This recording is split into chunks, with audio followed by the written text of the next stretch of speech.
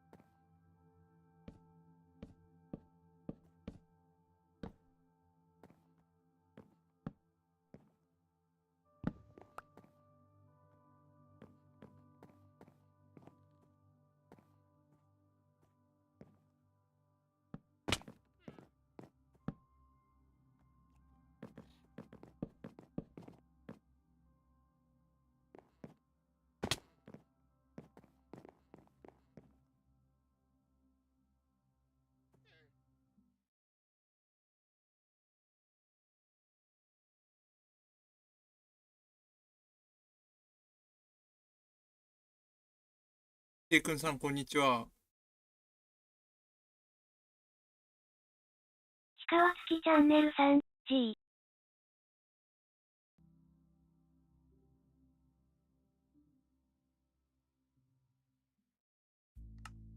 みていくんさんもこんにちは。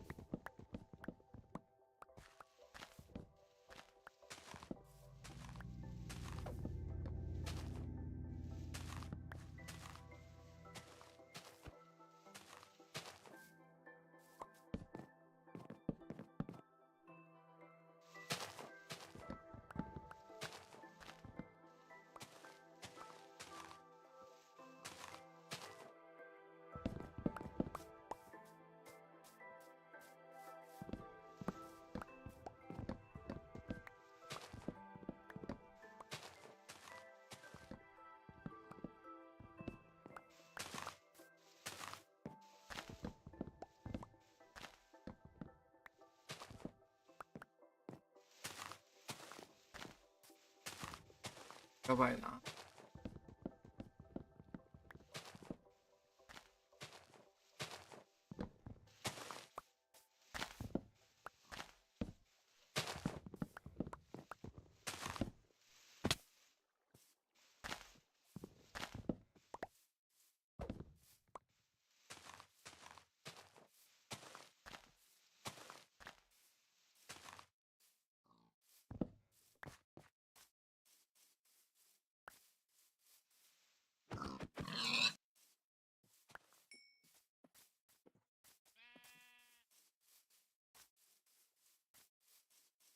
どんどんやっていくぞ。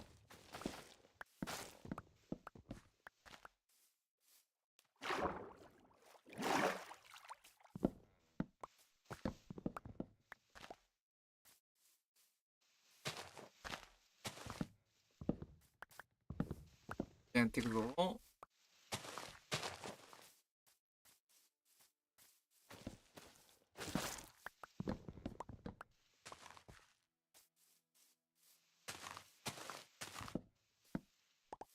他にね、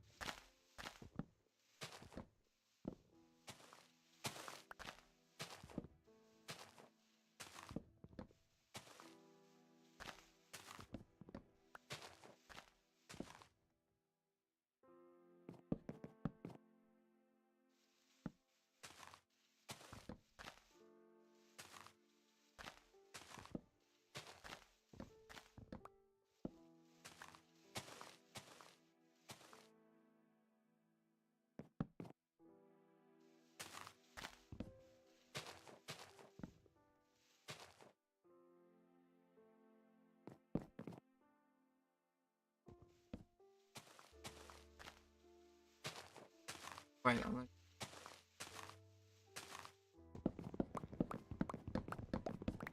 こは取れた。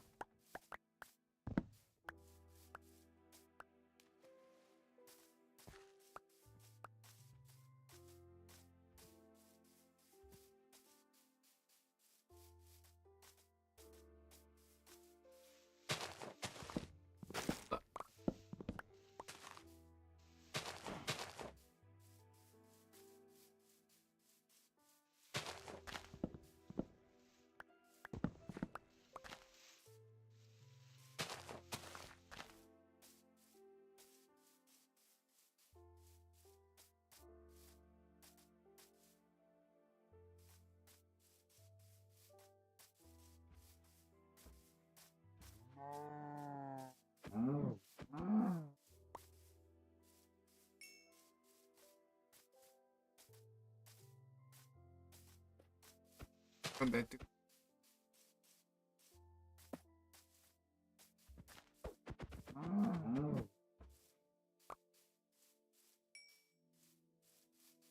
夜だな。ヨルダンのシュートは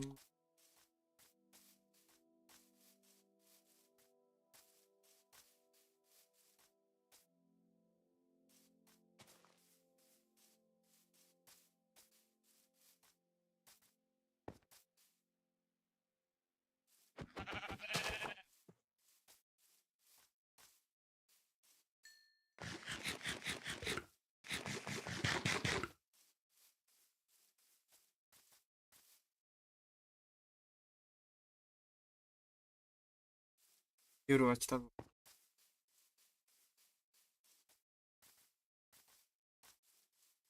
リーパーとか大量発する。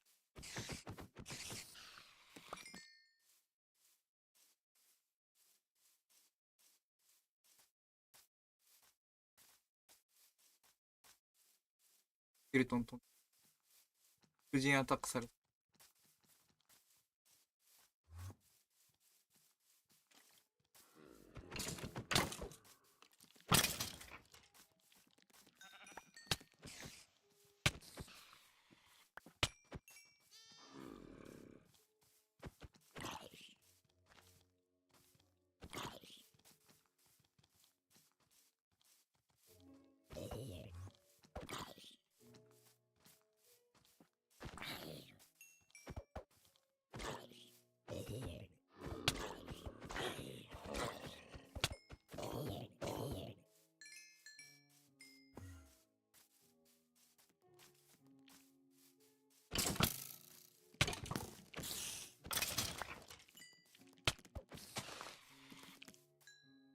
クリーパーが湧かないな。で、クリーパー湧かねえな。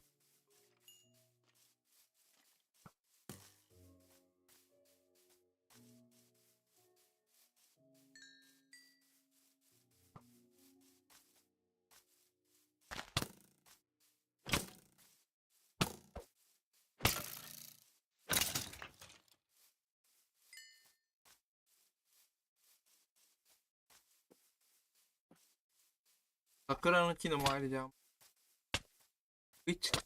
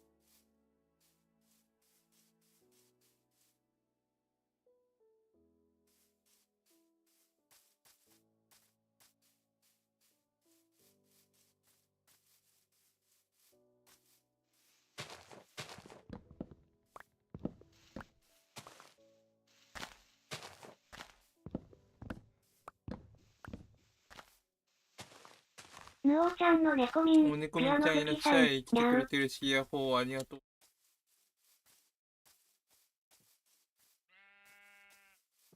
ぬおちゃんの猫みん、ピアノ好きさん、月くん、やっほ。ヤッホー、ありがとう、猫みんちゃん。来てくれてるしよ。白畑くん、旧日みかどくん、ミカドくん様さん、ありがとう。今何してるの？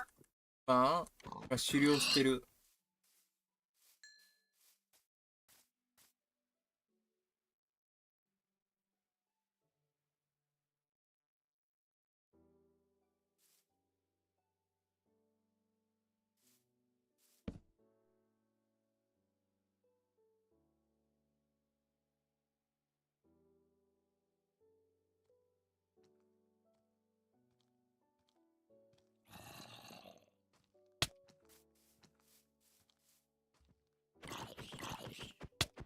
ぬおちゃんの猫みん、ピアノ好きさん、暇。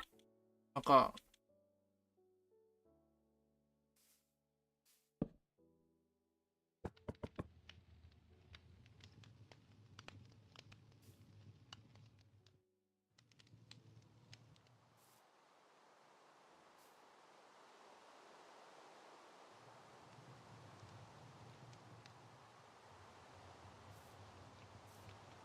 やきん。てんてんてん、てれれんてん、てれれんてん、てんてん。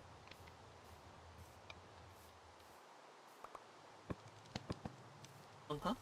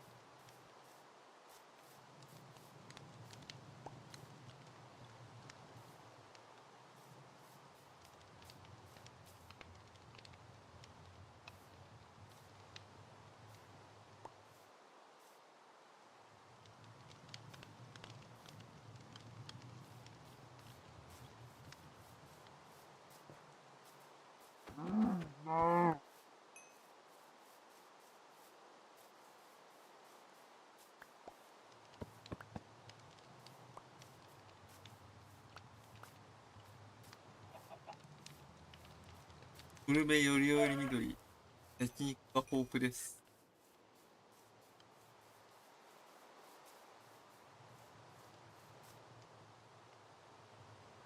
鶏肉バイキング。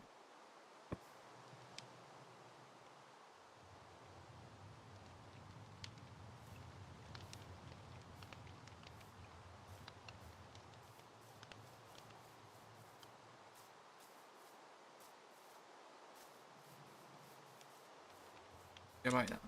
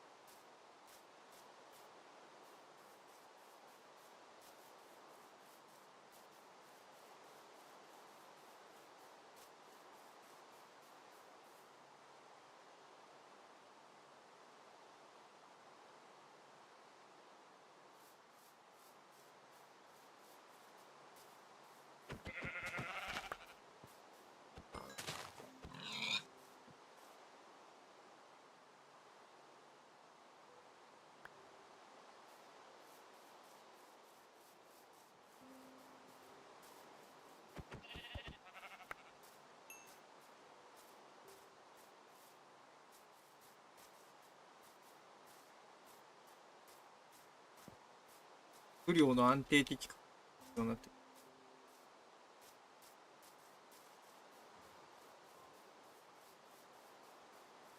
ぬおちゃんの猫みん、ピアノ好きさん、猫みんにゃ、さんもありがとう。起きるにゃ。猫みんさんまたね。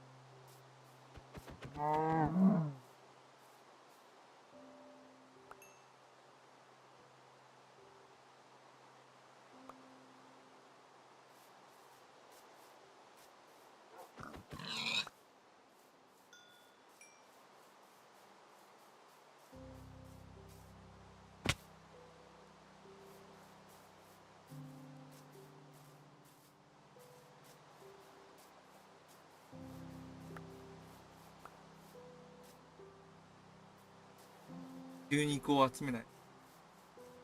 牛肉を。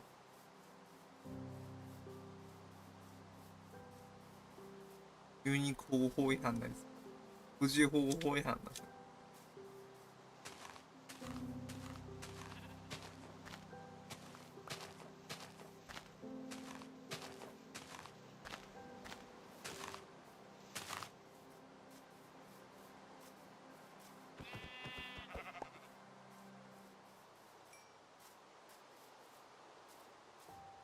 牛肉。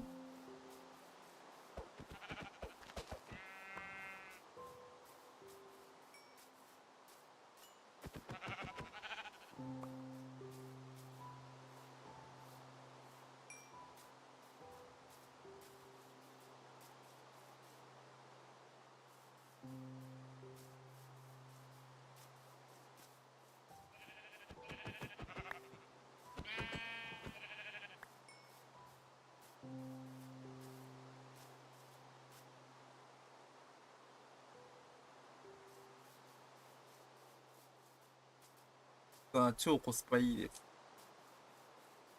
パイばっから。気を徹底的に狙ってやっていきましょう。狙いでいきます。スパイ良すぎだろ。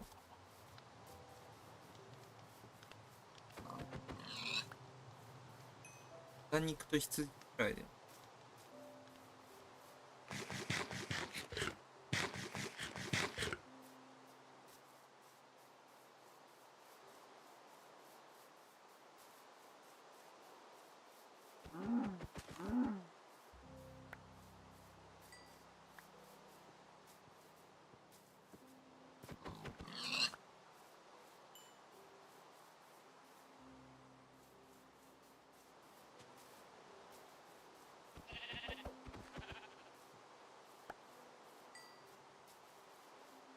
スパイ良くねえか。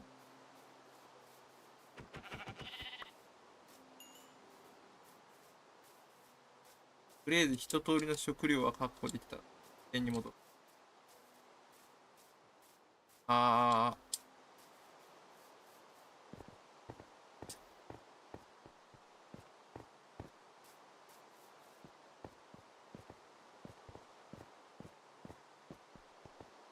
ゆりちゃんは開いちゃうかな。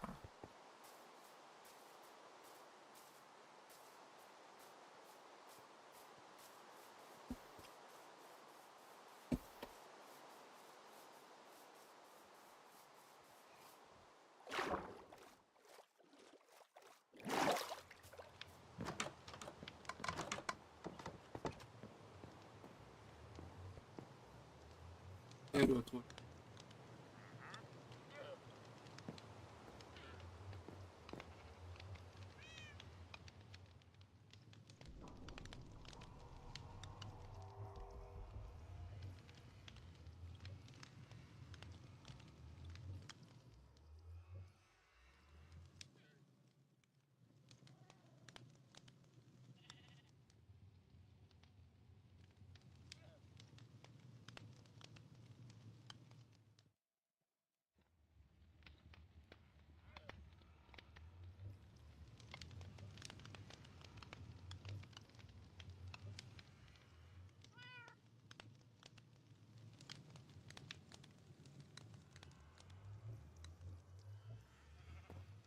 おもチェストで。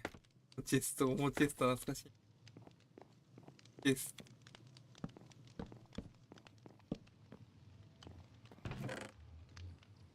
あっこに変えられたもんな、最後な。下ネタ言いすぎるからね。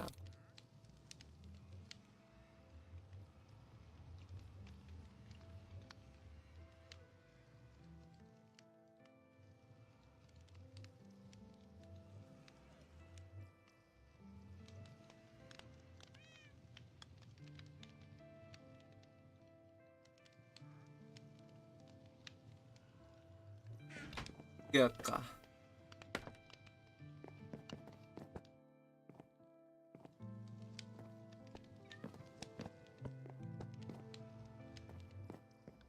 予約。予約は重要な義務。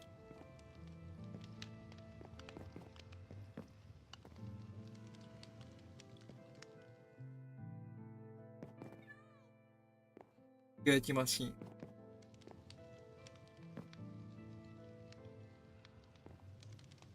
予約だけで狩猟ができるからね。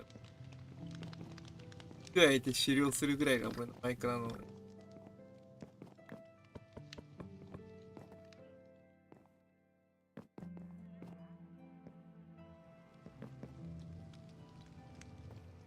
生産効率悪いな。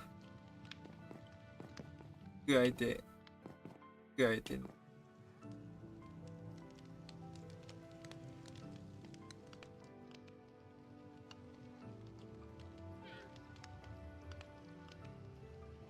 いいの。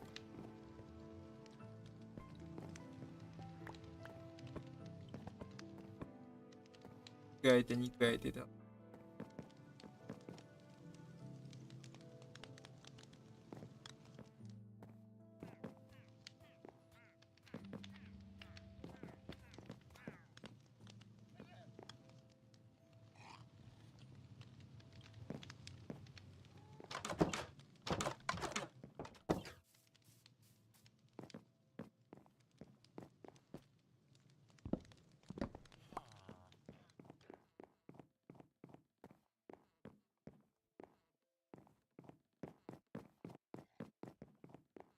あ、ゾンビがいないわ。化されたらマジ。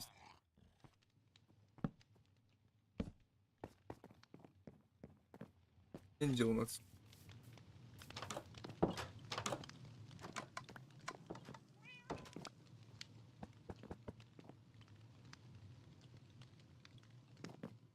肉焼き大切です。肉焼き、肉焼き。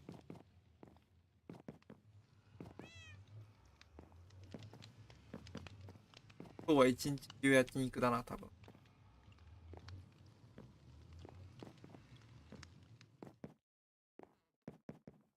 焼き肉、焼き肉、焼き、焼き肉。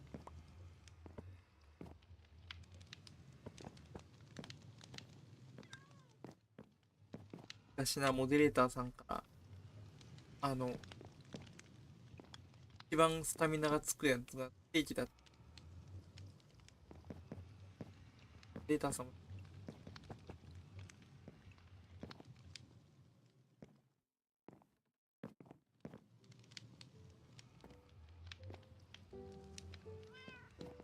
やっていくぞ。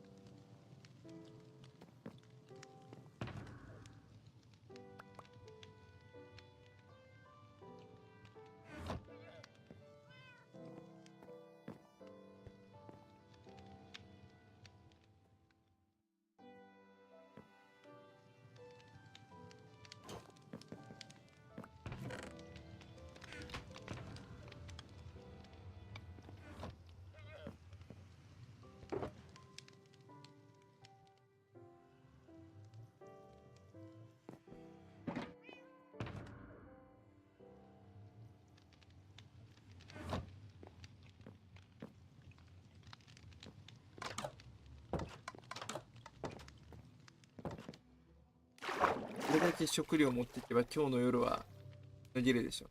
野襲できるでしょ。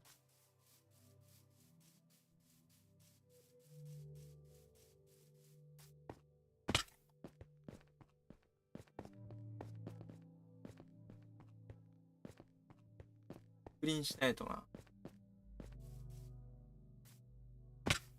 補充しないとな。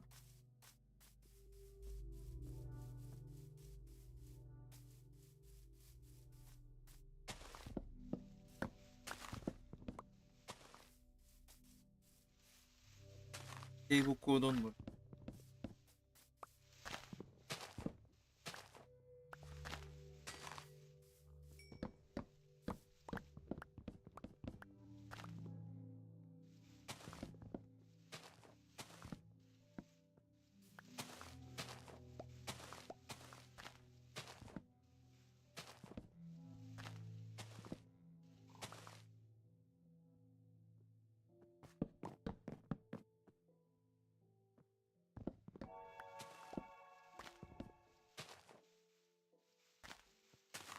全然コメント来ないな。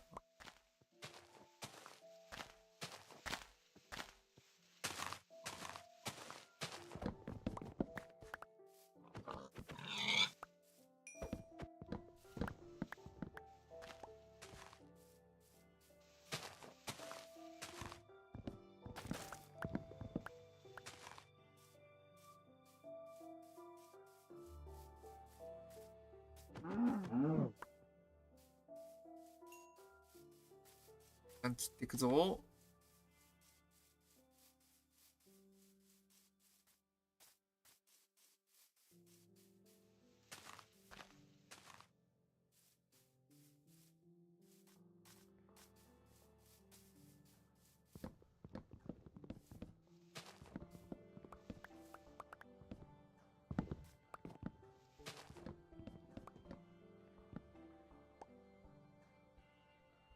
操縦タコ。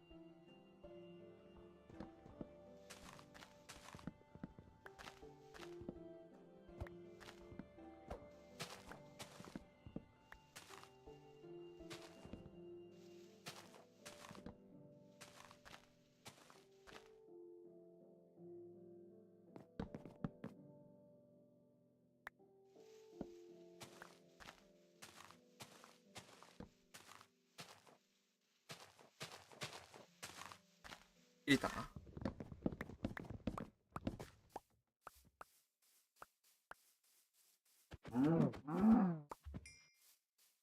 じゃんじゃん切れ。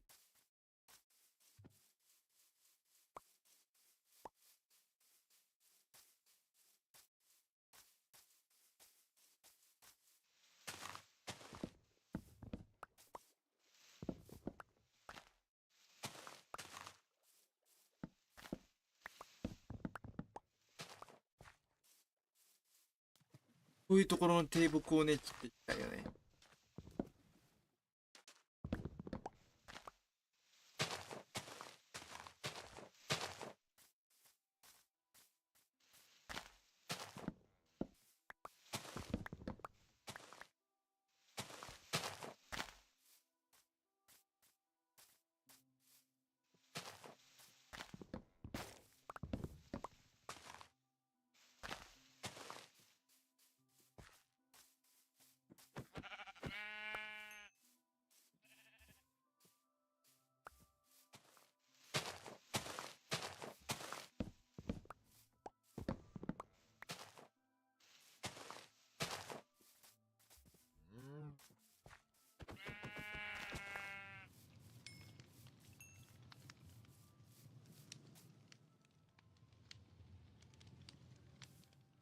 野生のコンロやー。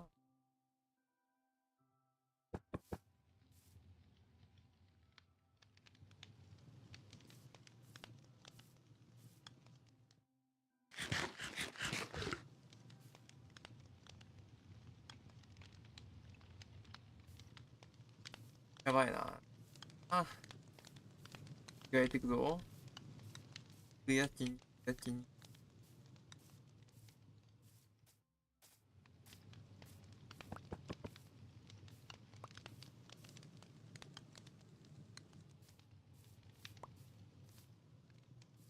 ケーキが15個も溜まった。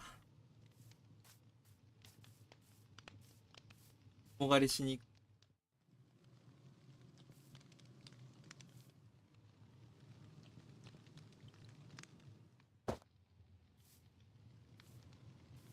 炎だけで戦うからな。俺そろそろ出てくると。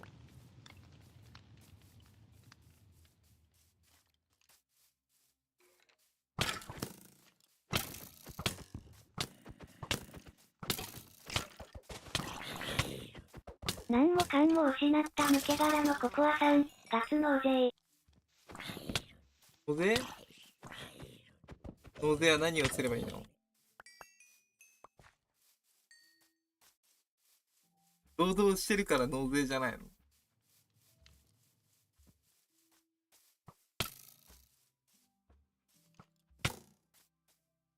木材か、木材でいいよ。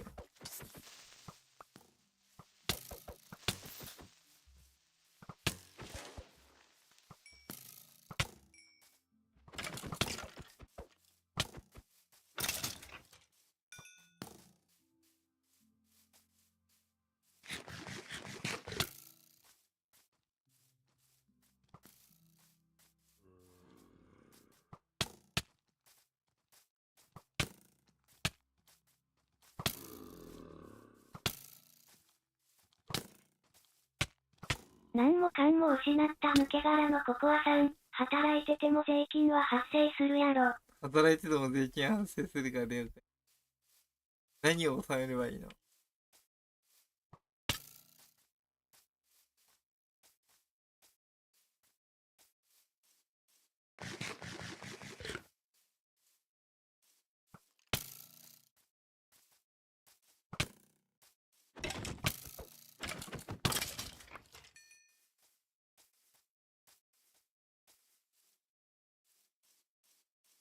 とりあえず、スケルトンたちの素材を納税。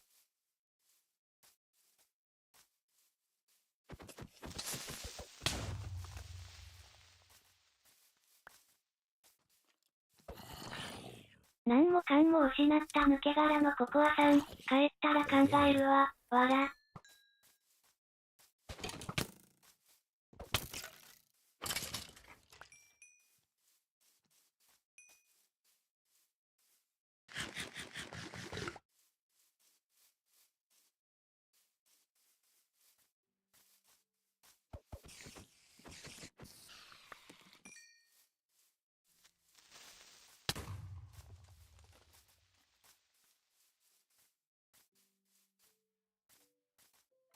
はいな。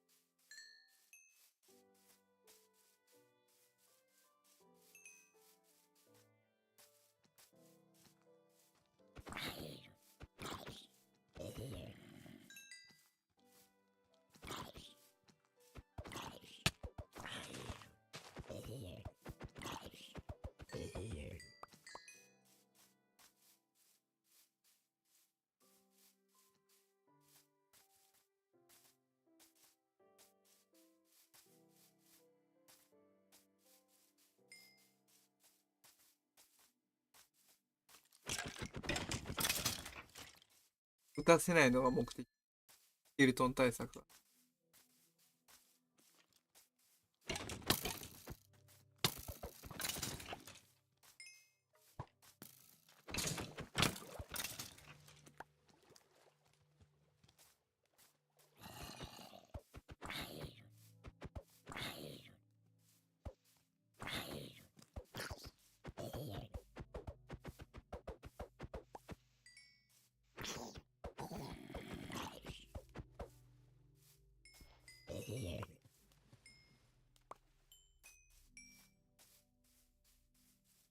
打たせない。打たせないのが目的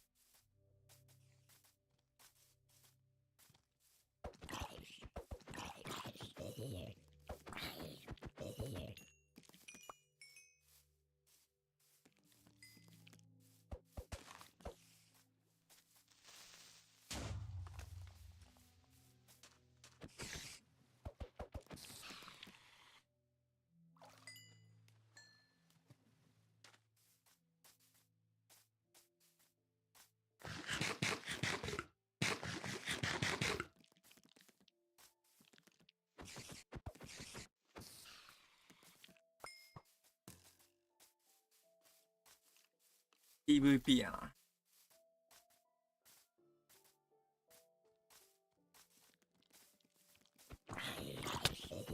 です。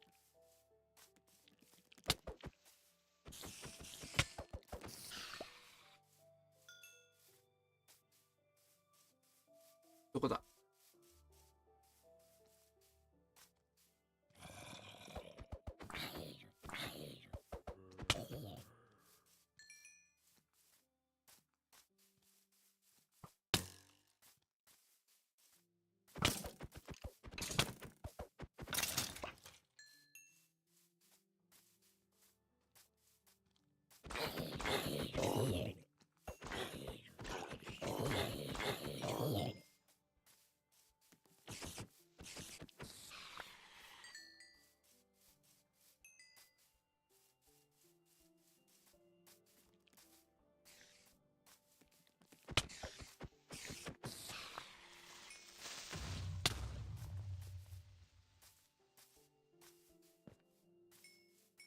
男性やな。さくらさん。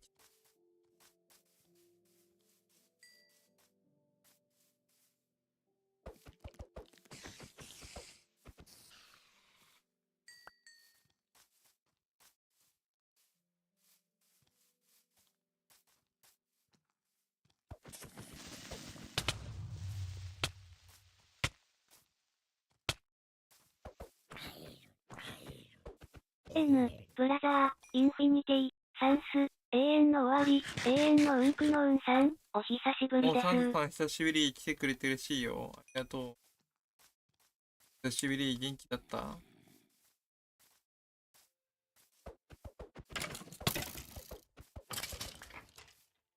サンさん。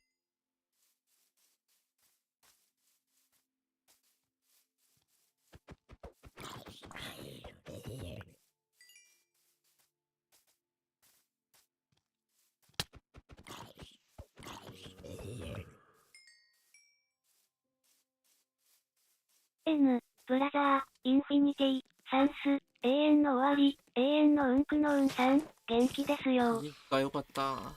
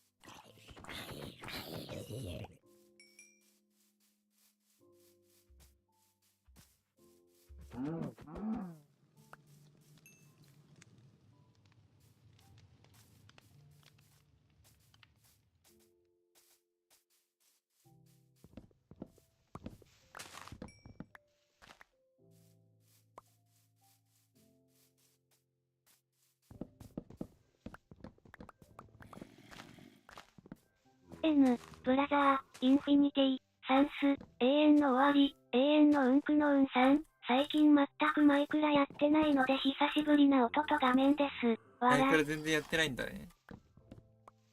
1週間に1回はやってる。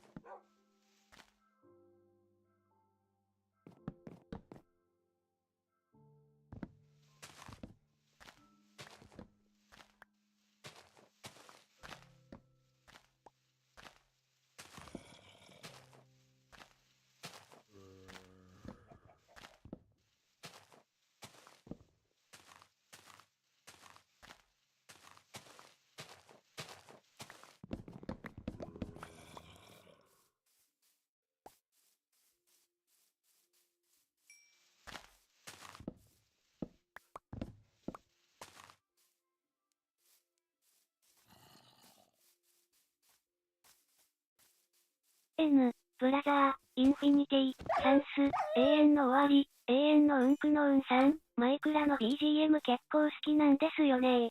これも好き。著作権申し立てられなくなったから流すよ。いい著作権申し立てられまくってたから、前。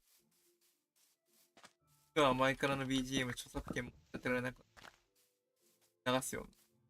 すんげえ申し立てられたもん。意味のわかんねえマイクラの会社じゃねえところ。俺の著作権だって。ラテンミュージック協会って、どう考えてもこれラテンミュージックだ。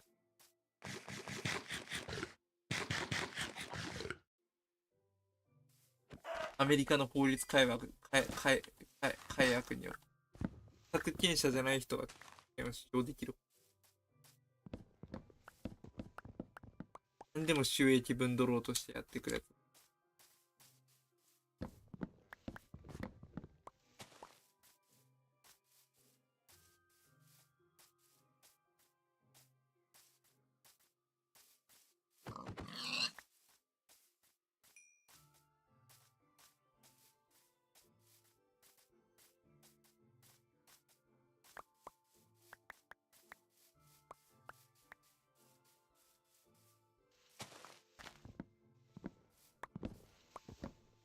と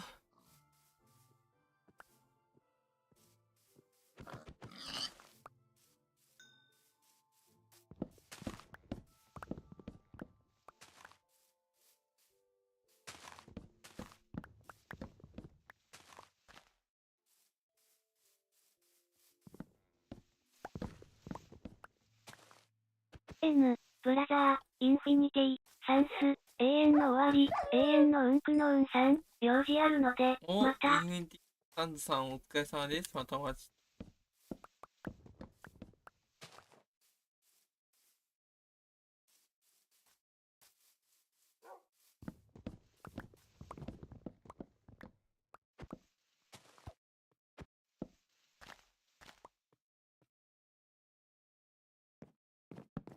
何もかんも失った抜け殻のココアさん、何を納税してもらおうかな。斉藤知事斉藤知事は県職員にくれくれしてたからな。くれくれ知事だったから。くれくれ知事受かっちゃったもん。くれくれ知事今やばいじゃん。くれくれ知事は今公職選挙法の疑いをかけられてんじゃん。なんかマーケティング会社に金を払っちゃったらしくて。くれくれ知事。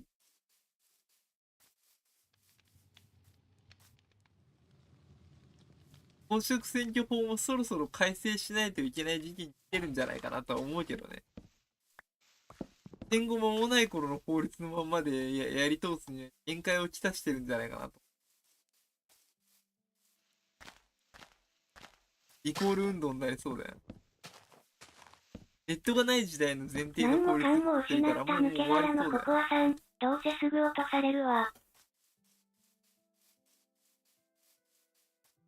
消去法で入れてる感はあったよね。他がまともじゃないから。消去法で彼を入れてる説はありそうだよね。彼を支持してるんじゃなくて、彼を消去法で入れてる支持者の方が多いと思う。だって、周りの立候補者があまりにもお粗末すぎたからね。今回ね、兵庫県。対抗馬が全然対抗馬になってないよう何もな対抗かんも失馬ばっかりなんだ。った抜け殻のココアさん、白はどんなもん？城だいぶ完成してきたよ。今、城の、城の材料を集めてるよ。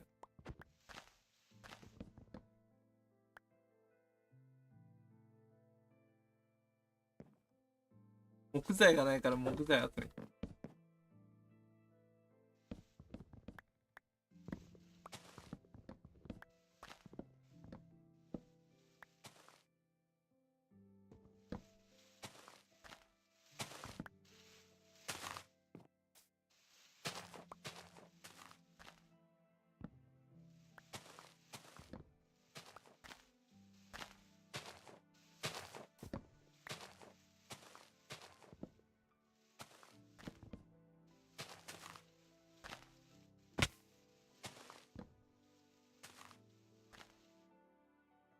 何もかんも失った抜け殻のココアさん、桜の苗木1スタック納税してもらおう。知らない1サッカー。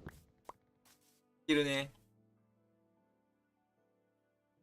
じゃあ集めとくか。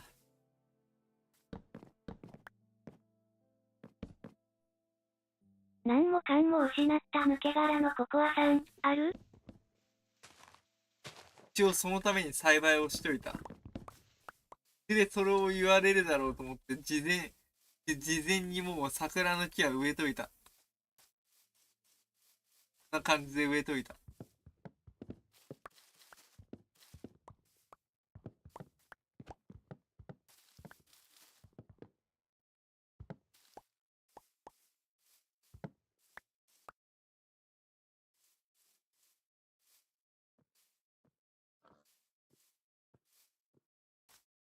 1個は栽培用。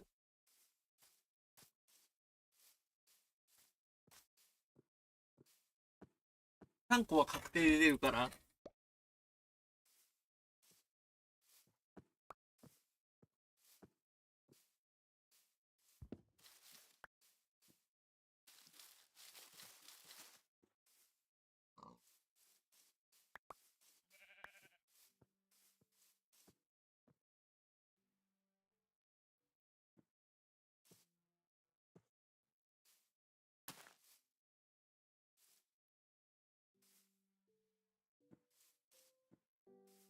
何もかんも失った抜け殻のココアさん、桜を1000本植える。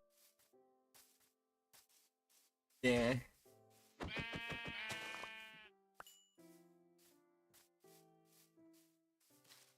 じ茶版ワンピース見たけど、なんかしっくりこないんだよね。なんか波が波っぽくないんだよ。ココアちゃん。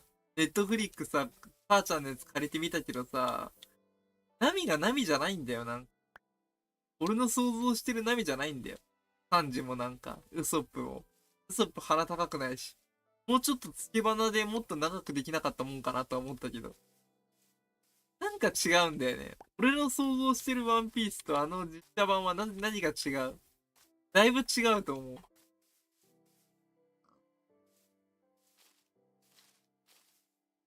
何かが違う。ウソップが鼻が高くない、まず。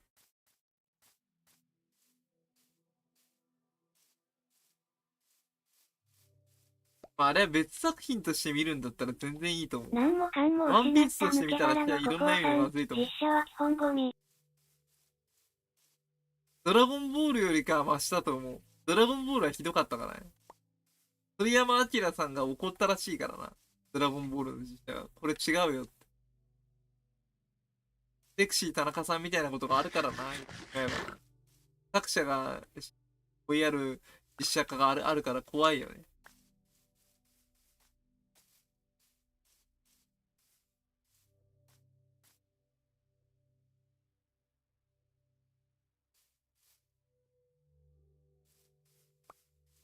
何もかんも失った抜け殻のココアさん。ドラゴンボールの実写は封印するべき。無理がありすぎるよ、あれ人間がやるの。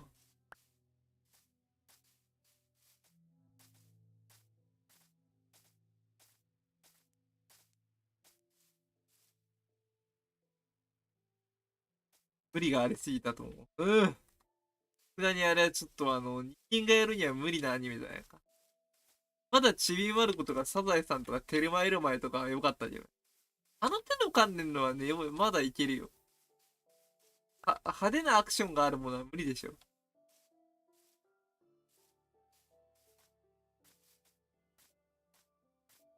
銀玉かな銀玉あってね。何もかんも失った抜け殻のココアさん。銀玉が実写でドラゴンボールパロやった方が絶対マシ。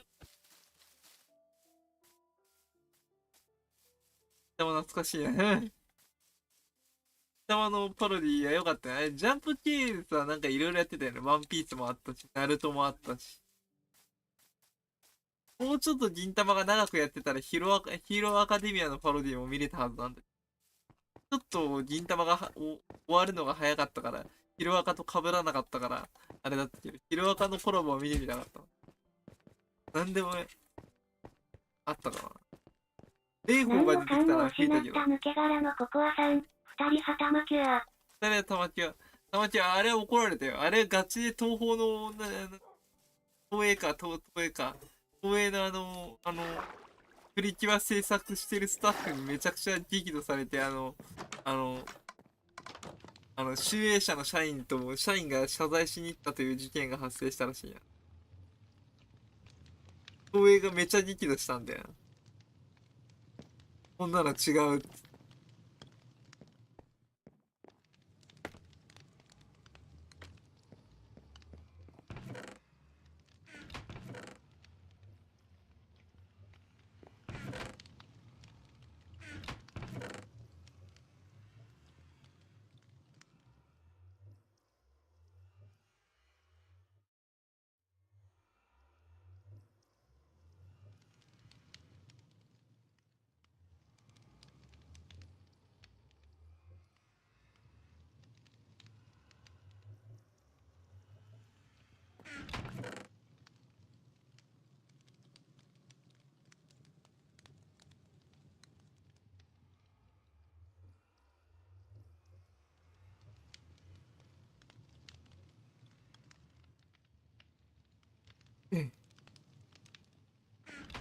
さすがに無理があったよ、あれは。レイホーも怒られたから消されたんだよ。アマゾンプライムビデオの方では、レイホーのシーンめちゃ黒塗りにされてるからね。戦前の教科書かよっていうぐらい黒塗りにされてるからね、レイホーの。レイホーカラーで投げ取るってなって。いや、レイホーダメでなんで野々村良かったんだろう。蓮舫が消されてんのに、野々何もかんも村は消失った抜されてないと。け殻のココアさん、セイントセイヤ。セイントセイヤいいね。わかるわかる。なんで消されなかったんだろう。野々村は。あとあれもあったよな。で、ネオアームサイクロングジェットサイクロングストロング4とかね。見せちゃいけないものをね、ネタにしてるんだよ。あと、お風呂の回が一番好きだな。氷風呂に入ってなんか宇宙人みたいに出てくるやつとか。あとなんだっけ。あと、粉砕骨折するシーンとかもあったよ。何もかんも失った抜け殻のココアさん、ラピュタ。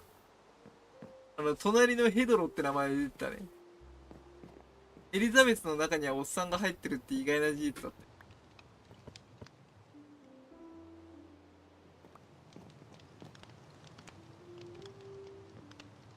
白立つブルーチ、年内200人目標。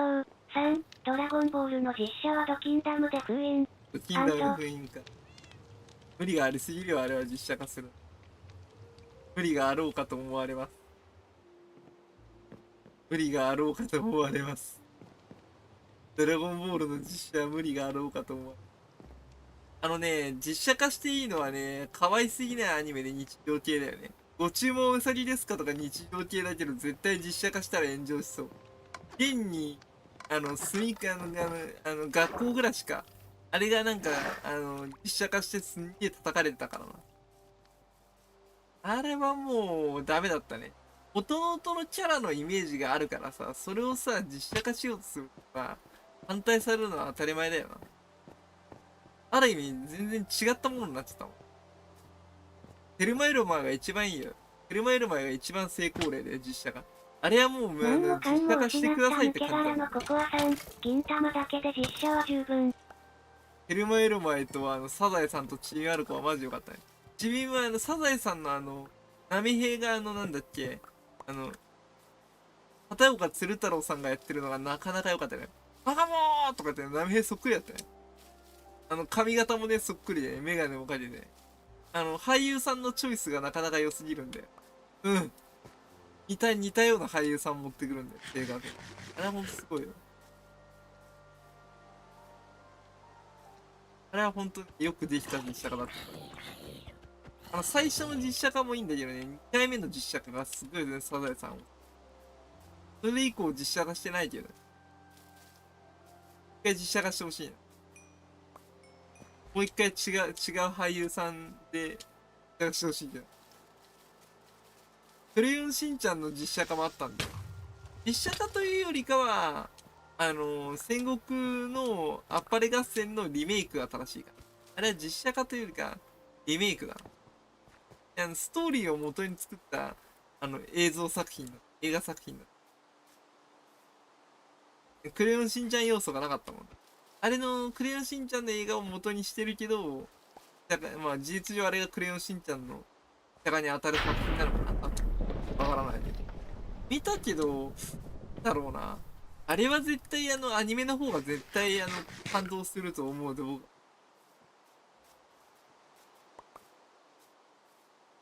や違うんだよね。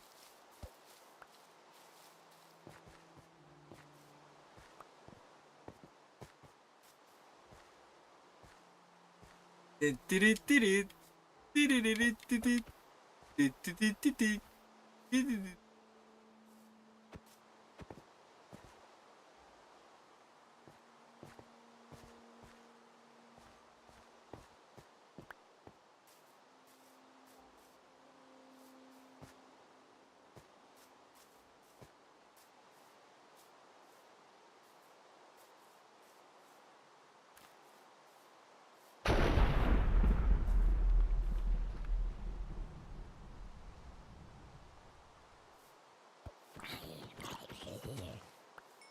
はいな。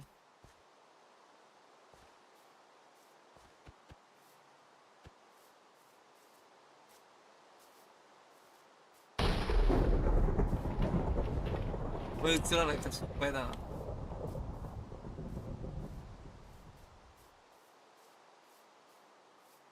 何もかんも失った抜け殻のココアさん、寝たらやばいな、これ。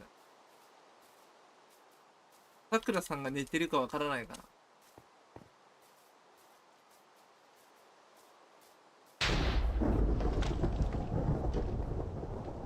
おでん城なんかに火移りされたら困るもん。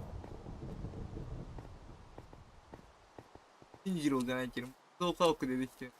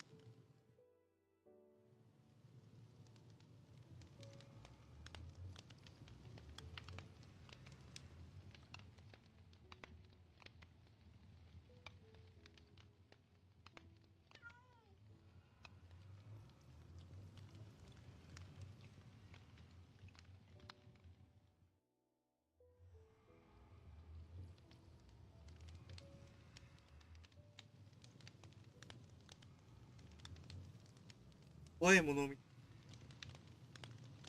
て、戻るぞ。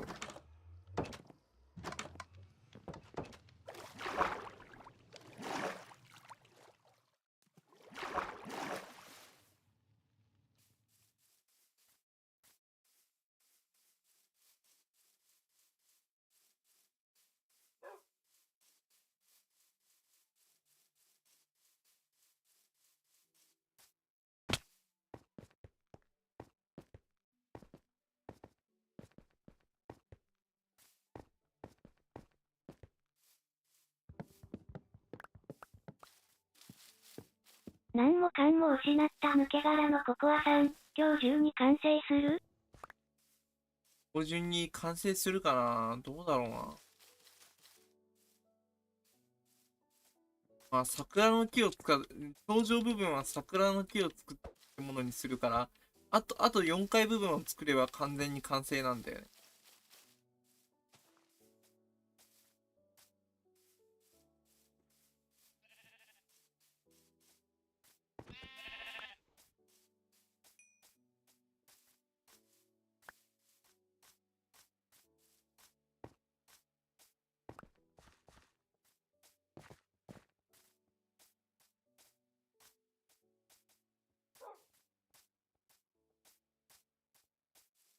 何もかんも失った抜け殻のココアさん、年末の企画で作りたいもんあるから早めに完成させて。了解、ノルマな。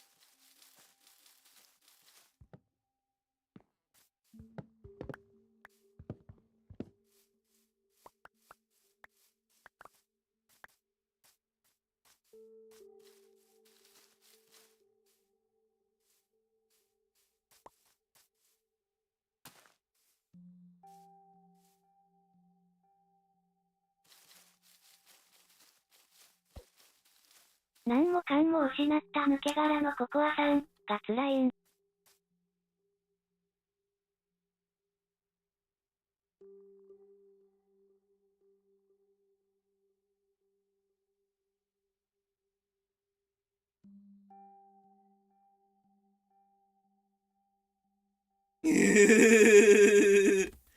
だってね、任天堂があそこにいたところでね、自由なゲーム作れないし、自由にゲーム売れないし、いるメリット何もなくない？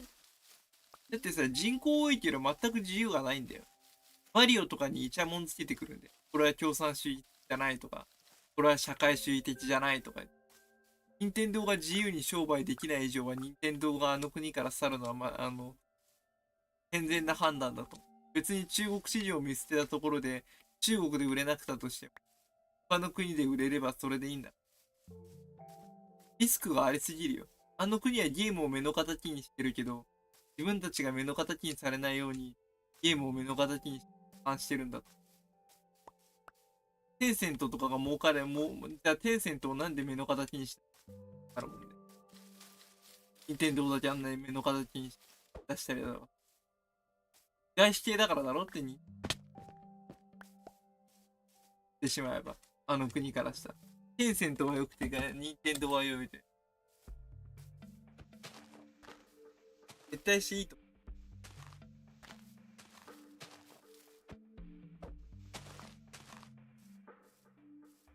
リスクしかない。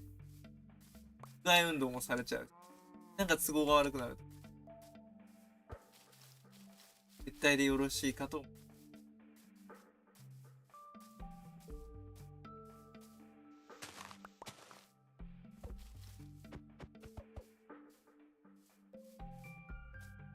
そういう自由がない国に商売しに行くと、ギャンブルだからね。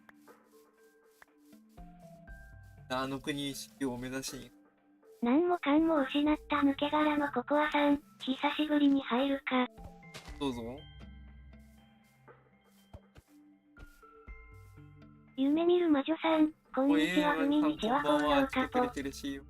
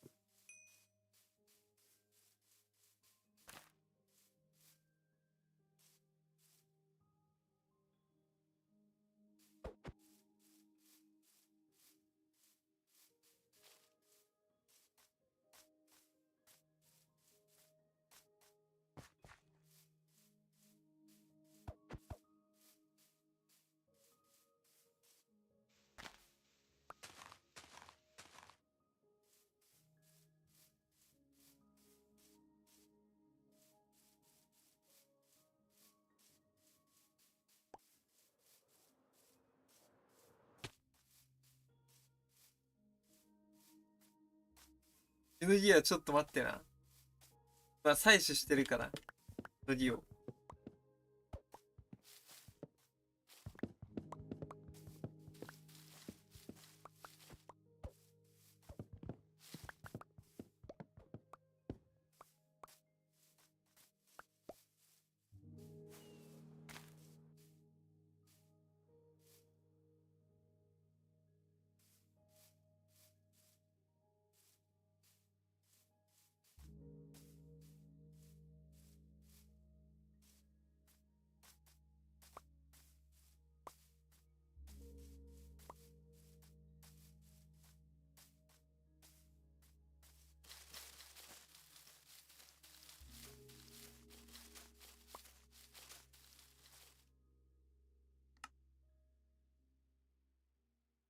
電動が撤退だって。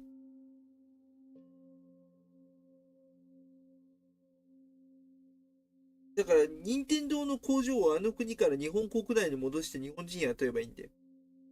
宇治小倉工場を復活させればいいんだよ。何もかんも失った抜け殻のココアさん、朝。でも、任天堂の商品は高くなるだろうね。スイッチも普通に値段上がったり、任天堂のオンライン利用料金も高くなると思うけど、その分日本人雇えばさ、工場の、従業員として日本人雇えば日本人の給料だって上がるしさ、ある意味それはさ、外国にある工場を日本戻せばさ、物の値段は高くなるだろうけど、日本人の雇用は守られそうだよ。外国の労働者に頼った経済から、なんて言うんだ、物の値段は高くなると思うよ。生産するものが。でも仕事は増えると思うよ、多分。こういう工場系列の。だと思うよ。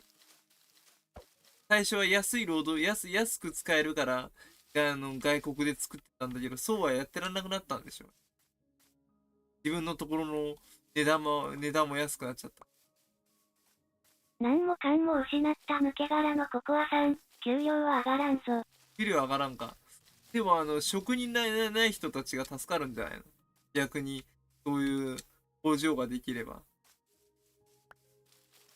職の安定化へつながると思う。職で不労して犯罪するやつが少なくなりそう。職の食い口が増えれば。雇用の安定化につながると思うんだよ。その前にまずやらなきゃいけないことはあれでしょ。定期雇用の、労働者派遣法の廃止だろ。それをして、あの、職食料の定着率を良くさせた上でスキルアップをさせる、ってんだ、政策転換していくでしょ。まあ、特殊な能何も力とかをかんも失った抜開け殻の花させるココアさんやり方で。、俺は工場いかんからどうでもいい値上げはやめろ。やめろ、ほんと。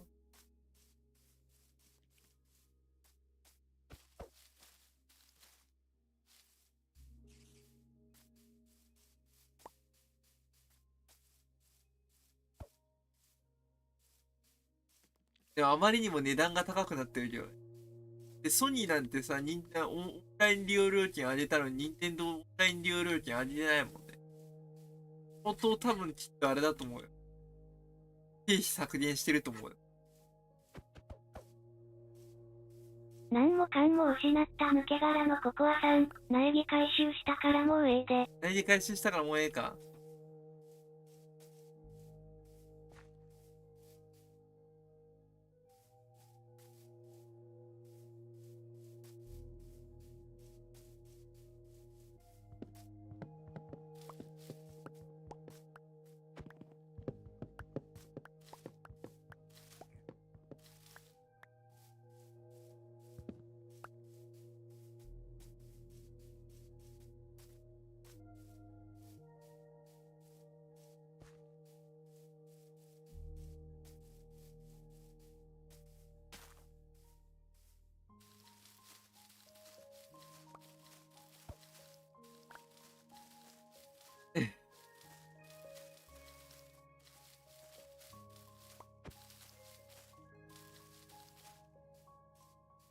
今後ロボットの領域はどこまで行くと思うばあちゃん。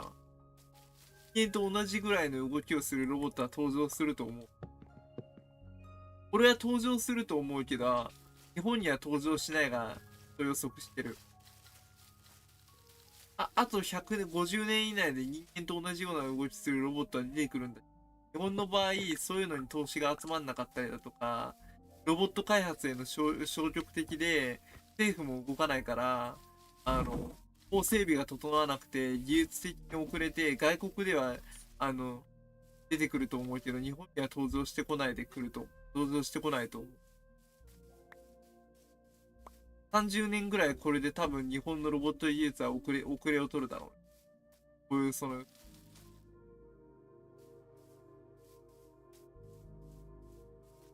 日本には出てこない。外国には出てくるとは思うけど、日本には出てこないとです。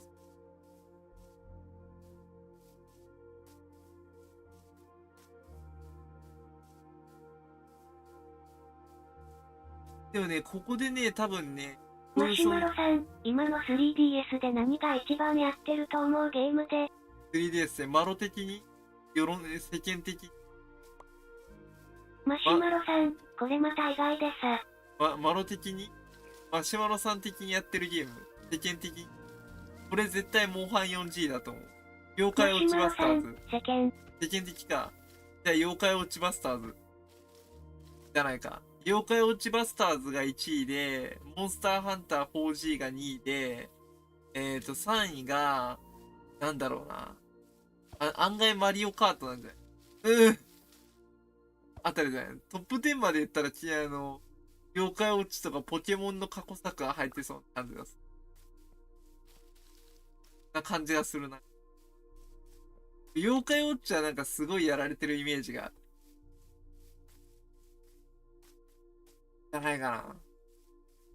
あと、3DS ってさ、ダウンロード専門のゲームがいっぱい出たんだよね、あの時。すごい勢いでね。どこの小さいメーカーがいっぱいこぞって 3DS のゲーマムシュマロさ作ったもんね。ん、一番やってるのは本体設定。本体設定。あながち間違いじゃないんだよね、それはね。やっぱさ、3DS 長いことやってるとさ、不具合出てくるからさ、本体設定で異常がないかって見るのはさ、あながち間違いじゃないんだよね。いやー、まさか本体設定だったとは。それはあるだろうね、多分ね。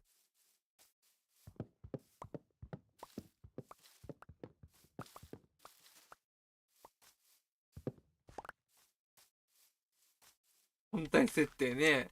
言われてみりゃそう。本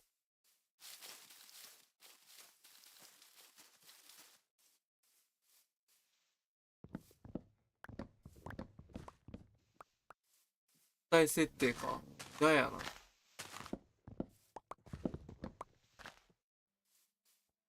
言われてみりゃそうかもしんないな。3DS 最近始めると壊れてないか異常を見るので、本体設定見るかもな。本当に苦やな。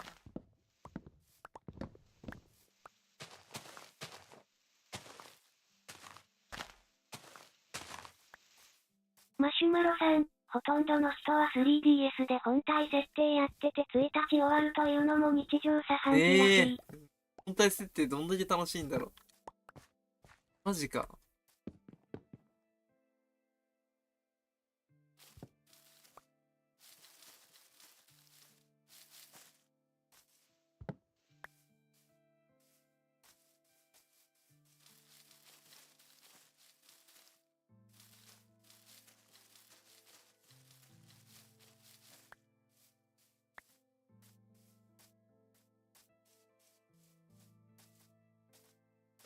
ぬおちゃんの猫ミン、猫ミンちゃんもありがとう。ピアノ好きさん、ただいま。お帰り。本体設定で1日終わり、アーティクラス。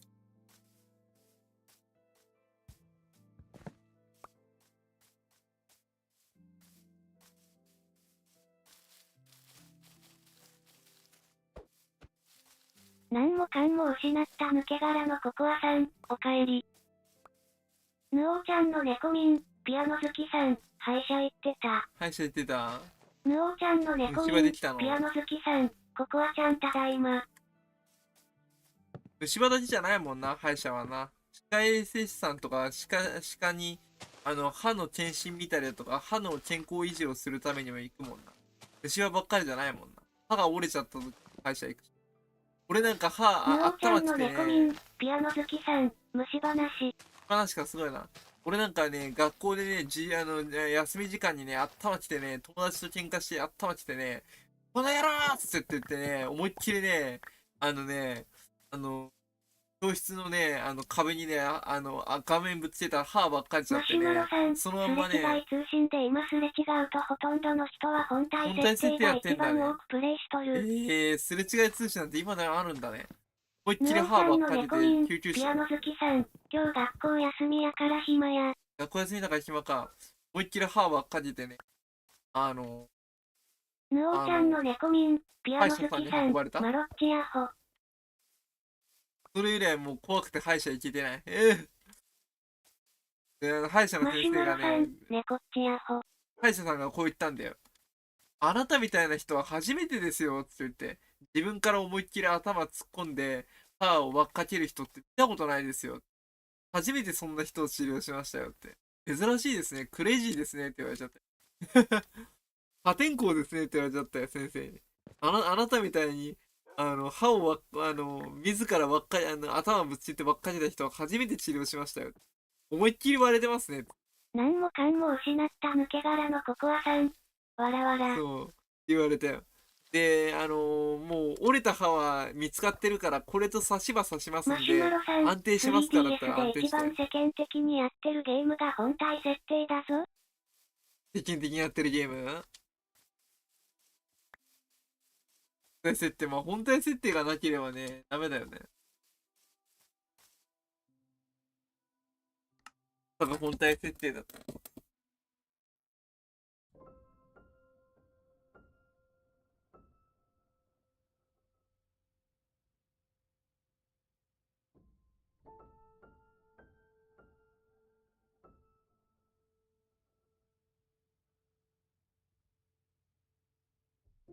ぬおちゃんの猫民、ピアノ好きさん。さて、ランクしてこよ。なんかしらっしゃい。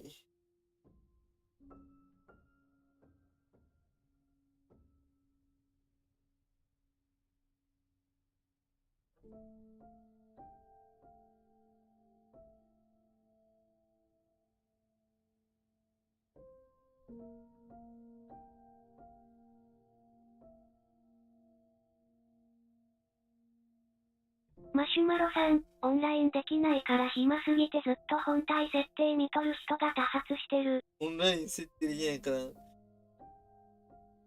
何もかんも失った抜け殻のココアさん。朝。そういうことか。なるほど。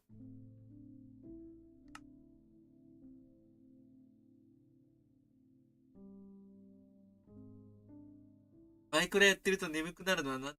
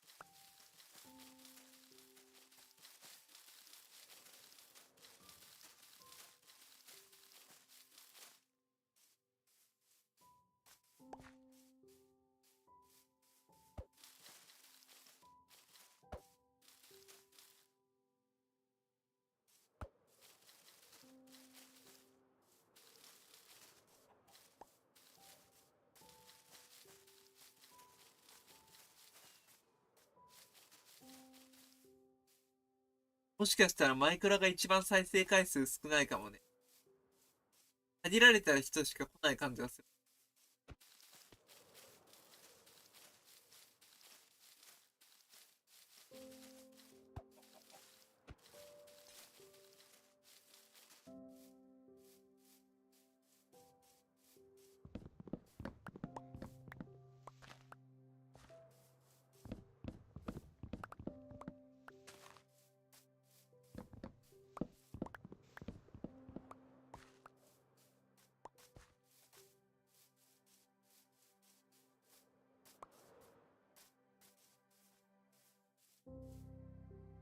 殺される。やめろ。なんか投げつけるつもりだな。なんだ、何すんだ。よし。よし。怖かった。今日のポーションかよかった。あ、じゃあ、これをやろう。来月分の納税。えっと、えっと、来月分の納税またなんかあったらよろしく。ありがとう。好きなところに植えていいよ。これもともとコンブさんのところから取ってきたやつだな。それを栽培して飼育して増やしてるから。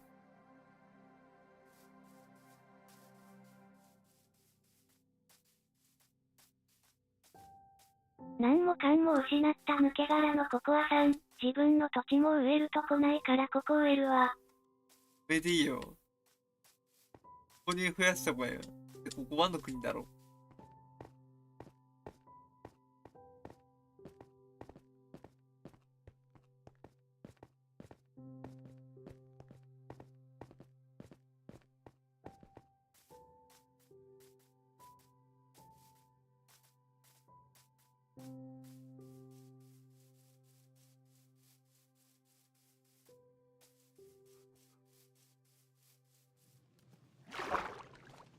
何もかんも失った抜け殻のココアさん。マイクラ来た。ね、クラーキタか。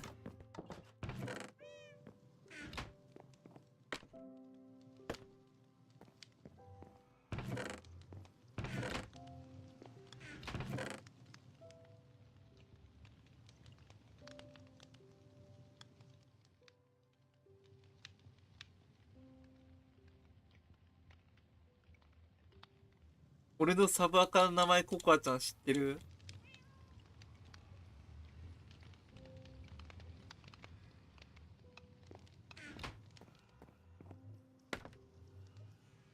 ニコライ・ジョン台風ハリケーンで。知ってる人いないと思うけど。旧アニメ大好き太何郎アカウント。もかんも失った抜け殻のココアさん。どのサブアカ？あるな。ニコライ・ジョン台風ハリケーン。フォロワーが8万人いる。7万人のフォロワーがいる方。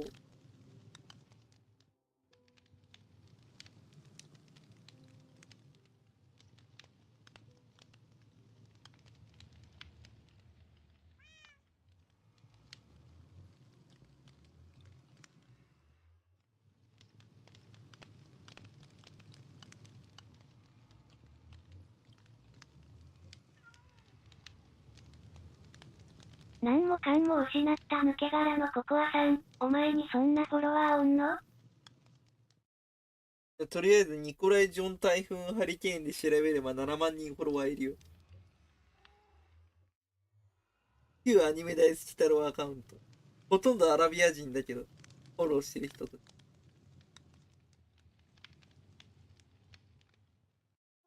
有名な人がめっちゃフォローしてくるという。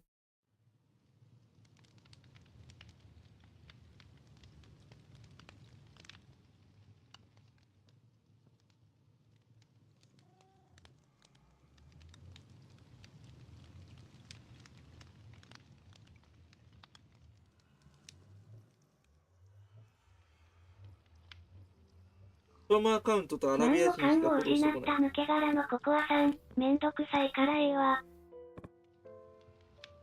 クロムアカウントとアラビア人しかフォローしてこない。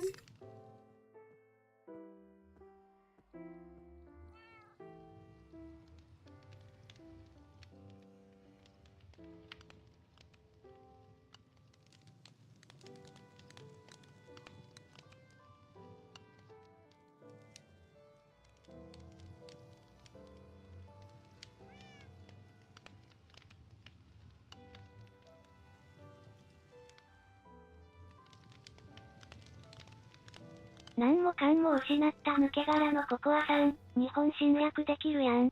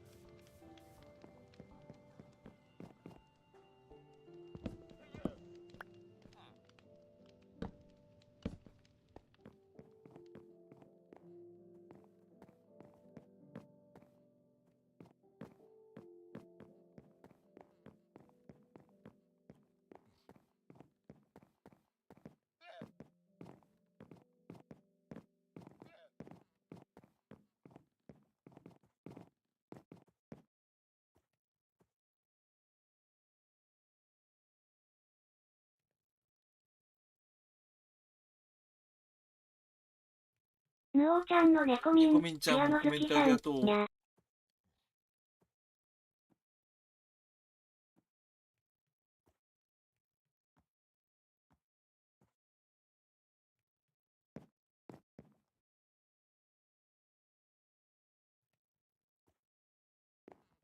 ぬおちゃんの猫ミン、ピアノ好きさん、ランクしてたらやばいのが、世代やばいの。改造か？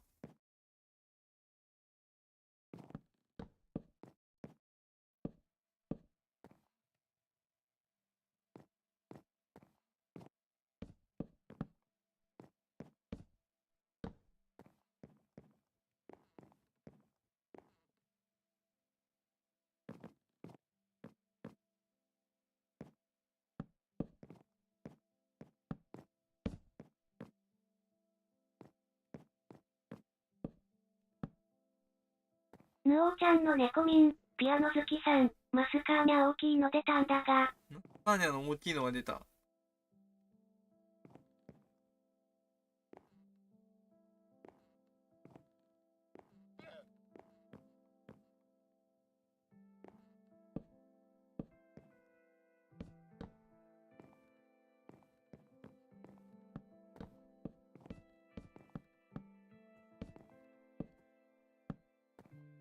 ぬおちゃんの猫ミン、ピアノ好きさん、マシュマロさん、テスト投げないつまであんねん。テストないよ。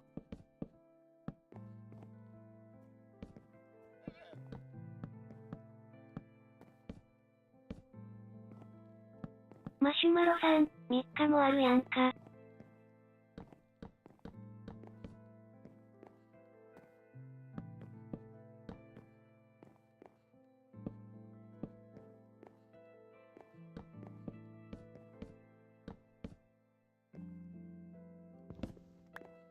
なんもかんも失った抜け殻のココアさん、テスト期間中ずっと保護してたわ。ヘイとか。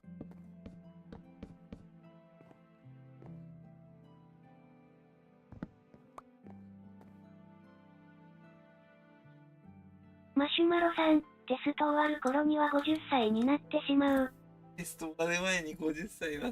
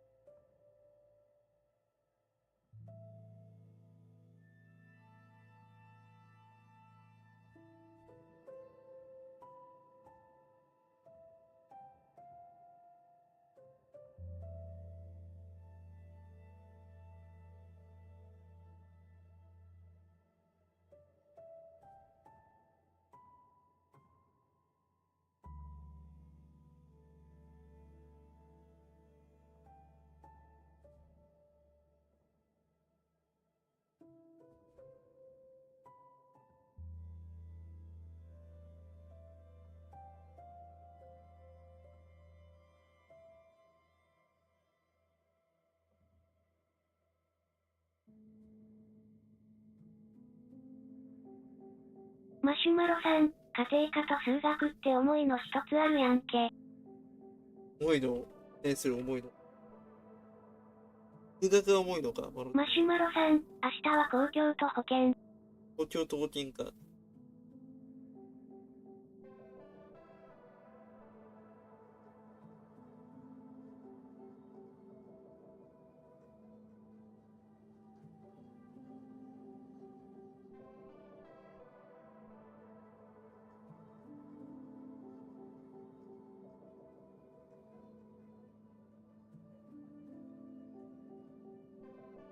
マシュマロさん、最終日に国語という。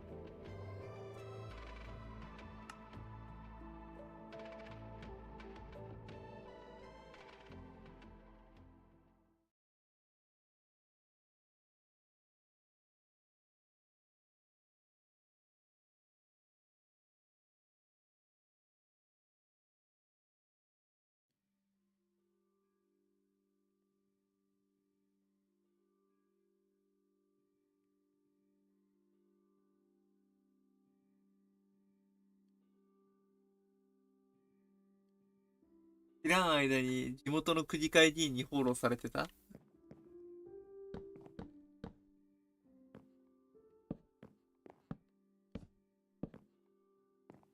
そういうことあるんだね。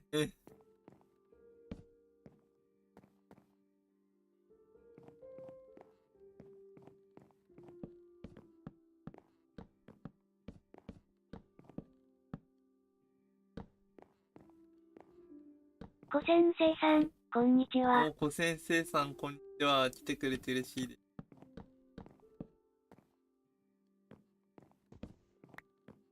おでん城のだけを作って、先生さんもありがとう。小先生さん、雨やばい。雨やばい？今雨降ってんすか？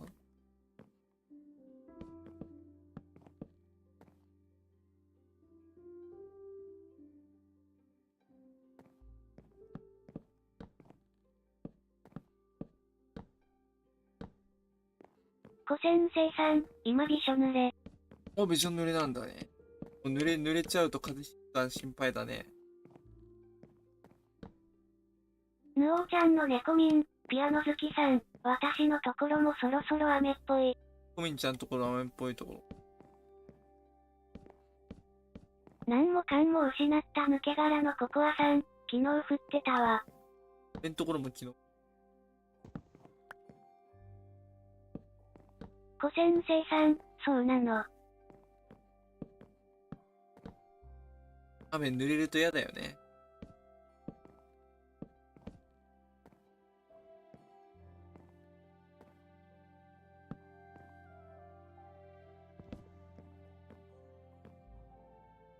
なんもかんも失った抜け殻のココアさん、暇やからメタルクーラ見ながら聞いとくか。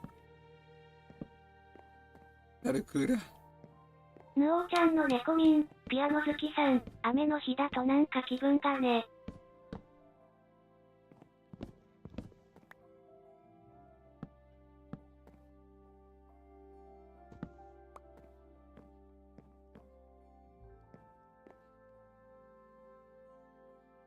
小先生さん、雨の音うるさすぎる。確かにうるさいよな。ああ。ポタポタ食ってるとはいい音な。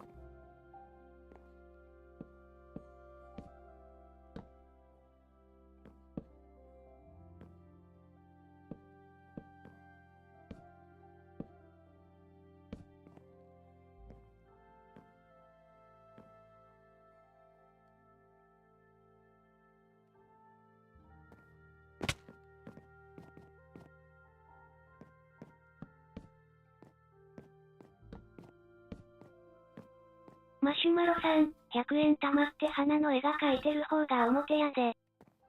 そうだよ、知ってたよ。マシュマロさん、100円の文字書いてる方が裏。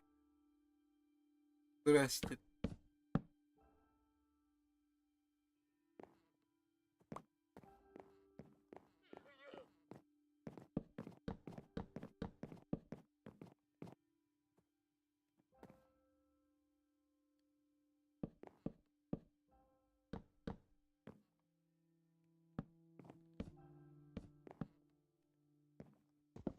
小先生さん、マイクラで何作ってるの？前からで建物作ってるよ。おでん城作ってる。オリジナルおでん城だよ。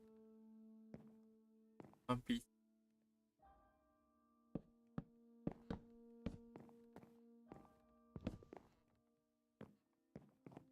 マシュマロさん、お便所や。便所は草。なんもかんも失った抜け殻のココアさん、オープニング懐かしすぎてハゲた。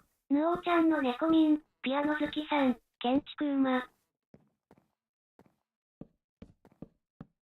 これでもトーク建築な。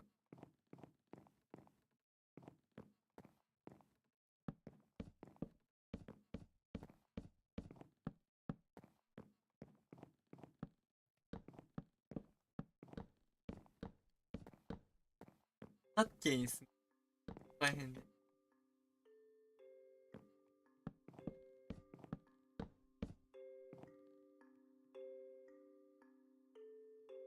材木はどんどんなくなる。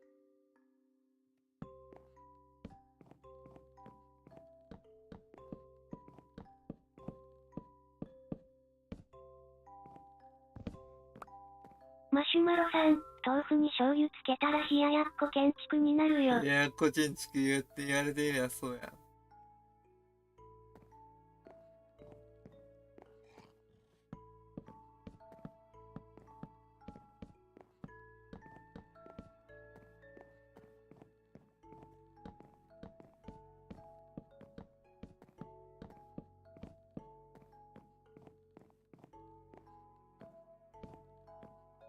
ジェリー、スプラックスプ23、さん、こんにちは。もうゼリースプラック、スプラさんいらっしゃい。来てくれて嬉しいよ。天気ベリーマッチありがとう。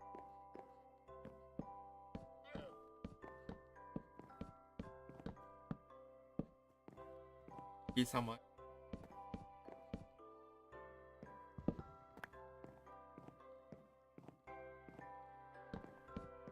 ジェリー、スプラックスプ23、さん、いやジェリーでいいですよ。お、ゼリーさん了解。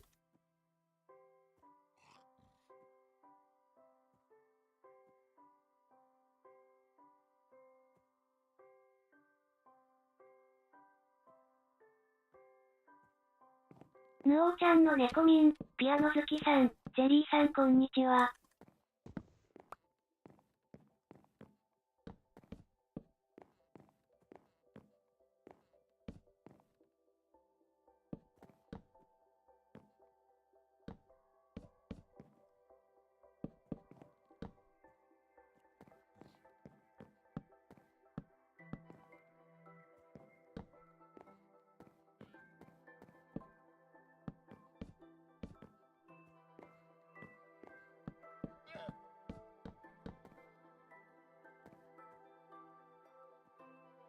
ジェリー、スプラックスプ23、さん、ぬおーちゃんさんこんにちは。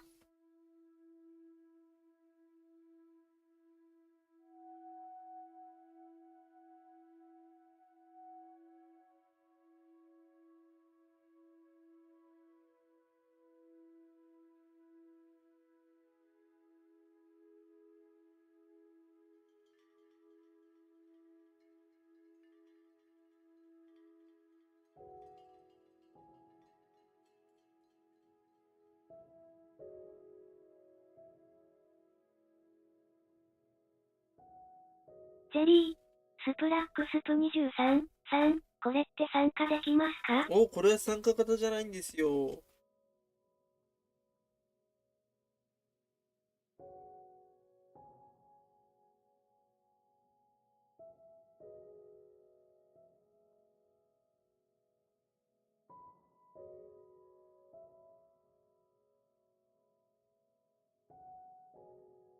これは参加型ではないんですよ。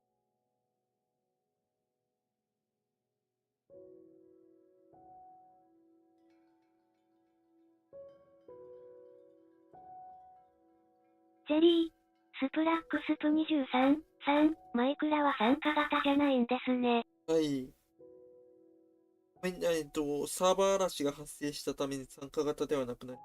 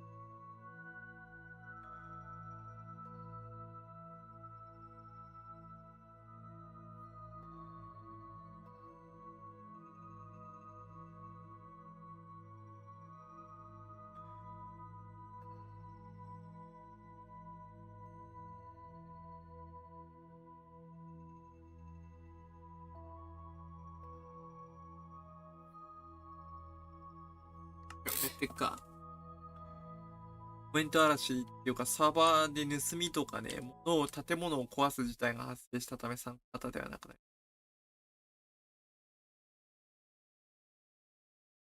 てる人のみのさ。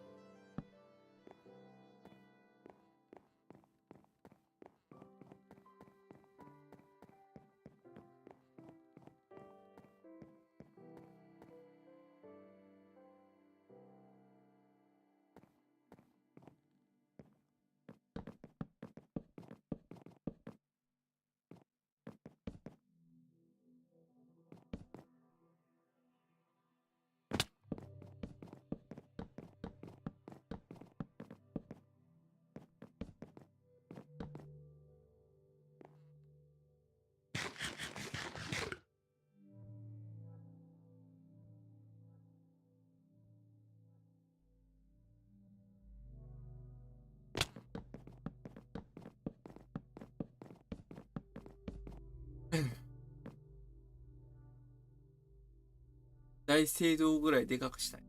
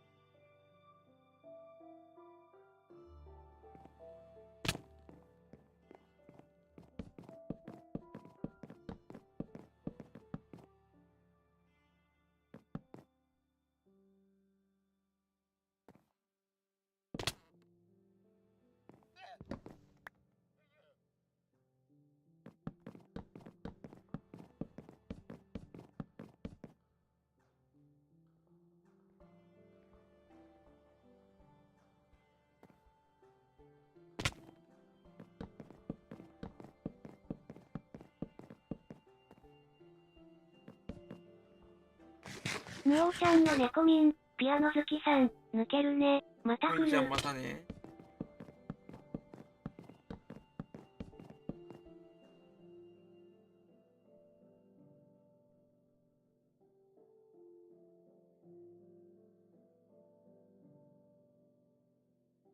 何もかんも失った抜け殻のココアさん、またねー。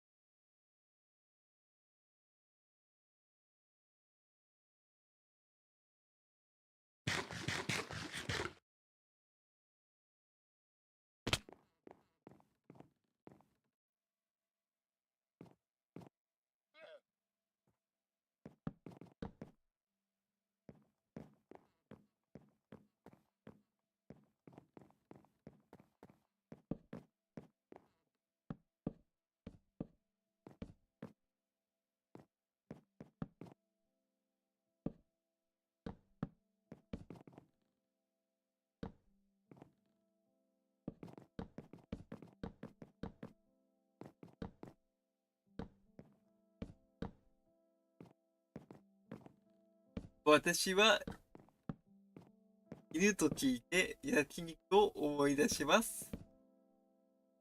ボビーの名言。ボビーの国って軽食文化あったのかな。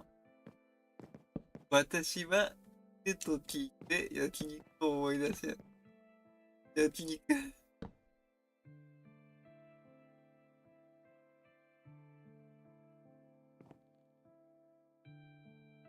レジェンドや。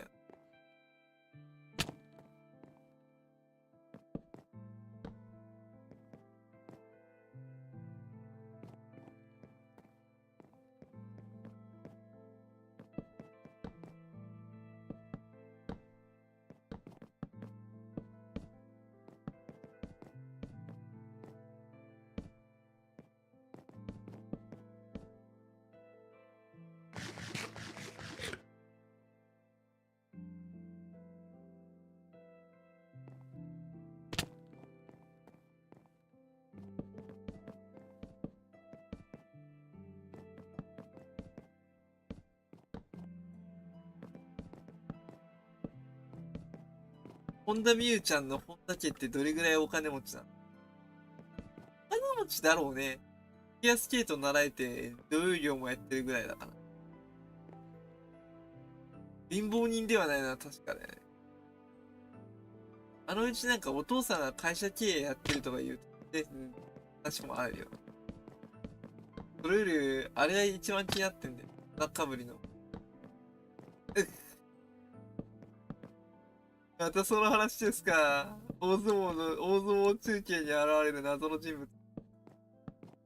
相撲好きなら一度もあの人の顔を見たことがあるだろう。末席に必ず座る白い服の謎の女性のことを。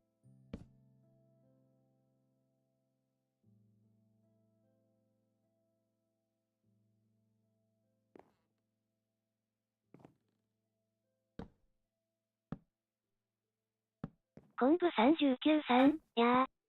トムさんもいらっしゃい。ポケモンガチ勢およさん、アーニャ期間。どうもありがとう。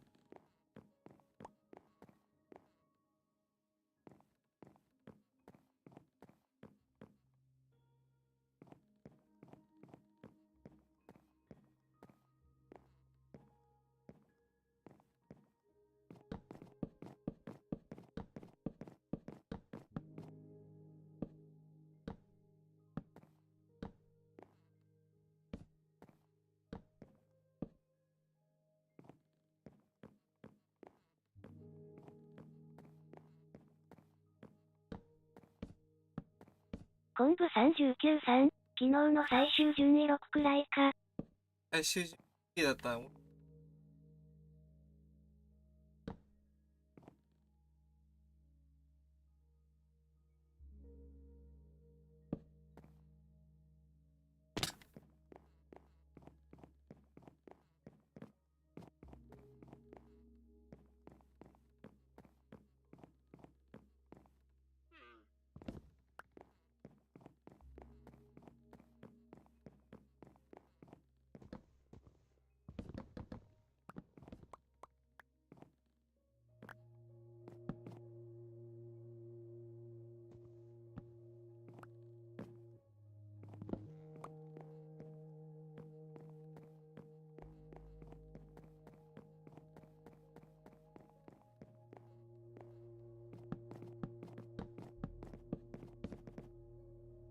マシュマロさん、先頭の椅子を独り占め。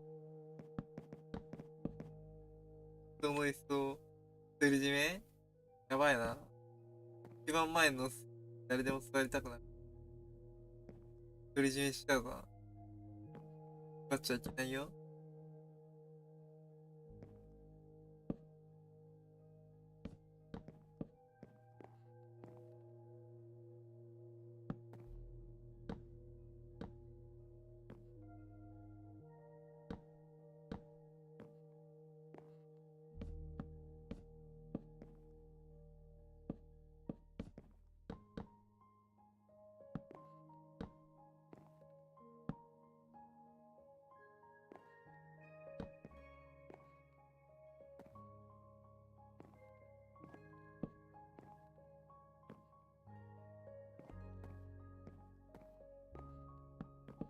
マシュマロさん、先頭に置いてある椅子をすべてかき集めて一人で座る。おお、先頭に置いてある椅子をすべてかき集めちゃうのか。手があったんだ。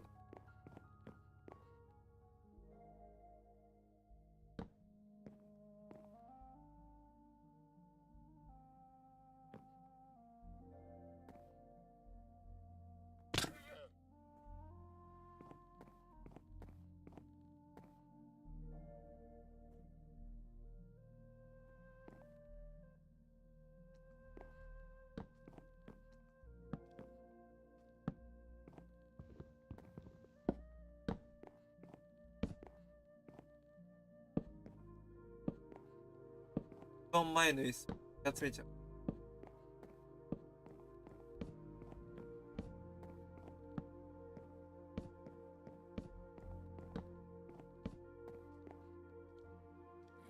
マシュマロさん、必須アミノ酸の覚え方風呂場椅子独り占め。アミノ酸、思い出す方法あるんだね。アミノ酸、なんで覚えられるんだ。絵でした。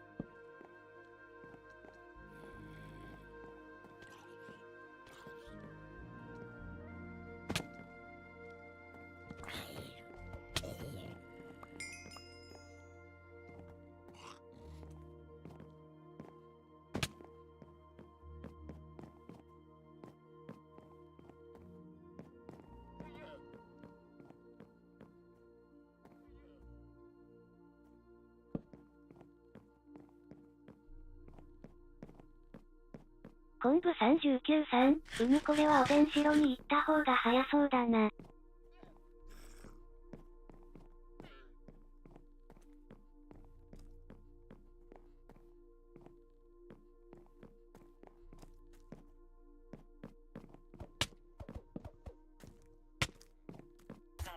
あー、くそくそくそくそ。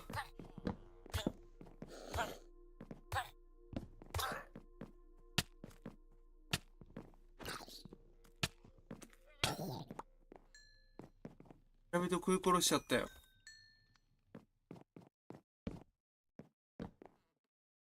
もう一回連れてこなきゃ。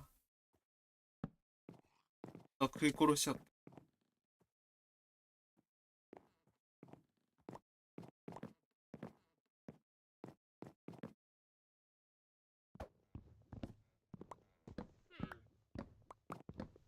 でも村人連れてこなくてもええわ。ここで村人はやめとこう。こ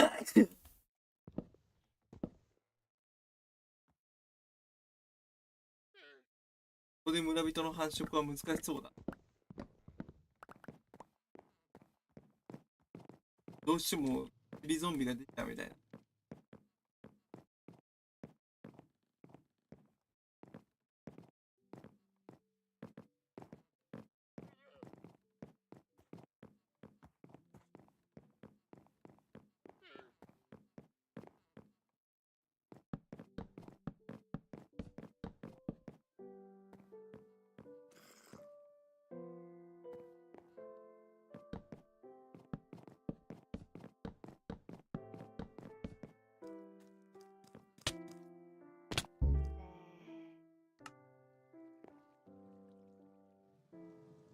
上湧いてんじゃん。マジ上湧いてんだよ。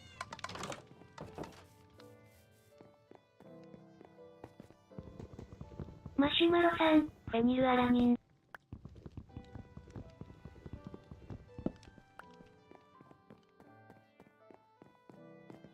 マシュマロ酸、ロイシン。あ、これ、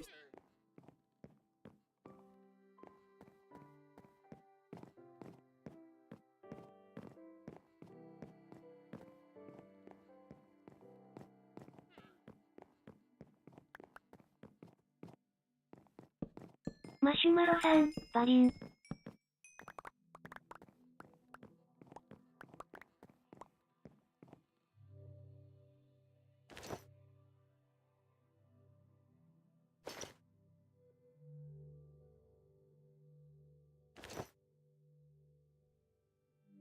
マシュマロ酸、イソロイシン。美味しいんや。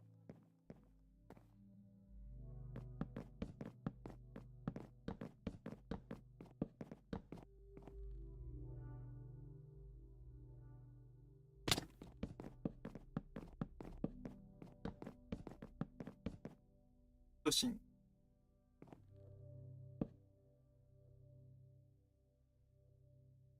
カプサイシン。マシュマロ酸、スレオニン。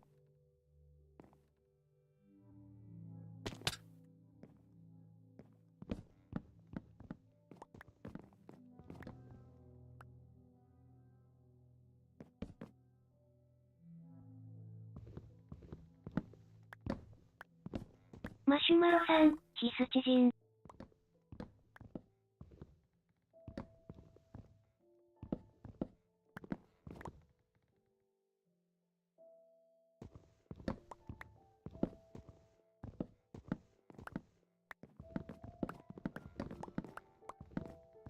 マシュマロ酸、トリプトファン。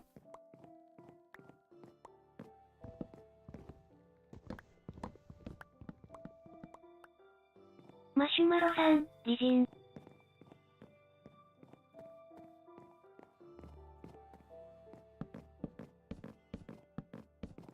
昆布39酸、飛んでそっち行く。マシュマロ酸、メチオニン。マシュマロ酸、これが必須アミノ酸。あんなかったな。こ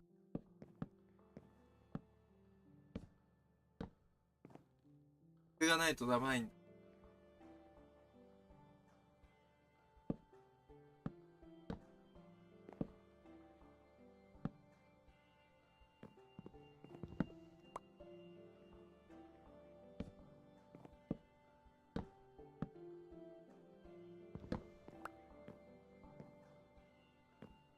アミノ酸を働き。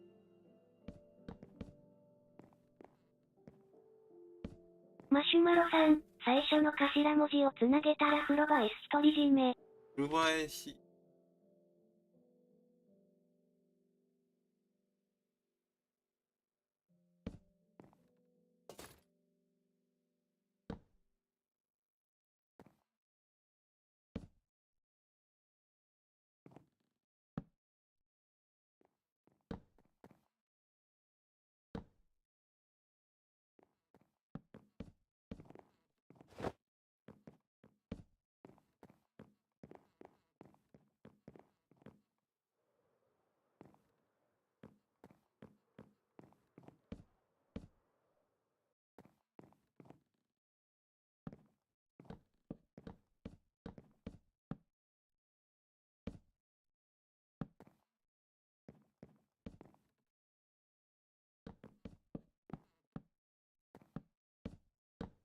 マシュマロ酸、クリストファー・ロビン。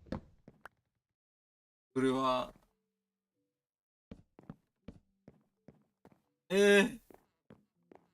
あれや、ウさんや。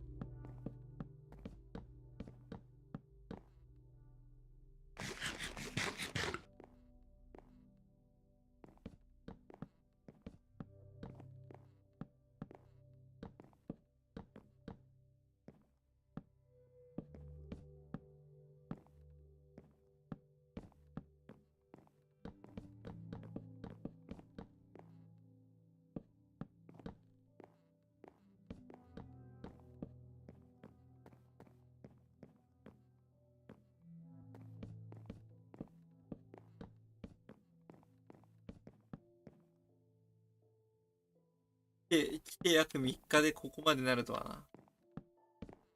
俺がいるのは実質3日間なんで。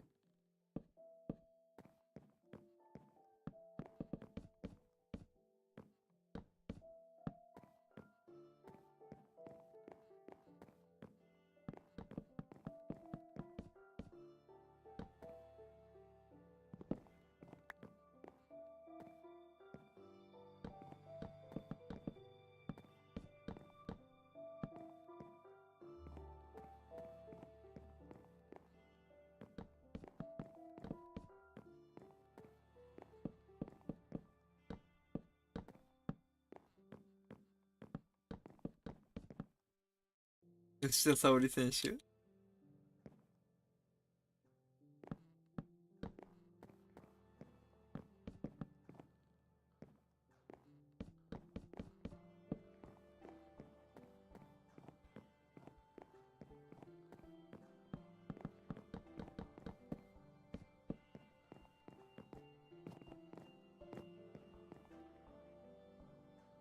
怪力に抱かれる吉田沙保里選手。ちゃうやろって。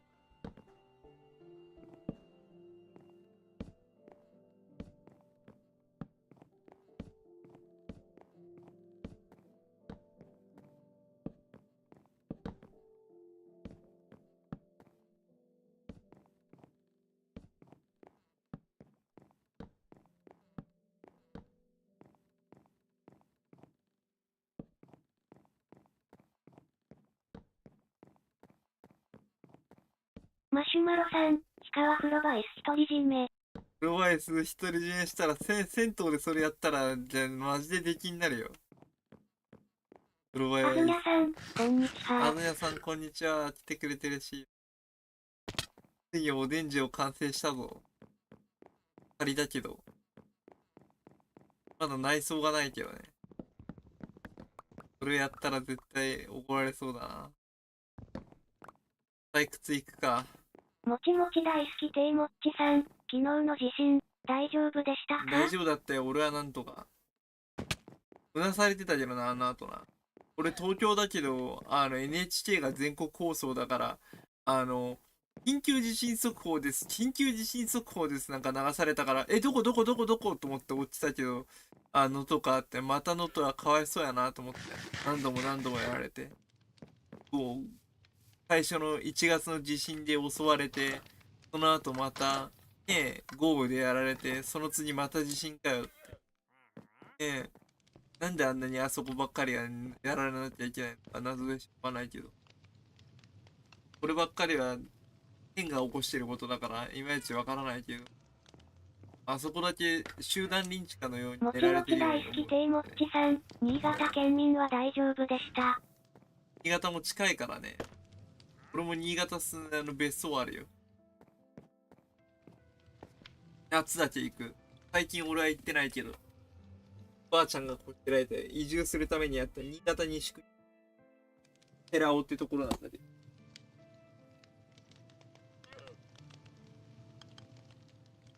海が近いよ。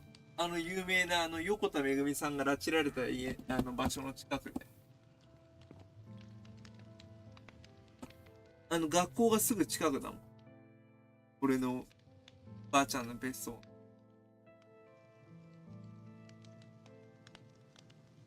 バンニョンボンゴが来てた港の近くや。だから3駅ぐらい鉄道で下ったぐらいの。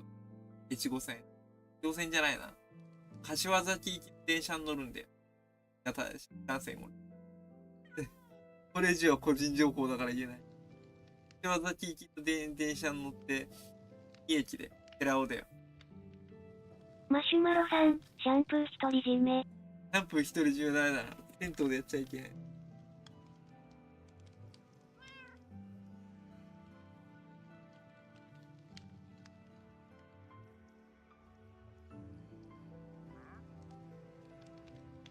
ついにシャンプーまで独り占めにしちゃうか。欲張りっ子やな。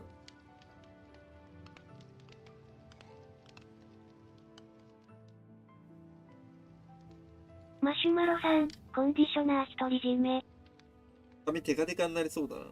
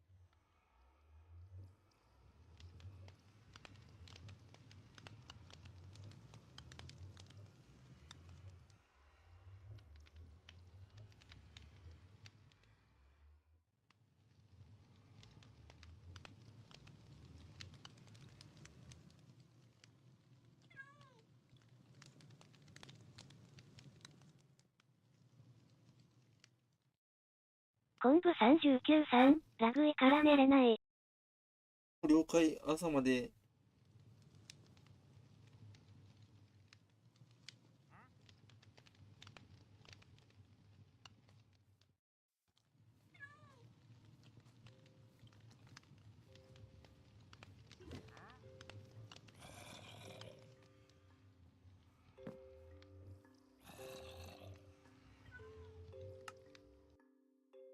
トイレしてくる。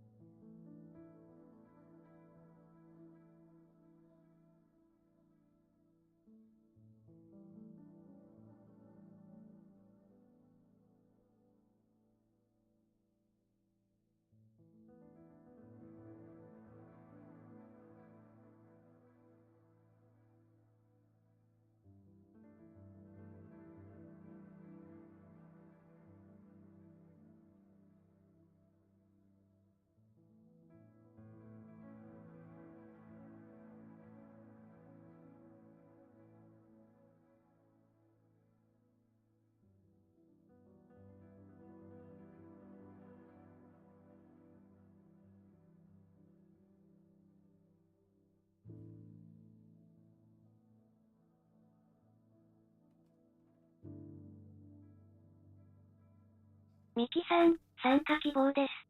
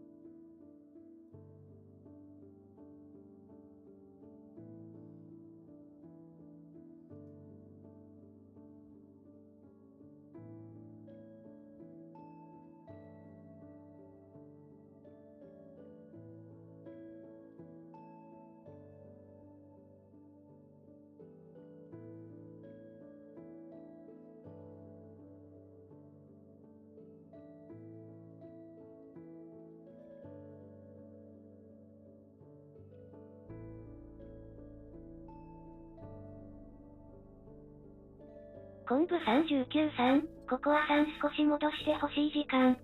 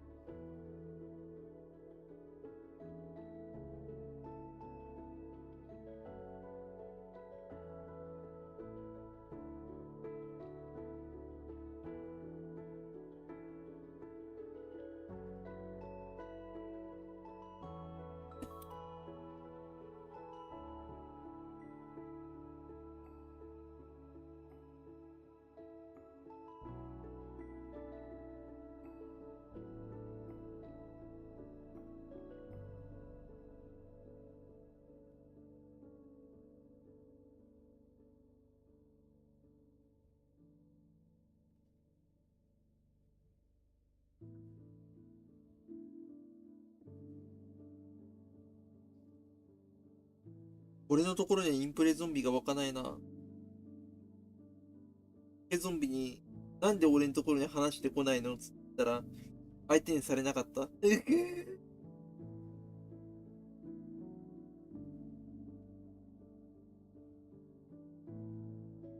昆布39さん、やっぱ大丈夫。やっぱ大丈夫か。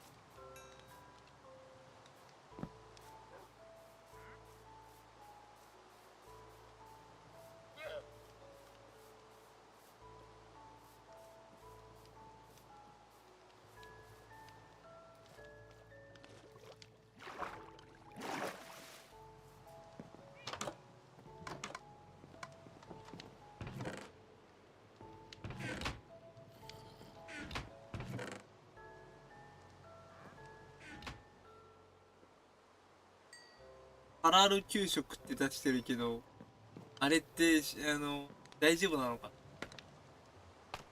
ハラル給食出すんだったら今度はね、うち精進料理出さないとダメ。そしてあとなんだ、キリスト教の戒律にのっとった料理も提供しなきゃいけないこと。そうしないと宗教の中立性が保てなくなる。ユダヤ教の戒律にのっとった食事も出さなきゃいけない。何もかんも失った抜け殻のココアさん、メタルクーラーおもろかったわメタル。クーラーおもろかった。あと、儒教の戒律にのっとった給食を出さなきゃ。そういうリスクを背負ってハラル給食を出せって言って。そういう、そういうことをやっちゃうとさ、やってもいいんだよ。やってもいいけど、ある意味やばいことになるってこと、理解してないんだよね、日本教育委員会って。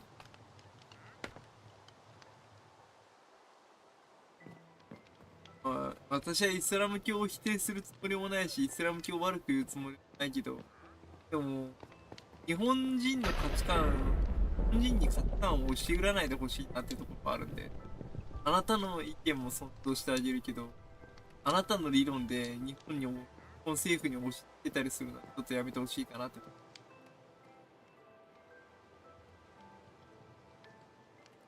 あなたたちの意見を認めるけど、意見を主張しすぎたらダメなんだよ。あるんで。一応私はムハンマドをヤウロズの神だと思ってるから、ねえ、イスラム教を司る、コーランを司るヤウロズの神だと。ムハンマド。こういうこと言うと多分ムチ打ちの刑にされるよね。多分向こうは一神教だから。こちら側から見たらそうなんで、あくまでも氷川の人から見れば、何でもヤウロズの神になる。氷川だって、なんて言うんだ。人を不愉快にするヤウロズの神なんだ。人を不愉快にするヤウロズの神。人を不愉快にするヤウロズの神。名言だな。人を不愉快にさせ、リスナーにブロックさせられ、させることができる、ヤウルズの神や。リスナーに嫌われてブロックされまくるヤウルズの神や。疫病神でしかない。名言すぎるな、ね。リスナーに嫌われてブロックされまくるヤウルズの神。ある意味名言だな、これ。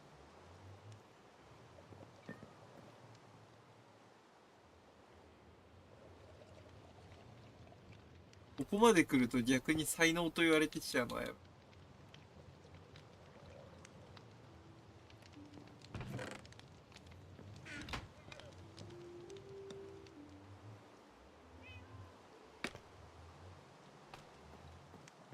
なんで俺がこんなんなっちゃったのかわからない。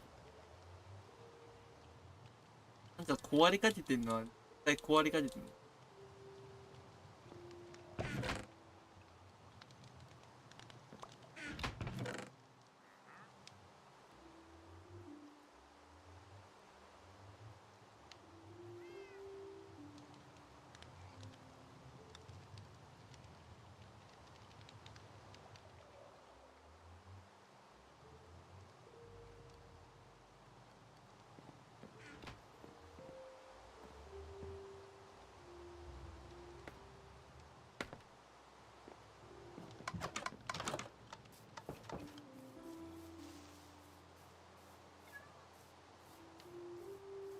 リスナーを怒らせるヤオルズのカメラやべ。疫病神でしょ。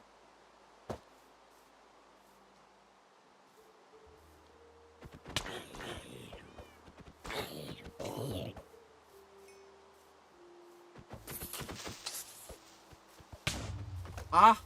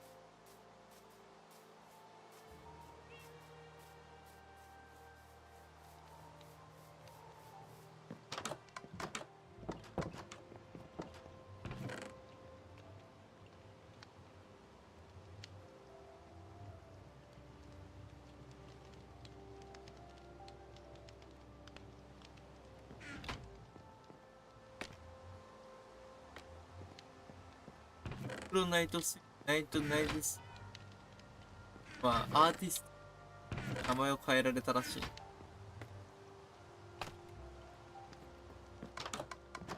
なみにシンクロの選手たちは、頭にゼラチンを乗ってるらしい。モヒカンを本気でモヒカンを極めてる人も頭にゼラチンを乗ってるらしい。人は知らないけど。髪の毛の形を維持するのにすごい大変だから。シンクロはシンクロで、水の中で髪型を維持するのは大変だかららし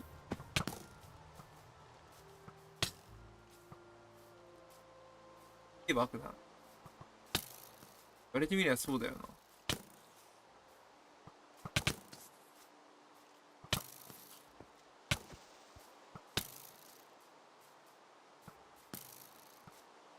大襲撃だ。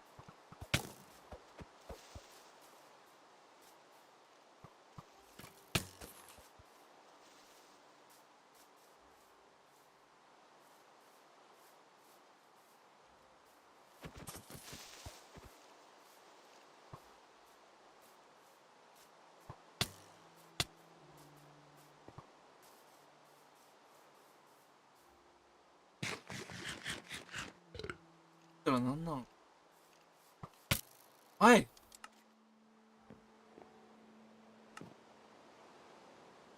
なんなん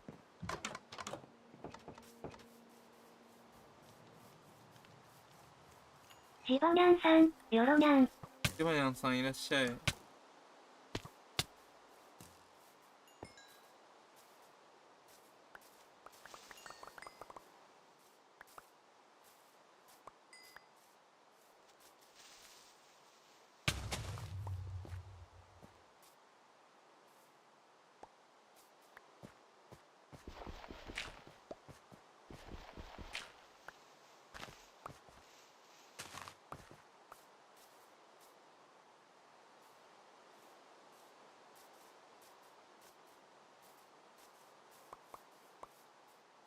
シバニャンさんもありがとうね。来てくれて。嬉しいよ。ヒルトンにめっちゃ妨害された一日。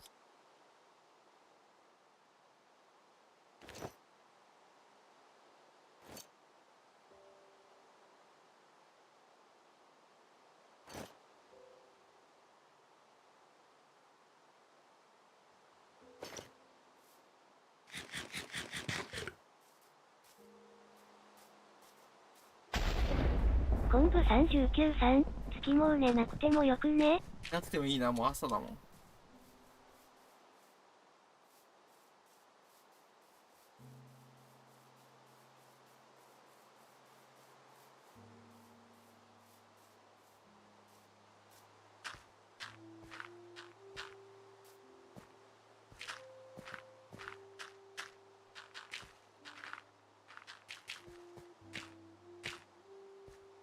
昆布39さん、やむやろ雷。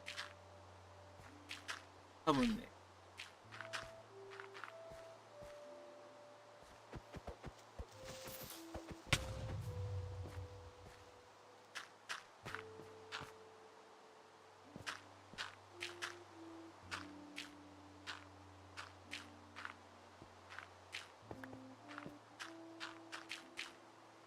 ジバニャンさんってさ、なんかさ、歴史の話してたけどさ、ジバニャンさんヨーロッパ前線が好きなの。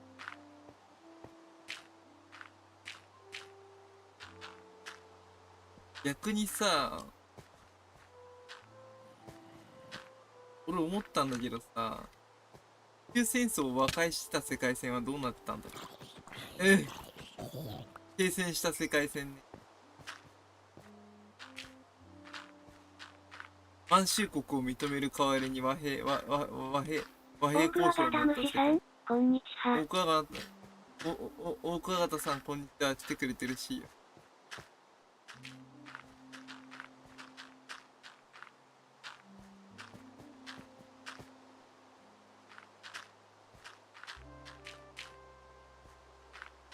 大桑形さん。本調査団だって私たちには分からないって言ってるからね。私たちはそれらの専門家ではないけど、中立的判断はするが、日本の領土とも言えないし、中華民国の領土とも言えないっていう判断だ。だからどっちのもんでもないよってリットン調査団は言って、奥原さんありがとうね。リットン調査団かなりすごいどっちの意見も聞いてるからさ、中的に判断してさ、中華民国のものでもありません。日本の領土でもありません。答え出してる。私たちは素人だから、そこまで言える立場でオはないが。ークワガタムシさん、今育成してるところなので挨拶落ちです。おお、育成疲れしてるとこ様でした。ろなんだね。何育成してんの？ドンたちが言うには、どっちの領土でもないです。なんか日本が一方的に満州を侵略したかのように言ってるけど、リットン調査団はどっちのもんでもない。どっちのもんでもなかったら別に侵略しても、ね、領土的には日本のものになるんじゃないってことになるじゃん。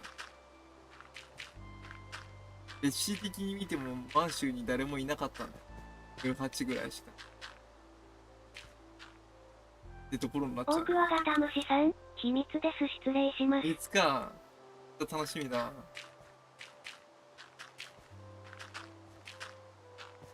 そうさん、こんにちは。今日できるぜ。できるか。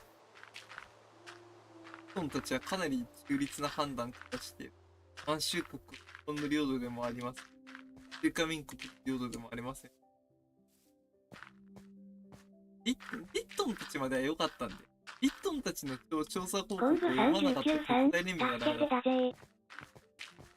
ありがとう。リットンたちの調査報告を参考にしなかった国際連盟がダメ。そうさん、昆布さんやっほー。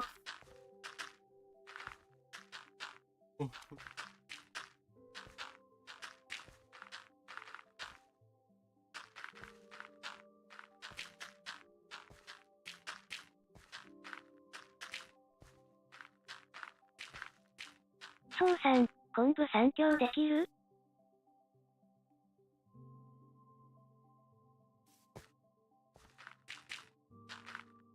昆布39さん、シルバーフィッシュ型経験値トラップやったら仕組み忘れで100体ぐらい出た。2体ぐらい出たらやばいな。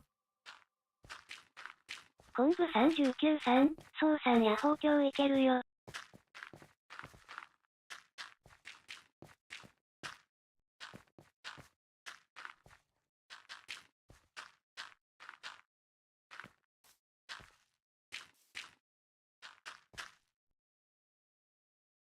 そうさん、やったね。じゃあ4時20分ぐらいにやるねん。リッ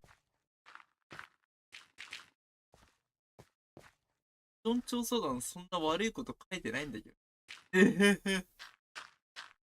リットン調査団ほんとちゃんと仕事してたの。ちゃんと読まなかった国際連盟、ちゃんと読まなかった日本の問題だと思う。まあ、日本にとっては納得はできない。テロ戦争でを手放せっていうようなもん。あれが逆に認められてたらまた違った世界線があったかもしれない。満州国樹立世界線だ。満州国の政府を正当な政府として、あの、日本の支援を受けながら独立した世界線。昆布39さん、5時になったら少し席外すけもね。もう了解。たらワンチャンあの戦争を打開した可能性ありそうだよ。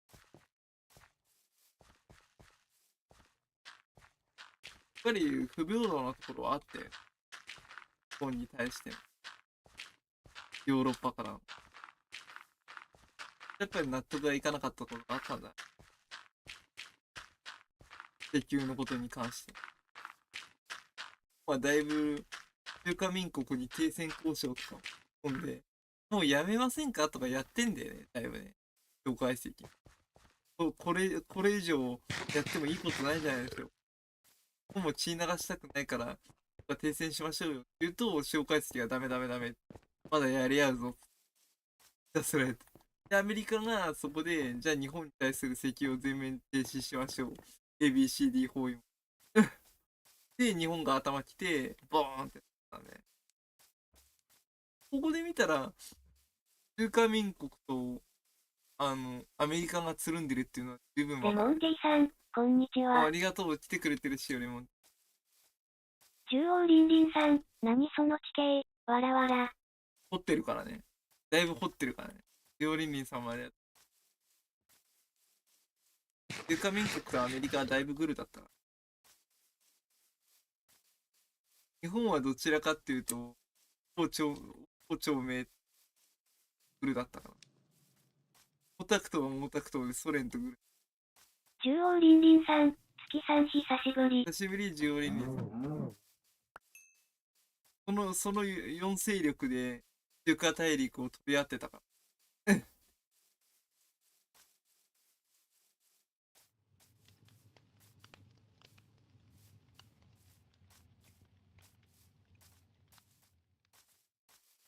どっちも譲れなくてどっちも欲しかったってところあるよね。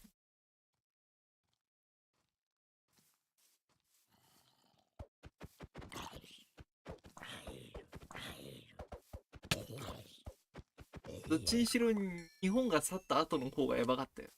だって押さえつけてるのがいなくなったわけだから。全部暴走したもんね。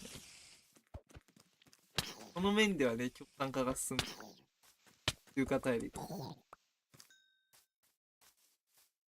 ある意味日本はその面で反共の防波堤になってた。帝国は。ソビエト、入ってこないようにして。押さえつけてたってことは正しい。入ってこないよ。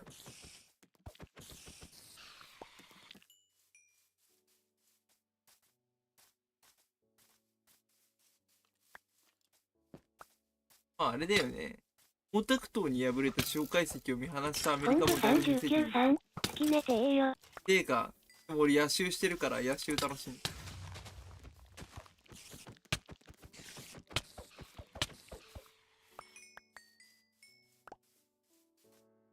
もうちょっと支援してれば、民主統一もあり得た可能性。無理だろうな、多分。この体制は多分、今後、100年は変わらないだろうし。100年かな。その前に人口いなくなりそうな。母ちゃんお帰り。地国もだいぶ少子化が進んでるらしいが。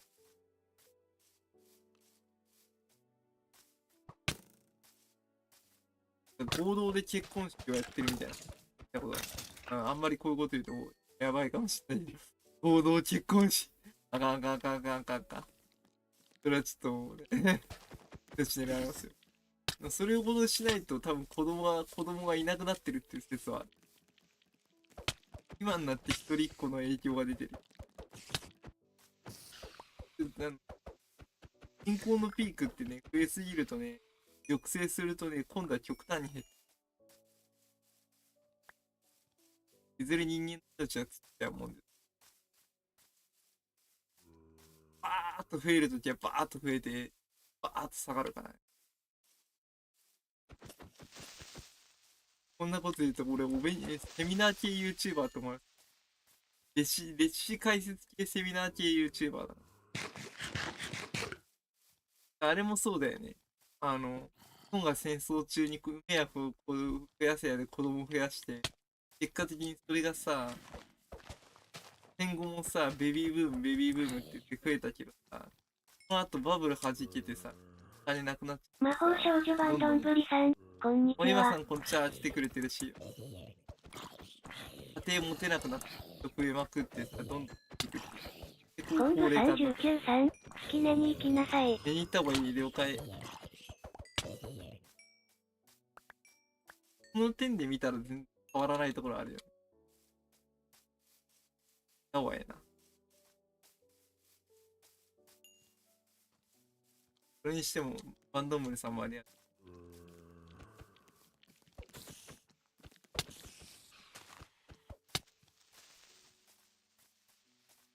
ゾンビのオッパレー魔法少女版どんぶりさん、やっと入れる。入れるよかった。今度39さん、ワイ寝れないから。お、了解了解。ちょっと待って。一回ちょっと待って。撤退する。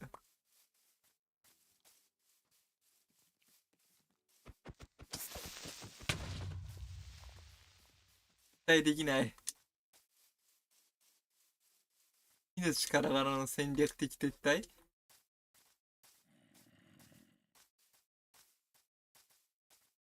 配送していく兵士が物を盗んでいく状態。今の俺。一番厄介なのはそれなんで、町戦になったら何でもかんでも持ってっちゃうやつ。の時代にもいるやつな。戦国時代でもよく多々あったこと。あれ、上がれない。上がれない。金銀、金銀がなんかあるらしいかな。下で負けたところの村から物を取っていくことを了承してたらしいから。それをもうね、認めさせてたんで。信長とか秀吉とかそれすっごい厳しく思ったらしいね。そんなことはしちゃいかんって。金銀はやっていいよって。この面でね、秀吉とかね、信長はね、規律を守らせるっていう、ある意味で優秀な武将だったと。負けた村から物を取ってっちゃダメよ。守らせたんだよ。ってことはしちゃいけません。セリフ守らせたっていうのは。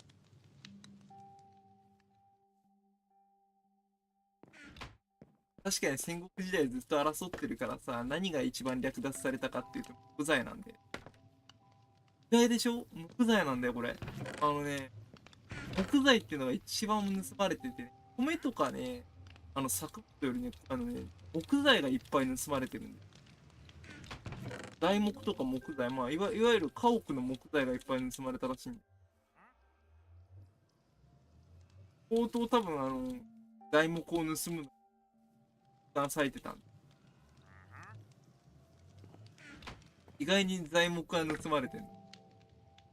あとやっぱり人ですよね。人が連れてかれたっていうのは。木材はすっごい勢いでね、払われてる。意外ですよ。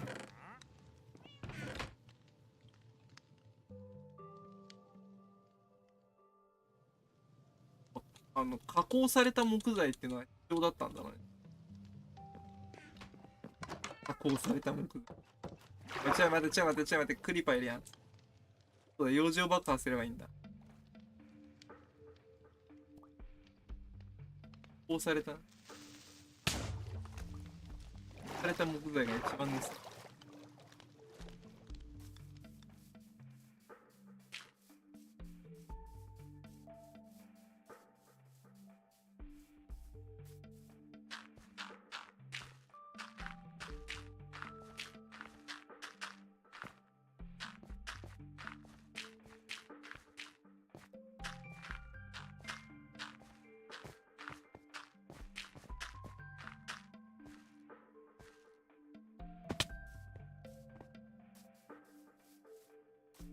母ちゃんポイント運用で株やってんでしょ。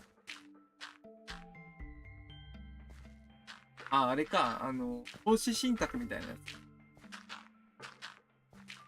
プロの株トレーダーさんに任せて運用。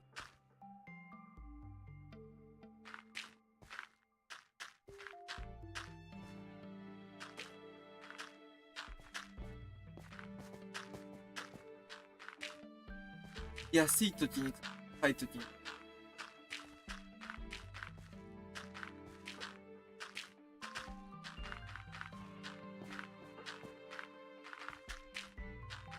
タイムスリップできるんだったら Google の株、すごい安かったんだよね。で、今それ買って売った人すんごいボロ儲けしてるだろうな。Google とか Amazon とか。2009年ぐらいに戻って。買い込んだ。そういうのを1000で買ってる人ほんとすごいと思う。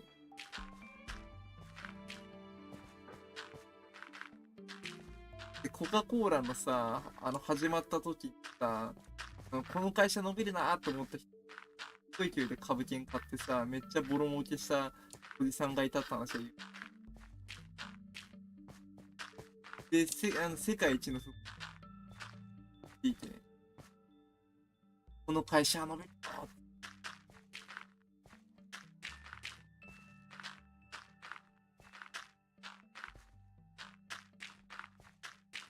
とね、有名な話で名前忘れたけどね、ポーカーでね、ひたすら勝ち続けた男っていうのもいたらしい。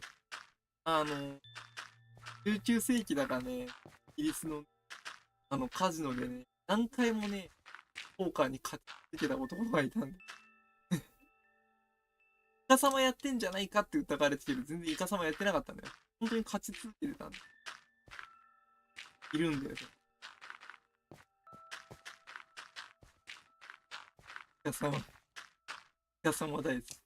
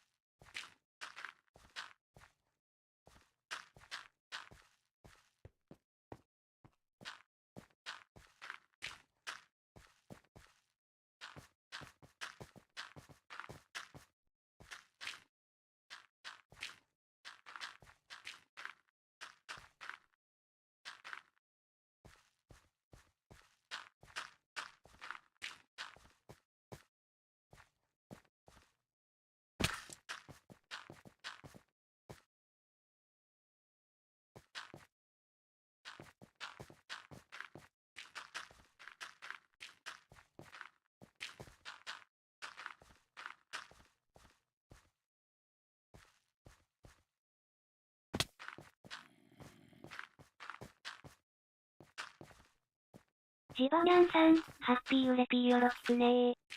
ハッピーウッピーよろしくよろしくね。俺に言えなかったハッピーウッピーになった。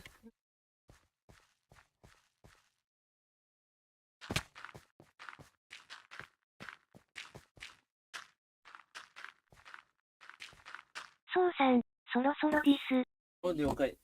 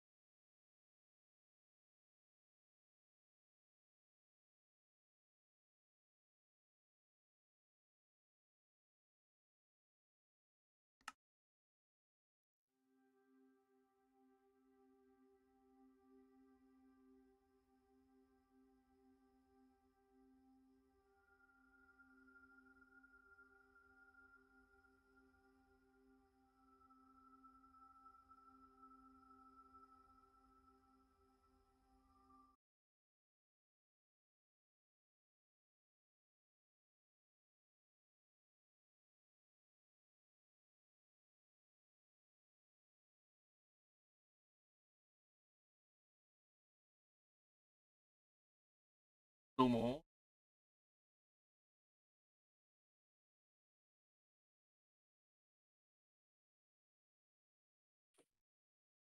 あ、あ、そうさん、昆布さんディスコー。あ、昆布39さん、デイスコ。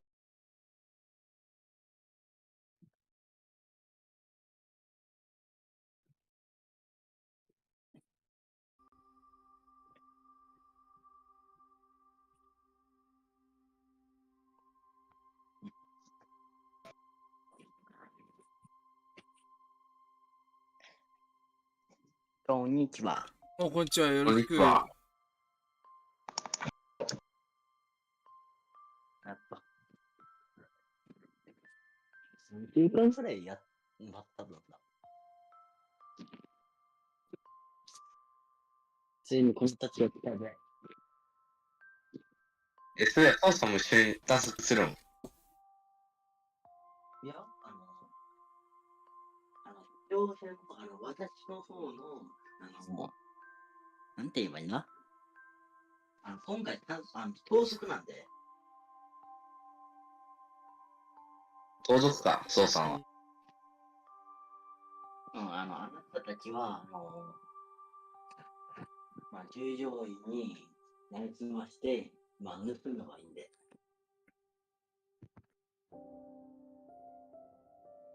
フォートナイト&マイクラガチ勢さん、初見です。フォートナイト&マイクラがついさん初見さん。これ参加型ちゃうかな？参加型ではないんですよ。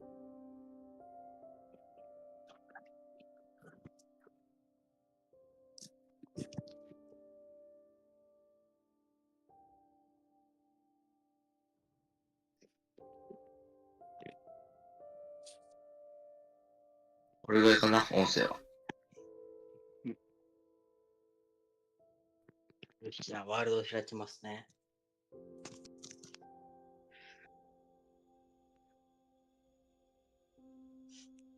ちなみにですね、十分やさ。ちなみに、まるまる組さんの、まあ、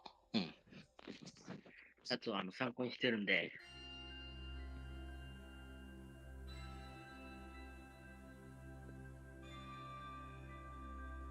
よし。立ちました。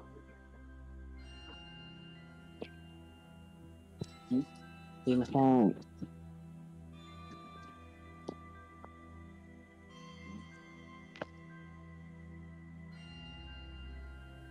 参加しや。これを買い。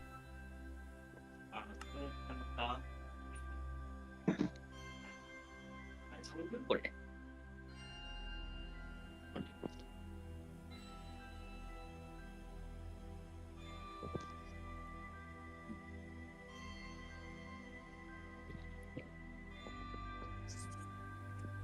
聞こえてるのかな？ハオのケンさん、今日テストの順位配られました。テストの順位配られた？うん。お、テスト。あれ聞こえてますか？聞こえてるよ。なるほどね。まあ。あれ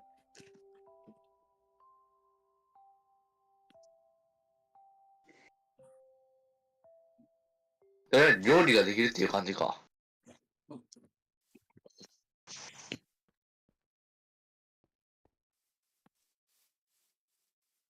次こっちやぞ。いや、キンブロックの外にいてください。あ、こっち、あ、もう入っちゃったな。何をするんだろじゃあ、スタートしますね。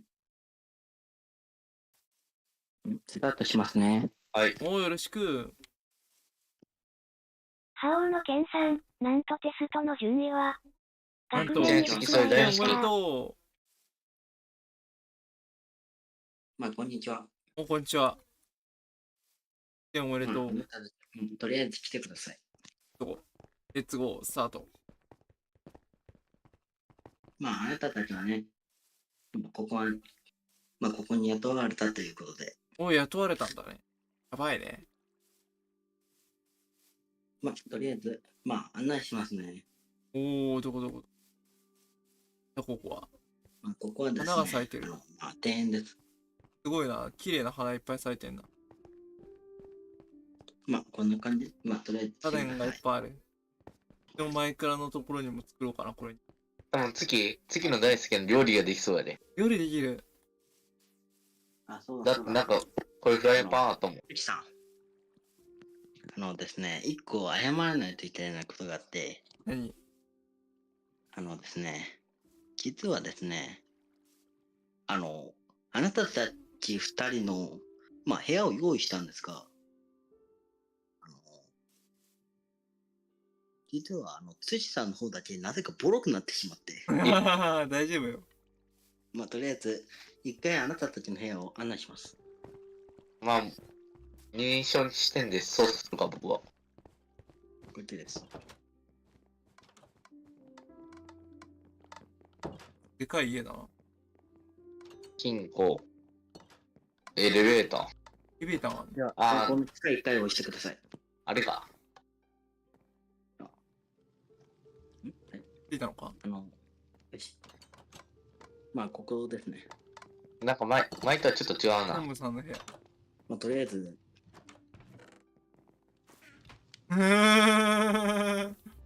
だいぶボロいな。とりあえずベッド一回押したらいいかな。トトムさんの書き置き。うわ、うん。しんどいな。ダメだ。ここのテストになったものは一回しまってください。一回しまうね。あ、手持ちやろ、これ。怖いな。あとですね、キンブロック、館の主人が設置したセキュリティシステムで、キンブロックの上を歩いてしまうと、アイテムが消えるという。あ、キンブロックね。あ、あれか、なんか知ってるわ、その機能は。あったあったあったあった。ここが、視聴者の、誰かの部屋です。なんか一番じゃね、これ。まあ、ついにこちらです。風呂。風呂があるんだね。イエーイ。風呂がある。高いあったかい。はい、では、こちらです。お？よし、では、こちらへ。キツネおめえ。なんか僕の好きな方がまだキツネない。では、そうですね。では、2回押してください。はい。では、こちらです。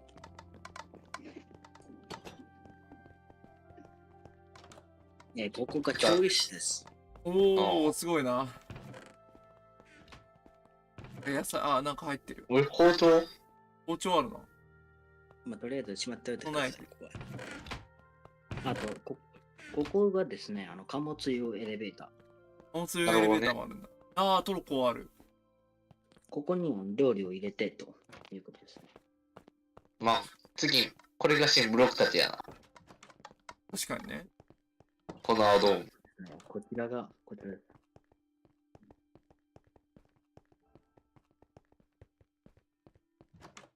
あ、ここは入られるんですけどね。いや。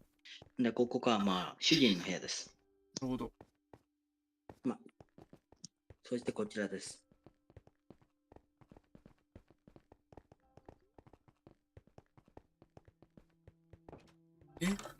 ここ。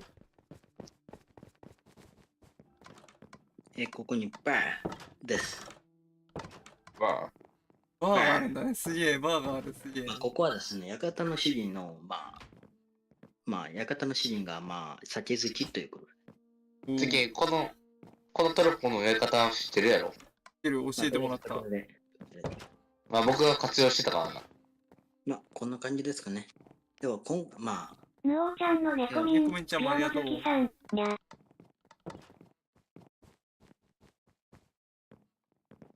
では、そうですね、ちょっとお待ちを。こんな感じですかね。だいぶいい作りだね。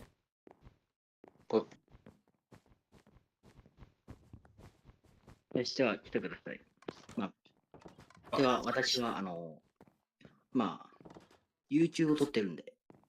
はいでは、私はここで。了解。まあ、そうだそうだ。昆布さんと、土さん。館の主人は、にはチェー語を使いましょう。お、はい。了解です。敬語を使うの得意だ。では、どうする？自分の部屋に戻ってってください。では、マイクをとりあえず自分の部屋一回戻るか。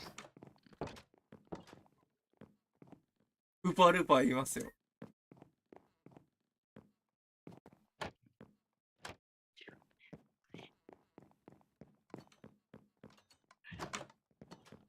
あ、次。ここに何も変わらなんでなそう。これ以上上には行けないみたい。調理室も行ったね。今日な部屋に入ってるね。間違えた間違えた。まず、なるほどね。何が起き午後る？3時に夕食の準備。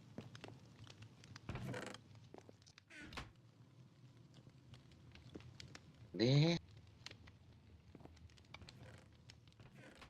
料理屋どんまで。まあ次まだ料理はどうも違うからな。上に上がれるかちょっと。で、次。とりあえず一回戻ろう、一回に。了解。なんか挟まったね。できたね。出たら閉める。お7時半30分。あれ、どうやって降りるんだ？エレベータ出た。ー。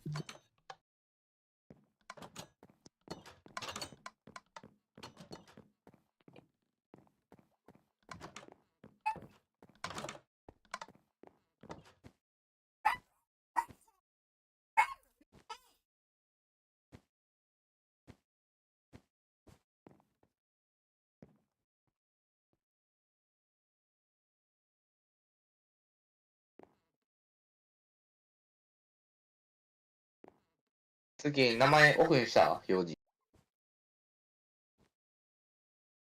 こうなってる。次。あ、なってる。てか、なんか月よりさ、僕の好きな方がきつねやん。確かにきつねやな。きつねの面。さすがにこれあかんからちょっと仮面変えろ。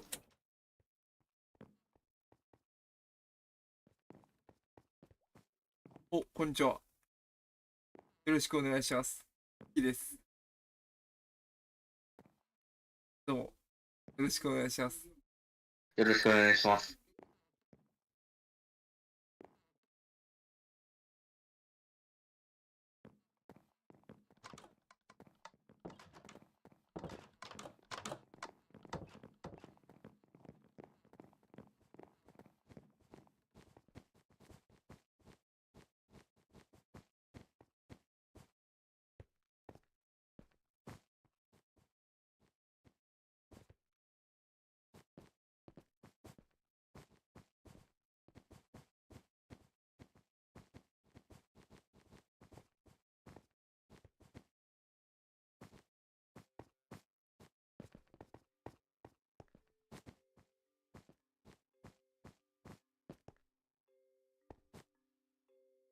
これでいいのかな？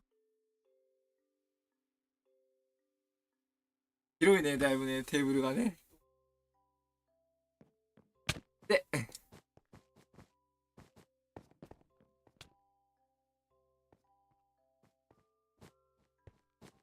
行って、フラタン大好きよつべきさん、フラタンさんいらっしゃいこんにちはです。今はディスコこんにちはで昆布さんとやりとりしてるんですさんとやね。りとりしてるよ。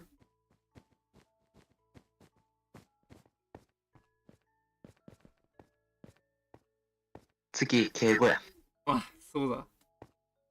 よろしくお願いします。ろしくお願いします。よろしくお願いします。多分これ連帯責任。いや、まあそうだ。やばいですね。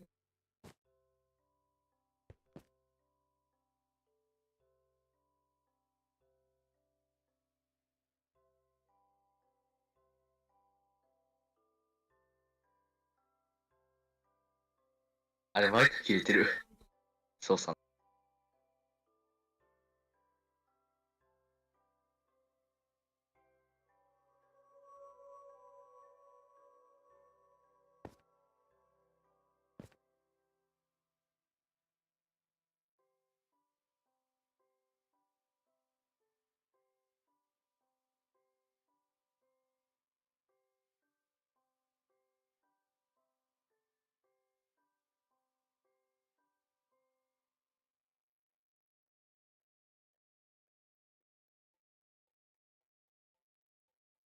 おい、聞こえてるか？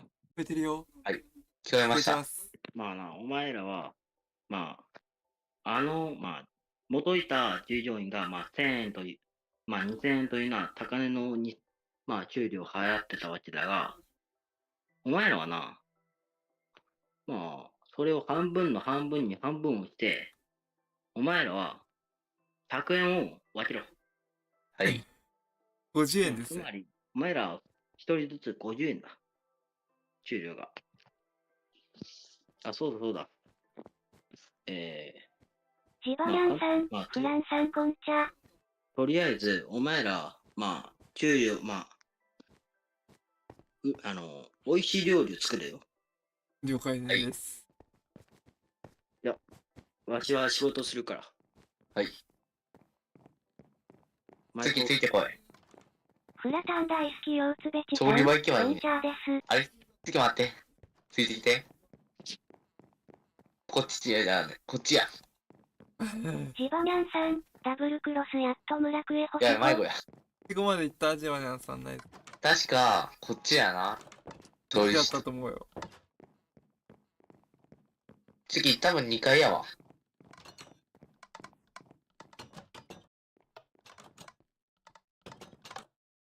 ジバニャンさん、ついに玉みつね。あいつに来たか。とりあえず食堂どこや。こっちか。次こっちや。で、調理するものが、一回ナイフやろう。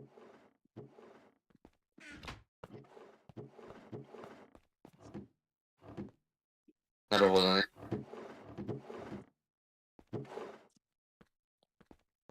何もねえじゃねえか。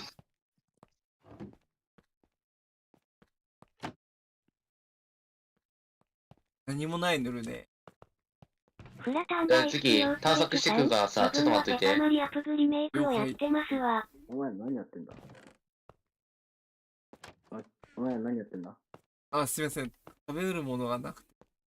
作るものがなくてどうすればいいか。あ、こちらだ。食材がなくて。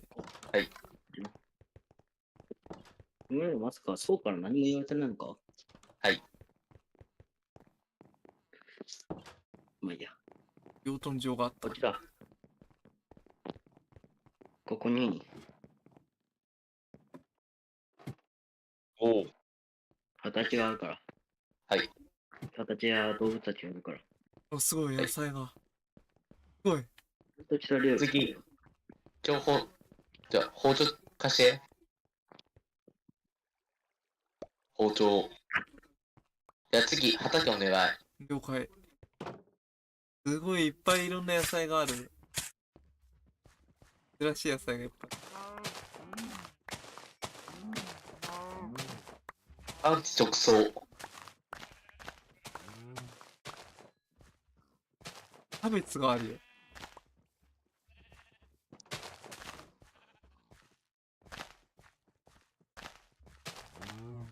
ジバニャンさん、リノバルドは強いの早くねかな？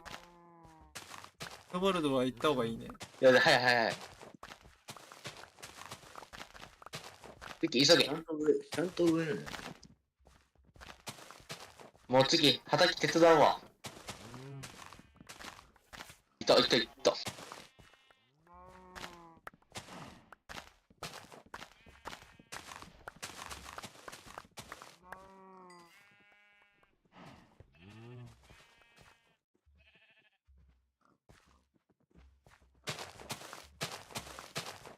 手が任せろ。米があるよ。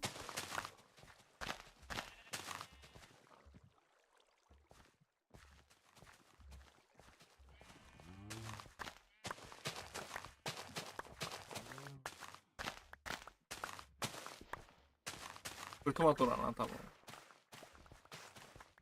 本編にもトマトは出してほしいよ。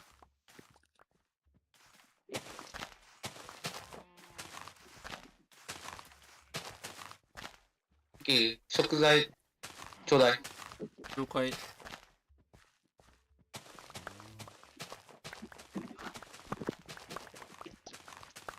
食材を渡しなさい。待って、米植えてないね。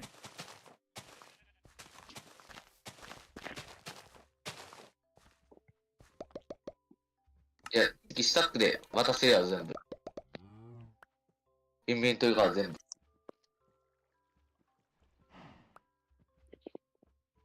ごめん。あ、次行ってきて。了解。次、藤井のとこ行ってこい。こっちこっち。藤井のとこ。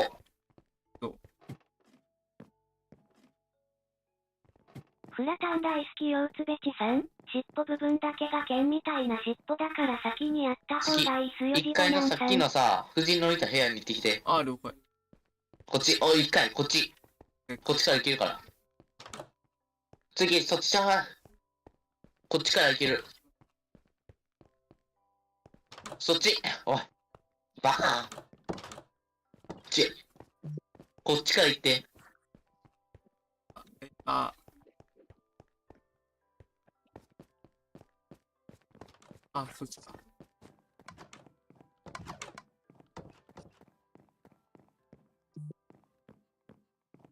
おい、まだか。あ、すいません。もう月がグラグラしてたせいで。あ、もうなんで反応しへん。うん。ダメだ。ゆくゆく。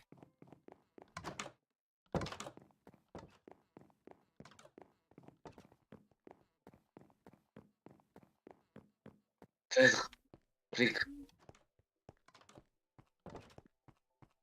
失礼します。届けおい、物に来ました。ああ。実はな、喉が渇いたら、水を持ってきてくれ。ですね。わかりました。どっから入れるんや。バーのところの、魔法少女ワンどんぶりさん、それバーに、何空の瓶があるから、それで水を汲んでくれ。はい。わかりました。お、これあれです。盗賊編っていう、マイクラ刑務所の続きらしいです。なんか今、50円でアルバイトしてるようになった。覚えるの時間かかる。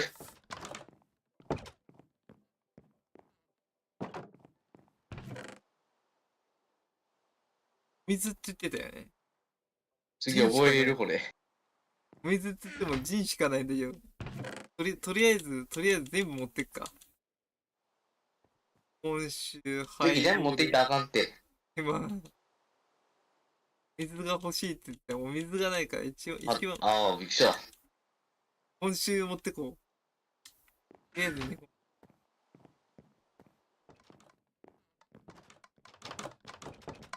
ボス。よし、行け。じゃあ行くぞ。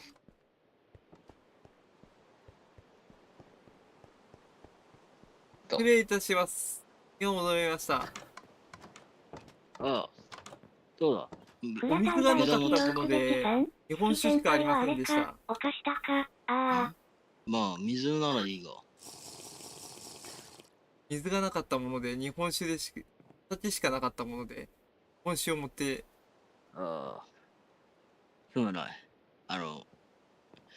夜、なんか眠気が出てきたから、ご飯ができたら、呼んできてくれ。はい、わかりました呼んでくれ。。見て、ちょっとこの間に作るわ。了解です。ご飯ができたら呼んできてくれだって。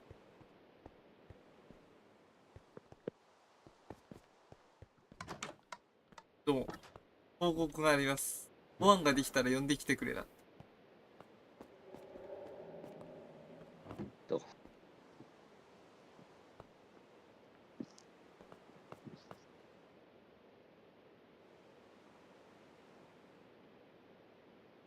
生臭さってどう作るの？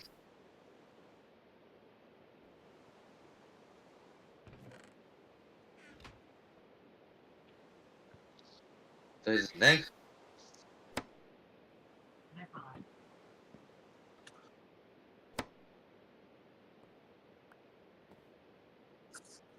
お、なるほどね。わかった。なるほど。仕組みが分かった。あ、作れてる、なんか作れてる。なんかすごいすご大丈夫そういすごいすごい。ですか？はい。天の声です。お、今さんもありがとう。今さんも入ってきてくれたかでも麺な。なんか作るの今さん浮いは、てるよ、どうすんのこれ。できそうですかね。なんとなく感覚で。これ、米。とりあえず、あ料理版は任せた。こうでは俺はない。一応ウェイターなんで。うん。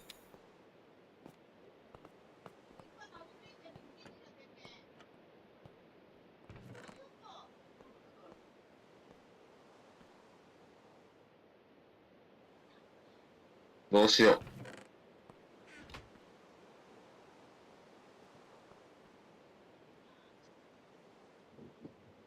あう。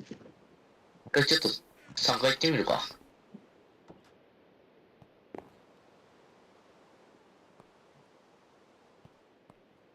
魔法少次ちょっと女版卵取ってくる。なんかすごい。入ってないやろ。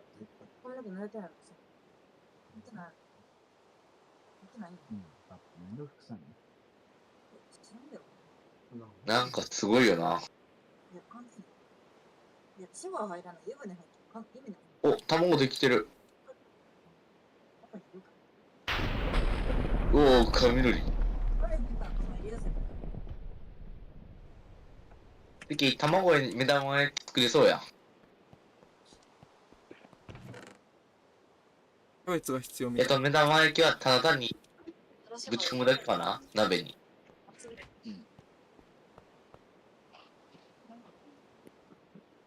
とりあえず、シチューが作れそうだ。と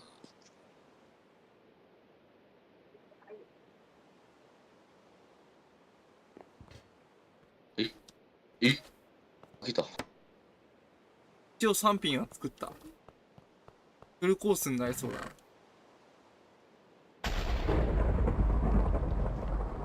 と熱帯魚とかはどうやる？で、次、もうこっち作ったから料理。俺も作った。ビーフシチュー、キャロットロール、トマトソース、野菜のパスタ。野菜のスープ、これ絶対怒られるやんトマトソース、ビーフシチュー。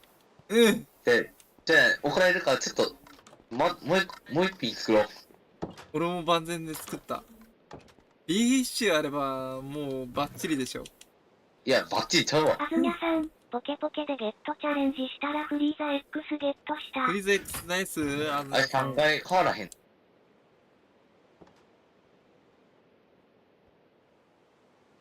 燃料どこや？フリーズ X いいな。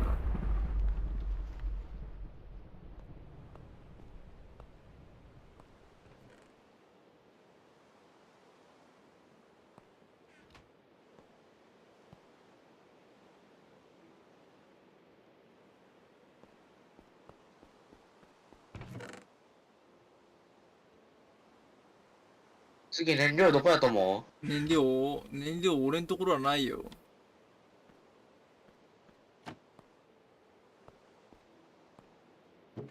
ないね。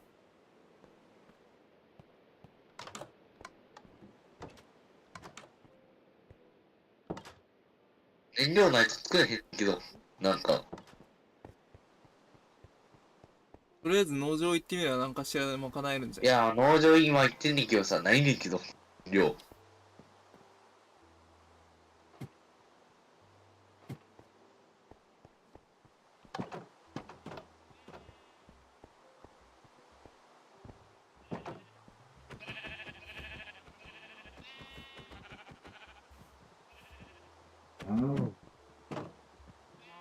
そうするとこだった。家畜の大脱走が発生するところだ。あ、次ご飯お持ちするわ。了解。こ失礼します。こ行く。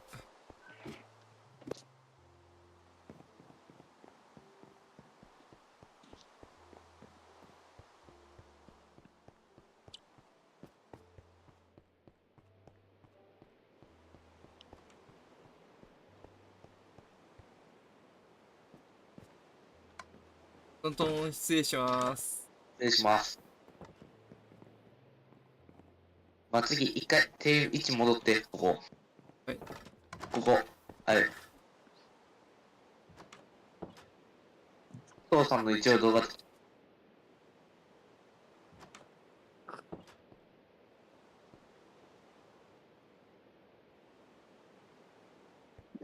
マトソースいるかな。野菜のパスタ、ビーフシチュー。これは失礼します野菜。のスープ。ないね。横にもあるから。横に寝室ある。あ、シスタあ、違う、そこじゃない。ー。あ、ここ失礼いか。たします。失礼します。失礼しますポケモ。ンガチ勢およさん、なんだにゃ。ご飯ができました。ああ、わかった。ど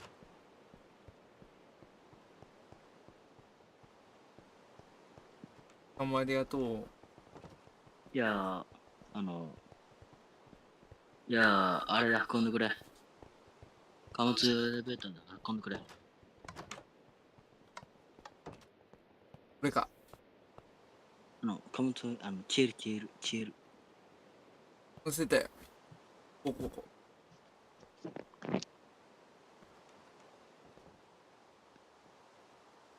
こんちゃってよかったな。ポケモンガチ勢およさん、猫ミンちゃんいる？コメちゃん今いない。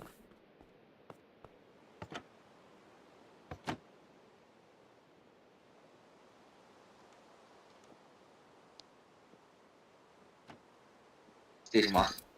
運びました。あ、そっちか。そっちや。ポケすいモンガチませんでした。勢およさん、ガーン。昼間来てた。ちょっと待って。運んでないは運んじゃったよ。何してんのお前。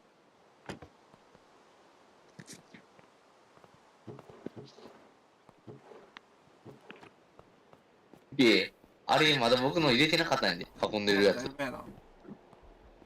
戻せないのかな。戻せん。次、とりあえず、行ってきて。魔法少女版どんぶりさん、行ってき暇になってきた。本戻し。ポケモンガチ勢およさん、来年3月ジャイアンツとドジャースが試合をするそうだ。もうジャイアンツなんだね。次、どう浴びすんねん。フラタン大好き腰つべしさん、この頃最近は飯食ってないな。次そっちまあ大ちゃうで丈夫かよんなねえし。月先輩今の自分にはならなりでくださいよ。最近は腹が空かないんで。もうな、次、どこ？おい、もう、あかんか。おい。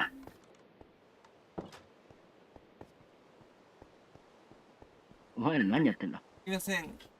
間違えてエレベーターを流してしまったもので、食いやべ物が、下にあるが。な下に料理あるが。食べ物が一部流せませんでした。どういうことだ？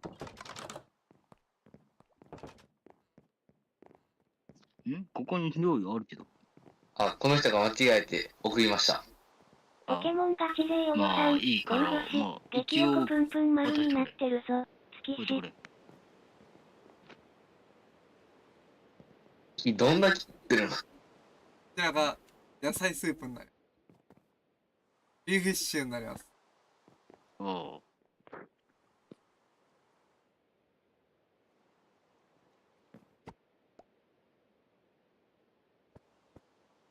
農場で採れた新鮮な豚肉を今日始末した。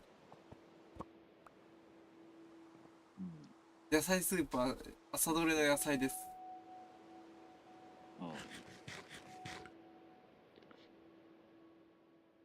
おい、博士。はい。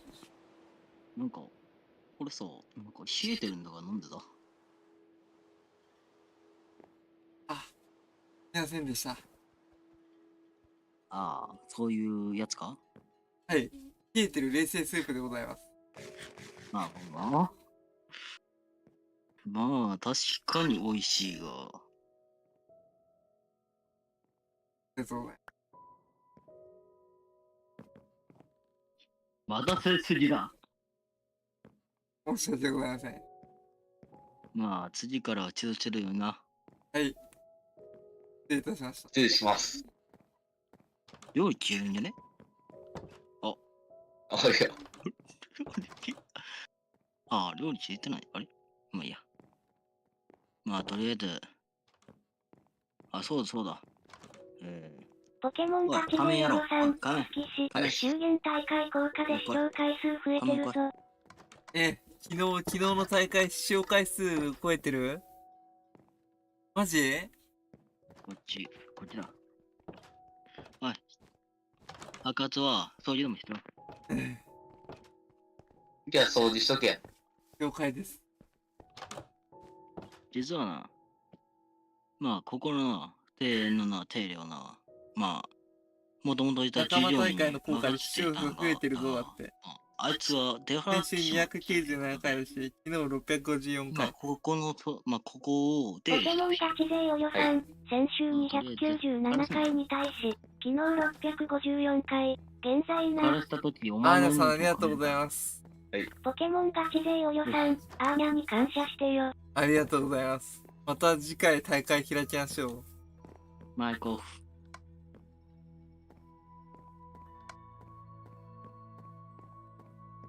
手入れ。そういえば、月さん、はい。宋の、ポケモンガチ勢お予算、にゃ、フラタン大好きよ、やらないんですか？さん、スイッチで馬娘をやるかな。ジェクレシ推しのしんさん、宋の部屋にあった。ウィスその部屋に、段ボールそうさんの部屋にあった。月さんの部屋にあった鍵。なんかあったな、あそこ。あったような、なかったような。ポケモンしゅんさガチ勢おんもありがとう予算、言ってくれてるしよ。しんし、あったような、ジェクレシなかったような。推しのしんさん、しゅんアーニャさんさんもありがとう。こんばんはです。聞き取れなくてさ。見に行かないんですか？見に行ってみますね。さんの部屋。どうでした？ジェクレシ推しのしんさん、昨日の大会面白かった。大会面白かったですよ。ポケモンガチ勢お予算、チャンピオン、調子はどうだいます？料理長の部屋。エレベーター。ここか。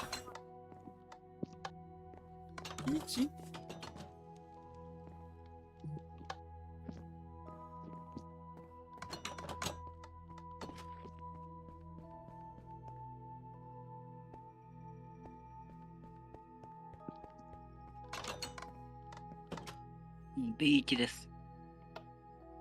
ジェクレシ推しのしんさん、ランクマは調子はいいとは言えないかな。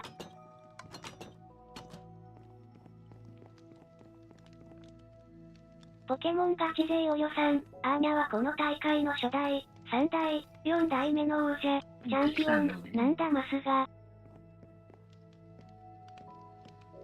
もうボロボロの部屋にあるやつです。で、段ボールは何に使うんや。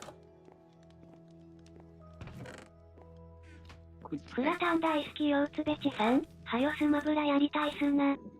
ラブやりたい。あ、これだ。ゴミ箱か。とりあえず私の部ポ屋、ケモンガチ勢お予算、ちなみに第2回はレシラムシなんとだけど、か置いといたから。ポケモンガチ勢お予算、悔しかったます。とりあえず私の部屋に書き置きとか置いといたから。人参の鍵。ありがとう。スマブラ、ポケモンガチ勢お予算、でも楽しめたからアーニャは悔いはないます。あ、ちょっと一回置きます。はーい。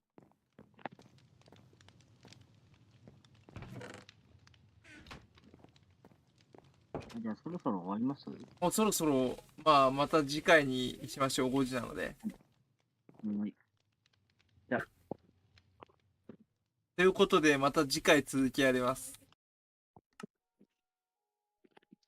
いやー、マジでグダグダさ。なんだろう。難しかった。うん、でそうだねも楽し。かった。なんだろう。畑の食べ物が豊富だったイメージがあるな。あ、じゃあ次から普通の食材だけにします。うん。なんか豊富すぎちゃって何フ作っていラタン大いかわからなかっ好きよつべちさん、最近は、た。了解です。あの、じゃがいもがあったり、人参があったり、トマトあったのゼクレシ驚きました。推しのしゅんさん、悔しい点は結構あるな。次から料理波動にします。料理屋丼ついてくる。じゃあ、お疲れ様です。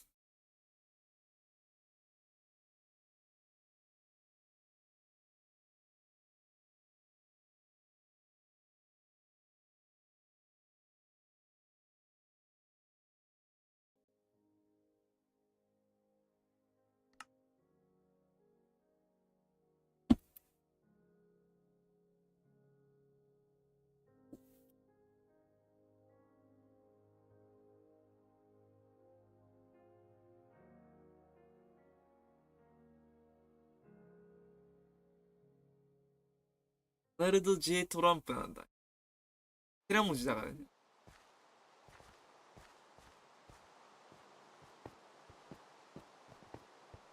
ドナルド・トランプって考え方は俺と似てなくはない。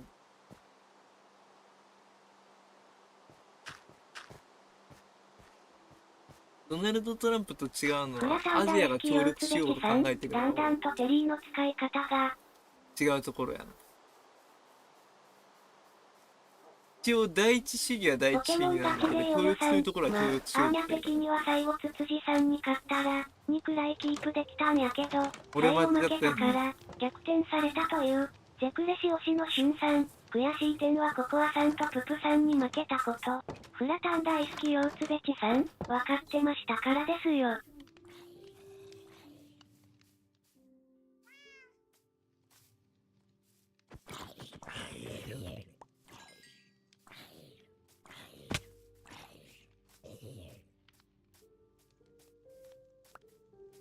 すごい大会参加伸びてたよね。多分コメントしないですごいポケみんな見てくれモンガチてたんだろうね、でよよさん、多分ね。トランプと同じやったら、好きし、アメリカなら殺されてんぞ。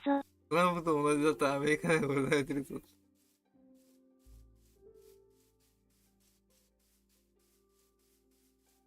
あ、でも彼ほどボディーンは言ってないから大丈夫。彼はだって多分ね、ボディーンが多くなってきちゃったもん。恨まれそうだよね。ポケモンガチ勢よよさん、アーニャの宣伝しまくったからやろ。あ、でもせん。フラタン大好きようつべちさん、自分は今からスイッチで馬娘をやりますか？スイッチで馬娘なんて言ったんだよ。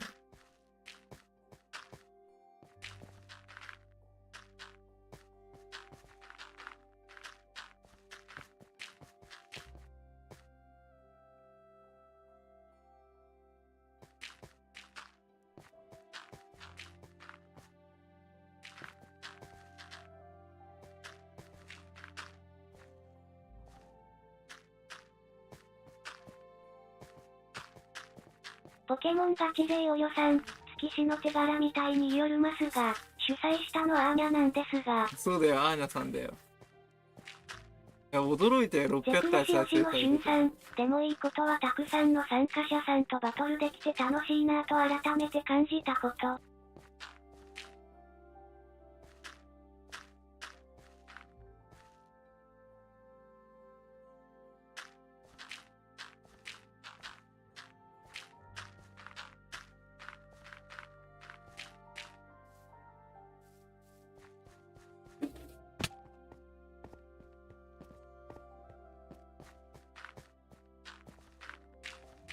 ダメだ。ワールドのアイスボーンの受け継ぎを思い出しちゃった。やりましたね、相棒。ポケモンガチ勢手柄です。よよさん、それだったら、アーニャにも分けてくれませんかねわら。相棒のあれ思い出しちゃった。やりましたね、相棒。相棒、やりましたね。私たちの手柄です。ゼクレシ推しのしゅんさん、笑い。歴代最悪の受付嬢。ポケモンガチ勢およさん、迷ったら、食ってみろ。迷ったら食ってんの、そう。なんであんなに嫌われたのかわかんないけど。俺普通に受け継場好きなんだよな。嫌いじゃないんだよな。でも可愛かったら許されてた説ありそうだよな。ジェクレシ推しのしゅんさん、受付状。ポケモンガチ勢およさん、なら、毒生肉も食べるんすか？食いそう。食べそうで怖い。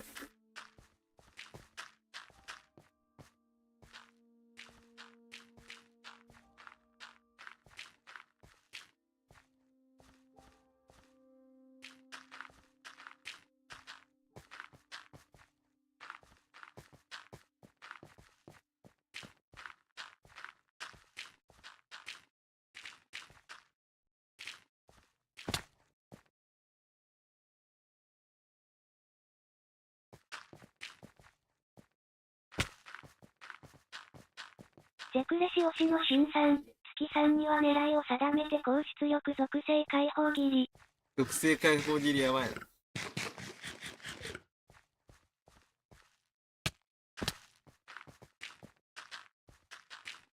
属性解放切りは痛そうな。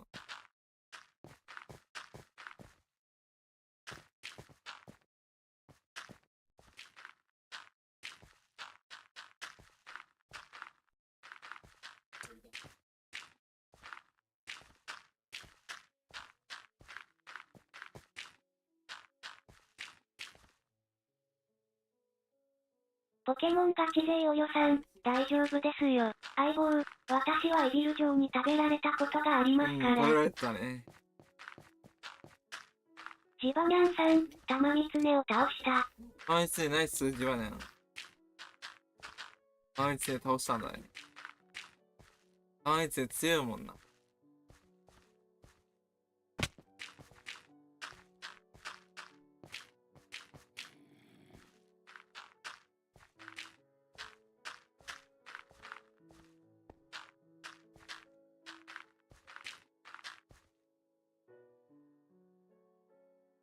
ポケモンガチ勢およさん、ダブクロ？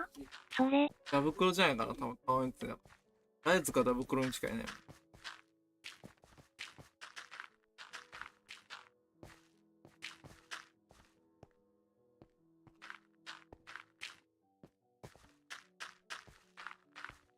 ジェクレシ推しのしんさん、ライズかも？ライズもいるもんね。ライズには川光にキトウシもいる。ポケモンガチ勢およさん、ライズ？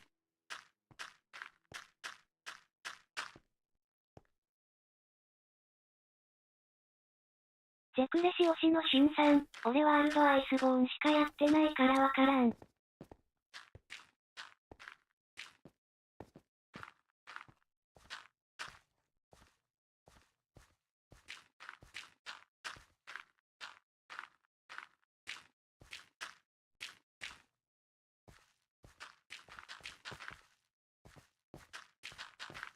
ポケモンガチ勢およさん、来年買い直すよ。プレ4。プレ4買い直すんだ。プレ4買い直すんだったら、ちょっと高いお金出してプレ5の、通常版のプレ5買った方がいいんじゃない？中古ではだいぶ値段下がってきたと。プロが出たから。プロは高いから。4だと、ワイルズとか、なかなか遊べないから、ワイルズを見据えるんだったら5を買うことをするよ。そんな4と値段変わんなくなってきたからね。4からデータ移植できるからね、ワイルドだ。同じアカウントがあれば。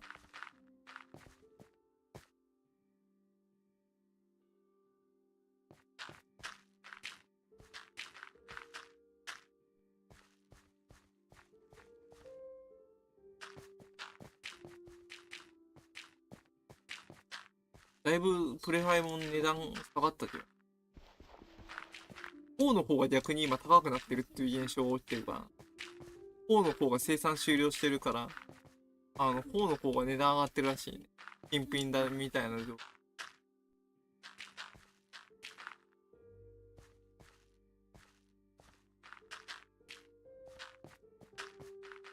ポケモンガチ勢お予算、欲しいけど、欲しいけど、欲しいけど。ポケモンガチ勢お予算、節約してるんや。節約してるのか。それは大切だね。節約は大切だ。そうだったのか。それは大切やな。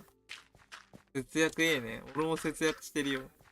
俺なるべく金使わないようにしてる。ジュース買うぐらいだもん、最近の買い物。ジュースも最近買わなくなってきた。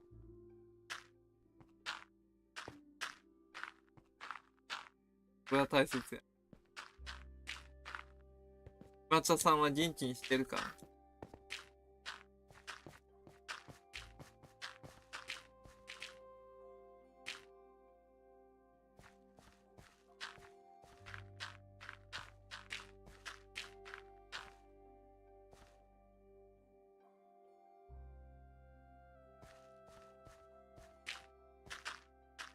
ポケモンガチ勢お予算、最近レーシングマスターやってるとの情報が飛んでくるけど。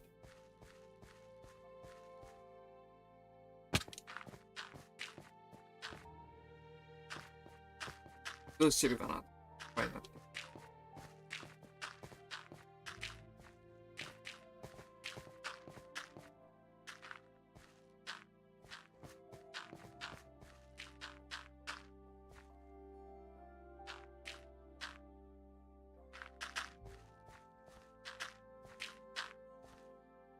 ポケモンガチ勢お予算、月しもしてるんやろうな。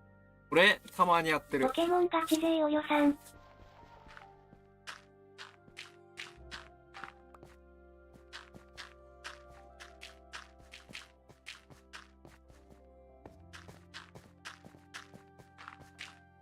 ポケモンガチ勢お予算、まったく。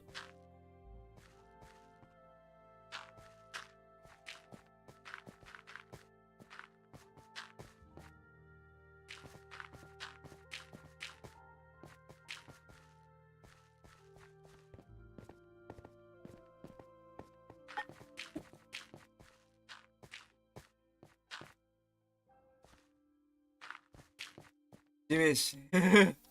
強なれって。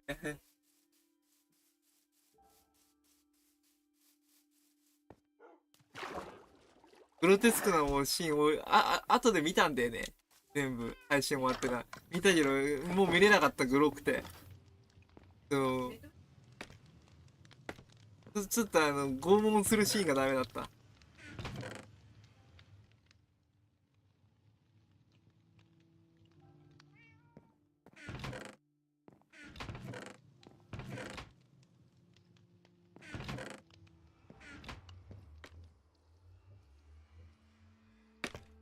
あれ、もともと韓国のやつをなんか日本風にアレンジしたんでしょ。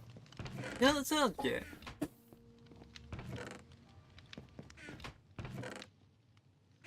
強なれってね。今度39さん、ただいま。おこまさんお帰り。地面師たちやばいよ、ほんと。ポケモンガチ勢お予算、アルさんがレイマスのアーニャのイラストを見て張り切っていると聞いたますが。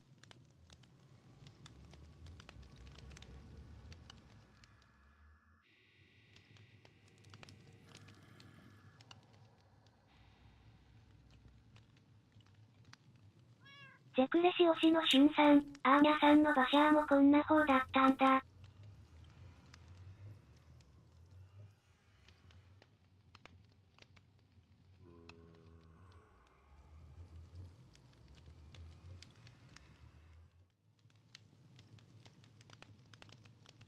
フラタン大好きヨウツベチさん、スイッチでウマ娘プリティダービーですぜ。あ、スイッチで出てるんだ。スイッチのやつが出たんだね。ポケモンガチ勢お予算、ほとんどは昨シーズン1くらいシグマさんのやったんだけどさ。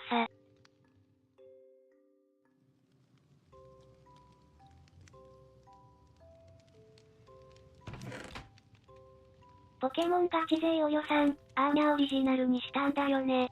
オリジナルも大切だ今度もん。39さん、まあわい6回でやめて6くらいはまだ伸びしろはやるやろ。チェクレシ推しのシュンさん、だとしてもすごいなぁ。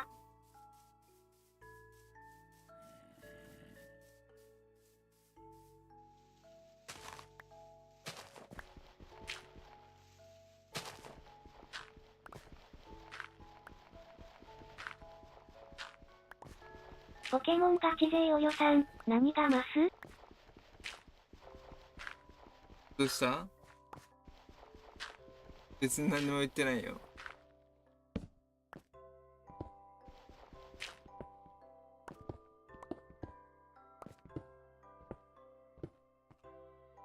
ヌオちゃんの猫民、ピアノ好きさん、にゃー。昆布39さん、まあワイ馬車来たられなかったら勝てたんだよね昨日。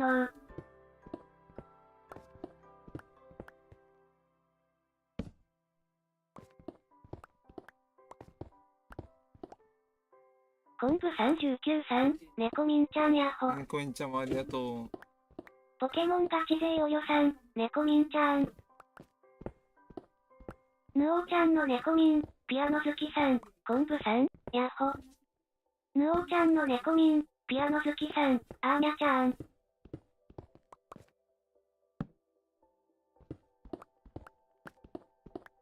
ヌオちゃんの猫民、ピアノ好きさん、アーニャちゃんやほにゃー。ポケモンガチ勢およさん、やっほー。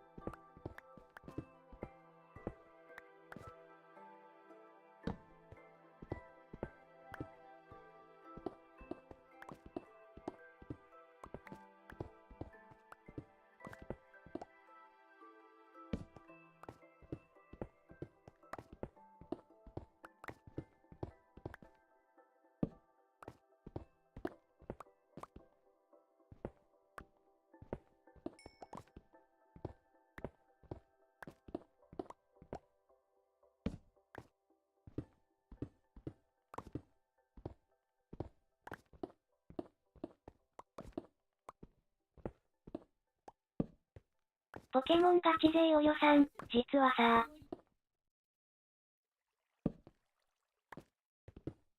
今日はヌオちゃんの猫民、ピアノ好きさん、昆布39さん、まあカロスパで6くらいは上々か。ポケモンガチ勢およさん、ウワッキーさんから使ってほしいのがあると連絡が来たんね、よ。マッキーさん昆布から使ってほしいのがあるっ39さん、て言われた。月ワンピしようぜ。昆布ワンピはいい39よ。さん、アーニャさん何？おでんじを作らポなきゃいケモンガチけないから。勢およさん、海流なんやけど。おでんじを作らなきゃいけないから難しいさんな。ですぞ。ポケモンガチ勢およさん、聞いてみたいます？昆布標準39さん、におでんじをふ使う。ぬふぬ。おでんじ、今日におでんじを使う。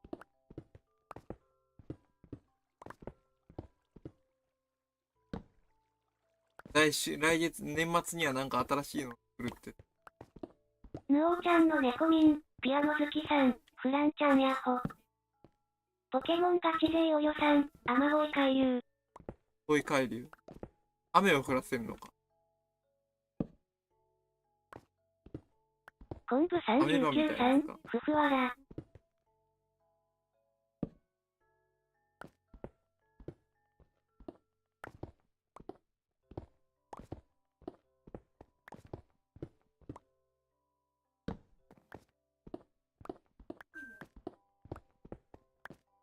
ヌオちゃんの猫民、ピアノ好きさん、雨乞い海流。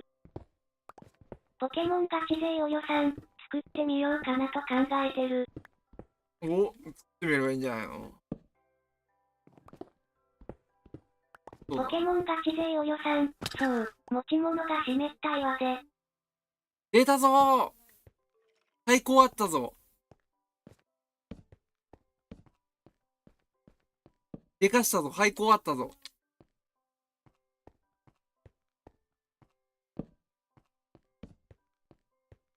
よっしゃ、廃校見つけた。これがでかい。ポケモンガチ勢およさん、ブリジュラスのエレクトロビームの威力を高めれるのだ。昆布39さん、月ワイの力があれば廃校すぐ潰せるよ。ぜひともその時はお願いしたい。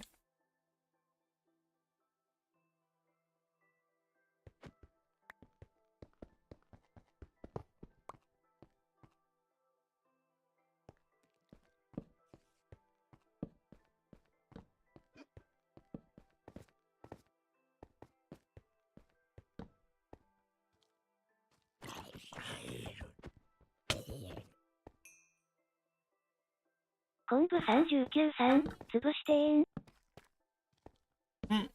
探フラタ索したらね、ー大好きヨウツベチさん、ヤホですネコミンさん。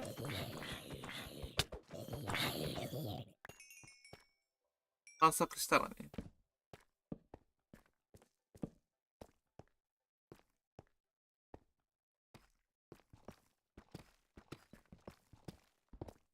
昆布39さん、いや探索する前に潰す。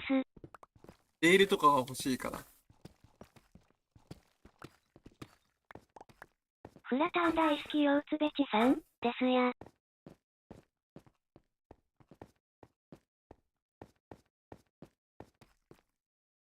昆布39さん、行くまでせいぜい探索するんだな。ポケモンガチ勢お予算、プラス9コンにも強いんや。昆布39さん、レールは量産いける。レールは量産いけるんだね。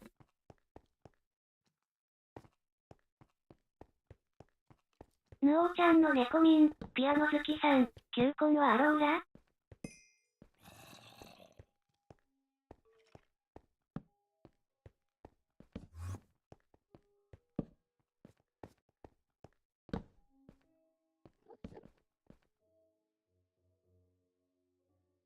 ポケモンガチ勢お予算、そうだよ、雨にできるから、天候を変えれるでしょ？ヌオちゃんのネコミン、ピアノ好きさん、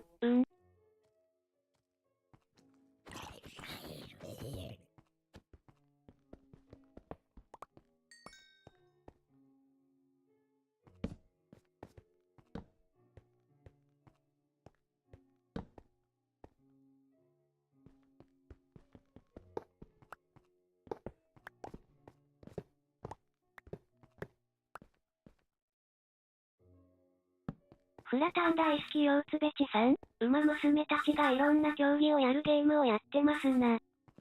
そんなゲームがあるんだね。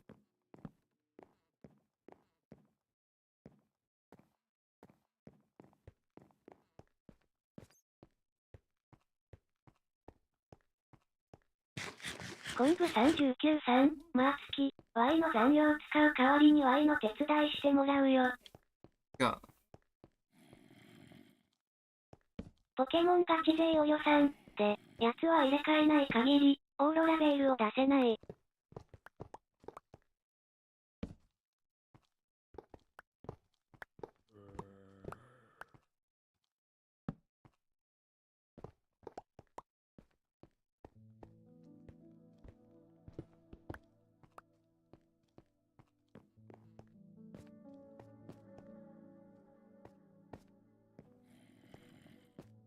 ポケモンガチ勢お予算、というかゆうくん。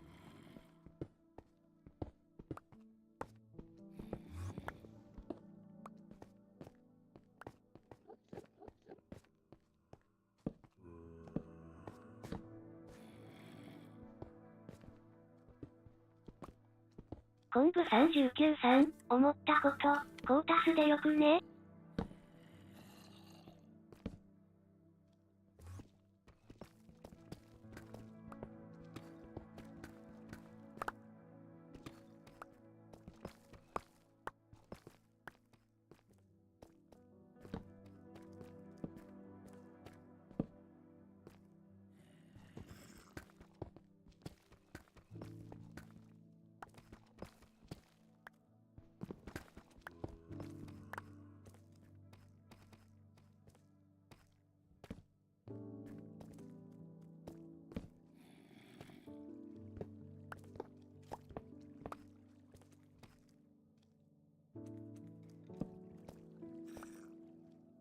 昆布39さん、月廃校潰しに行くから早か探索しとけよ。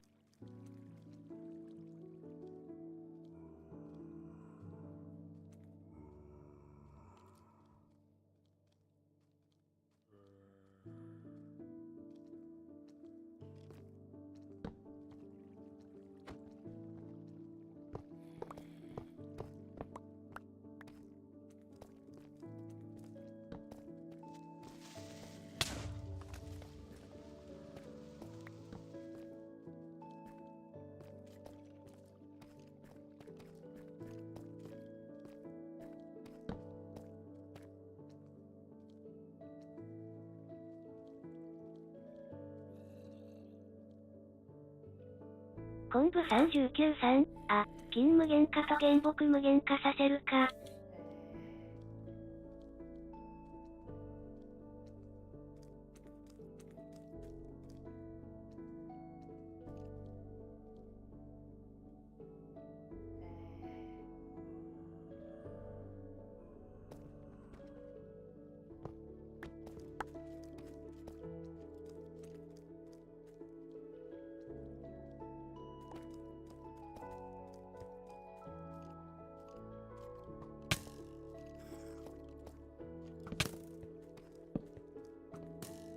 何もかんも失った抜け殻のココアさん、なんで地下探索しとんの？ディープスレートを発見しようと思ったら、探索、フラタン大好炭鉱見つけたから炭鉱に行ってる。題名を売っているんすけど読み上げちゃんが、大桑型虫さん、こんばんは。昆布39さん、あーでもねマグマキューブが、何もかんも失った抜け殻のココアさん、物資なくなったわら、そう、ディープスレートをヌオちゃんの猫ね、民、ピアノ好きさん、大桑型さんもこんばんは。昆布39さん、こいつが廃校見つけたってうるさい。フラタン大好きヨウツベチさん、呼んでくれないっすよ。何もかんも失った抜け殻のココアさん、猫民ちゃんやっほ、ヌオちゃんの猫民、ピアノ好きさん、大桑型さんこんばんは。フラタン大好きヨウツベチさん、ココアさんこんにちはです。何もかんも失った抜け殻のココアさん、フランちゃんやっほ。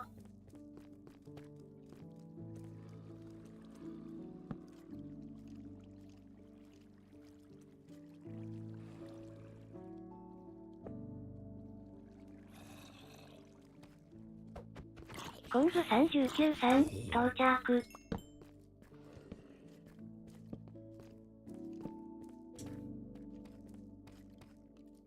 大桑型虫さん、サコリがパーティーでランク増してるけどマジで強いです。そんなパーティーがあるんだね。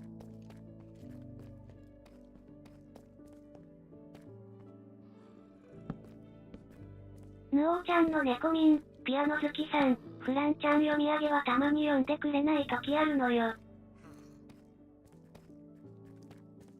無理してくれないことがある。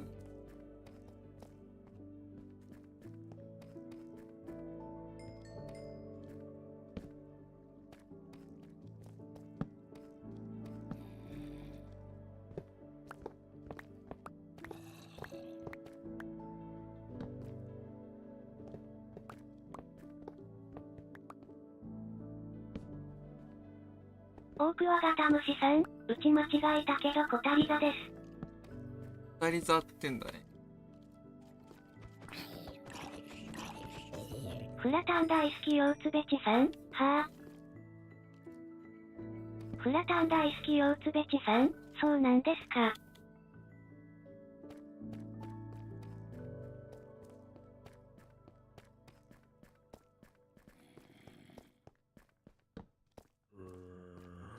何もかんも失った抜け殻のココアさん、最近読み上げ調子悪いからな。フラタン大好きヨウツベチさん、LINE で送りますわ。 LINE で送ってくれるありがとう。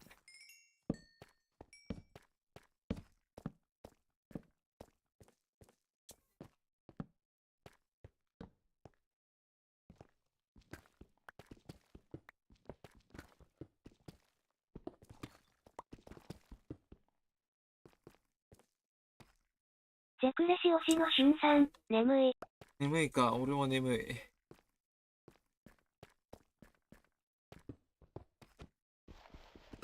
ヌオちゃんの猫民、ピアノ好きさん、シュンさんやっほ。ポケモンガチ勢およさん、アーニャ18時からソフトバンク予約してるから、今から出る。ジェクレシ推しのシュンさん、猫民さんやっほ。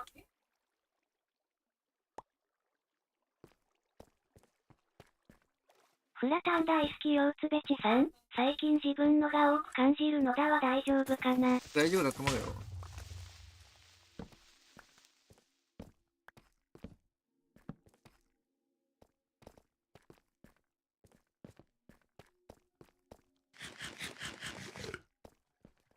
昆布39さん、突き破壊する廃校。待って。大桑型虫さん、シュンさん猫民さんアーニャさんこんばんはです。線路を取り終わったらね。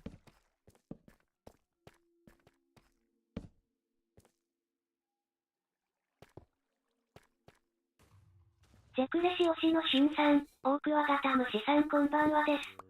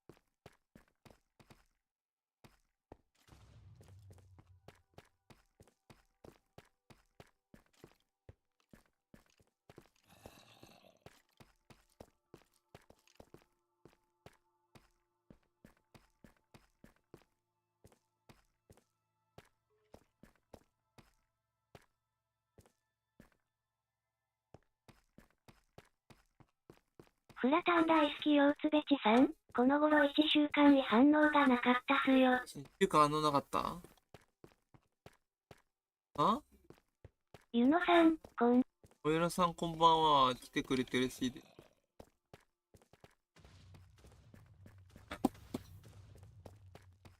なんもかんも失った抜け殻のココアさん、地下行ったならついでにダイヤ探してきて。上に引き上げたいな。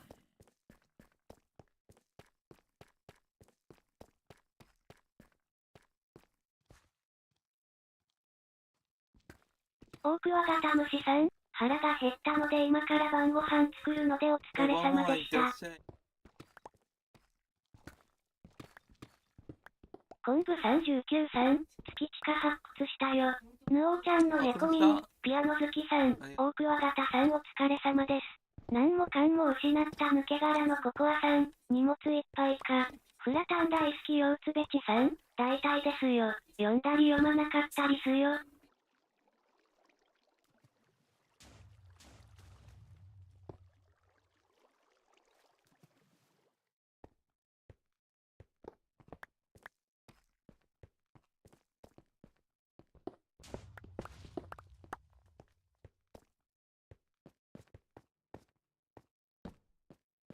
なんもかんも失った抜け殻のココアさん、古代都市でも見つかればおもろいけどな。フラタン大好き腰つべちさん、ちゃんと20文字も売ってますのに。お宝出た。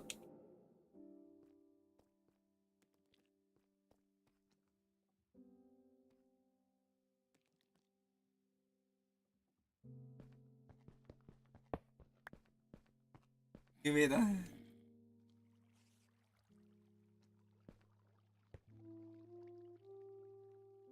やったけどね。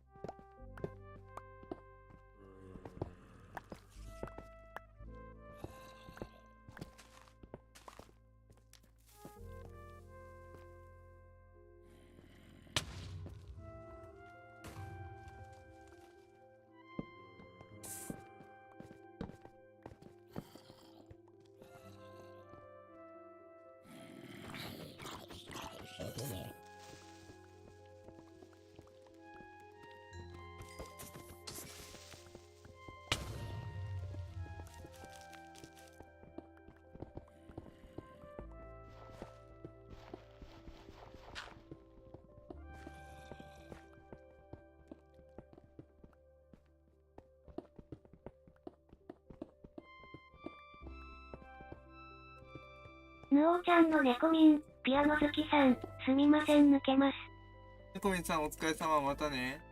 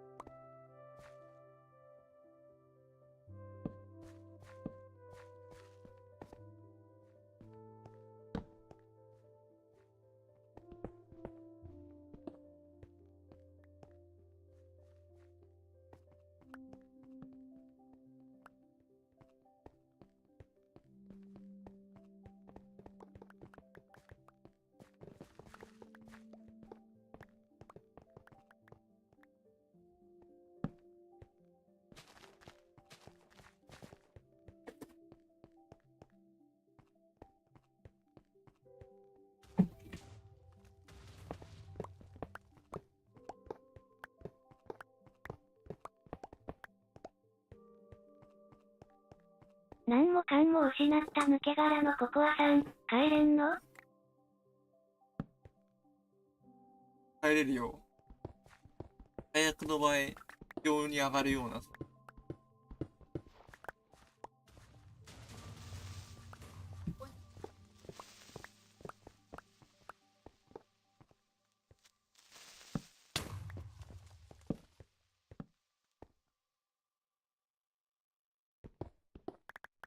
なんもかんも失った抜け殻のココアさん、広告目。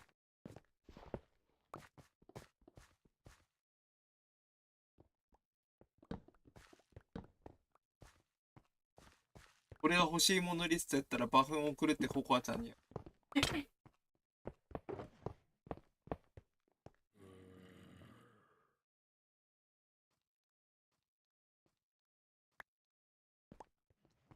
バフン送るだって。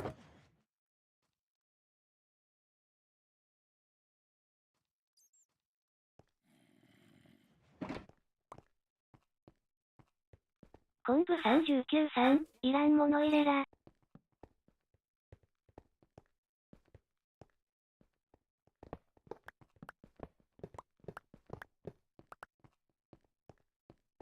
ヘルクは助かるわ。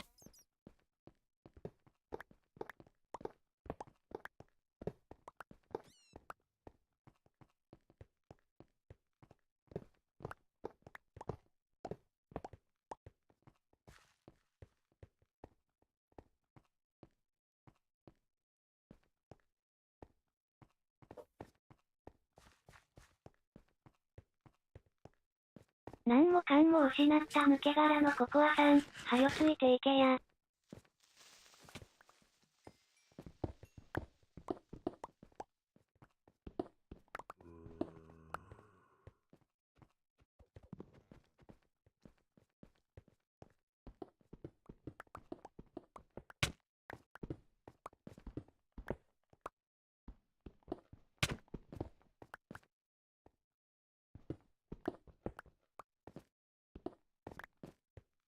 ココアちゃんも来たの。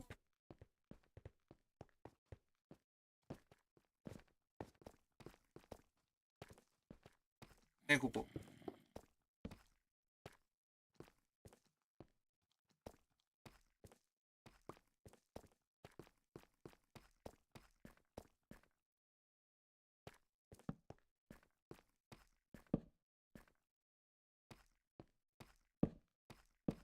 昆布39さん、少し待ってな。了解。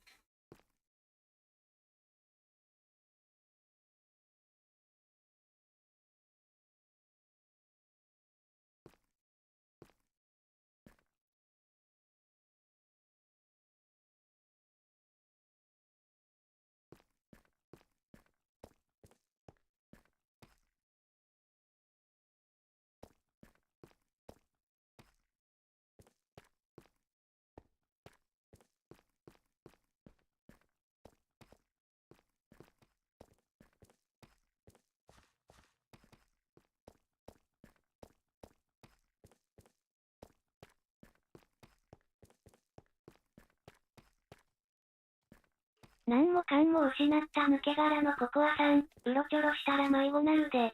昆布39さん、ここら周辺探索しといてええぞ。お、でも地上に一回上がりたいな。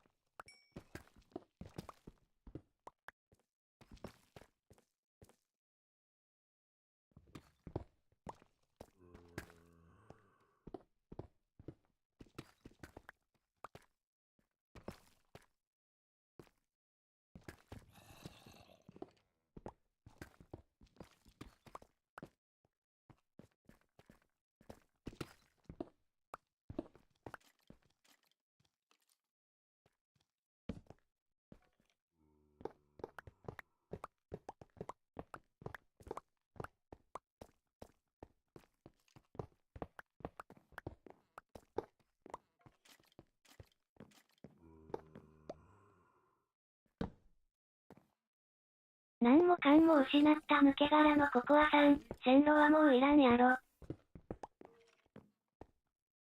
いな。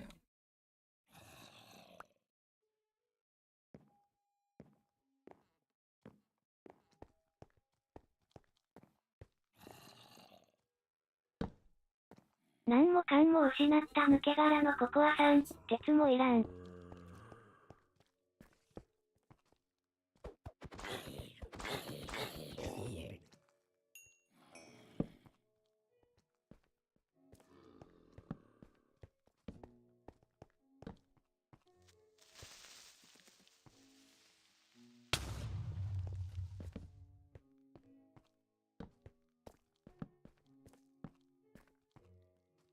昆布39さん、鉄2箇所で無限化してるからいらない。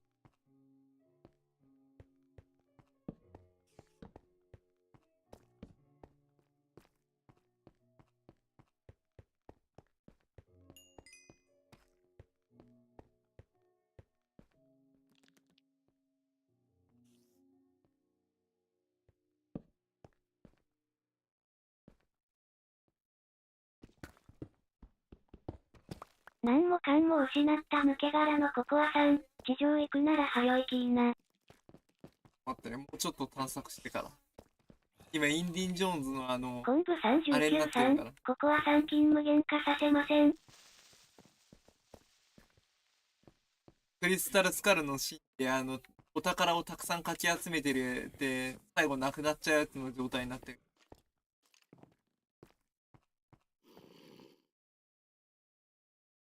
何もかんも失った抜け殻のココアさん、ええよ。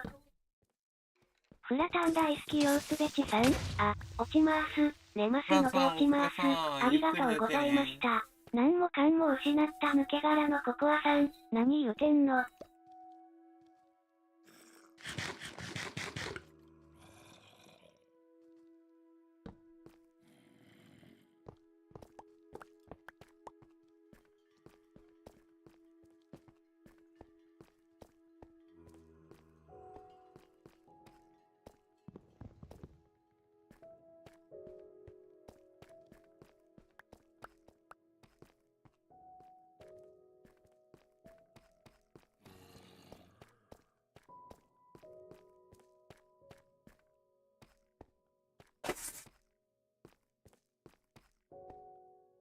今日は出るか。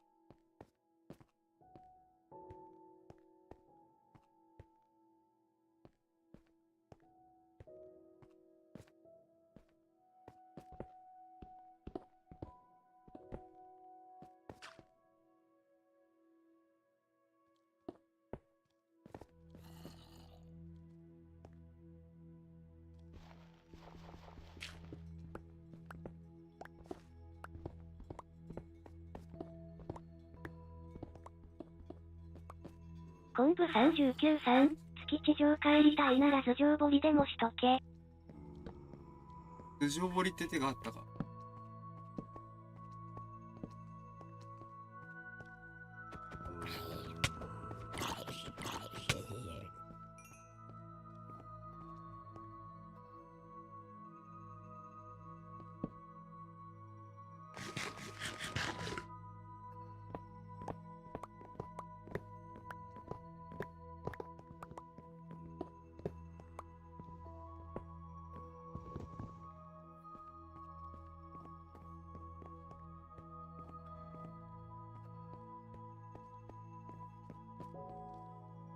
モンスタースポナー発見。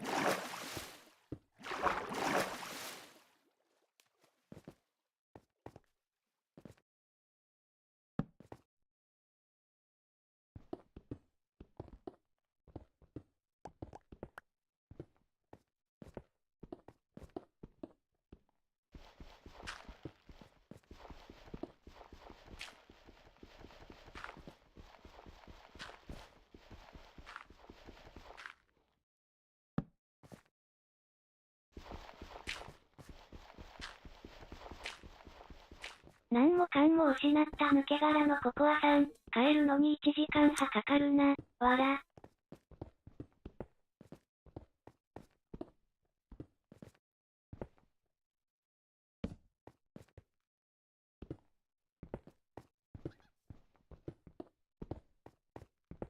何もかんも失った抜け殻のココアさん、座標的に近くか。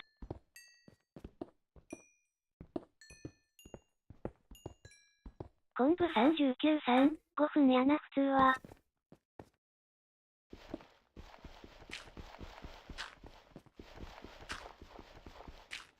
なるべく近くに行動を。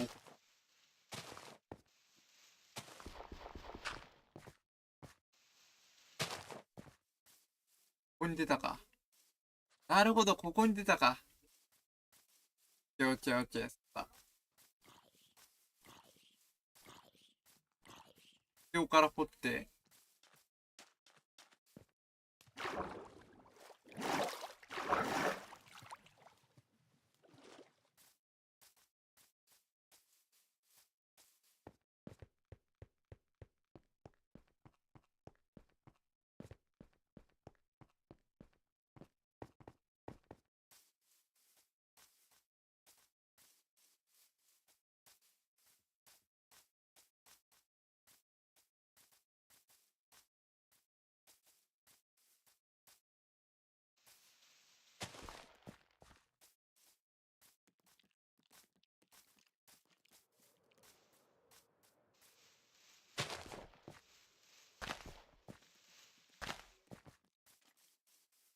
何もかんも失った抜け殻のココアさん、石レンガ量産しといて。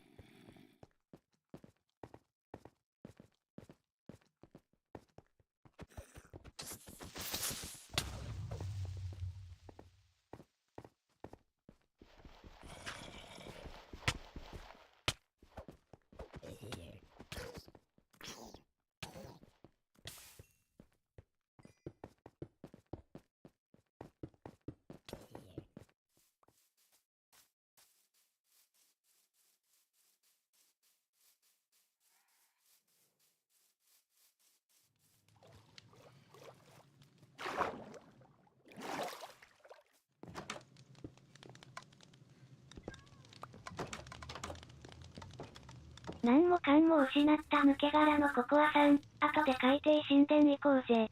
最低新年いいよ。より掘らなきゃ。また。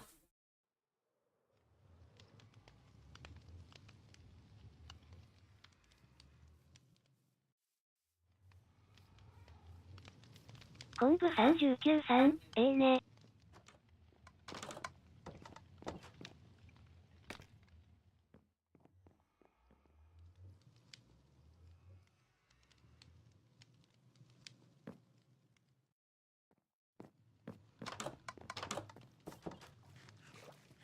何もかんも失った抜け殻のココアさん、おでんしろ一旦中止やな。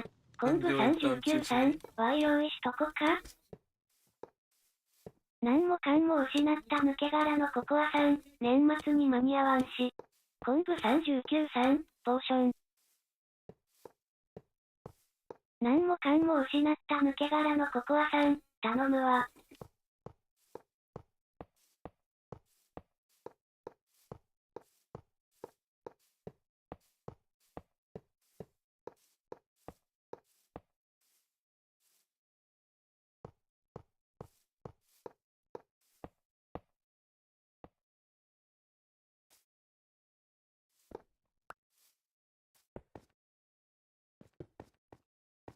何もかんも失った抜け殻のココアさん、何の線路？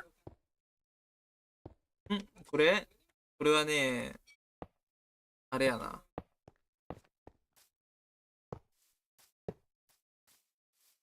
日だまり鉄道やな。昆布39さん、ポーション製造機が役に立ってもんよ。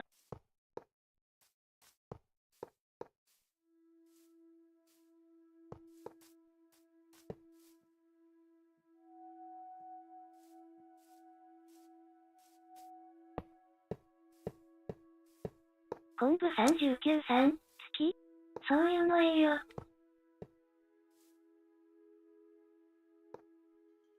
ええか。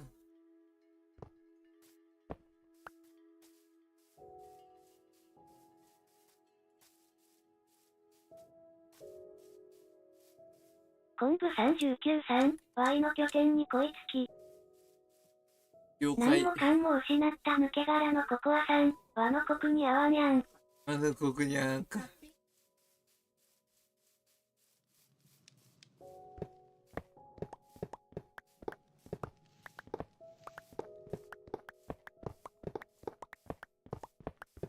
別のところに引くか。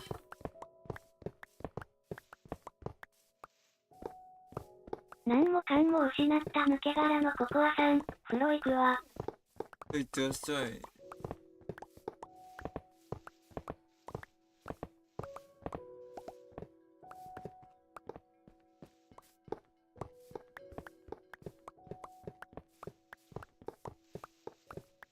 昆布39さん、わいは忙しいんや。コンジット用意できてる。用意できてんの。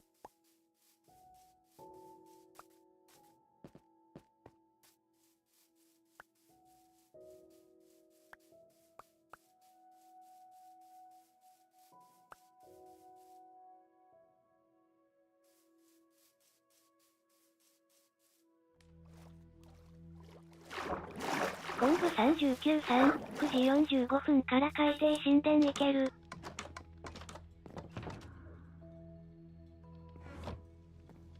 昆布39さん、ちょいと月こき使うぞ。了解。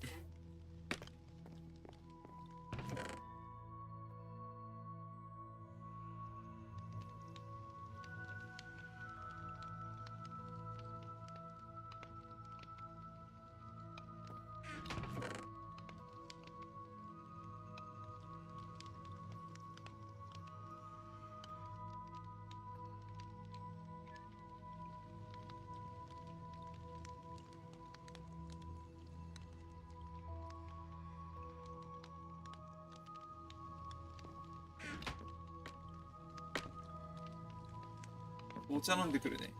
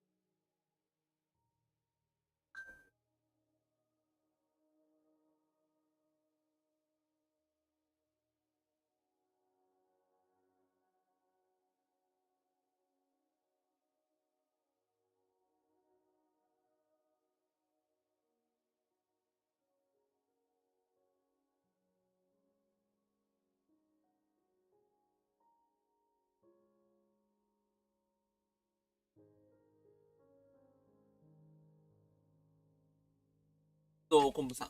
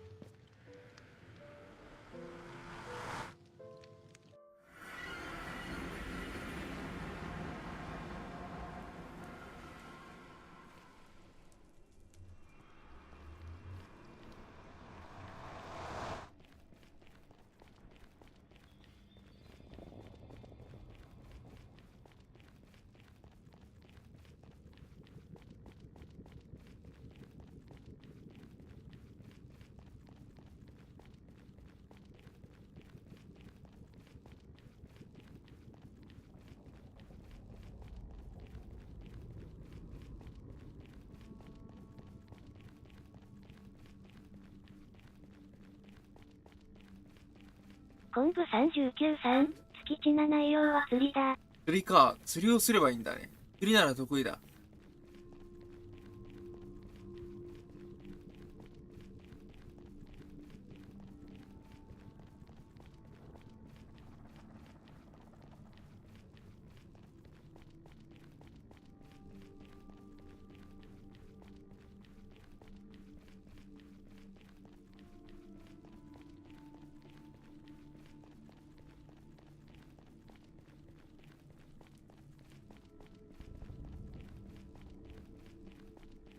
うん。昆布39さん、フグが欲しい。それ以外は持ち帰って構わない。住んでるやつが免税になってるのがおかしい事態だね。あくまでも、ね、観光に来る人が免税対象だと思うけどね。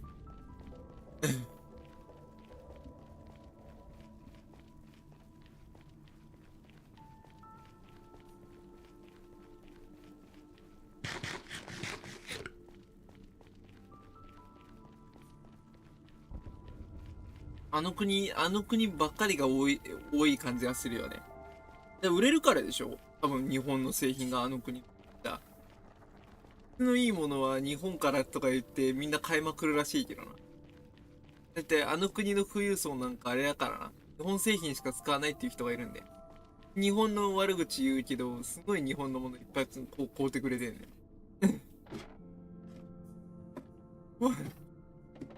不買運動やるけど3日持たないという。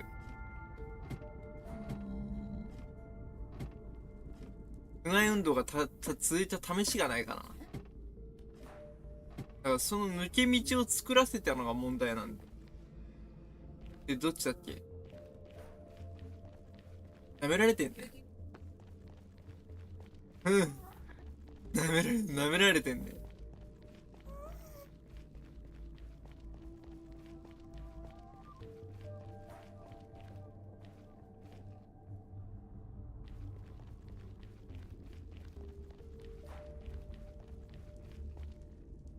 ちゃんと手続き踏めばね、免税されるのに。手続き踏まないでやるから税金がある。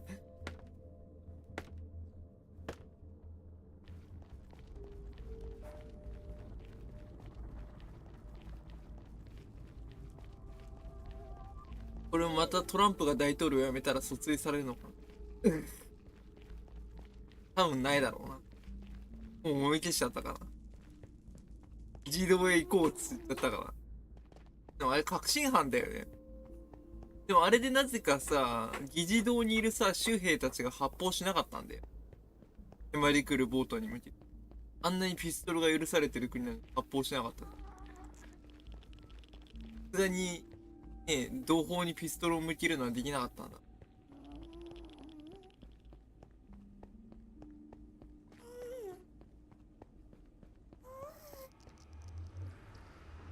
ホワイトハウスだったら逆にやばいことになる。スナイパーがいっぱいパンパン来たぞ。どこで釣りをすればいいのかね。ホワイトハウスは狙撃手が何人かいるって話は聞いたことがあるよ。本当にね、いっぱいいるんだよ。危ない奴らが来ないように、危ない奴らが来ても始末できるようにスナイパーがいっぱい紛れ込まれて、ここで釣りをすればいいんだね。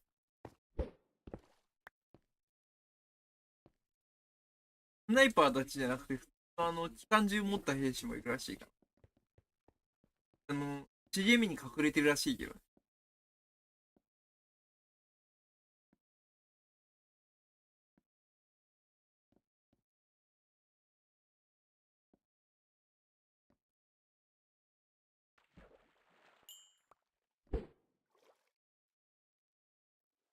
釣りだ、釣り。なんか言ってたよね。まだ犯人扱いしてて。じゃあやった本人誰なのって話。やってんだろうな、多分。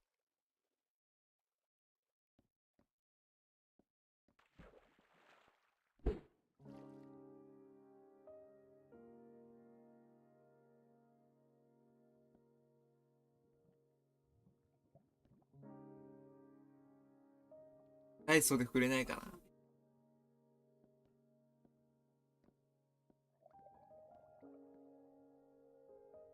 取れるの、取り返せるの暗号資産とかにしてそうじゃん。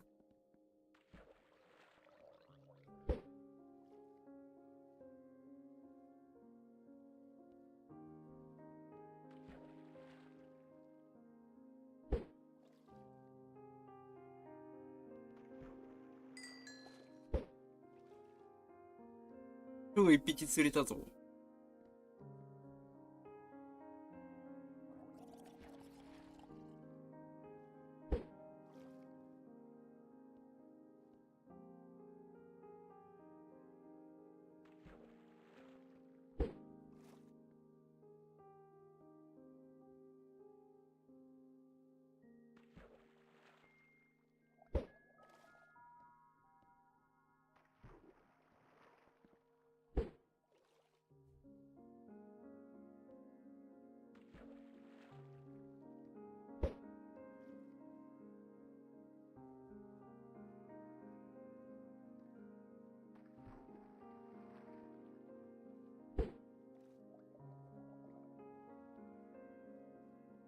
難しい。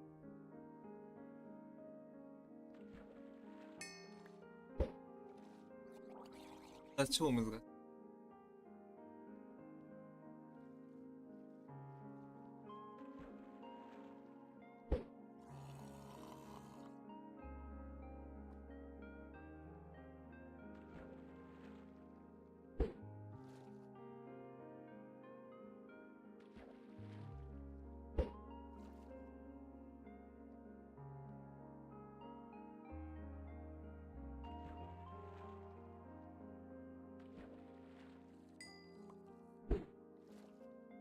はいな。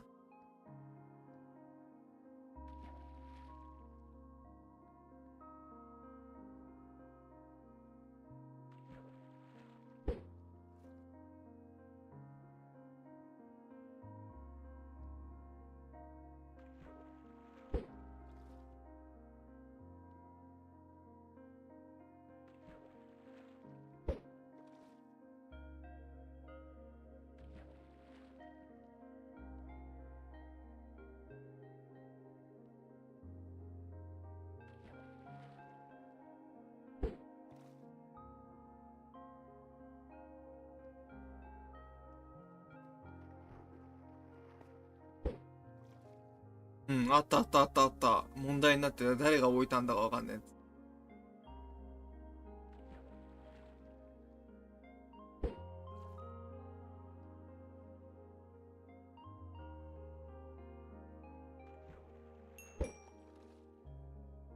昆布39さん、突き釣ったものを渡せ。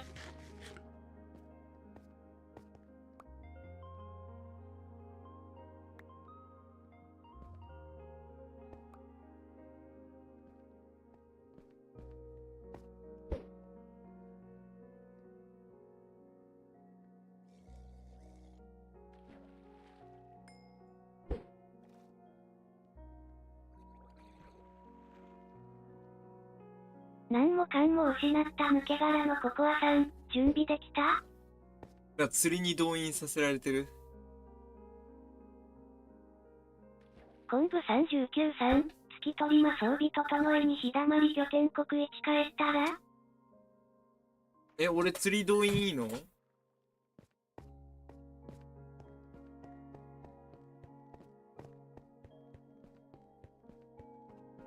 釣りは動員終了でいいの？じゃあ帰還するよ。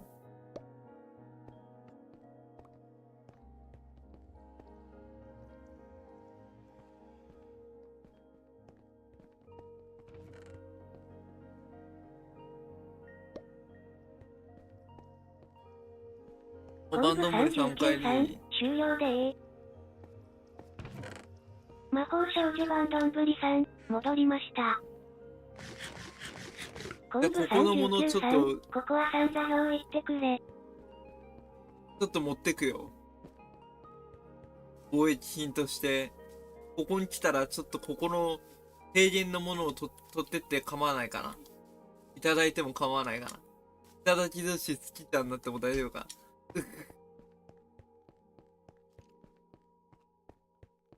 平原の品物を。俺んところには平原がないから。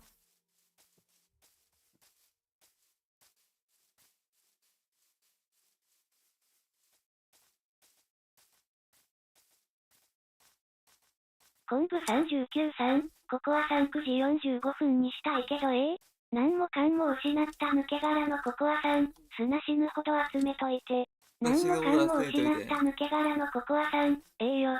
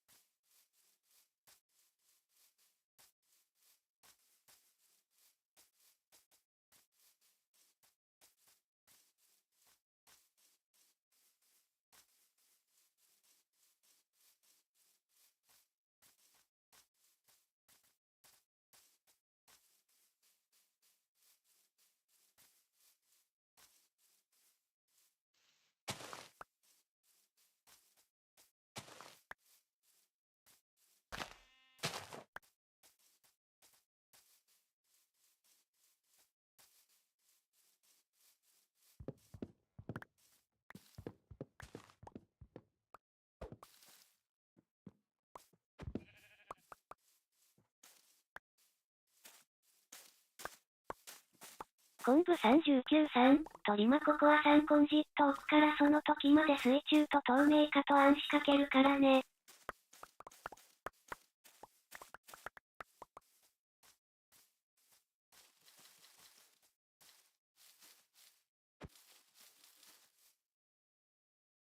こまで来ると組織的なやり方だよね。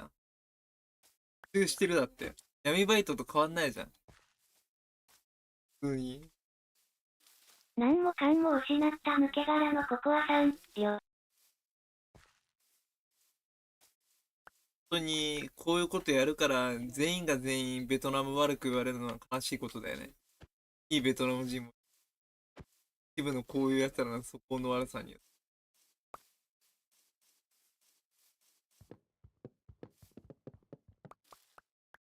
一人がこういうことやるとみんな連帯責任になるから。魔法少女版どんぶりさん、入ったら埋まってた。埋まってたどこで。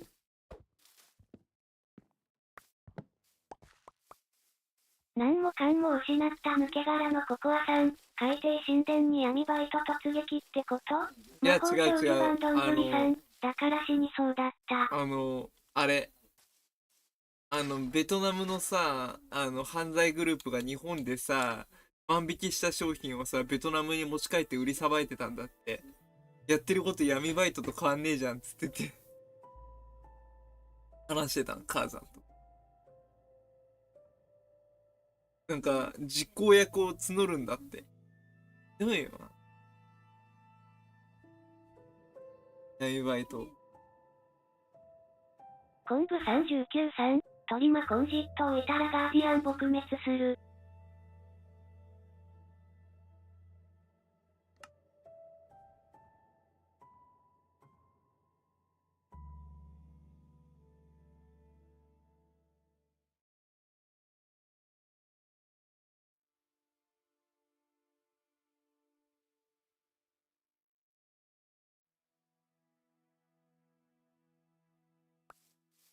昆布39さん、ついでにスポンジも欲しいからね。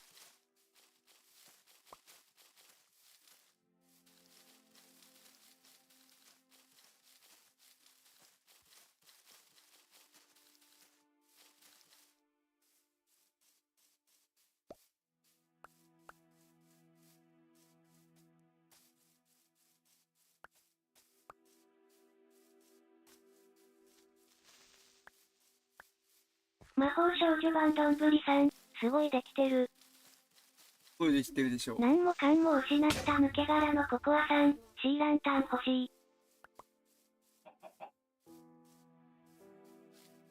暗号資産にしてると思う。俺の予測では。全部暗号資産に変えてると思う、ビットコインとか。だって逃れ、隠せるじゃん、ビットコインとかだ。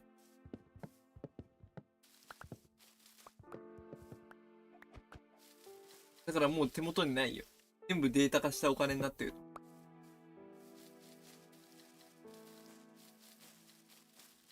昆布39さん、ここハワイの土地。ビットコインビットコインは簡単に言うと、サトシ・ナカモトって人が作ったデータのお金。インターネット上に存在しているお金。ブロックチェーンっていうのがあって、1回の取引でブロックチェーンを行うことによって、取引記録がチェーンみたいな状態で繋がっていって取引される。でもね、そのチェーンっていうのはね、絶対に改ざんできないような仕組みになってるんで。だから正当なお金の取引ができる。一回取引するとまたその次の取引は同じチェーンが繋がってそれがずっと繰り返されるんで。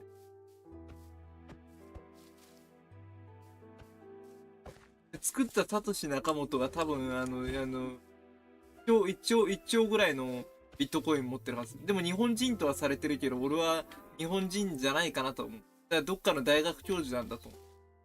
本当の正体。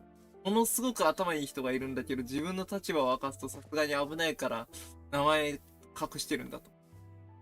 正体隠してる。だって、なんていうんだ、世界の銀行から睨まれてんだもん。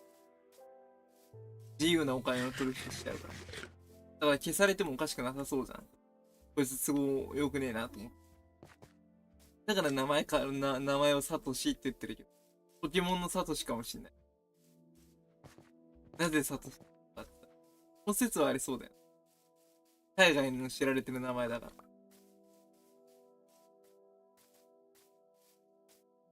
だから一体どこの人な何ものか分かんない。かも失った抜け殻のココアさん、もう消されてる。もう消されてるか、サトシ・ナカモト。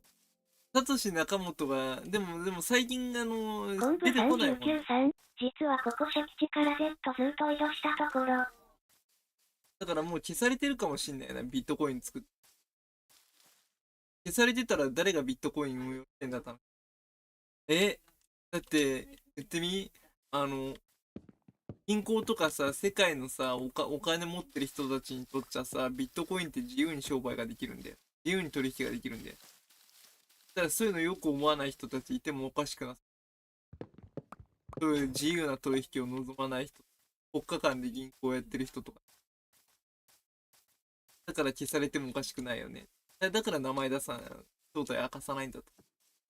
だってあの人を追ってる人が言うにはさ、絶対、正体明かし論文とか書いたらめちゃくちゃすっごいやばい人物なのに、なんで書かないんだろう、正体明かさないんだろう。正体明かしたら危ないからだ。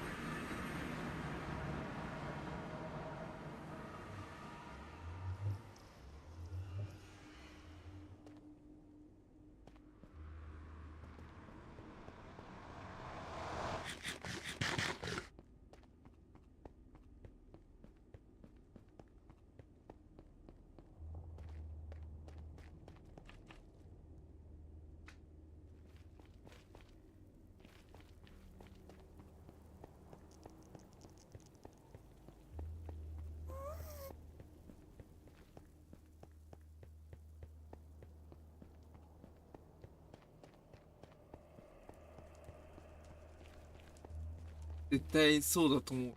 ビットコインをよく思わない人いっぱいいそうだもん。俺も約270コイン以上持ってるけど。持ってるけど。パソコンで掘れるんだよね。このグラフィックボードを出すこと。マイニングって言うんだけど。ただ本当にマイニングやってる人たちはね、人とかね、シンガポールとか行って、電気代安いとこ、そこに大量に動かして、マイニングしてるんで。数百か数十。何もかんも失った抜け殻のココアさん、ドルに変えたらドルに変えた方がええわ。だからビットコインをマイニングすればするほどは、パソコンを動かしてマイニングすればするほど、簡単に入るんで。本来それやりたくて仕方がないんで。だから電気代安い国行って大量の動かしてマイニングすれば大量のビットコイン獲得。ビットコイン以外にもイーサリアムとか同時コインとかも取れるから、それをやれば大量に仮想通貨を大量生産できるんだよ。日本でやったら電気代バカ高くて、費用の方が高く、電気代が安いまあいいな。インドとかの治安がいいところに治安悪いかわかんないけど。デリーとかのところに行ってやれば問題なさそう。カースト性があるから。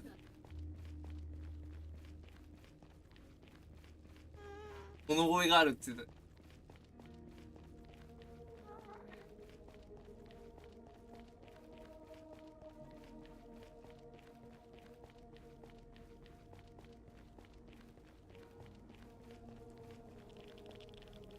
電気代が安い。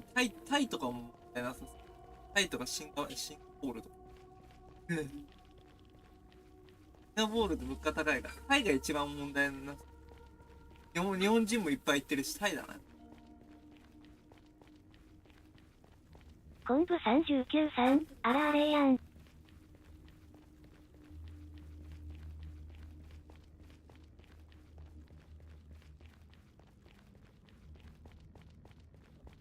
あと、日本人がタイ移住しても困らないだろうな。一郎だってくら寿司だって丸亀製麺だったららしいから。ほとんど日本人がたくさん移住してるからでしょ。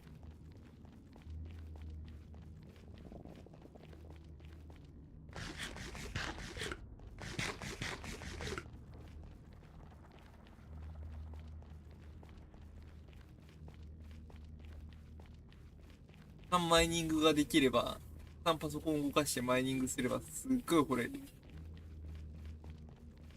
一台でフル活動して、だいたい1日で300枚ぐらい掘り出せるから、3台ぐらいあれば、2台で広く12だから、1200枚以上は掘れるから。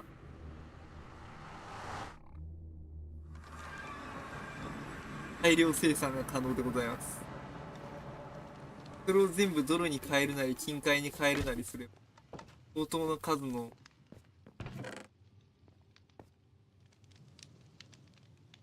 金に変わる可能性があると思う。あれ掘りに行くよ、今さん。あれを。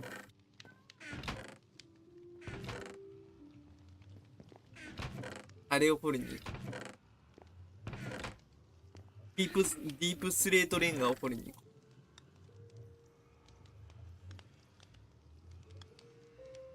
そこで寝てていいよ。俺も寝るから。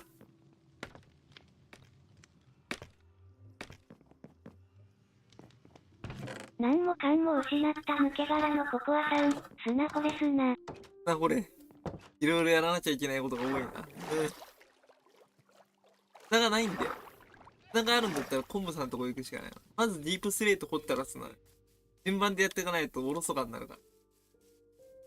順番でよろしくお願いします。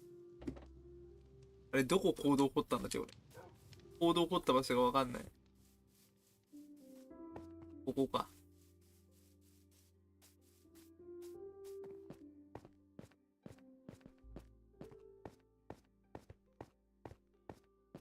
だから大量のビットコインマイニ獅子さんングがいい。こんにちは。おししさんこんにちは。来てくれてるしよ。何もかんも失った抜け殻のココアさん。おでんしろ一旦中止やから砂掘れって。だから了解了解。電子を中止していいのか了解。じゃあ砂で。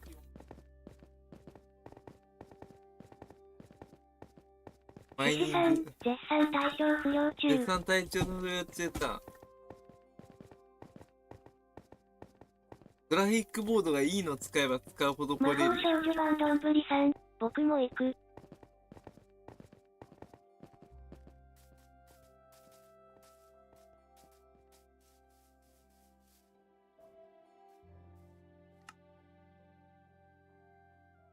グラフィックボードでね、掘ってん。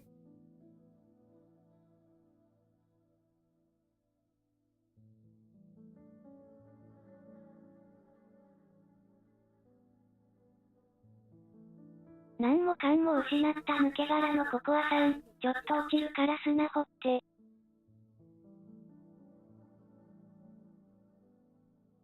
昆布39さん。さてここからアレイ連れて1800マス移動するか。絶対シャレにならないからあんまりやってないんだけど。掘れるときに掘って掘れるの。毎日のようにやったら電気代バカ高くなっちゃう。お、だってここはあれ、これそれで1000マス移動か。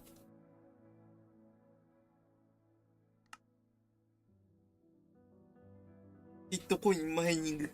スマホでやる方がコスパいいけど。無料でマイニングできるやつもある。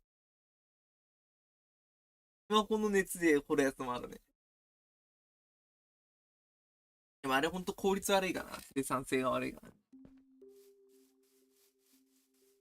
本格的にマイニングやるんだったらゲーミング PC や。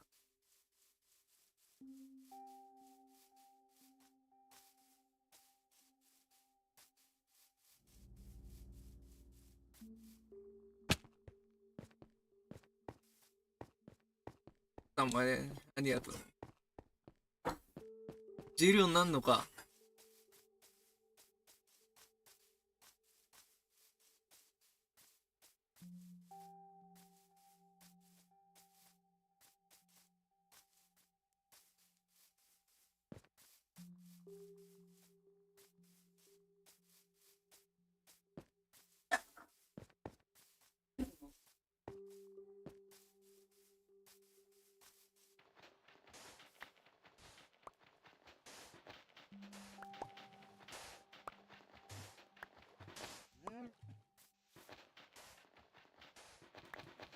ウルトラ太郎早く重量上がってこねえかな。重量から給料もらえるかな。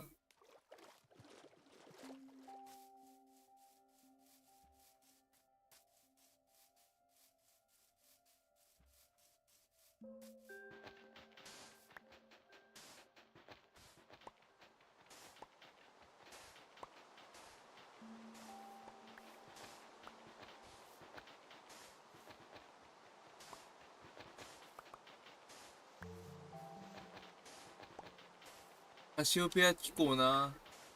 カシオペア廃止しなくてよかったんじゃないかっていう説がどんどん出てるよね。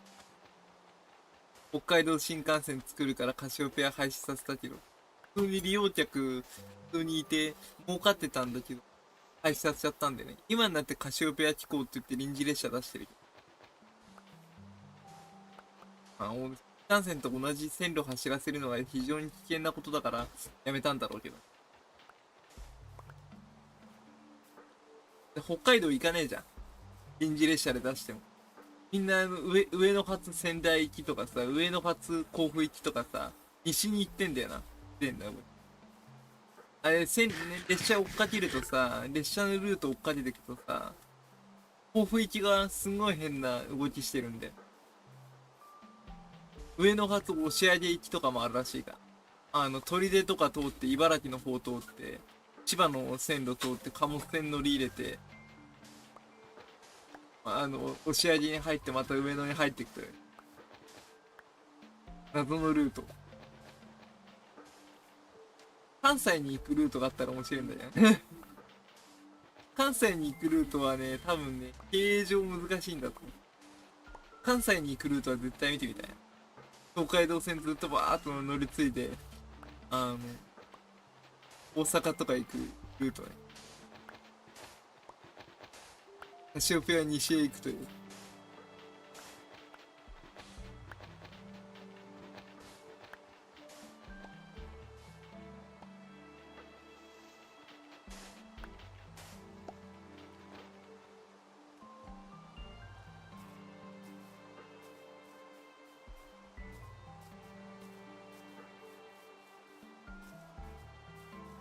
西へ行くカシオペア。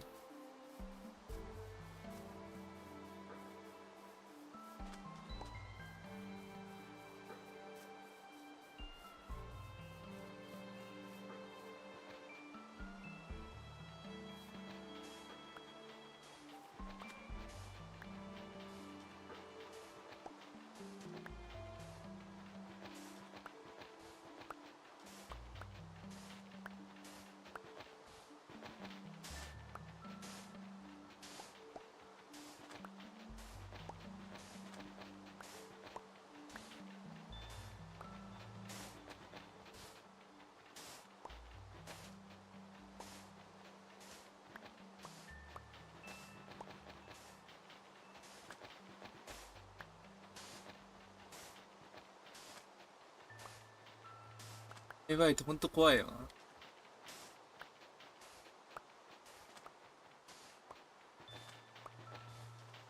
な。闇バイトみたいに受賞を根こそぎ取ってる NHK っていう組織は知ってるんだよ。放送法を盾にして、最高裁判所がもう、受信契約は義務じゃないみたいなこと言ってるのに、それをそう、なんて言うんだ。放送法を盾にして、最高裁判所の言うことを聞かない人たち。最高裁判所がもういいよって言ってんだからもう諦めりゃええのに。最高裁判所がいやもちろん払ってくださいって言うんだったらそれは当然やるべきだ。あれやばいよ。言うこと聞かないんだよ。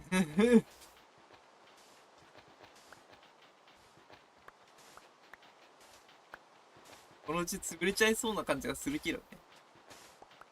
予算上合わなくない？採算つかなくない？一番いいの教えてあげるよ。NHK ホール手放せばいい。あんなね、でかいスタジオ持たなくていい。紅白歌合戦やめればいいんだよ。これしかないよね。最悪の場合経費削減して、やれば、なんとかいきそう。これニュースか災害情報ぐらいしか流しといて。エンターテインメントに関しては、民間が偉いんで。極論言ってしまえば。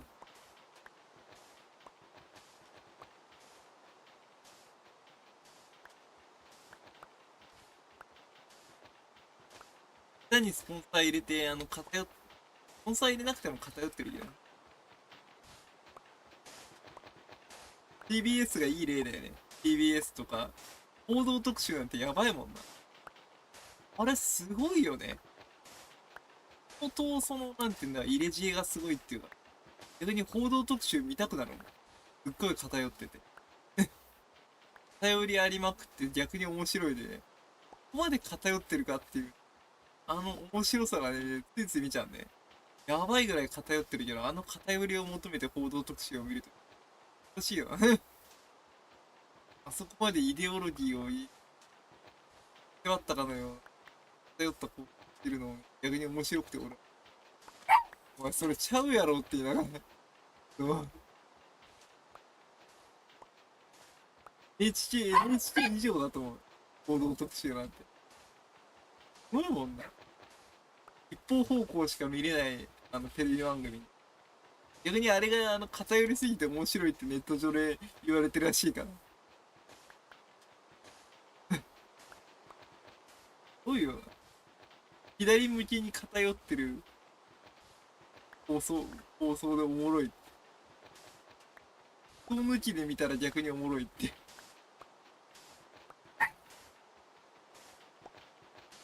作ってる人たちがどんな考えしてるかわからないんだよ。相当取材不足なのはわかるよね。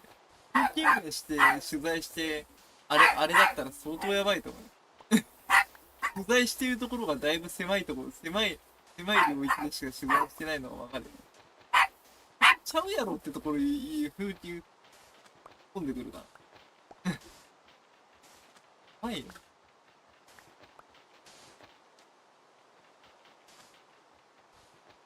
逆にあそこまで来ると思ってる。ネタとして見る分には、報道特集。ついつい土曜日の、逆に報道特集見てるとイライラしてきちゃう。イライラするより呆れてもう物が言えなくなってくる。逆におもろいっていうか。しないやなって。ネットが台頭落ちちゃってるからだいぶ必死なんやな。必死さが垣間見えるよね。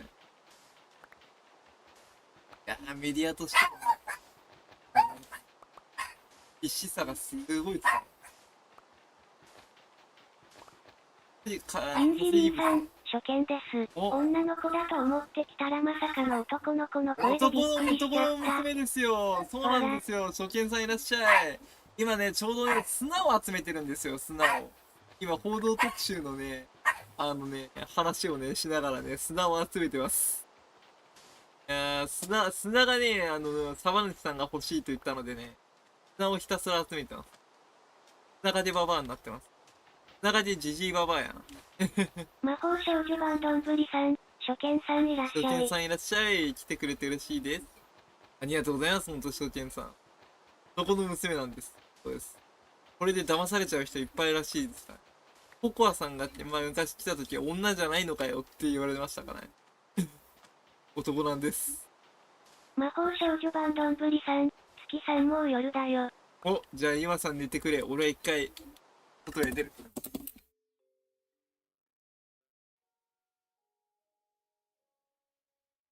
りがとうございます。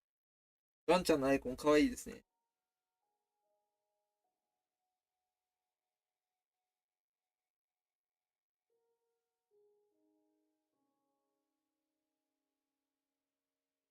逆に報道特集が面白すぎる。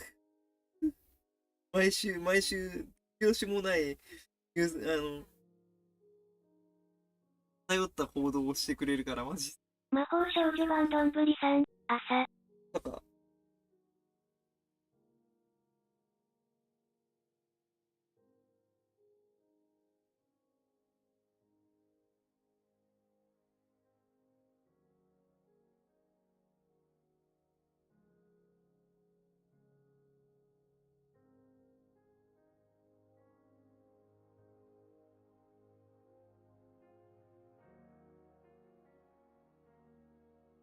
よし、やっていくぞ。やっていくか。じゃあどんどん開拓していくぞ。逆に報道特集面白いよな。作ってる人たちの作ってる時の制作会議をぜひとも見てみて。何を語りながらどういう風に伝えるのかっていう。作ってるところはぜひとも見てみて。今度はテレビ朝日に、見学会持ち込んでみようかな。どんな風に作られてんのぜひとも作ってる人たちに会って話がしたいよ。門前払いされそうだな。おい、氷川。俺に会えていとはいい度胸じゃねえか。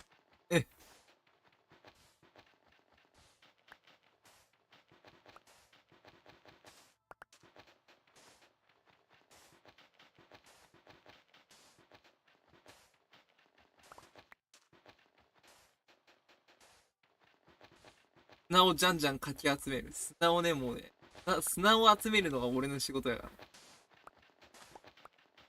ディープスレートレンガも集めたいかな。とりあえず砂を集めてくれというご要望があったので。おい、氷川ーってよく言われたもんですよ。バチバチで、毎日のように掘ってくる。何もかんも失った抜け殻のココアさん、松明使えば？あ、そうだ、その手があった。そうや。中村翔吾さん、こんにちは。中村翔吾さんもこんにちは。来てくれてるしいです。そうだ、その手があった、ココアちゃん。ありがとう。中村翔吾さんもありがとう。では、あ、掘りやすいね。楽だね、楽だね。マジ楽。楽だ、楽だ。中野翔子様で。何もかんも失った抜け殻のココアさん。いや、使えてない。あーなるほど。これや。これや、これや。これや。これや。これや。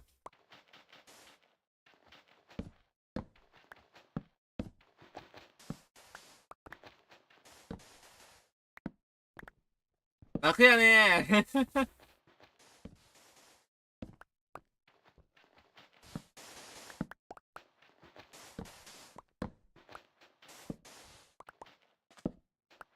超楽やん。ほんま楽やん。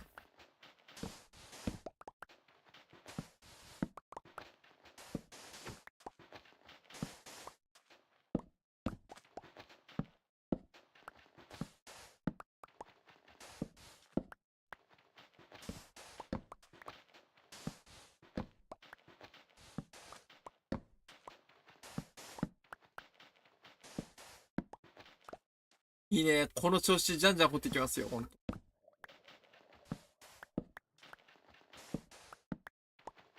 じゃんじゃん掘っていくよ。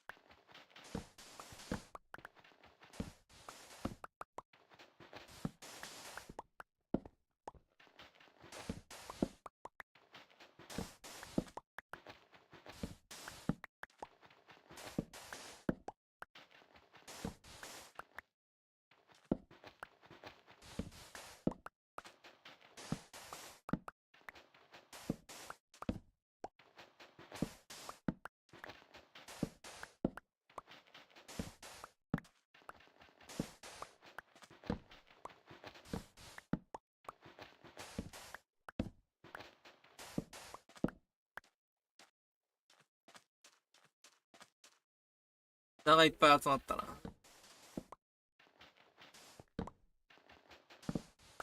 じゃんじゃん掘っていくぞ。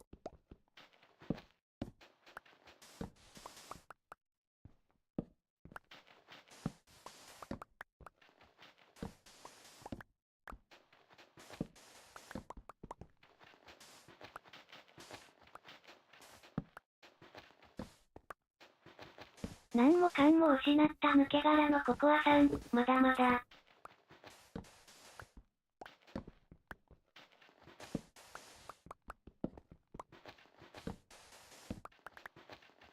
これ何の砂に使うの？問題は。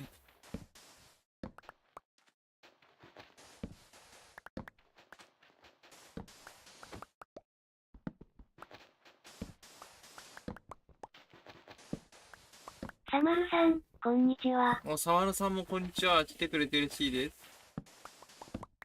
ありがとう。何もかんも失った抜け殻のココアさん。海底神殿埋める。もう海底神殿埋めるのか。相当数必要やな。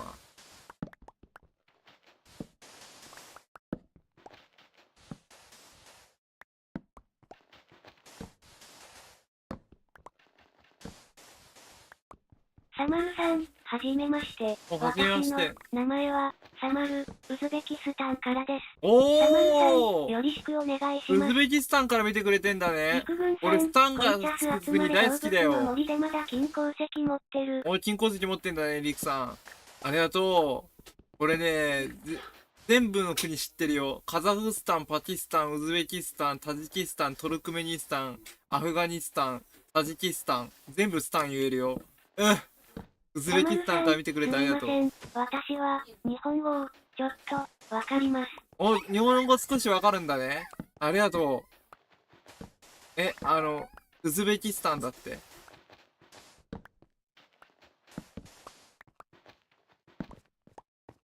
うん。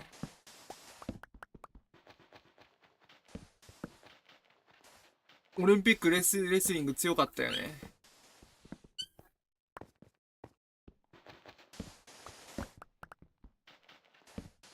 石油が取れるところだと私は思ってる。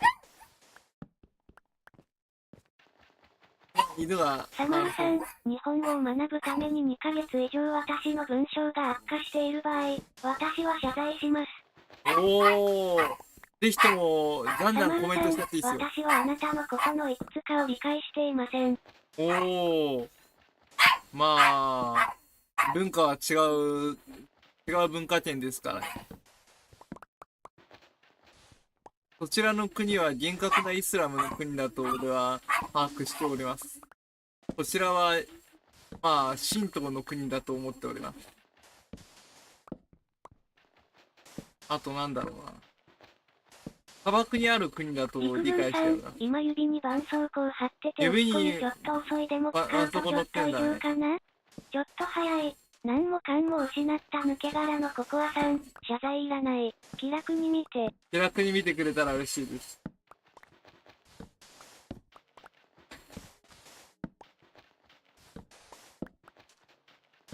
ウズベキスタンの国旗が好きで俺は。あ、ちなみに俺は国旗マニアだからね。世界中の国旗、持ってるからね。サマルさん、参加できますか？おー、これは参加型ではないんですよ。すみませんね。本サーバーでは参加型ではなくて、陸軍さん、主さんさっきから犬の鳴き声に聞こえてるけども、あ、犬飼ってんだよ。猫だった？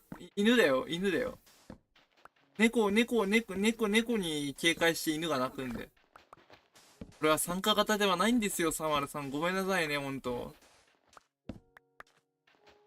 仮にサマルさんがたくさん来てくれるようになりましたら、親しくしていただける、まあ仲良くなっていただけるのであれば、何回か通ってきて、仲良くなっていただいて、配信の常連になってくださいましたら、参加できるかもしれません。親しい人でしか、このサーバサマーではルさん、やってないので、大丈夫。サマルさんがすごい親しくしていただけましたら、いずれは参加できるかと。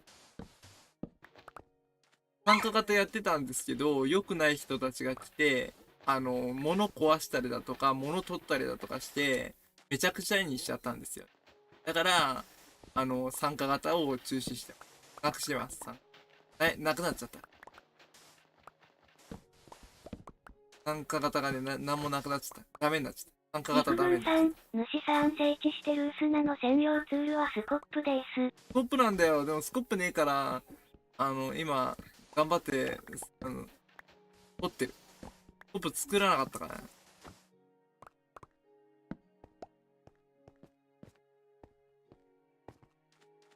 サマルさん、私は邪魔されていることを求めます。おー。ゼクレシ推しの新さん、大丈夫だよただいま。ゼクレスさんもありがとう。サマルさん、会話をありがとう。あなたの仕事に幸運を生き残るあなたを参照してください。ありがとう。めっちゃ嬉しいよ。まあ、何もかんも別に失った邪魔はしてないから大丈夫だよ。修繕してくるわ喋る。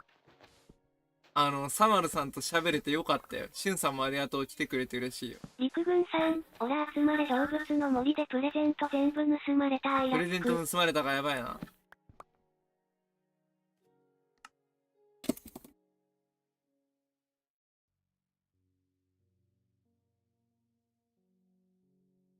ウズベキスタンは、ゼクレシ推シルしのクロードの新さん国だと思っ、てる。サマルさんは外国の人そうだよ。ですかねウズベキスタンの人だよ。好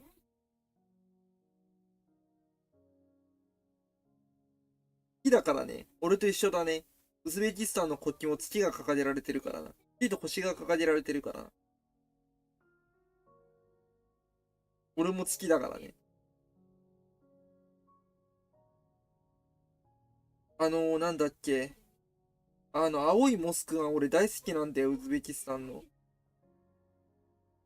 なんだっけ。青の宮サマルカンってところ。と行ってみたいですよ。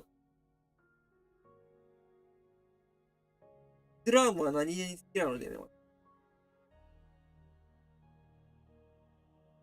まあ、イスラム諸国と日本との関係があんまり最近は良くない方向に行ってるところもあるとは思いますが、どうかよろしくお願いします。日本人は時に起こり、時に受け入れ、文化を調和してきた民族。友好的のであれば、半永久的に友好を誓う民族なので、お願いします。怒るところは怒るところ、ありますけどね。あまり感情を激しくしないところであるのが、毒であります。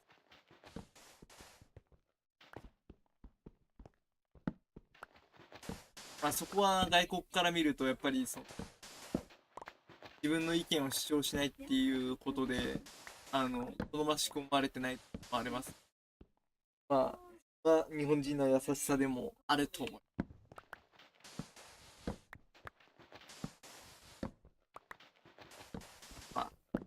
よろしくお願いします。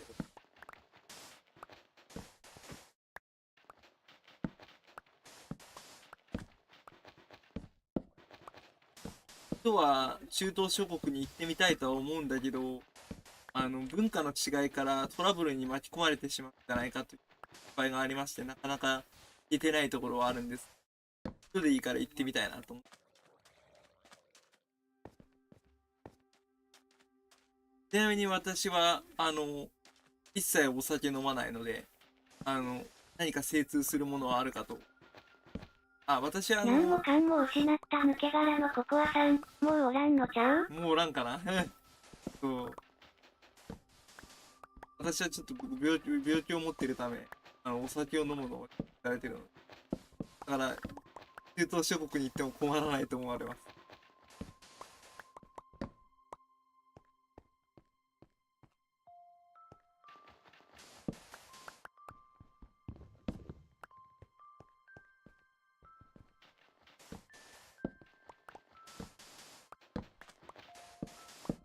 どうよ。何もかんも失った抜け殻のココアさん、ウズベキスタンってまずどこや？ウズベキスタン？簡単に言うと、もうすごく簡単に言うと、インドや中国の上。イラクとか、近く。ロシアのちょっと手前。陸軍さん、マイクラで課金税ですか？前からそれとも無課金税ですか？課金税じゃないよ。ロシアのちょっと下。中国のちょっと上。イランのちょっと隣。トルクメニスタンのちょっと隣。中国の上と理解していただいたら、インドの上と理解何もしていただいたら。かんも失った抜け殻のココアさん、割と近いのか。割と近いね。そこはヨーロッパまで行くかったらそこまで遠いわけじゃなさそう。俺たちと近い文化圏にはいると思うね。地理的には近いけど全くの異国だろうな。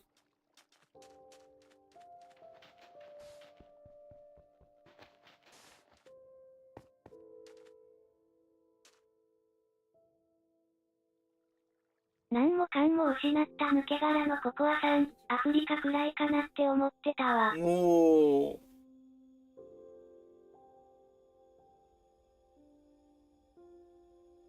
送ってあげるよ。資料映像送ってあげるよ。全然近い。アフリカ行くより近いと思う。ヨーロッパの手前だと思う。シルクロードの真ん中って考えていただけたらすごい近いと思う。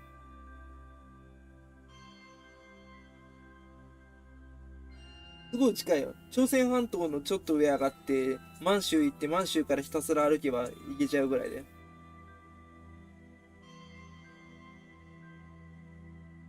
広大な大陸を歩けば、いつかはたどり着く。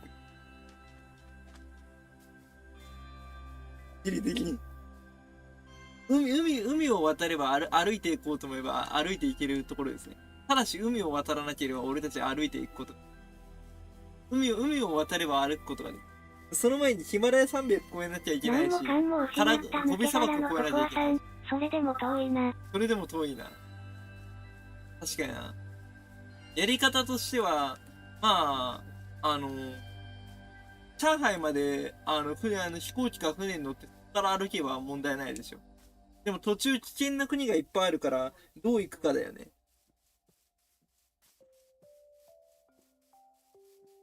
中国、インド経由で、キルギス経由で入るのが、陸路では、正しい生き方だと思う。まず、日本から中国に行って、中国からビザ発給してもらって、そのまんま、ね、中国の大陸を移動して、インドに入国して、インドから、キルギス、アフガニスタンに行くのはさすがに治安的にも危なさそうだから、キルギスから入って、キルギスからウズベキスタンに入ってトルクメニスタンに入るルートが陸路的。本当にシルクロードの旅をしたいんだったらこのルートで行くべき。でも、飛行機で直行便が出てると思うよ、多分。イランから多分、トルコから直行便が出てるだろうな、多分な。成田から、関西国際空港だったら、トルコの、スタンブールから多分直行便が出てると思う。でも日本からは多分直行便が出てる国ではないと思う。何もかんも失った抜け殻のココアさん。海外は飯まずいから行かねえよ。それは俺たちが食べてるものがね、慣れてるやね。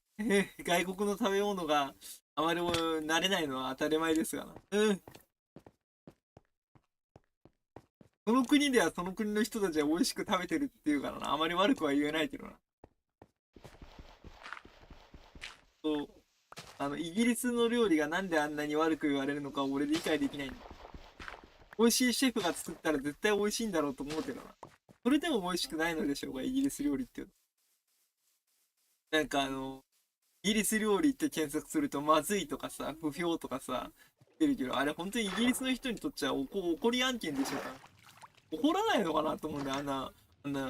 英語で調べてもさ、ノーデリシャスとか書かれてたりとかしてるからさ、って。日本でまずいっていうのはわかるかもしれない。英語でノーデリシャスって出てるから。英語圏でもまずいって認知されてんの？これ本当謎なんだよね。何もかんも失った抜け殻のココアさん。一回日本の料理人経由しろ。一回日本の料理人経由しろ。そうやな。そっちの方がいいな。一回日本のイギリス料理人経由してから、味に慣れてから本場の味を食った方が、舌慣れはしそうだな。なかなかイギリス料理を出してる店がね、あんまりないんだよ。フランス料理とかイタリア料理とかさ、日本にさ、いっぱい出してんじゃん。そっちの人たちもさ、日本に渡ってきてさ、いっぱい出すけどさ、イギリス料理を専門的にやってるところがないんだよ。やっぱ人気ないのかな。何もかんも失った抜け殻のココアさん。そしたら料理もうまなるわ。うまくなるよな。スター GG パイっていうのがあまり美味しくないという疑惑が出てるらしいかな。なんであんなにスター GG パイが悪者にされてんのか理解できないけど。スター GG パイって調べると美味しくないとかさ。失礼な話だよね、美味しくないなんて、ね。人の国の料理につけて。よそ様の国の料理につけて美味しくないなんて。ダメよ。食べてみないとわからないだろうなもん。スター DG パイ。スター DG パイ気になってんだよな。調べてみここはさ、スター DG パイって。なんかね、アジみたいな魚がね、なんかね、上に乗ってね、立ってる、アジがね、上に立ってるパイがあるんで。見た目はうまそうなんだよ。見た目は美味しそうなんだよ。味がどうなのかわかんないね。見た目はどうでもいいんだよ。味が良ければいいんだよ。味が良ければ。極論。美味しいのあるやん、見た目ダメでも。見た目美味しくなくても美味しいのいっぱいあるやん。何もかんも失った抜け殻のココアさん。絶対まずいわ。いや、なんか見た目は美味しそうなんだけどね。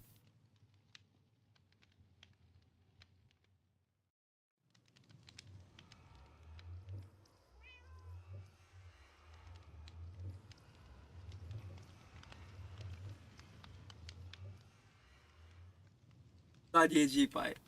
どうですか、スター DG パイ。何もかんも失った抜け殻のココアさん。最初にタコ食べた人間は村で英雄になる。俺は最初にタコを食べた人間は村で英雄になるでしょ。海外あれ食べない少女版どんぶりさん。砂掘ったけどどこに入れたらいい？砂はここに上納しといて。上納箱があるから。ここに入れてくれたら。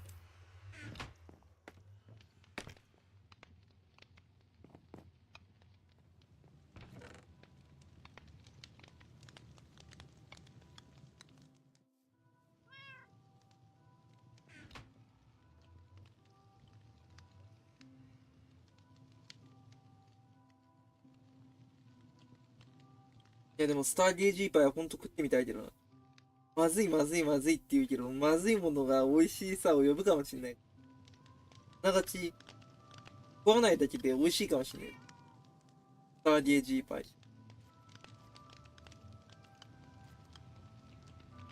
俺はイギリスを信じている。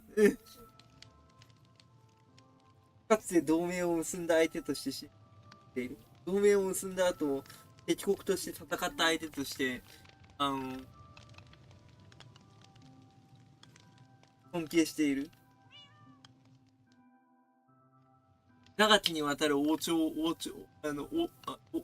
と皇室を通じてくれたことに、尊敬の念を持っている。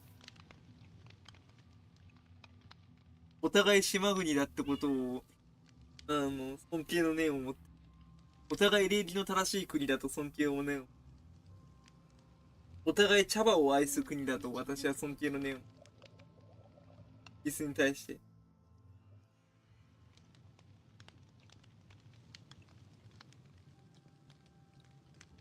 お互い世界の3分の1ぐらいを支配した帝国だったってこと、尊敬の念を。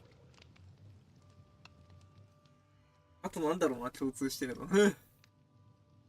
お互い資源がない国だっていうのも共通してるだろ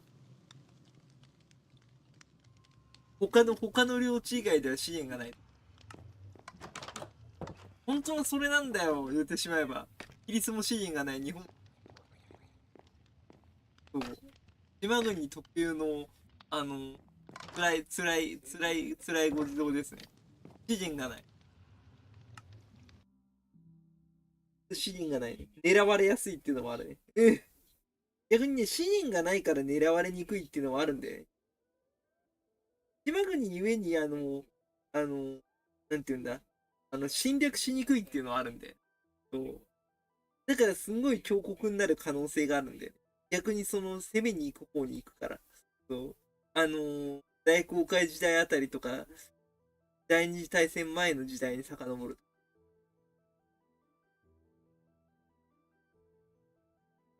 なんでなんて、明治維新から50年間で第二次大戦までの文明の発達域が行くのか、不自然でしょうがないんで。これね、いまだに答えが見出せない。いろいろな書物読んだりだとか、いろんな文献見るけどね、なんでその50年で、そこまでの力つけたのか謎でしょうがないね、俺ね。たった50年で、フェリーが来て、あそこまで行くのに、はちゃめちゃにやって、はちゃめちゃにやられるまで。50年。1歳の人が50歳になるぐらいの時に、もう、発展して潰れかってるまで行ってるからね。やばいよね。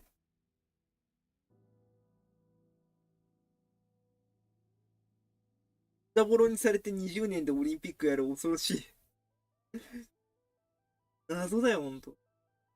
誰か教えてくれって。その後の、衰退が凄まじいけどね。この少子化の勢いとさ、凄まじい、貧困率の増加。これもすごいよね、逆にね。今後はそこまで言えなくなってきそうだね。人がいなくなってきて、ますます稼ぎどころがなくなって潰れてきそうな感じです。あと一番の問題は地球温暖化やろ。地球温暖化で沈みかけるって可能性ありそうだね。それはね、もうね、冗談抜きでやばいよ。本当に地球温暖化したら日何も本列島かんも水で沈むと失った抜け思う。殻のココアさん、戦争でボコボコにされさらにゴジラに東京をめちゃくちゃにされるとはな。そう、戦争でボコボコにされてゴジラに東京ボコボコにされてるから。何回もゴジラが来ても立ち向かってる国だから。しかもアメリカにもゴジラ行ってるけど、何回もゴジラ来て何回も倒してる。毎回のようにゴジラが海から来て海に帰ってくる。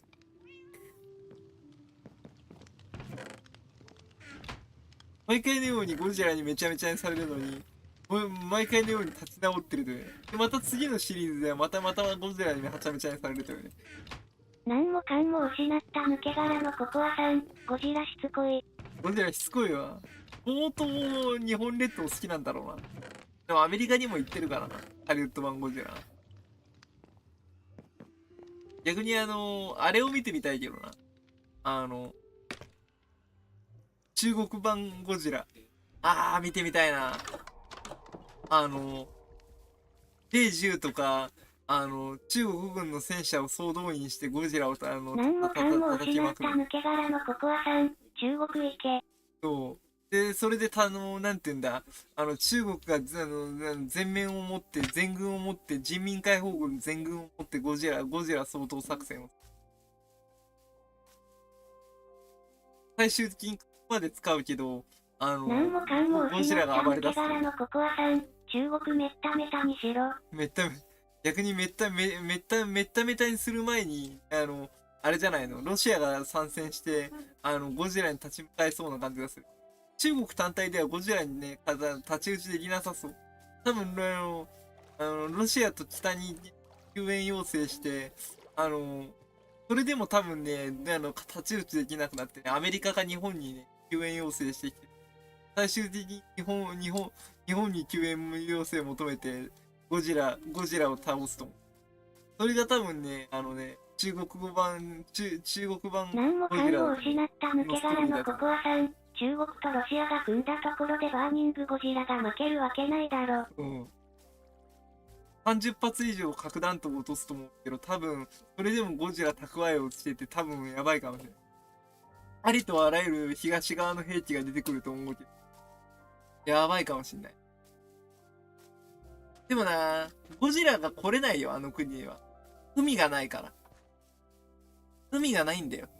だから特別、推しのしんさん、多分無理やで。無理だよね。そう。海がないから来れない。だってさ、ゴジラって海から来てさ、海に帰る設定だからさ、あの国には海がないんだよ。言ってしまえば。北京周辺には海がないじゃん。上海に来て上海で暴れるんだったらあるかもしれない。逆に内陸まで行っちゃうとゴジラそのまんま海に帰れなくなって終わると思うよ。逆に海があるところにしか来ないんだよ。だから多分ね、ロシアに行ったとしても凍った海しかないから来れない。いけるやろゴジラなら。ゴジラが行けるか。海がないとあれは来れないっていうらしい。逆にイギリス版ゴジラが見てみたいけどな。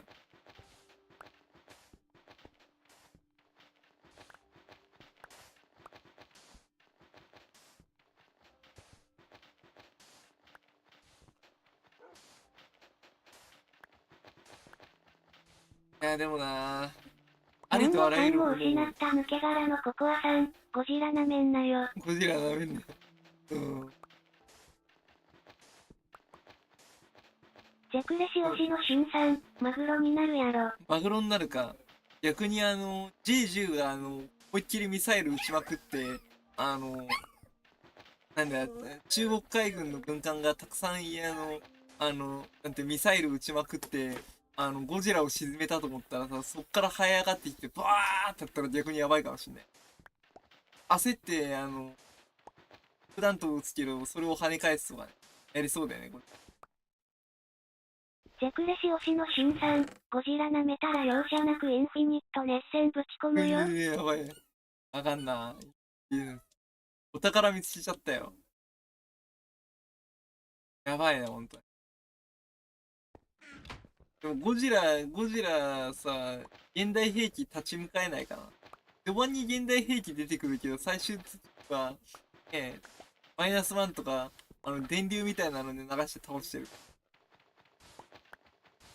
結果人海戦術で倒してる。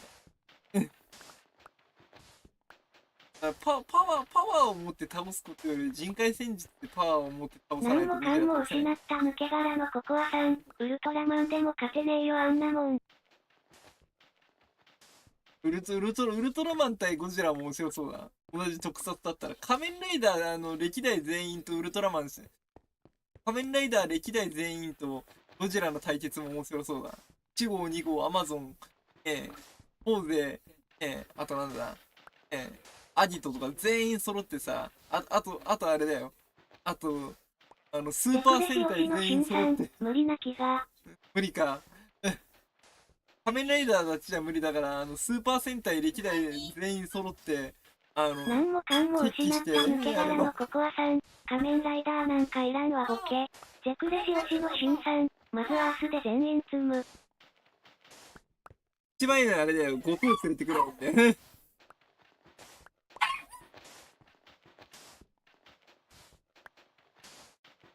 東映アニメーションだったら何でもいけそう。抜け殻のココアさん。サイズ考えろや。なんでサイズがダメかな。何がいいかな。やっぱ怪獣には怪獣が一番か。ウルトラ兄弟が集まったところでアースで積むやろ。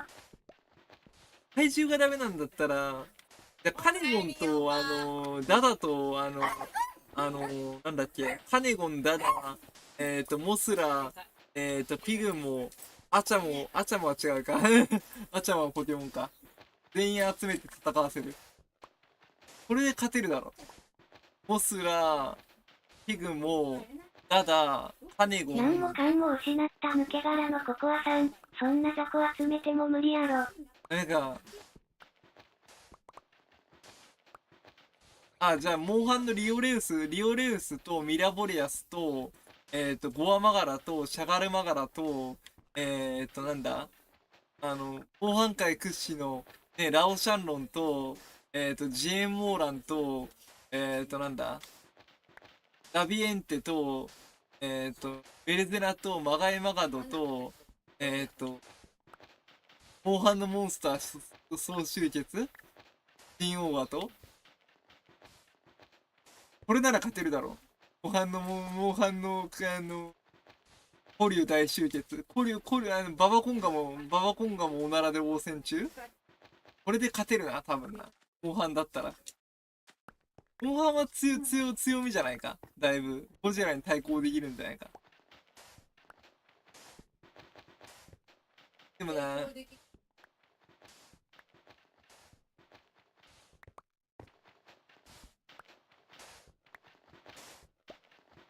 ミラボリアス、ソリュウ、フリュウ、ミラバルカン、交流全、3何もかタイプんもで勝てる。失った抜け殻のココアさん。寝言は寝てー。寝言は寝てえか。無理か。やっぱゴジラは倒せないか。でも普通にミラボリアスとゴジラが戦ったら普通に一つ破壊できそうだよな。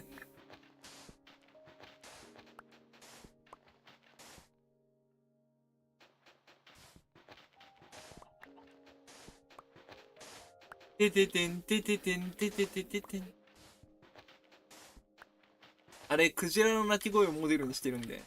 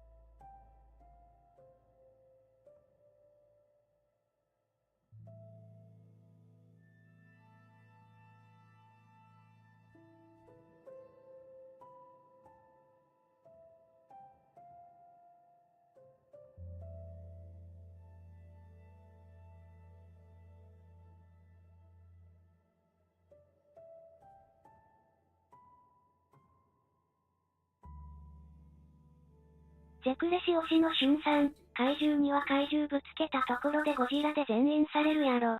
全員されるか。ティガレックスでもダメか。怪獣には怪獣でティガレックス。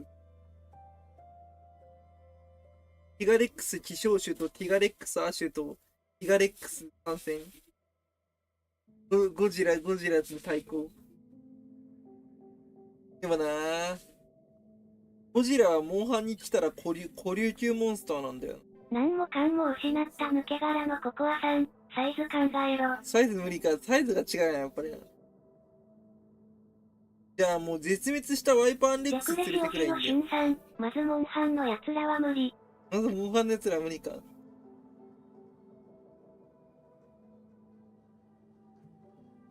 ワイパーンレックスでもダメか。絶滅種。モンハンの世界にかつていたとされる、ラオシャンロンの、10倍以上の大きさの、古代樹の森のさ、骨になってる、骨としてしか登場しないけど、すんごいでっかい、やつがいた。セクレシ推しの新さん、ミラボレアスでも余裕で無理だ。ミラボレアスでも無理か。ミラボレアスが無理なんだったらもうモンハンのモンスター対抗できないってこと。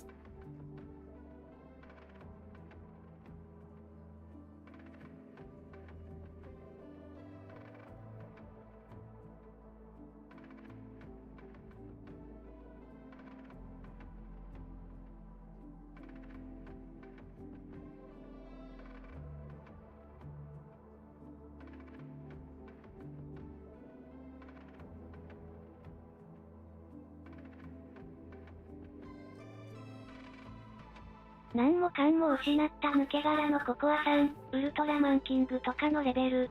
ジェクレシ推しの新さん、マフダラオスならいけるかもだけどアースで潰される。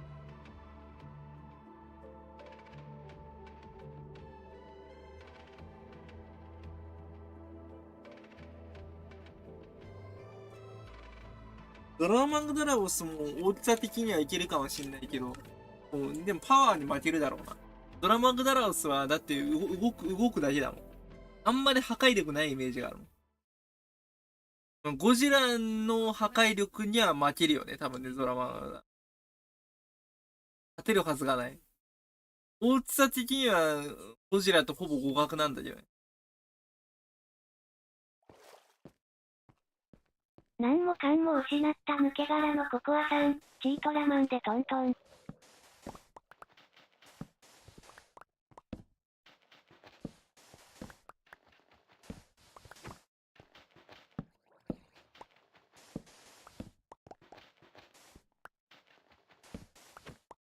ジェクレシ推しの新さん、非対称性透過シールドがあるから攻撃がほとんど効かない。あ、そうか、非対称性シールドっていうのがあるんだ。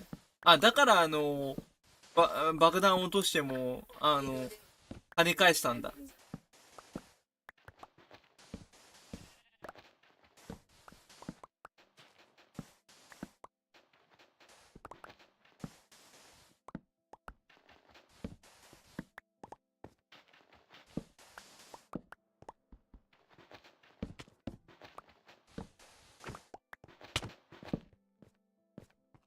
どの新来たか。ここに入れとこ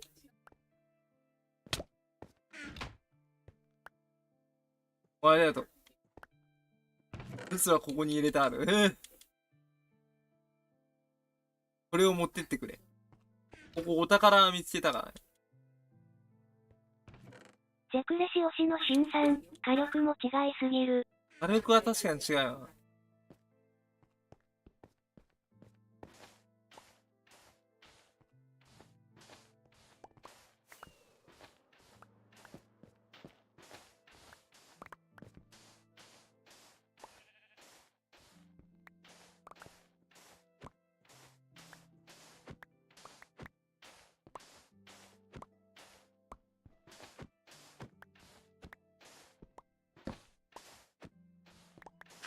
全部罰でいいよ。次は全部罰でいいよ。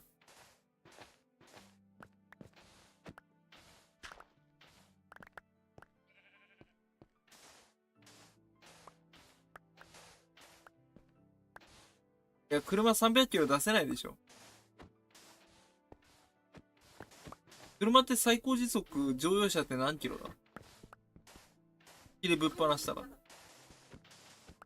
道交法除いて。120は出るでしょ、多分。余裕で。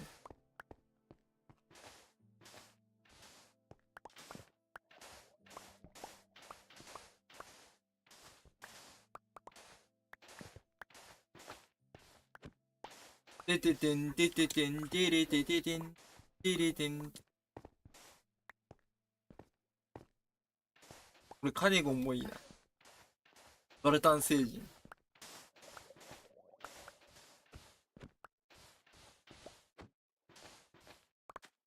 ヌオちゃんの猫民、ピアノ好きさん、にゃん。逆にバルタン星人、なんだろうな。神様だと。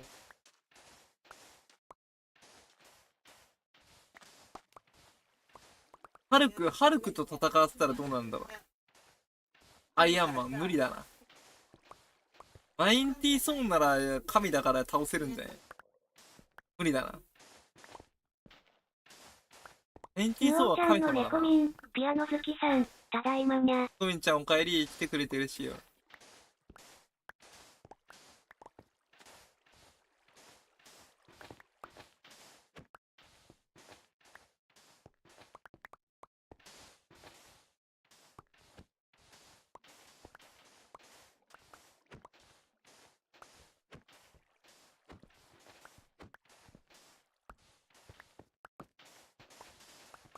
何もかんも失った抜け殻のココアさん、おかえり。何もかんも失った抜け殻のココアさん、ゴジラも神やぞ。ゴジラも神ヌか、そうだオちゃんの猫ね。民、ピアノ好きさん、ココアちゃんただいま。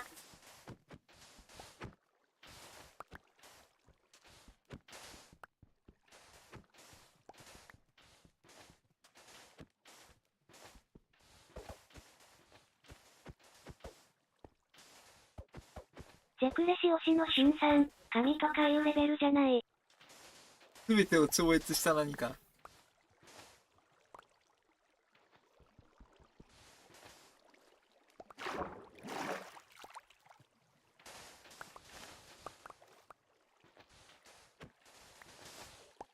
ヌオちゃんの猫民、ピアノ好きさん、ゴジラはあの映画のやつだったっけ？マイナス、いろんなのが出てるね。今、現時点での最新作はマイナス1だね。ゼクレシ推しのシュンさん、イエス。ヌオちゃんの猫民、ピアノ好きさん、ああ。ゼクレシ推しのシュンさん、まず、アースの時点で無理なのよ。アースの時点で無理か。ヌオちゃんの猫民、ピアノ好きさん、うちのパパ好きだったな確か。何もかんも失った抜け殻のココアさん、マイナスワンちゃうは最新。最新マイナス1じゃないんだ。今新しいの出たんだ。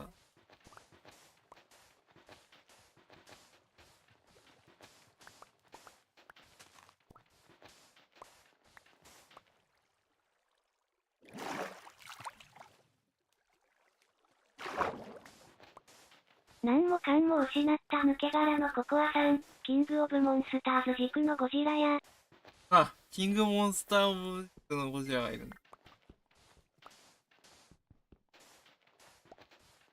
なんか、フォートナイトとゴジラコラボ来るらしいね。ゴジラスキン手に入れたいんだよな。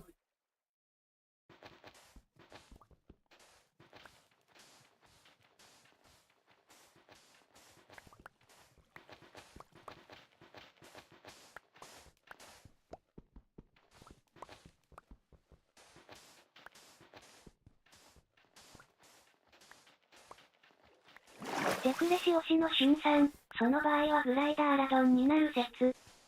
何もかんも失った抜け殻のココアさん、フォトナに課金する気なかったけどゴジラは欲しいな。俺も欲しい。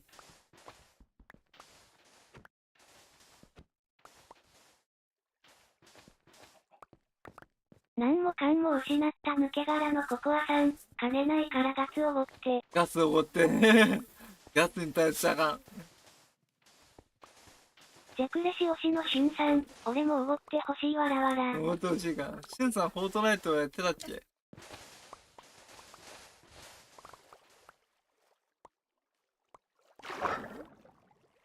イメージ金ないでしょ。石手配数が裁判で取り立てようとしてる。ヌオちゃんの猫民、ピアノ好きさん、奪うの、わら。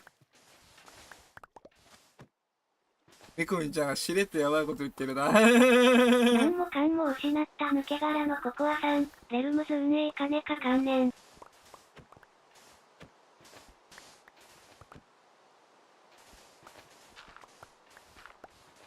そうやろな。何これ？ T51 のカードじゃん。いいな。いいな、これいいな。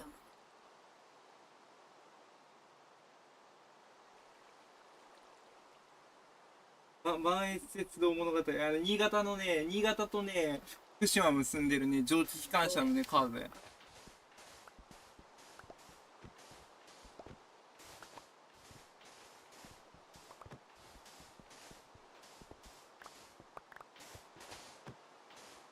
ヌオちゃんの猫民、ピアノ好きさん、ゴジラはドラゴン説ありそうだな。ドラゴンだね。クジラとドラゴンのハーフだと思って。鳴き声はクジラ。体はドラゴンだと。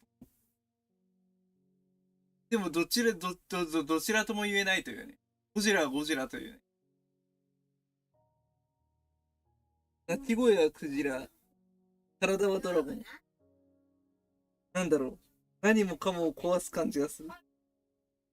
すべてを超越してる感じがする。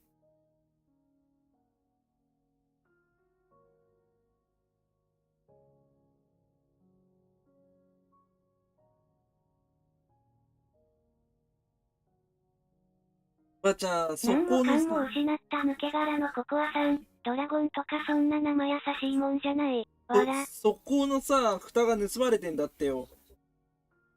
じゃあなんでマンホール盗まないんだろう？どうだからか？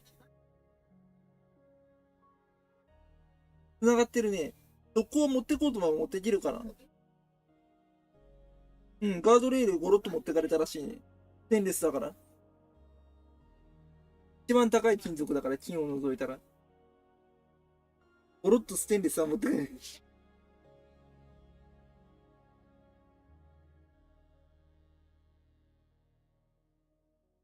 ゼクレシ推しのシュンさん、ドラゴンが甘すぎるわらわら。でも甘すぎるよな。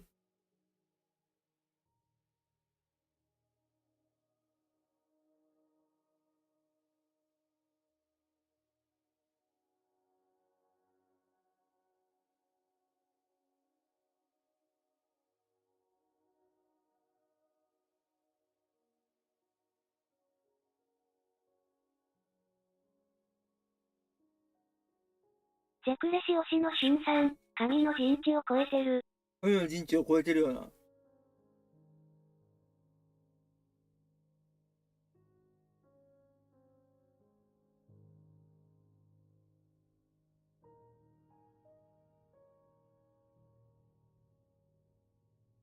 ポケモンガチ勢ヨヨさん、アーニャ期間。おやさんお帰り。来てくれて嬉しいよ。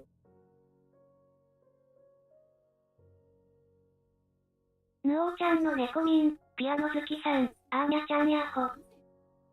何もかんも失った抜け殻のココアさん、破壊神。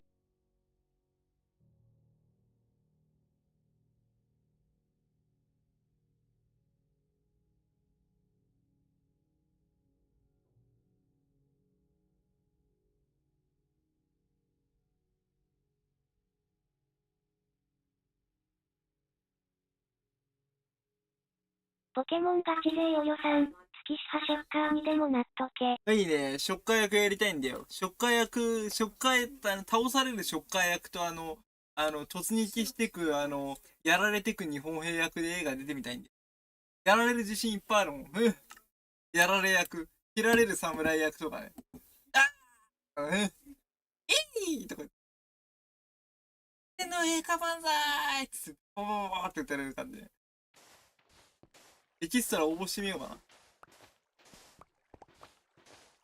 な。見え張らないで、倒れてくださいとか言われそうだよな。じゃあ見え張って倒れたりして。ポケモンガチ勢ヨヨさん、やっぱりやめとくわ。やばいやばいやばい。もうちょっとシンプルに倒れてくださいって。さすがにショッカーが見え張っちゃうと、こう仮面ライダーの出番なくなっちゃうので、もうちょっと見え張らないで、さっさと倒れてくださいとかやる。もうちょっと見え張らなくていいので、もう、バシッと倒れてください。あれ絶対いそうだよね。やられ役の方の役者さんが見え張っちゃってさ、なんか、タコチで倒れそうになっちゃってさ、倒れてさ、何回かカットされたシーンとかありそう。ねえ、正義もいれば悪もいるのはね、当然だからね。いかに正義をよく見せるにはね、悪役もね、必要だからね。悪役あってもね、ヒーローやからね、言ってしまう。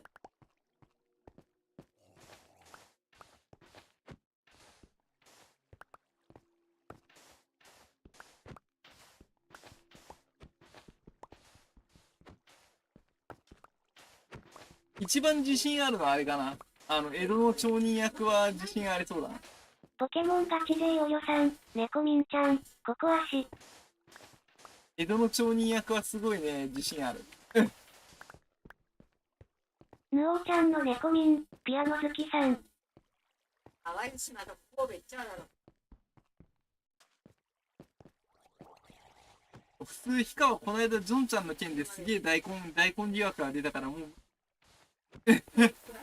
あれひどかったね。ジョンちゃんの大根。ジョンちゃんの、猫ミンちゃんの誕生日企画であったのに、大根疑惑が出たから。ポケモンガチ勢およさん、人が把握できない心配が出てくるんだよな。人が把握できない心配。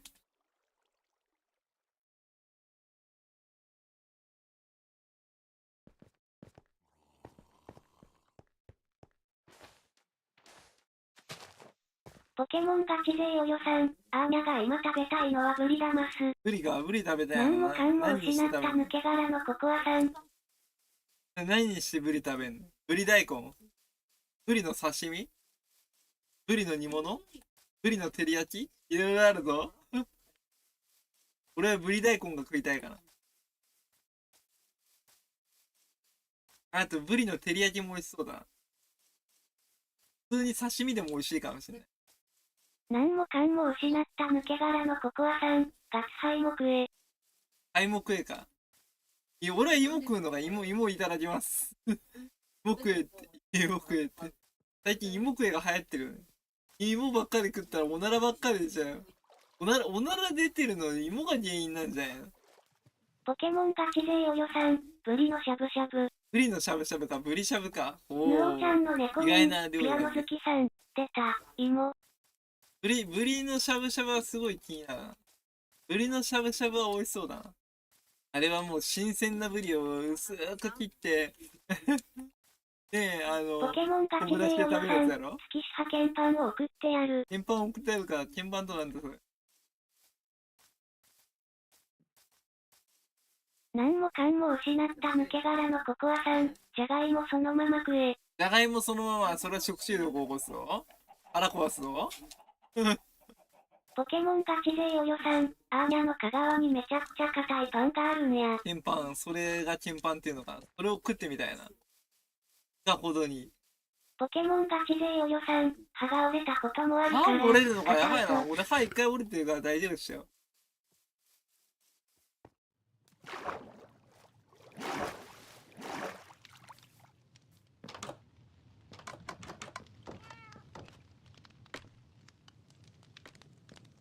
ポケモンガチ勢およさん。どうやろか。肩パン。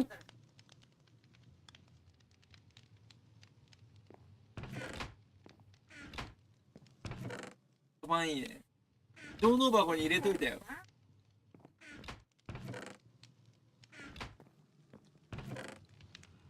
ポケモンガチ勢およさん。なめんなよ。マジでやばいからな。まあね、そんなやばいの？ゆうちゃんの猫ミン。ピアノ好きさん。ココアちゃん。じゃがいもは調理してポテトチップスとかどう？もううまいからな。これちょっと食べてみたいな。硬いのか。加工するものじゃなくて、そのまゆま食べるうちゃんの猫ミン。ピアノ好きさん。手作りポテトチップス。美味しそうだな。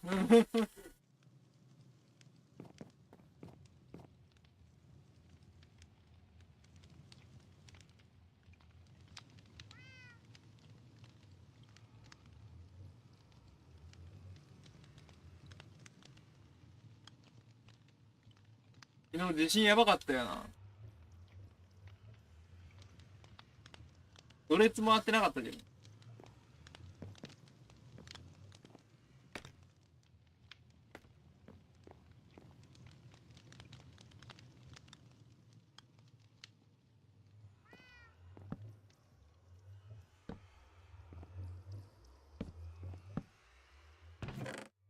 何もかんも失った抜け殻のココアさん、調理してみんなで、ガツはそのまま、食を、ガツはそのまま食うのか。ガツはかわいそうじゃないか。そうだ、ガツに人権なかったんだ。ヌオちゃんの猫民、ピアノ好きさん、月くんはそのままなのね。ポケモンガチ勢およさん、アーニャなら、猫民ちゃんとココアシにポテサラを作るわ。ポテサラダ美味しそうだな。そういえば、ジョンちゃんどうしたんだ。日曜日の集まポケモンりしましょうガチ勢およさん、いけるっしょ。何もかんも失った抜け殻のココアさん、ガツはじゃがいもの皮でも食っとけ。ヌオちゃんの猫民、ピアノ好きさん、私は月くんに分けたいかも。わら。出たいか。ありがとう。ポケモンガチ勢およさん、ダメだよ、猫民ちゃん。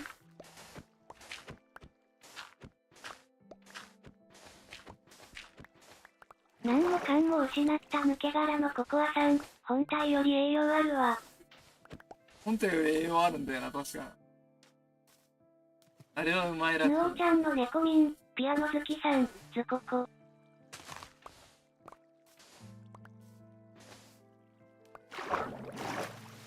ポケモンガチ勢およさん、アーニャは超激辛麻婆豆腐でも作ったるわ。麻婆豆腐美味しそうだな。ポケモンガチ勢およさん、好きしかな。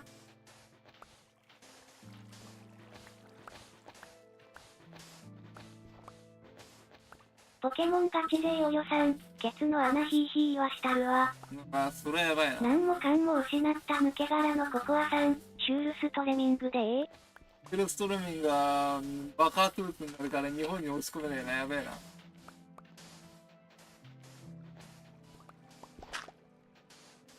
ヌオちゃんの猫民、ピアノ好きさん、月くんは辛いものは得意？まあまあ得意だよ。金ラーメンでも。ポケモンガチ勢およさん、視線風味やからな、マジで辛いぞ。やばそうだな。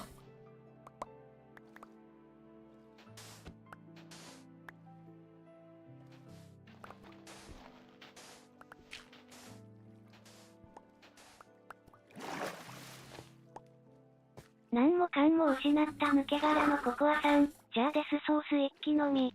で、ソース一気のやばいな。ポケモンガチ勢およさん、アーニャの麻婆豆腐に入れてやるか。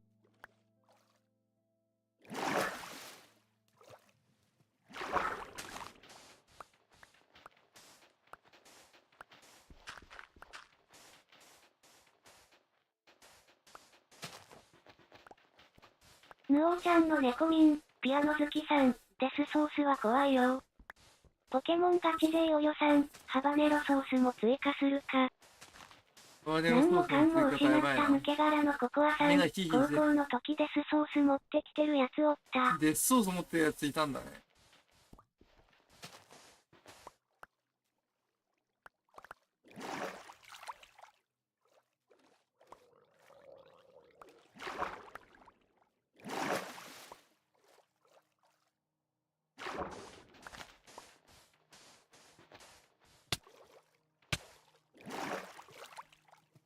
ヌオちゃんの猫民、ピアノ好きさん、デスソースってそもそも何円くらい？ポケモンガチ勢およさん、アーニャは高校の時、世界一まずい組みたいなん食うたわ。何もかんも失った抜け殻のココアさん、わかんね。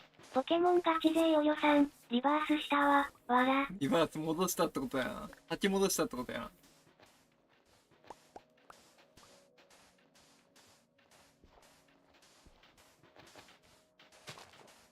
ポケモンガチ勢およさん、調べた。982円みたい。982円か。いいな。いいのかわからない。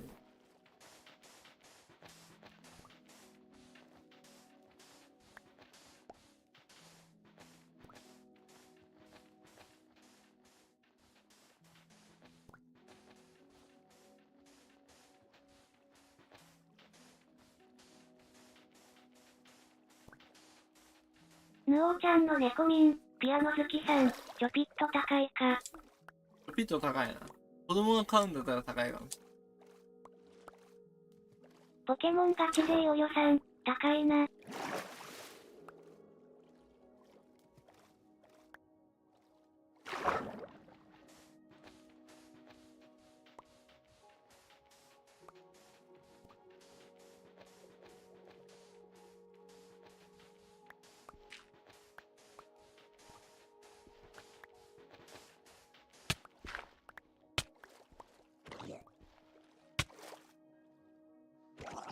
ポケモンガチ勢お予算、猫ミンちゃん。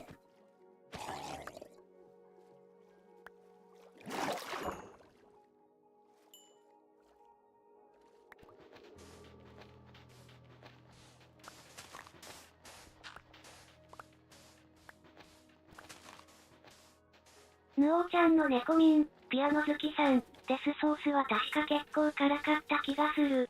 ポケモンガチ勢お予算、3月15日、ドジャースが巨人と試合するみたいやで。ヌオーちゃんの猫ミン、ピアノ好きさん。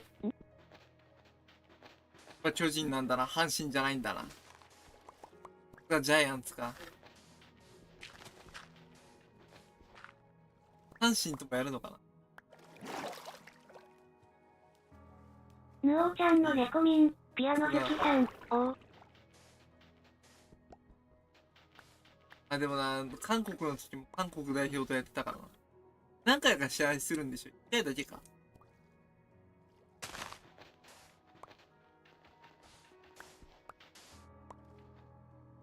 ポケモンガチ勢お予算、やばいニュースが入りました。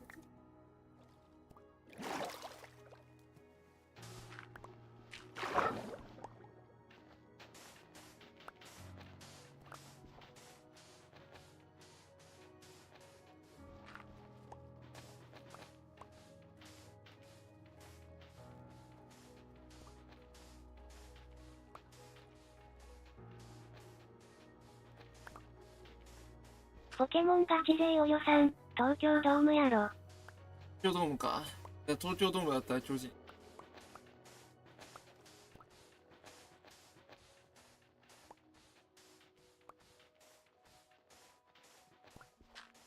関西で思いっきり闘魂込めて歌ったらどうなるんだろう。ピーレオ、ゲーム実況、3、チャンネル登録しました。チャンネル登録ありがとうございます。ピーさん。レオさんありがとうございます。ポケモンガチ勢お予算、ドジャース、再、ヤング賞受賞投手を獲得するみたい。レオさん、チャンネル登録ありがとうございます。ヌオーちゃんの猫ミン、ピアノ好きさん、大谷くんホームランまた出ますように。ポケモンガチ勢お予算、ただ、やばいことがありまして。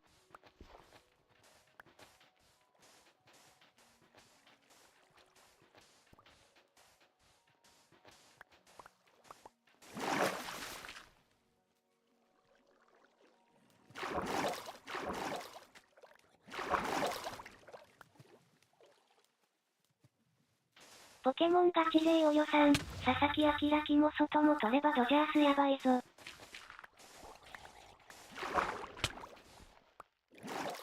ピーレオ、ゲーム実況、3、ツイッターもフォローしました。ツイッターもフォローありがとうございます。めっちゃ嬉しいです。ヌオーちゃんの猫ミン、ピアノ好きさん、おう。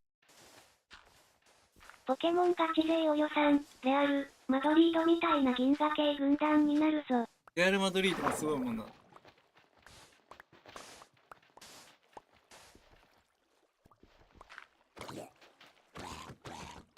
チャンネル登録ありがとうございます。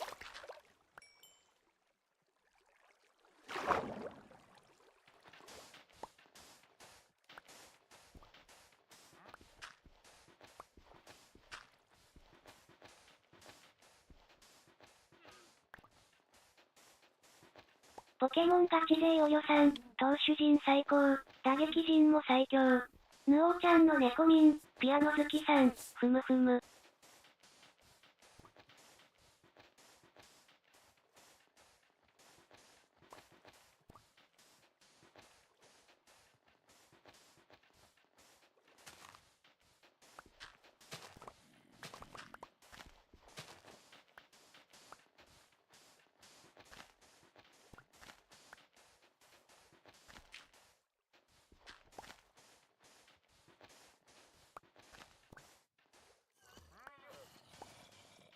古先生さん、今歯が抜けた。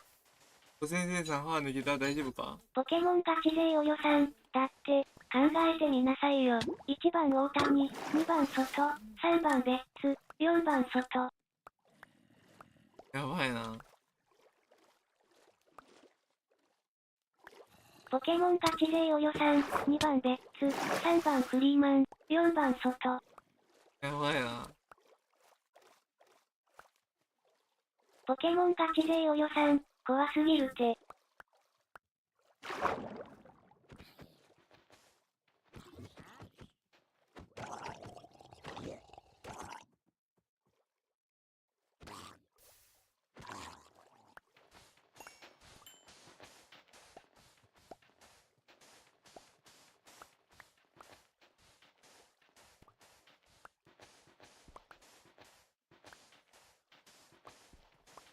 ポケモンガチ勢およさん。5番にテオスカーヘルなんです。やばいな。ポケモンガチ勢およさん。トミーエドマンもいりんやで。ヌオーちゃんの猫民、ピアノ好きさん。最初出番来てたら緊張してそう。ポケモンガチ勢およさん。恐怖の打線だぜ。だよな。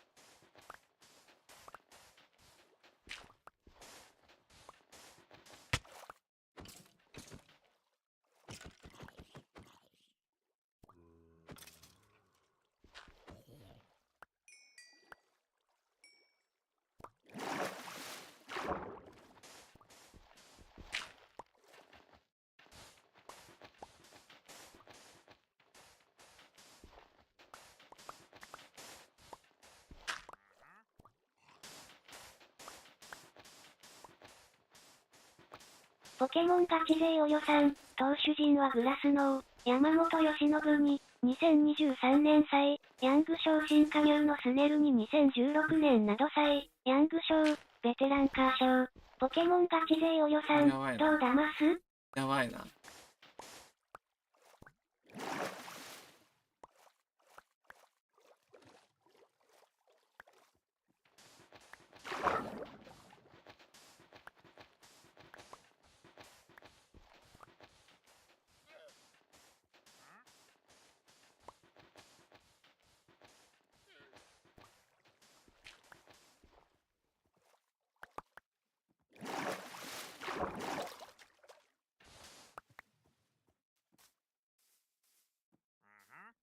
ヌオーちゃんの猫民、ピアノ好きさん、すごいにゃ。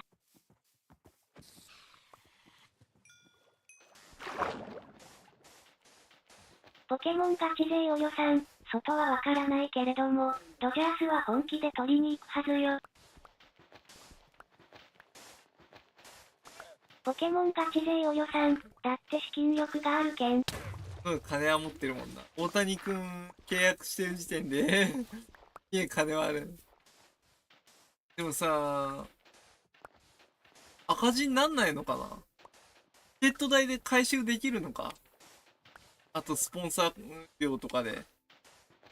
相当有名な選手いっぱい、ねえ、対応してるけど、赤字になんないのかな？それほどチケット代がめちゃ、あれなのかな？すごいいっぱいバーっと入るのかな？そうだよな。他のチームより、すごい勢いの売り上げ率は半端ないんだよ。さん、ヤンキースは低価格でオファーしたんやけど、外は断ろうとしたんや。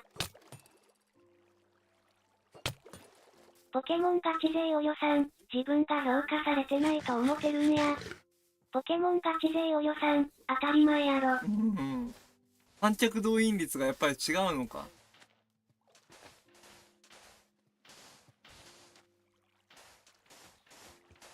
メジャーリーグはあんまり詳しくないのはわかんないけど。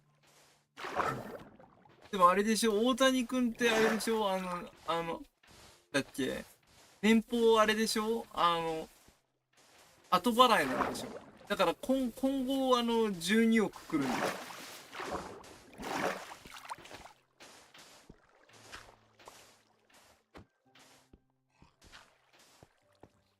ドジャースはそれで採算がつくんだからすごいよな。はいよ。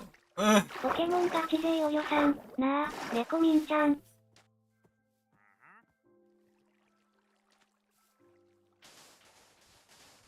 俺はやっぱり有名な選手いっぱいいピアノてるわ。好きさん。ポケモンガチ勢およさん、騎士の顔に引っかいちゃいなさい。ケチュ君。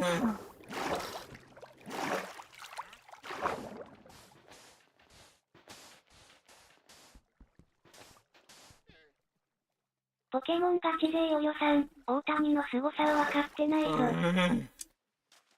毎日わからないところあるんだよ。教えてヌほしい。オちゃんの猫ミン、ピアノ好きさん、乱れ引っかきだな。左引っかきがやばい何もな。かんも失った抜け殻のココアさん、猫ミンちゃんの爪汚すから俺が蹴る。俺が切るからやばいな。制裁食らうな。すいませんでした、大谷翔平さん。ごめんなさい、ほんと。すいませんでした。それでいいのかわかんないよ。ポケモンガチ勢およさん、オッケー。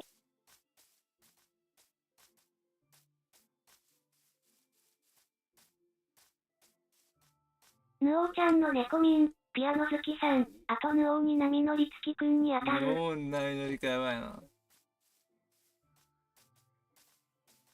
母さんよく酔ってるんですかって言って酔ってるんじゃないんだよ。こういう喋り方なんでね。酔ってるじゃなくて、本当にこういう喋り方なの。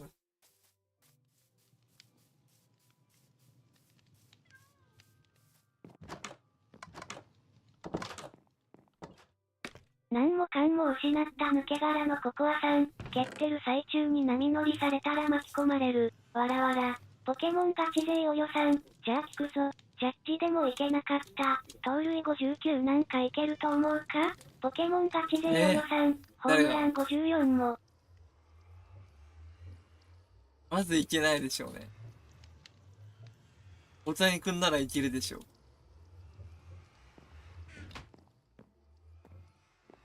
ポケモンガチ勢およさん、それに165キロの球を投げんだぞ。やばいな。ポケモンガチ勢およさん、大谷の再来が来ると思うか？いや、来ないと思うな。今後100年は大谷君みたいな選手は出てこないかもしれん。ヌオちゃんの猫ミン、ピアノ好きさん、波乗りはちょっと間違えたかも。わら。100年は出てこないだろうな。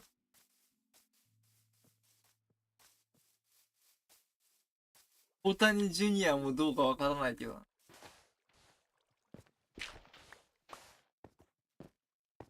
ポケモンガチ勢およさん、月肌濁流がいいわ。逆流がやばいな。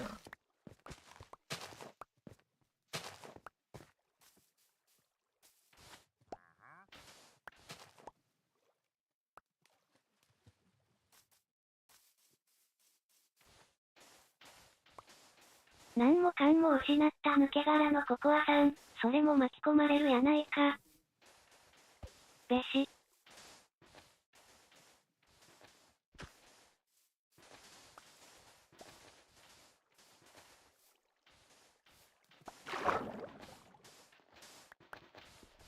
ポケモンガチ勢およさん、なら、落とし穴で。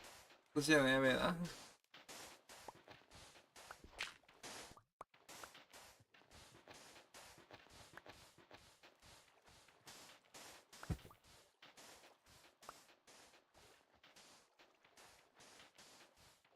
ポケモンガチ勢およさん、月死には見づらくオープンみたいに落ちてもらいましょ。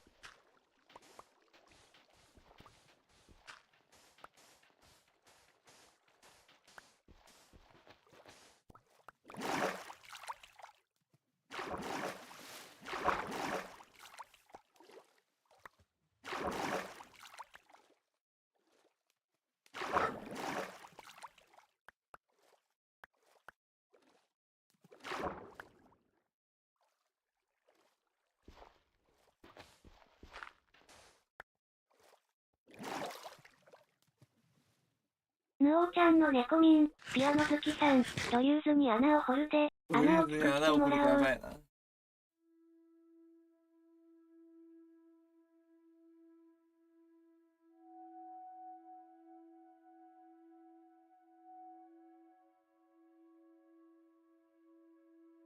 ポケモンガチ勢およさん、で、ヌオーで水入れて。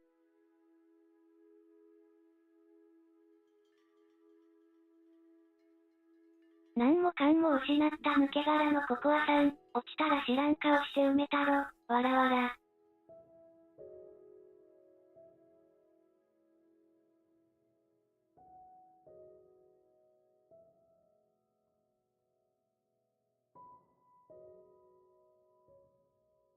ポケモンガチ勢およさん、ブホ、わらわら。ヌオちゃんの猫民、ピアノ好きさん、わらわら。ヌオちゃんの猫民、ピアノ好きさん、払いたい、わら。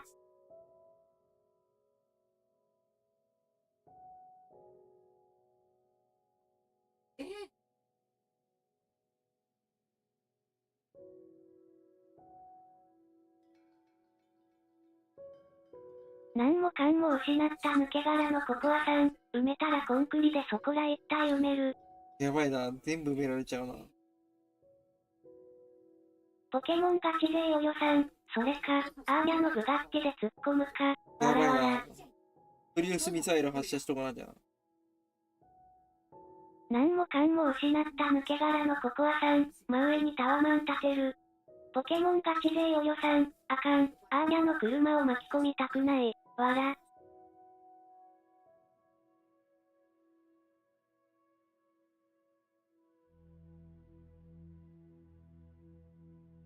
なんもかんも失った抜け殻のココアさん、絶対掘り返させへん、わら。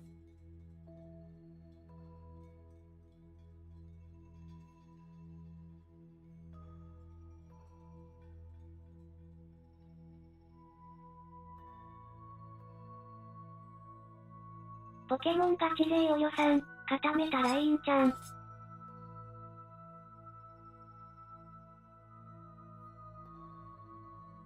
やばいな。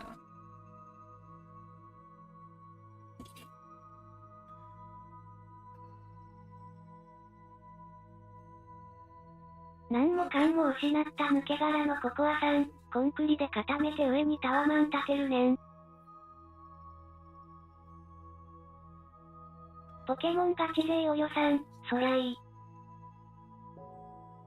ヌオちゃんの猫民、ピアノ好きさん、笑って涙出てきた、わら。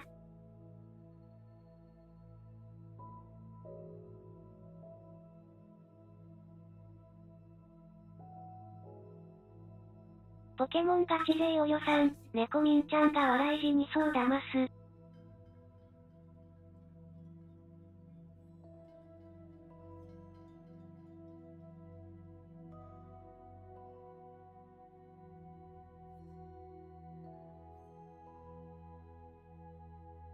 なんもかんも失った抜け殻のココアさん、笑いよがつうた。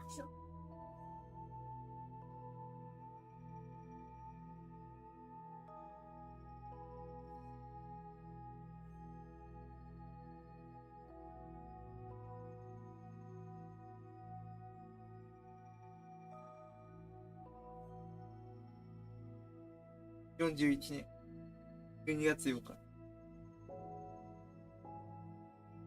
ポケモンガチ勢およさん、月しがレーシングマスターサボりまくってるから、猫ミンちゃんが高級車2台も当ててんぞ。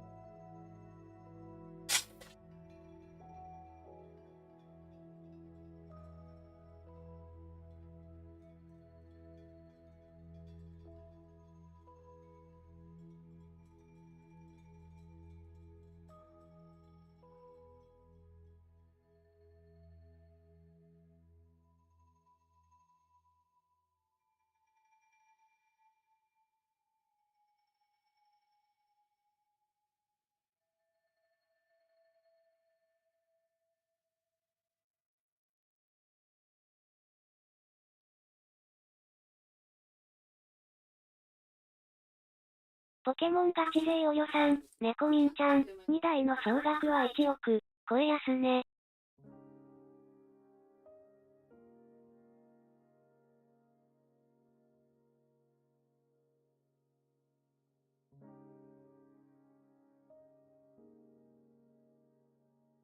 ポケモンガチ勢およさん、猫ミンちゃんが当てたやつ、2台合わせて、ぬおーちゃんの猫民、ピアノ好きさん、うん。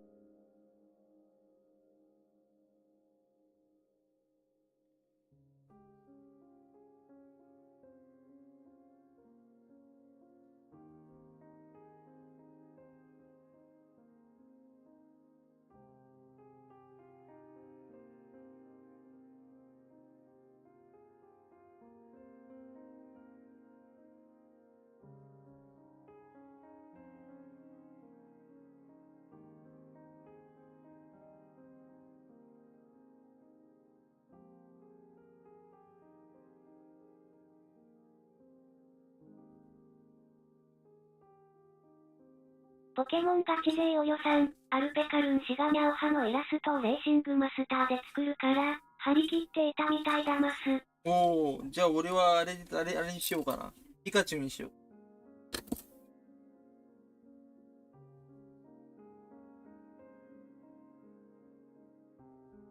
ポケモンガチ勢およさん、アーニャのイラストを見て、張り切ったみたいだます。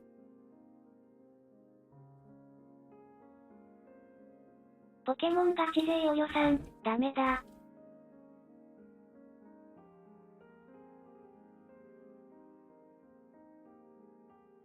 ポケモンガチ勢およさん、月シハコイキングにしなさい。俺はコイキングがいいね。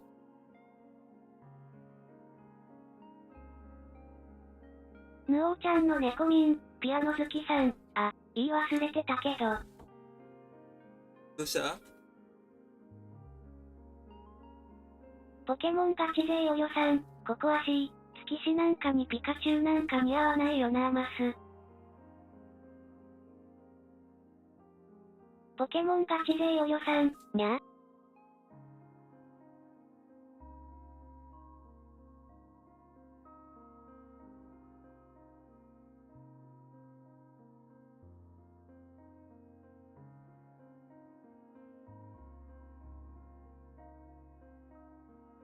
なんもかんも失った抜け殻のココアさん、ガスはお盆飲みにしとけ。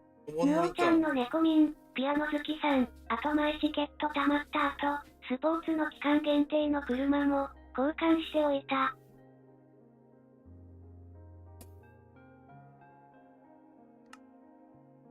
ポケモンガチ勢およさん、あ、三菱のやつか。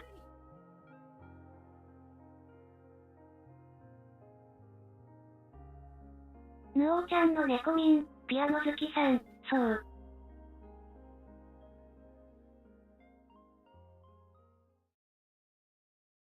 ポケモンガチ勢およさん、さすが、猫民ちゃん、仕事が早い。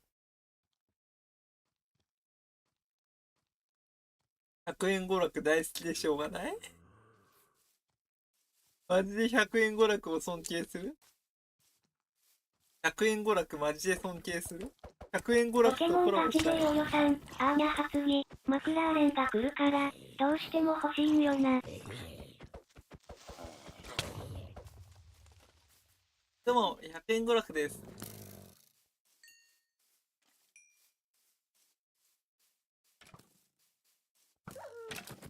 ポケモンガチ勢およさん、アーニャポルシェ918当たらなかったからさ。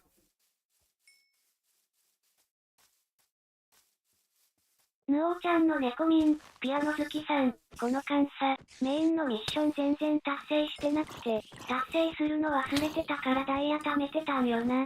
ポケモンガチ勢およさん、次はどうにかして当てなければ。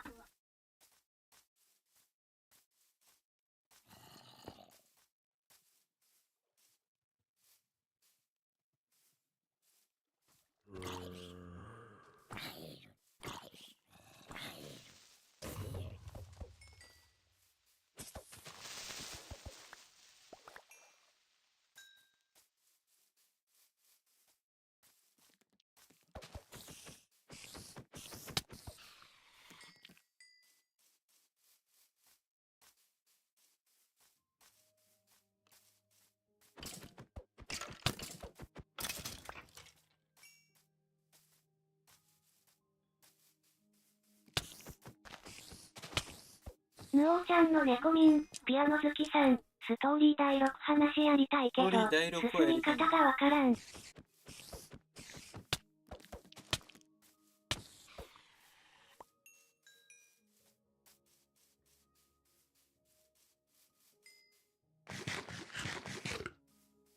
ケモンガチ勢およさん、まだ解放してないかも。ああ何言ってんの。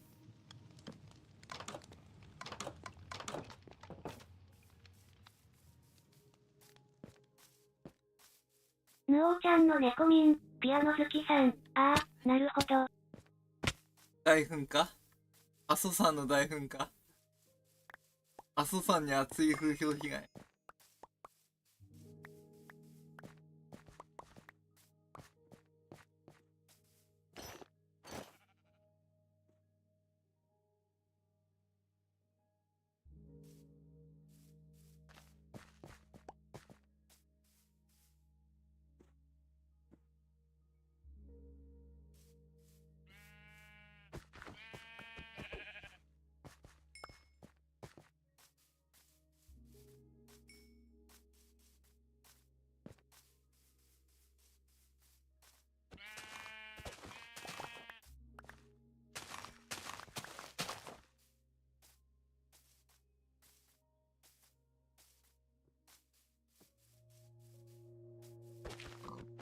ポケモンガチ勢およさん、プンスカプンスカ。どうした。弱いね、怒って。ヌオちゃんの猫民、ピアノ好きさん、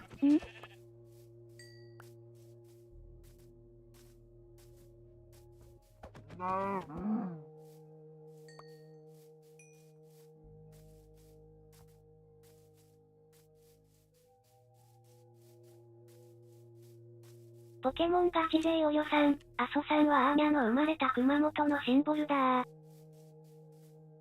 いや、やばいよ。そうだな、ポケモン阿蘇山だ。ガチ勢およさん、何が風評被害だ。いやー、ごめんごめん、すまなかった。大爆発したらまずいかなと思ったよ。ごめん、アーナさん。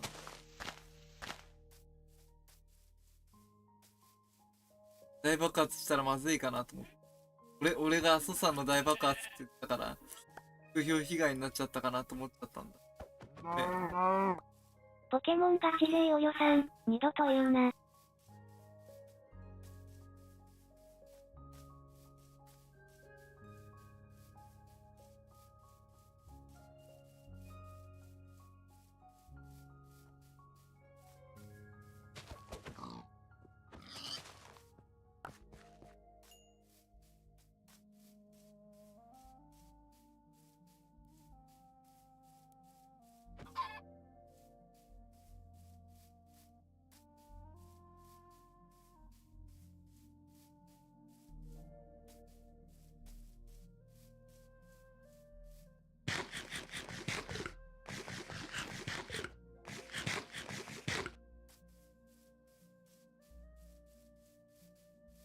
ポケモンガチ勢およさん、噴火して、農産物に、火山灰が降りかかったら、野菜とか食べられなくなるんだぞ。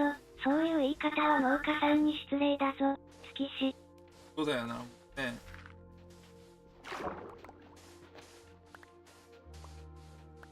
言わなかった、ね。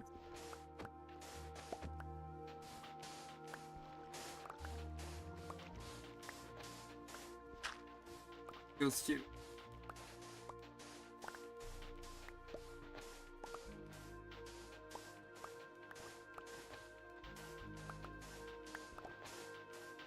ポケモンガチ勢およさん、熊本のトマトとか、スーパーに出回らくなるんやで。やばいな、それはな。トマト美味しいから。俺普通に好きだからな。よく食べてるよ。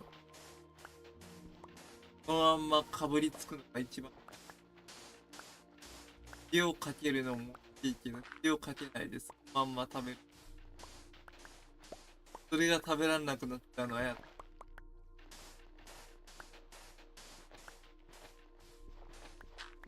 そのまんまかぶりつくのが多い。皮ついたまんま。洗って、ちょっと水で洗って食べるのが。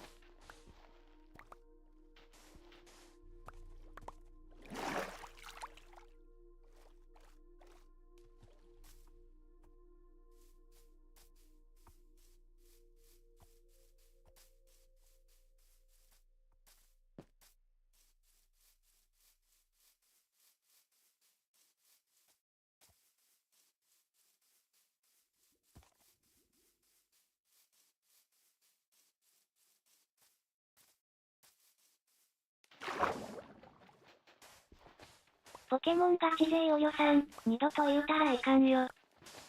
だったわ、ぬちゃん。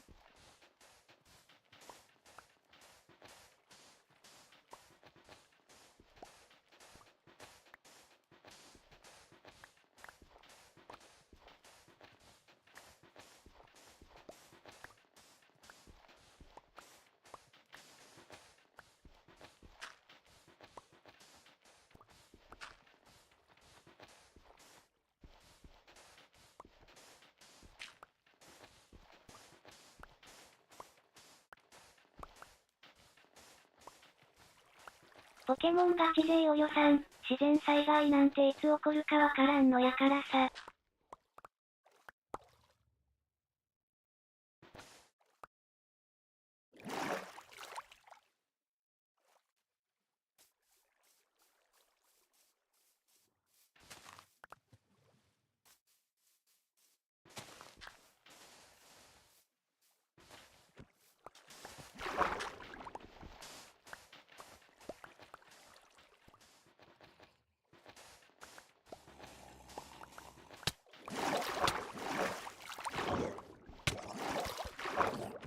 なんもかんも失った抜け殻のココアさん、砂漠探す方がええけどめんどいからそこら辺で引き続き集めてて。砂漠あるよ。俺の第二拠点は砂漠だよ。俺の第二拠点は砂漠だよ。あそこまで輸送すんのたいかな。日だまり第二共和国は砂漠だよ。砂漠の目の前海岸沿いに作っ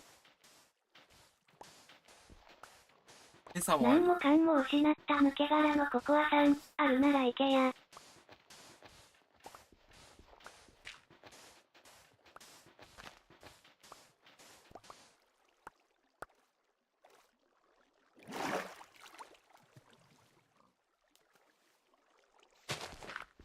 ヌオちゃんの猫民、ピアノ好きさん、熊本県は野菜とかおすすめ？いや、めっちゃおすすめだよ。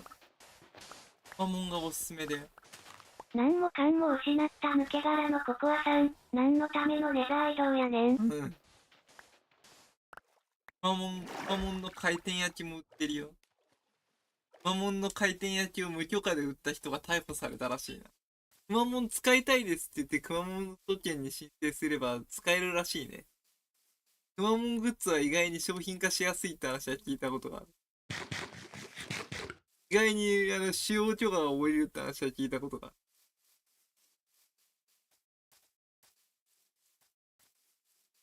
でもなんかその手続きを踏まないで勝手にくまモンの回転焼き作って怒られた人がいたらしい。型まで作っちゃったのな。すごいよな。そんだったら普通に許可取ってからくまモンの回転焼きやるべきだったよな。型まで作っちゃってさ、無許可だったという。そこまでやる能力があるのであれば、ちゃんと熊本ポケ県に申モンガチ請してやって勢およさんほしかったよ。、熊本は観光名所が多いんだよ。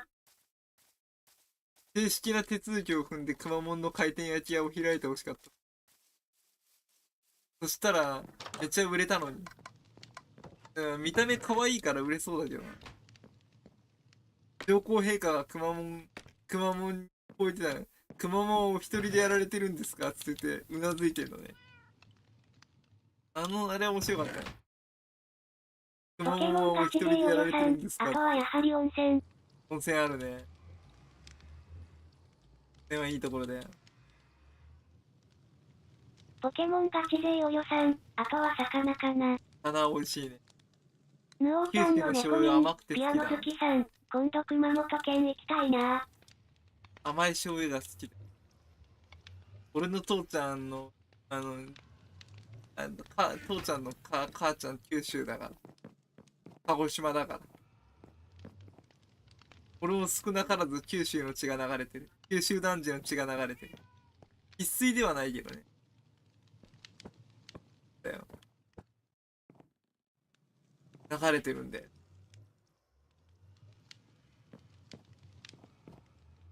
ポケモンガチ勢およさん、熊本に猫民ちゃん来たら、アーニャが案内するわ。東京に猫みんちゃんが来たら、いろいろと案内してあげるよ。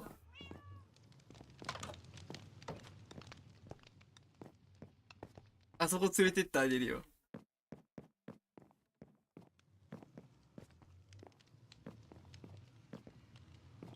俺行きつけのラーメン屋連れてってあげるよ。ポケモンガチ勢およさん、ぬこらしわかるます猫みんちゃん。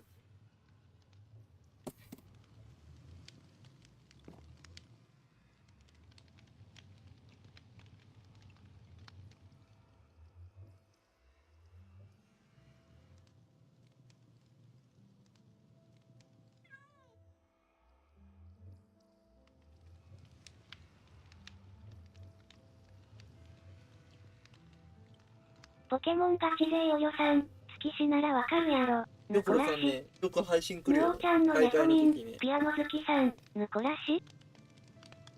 大会の時によく来る人やな。アーニャさんの知り合いやな。アーニャさんの知り合いだと存じてるけど。ポケモン強い人やな。ポケモンガチ勢およさん、前来てたやろ。前来てたよ。ぬこらさん、パオジアンで絶対レイドした。そうそうそう。ポケモン強いイメージがある。アーニャさポんのケモンガチ知り合いってイメ勢おージがある。よさん、そう。アーニャさんの大会には必ず参加してくるという。参加してくれる。ぬおちゃんの猫みん、ピアノ好きさん、ああ。ポケモンガチ勢およさん、ぬこらしも熊本生まれだよ。おお、じゃあアーニャさ何んともかんも同じ失った抜け殻のココアさん。誰？ポケモンの大会の時に来てくれるアーニャさんの知り合いやん。俺は知ってるぞ。ポケモンの時に来てくれる意味。マッカラさんも来てた。マッカラさんも大会の時に来て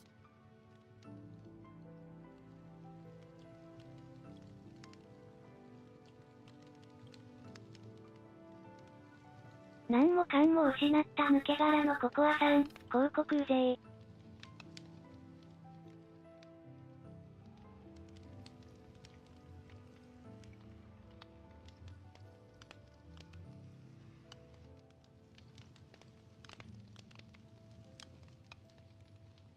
ポケモンガチ勢およさん、ぬこらしは魚がうまいと言よる。た。な、美味しいよな。ジバニャンさん、シャガルマガラがダブルクロスの村クエのラスボス佐渡海洋新総水さん、こんばんは。あ、佐渡海洋新総帥さんいらっしゃい。ポケモンガチ勢およさん、アーニャは温泉がいいかなと。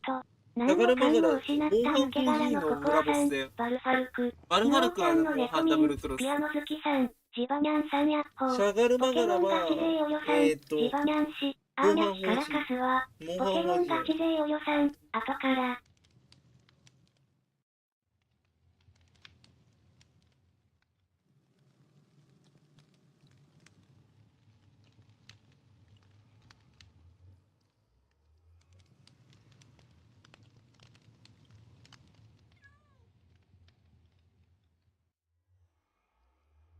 ジバニャンさん、ありがと。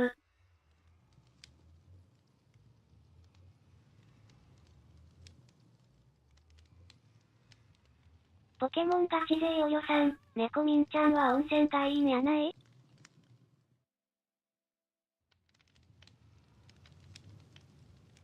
ジバニャンさん、ディノバルドはまず倒さないと。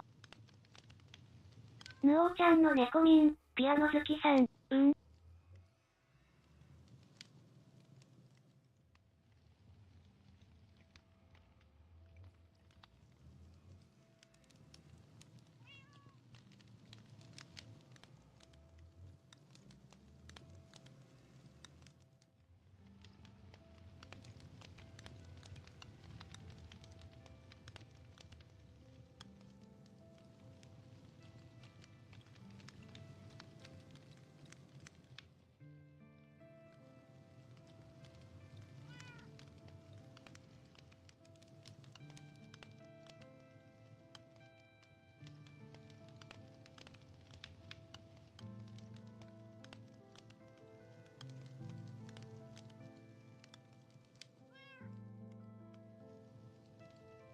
ジバニャンさん、本当はボマーにして回避1にしたり猫の火薬術とかを使ったらすぐ終ジバニわるんャンさんだだけどね。から猫使ってるんだね。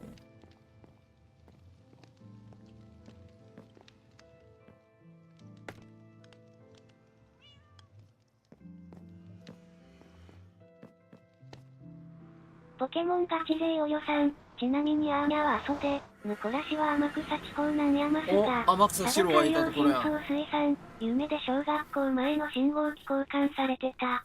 そうして久式に戻ってた。信号機夢で交換されてたんや。天草四郎のところやん。頑張ったんだけどな。キリスさん守るために頑張ったんだけど。ポケモンガチ勢およさん、アーニャの阿蘇では阿蘇神社という場所があり、ヌコラシはアレグリアっていう温泉がいいよとのこと。アレグリアっていう温泉があるんだ。バックが一番恐れた男は天草四郎。一番恐れただろうね。ポケモンガチ勢およさん、一番は黒川温泉やけど。黒川温泉。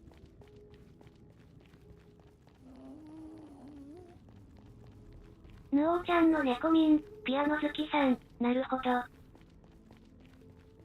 七つ星に乗りたいな。九州一周する電車。熊本とか、鹿児島中央から発車して、なんだっけな。どうだっけな。鹿児島、ジバニャンさん、ダブルクロスの G 級はいつからですか？ダブルクロスの G 級？何もかんも失った抜け殻のココアさん、天草四郎は許さない、アポクリープ。ポケモンガチ勢およさん、あとはワンピースの小田先生が生まれたんやからね。そうだね。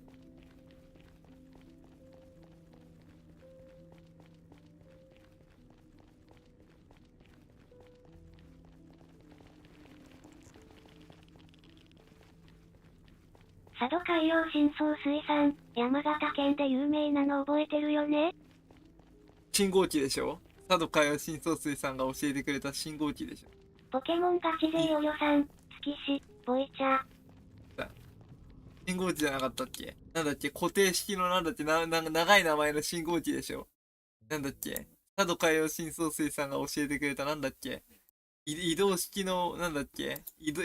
固定式なんとか信号機でしょ？山内さんが G 級はいつから行けるのかの？ G 級いつから行きますかだって。G 級はね、あれでな、ジョイの、テスト7まで進めて、オストガロアっていう、なんか骨みたいな竜の猛者が出てくるんやって、そいつをぶっ潰したらいけるよ。中華中行かなきゃダメだけど。そいつなんかな、ビームみたいな花的にやって、そいつめちゃくちゃ強いけん気をつけて。なんだっけ、固められるしね。だね。うん。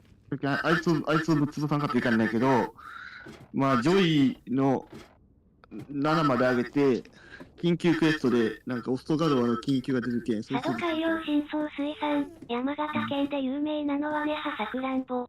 まあ、ジョイの変わった子やな。多分 G 級のイベントのオストガロアはめっちゃ何もかんも失った抜け殻のココアさん、イカは雑魚。ガンナーでみんな担いでボンボン打ちまくれば、普通そうだけどな、トイだったら。G 級はそうはいかんけど。ちなみにジバレンさんは今ハンターランクなんぼなんすか？ハンターランクいくつだって。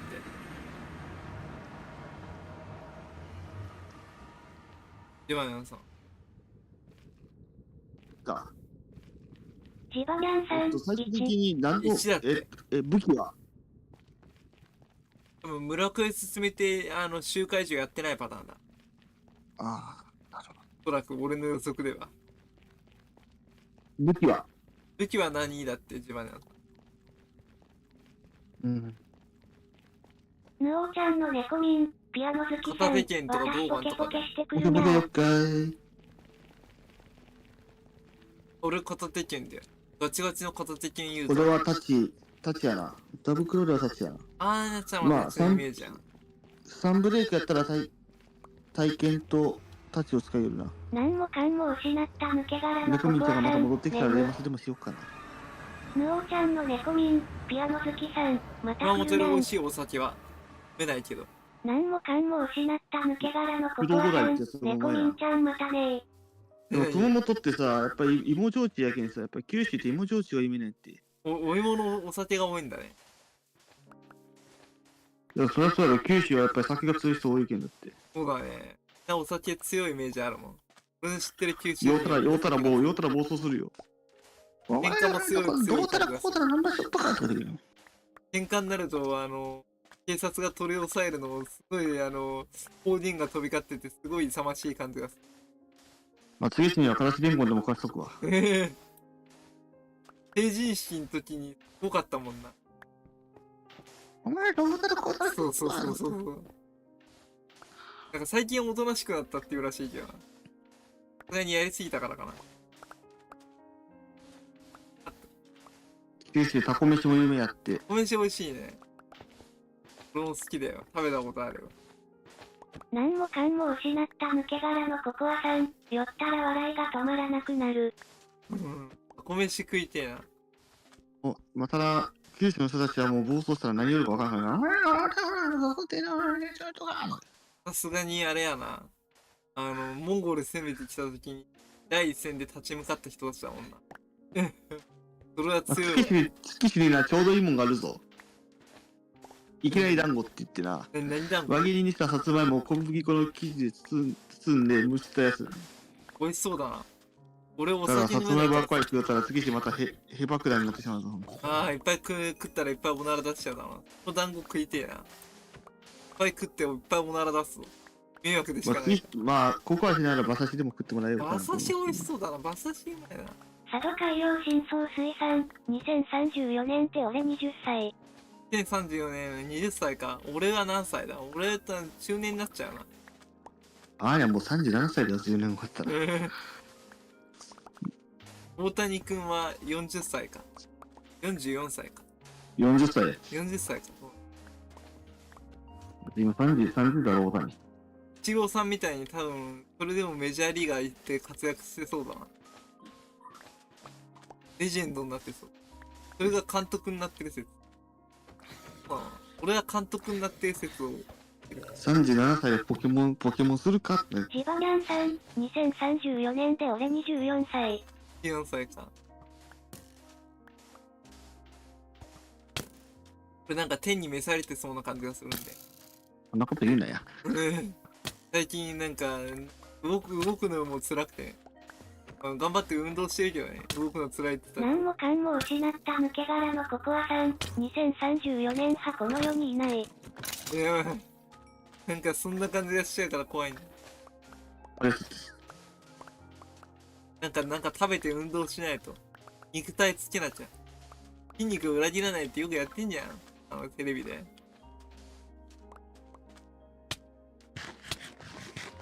マスクやべえな。そのダブルクロスな、やるのいいんやけどな。ダブルクロスした後に3ブレイクしたらほんまにわけわからなくなるから。システムが違うからね。ジバニャンさん、その時にはバリバリ現役で働いているかそれでもそれはか。もうその時以来ならわからんわ。そうだよ。本当にね、人生何やるのわジバかんないから。ニャンさん、ガラスは無色俺は無色か。ガラスは何もかんも失った抜け殻のココアさん、アドがメロや千本。桜出しとるんやけど。この千本桜書いてんだよな、CD で。なんか、千本桜10周年みたいなやつに入っとんやけどさ、アドの歌いもう千本10周桜。年にも佐なんのか。渡海洋深層水産、俺、敬語で話してないのかな。俺がだって、小学校の時は、初音ミクに歌わせてた。何もかんも失った抜け殻のココアさん、ネロい打てるやろ。寝た方がいいな。ごめん、寝るわ。エフェルネティ。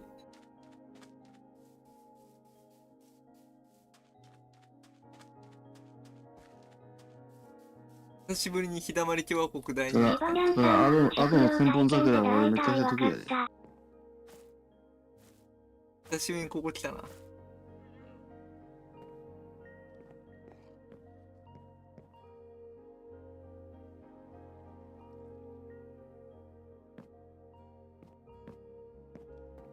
佐渡海洋深層水産、新潟県で有名なのはべえ。米やな。米とお酒やな。酒は有名やな。あと笹団子やな。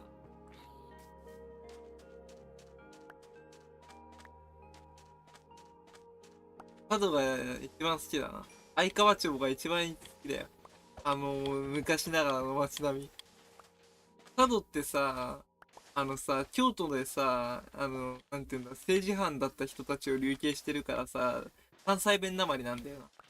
ほんとこれ本当にね、不思議なことにね、平安時代とかね、あそこら辺の時代の人たちがね、京都でね、流刑されるとね、佐渡に流されてるからね、でね、方言がね、あのね、新潟なまりじゃないんだよ。中央のなまりしてるんだよ。京都の言葉使うんだよ。ほんと位の高い人が多分失脚して流されてんだよ。で、それはね、あそこだけリトル京都なんで。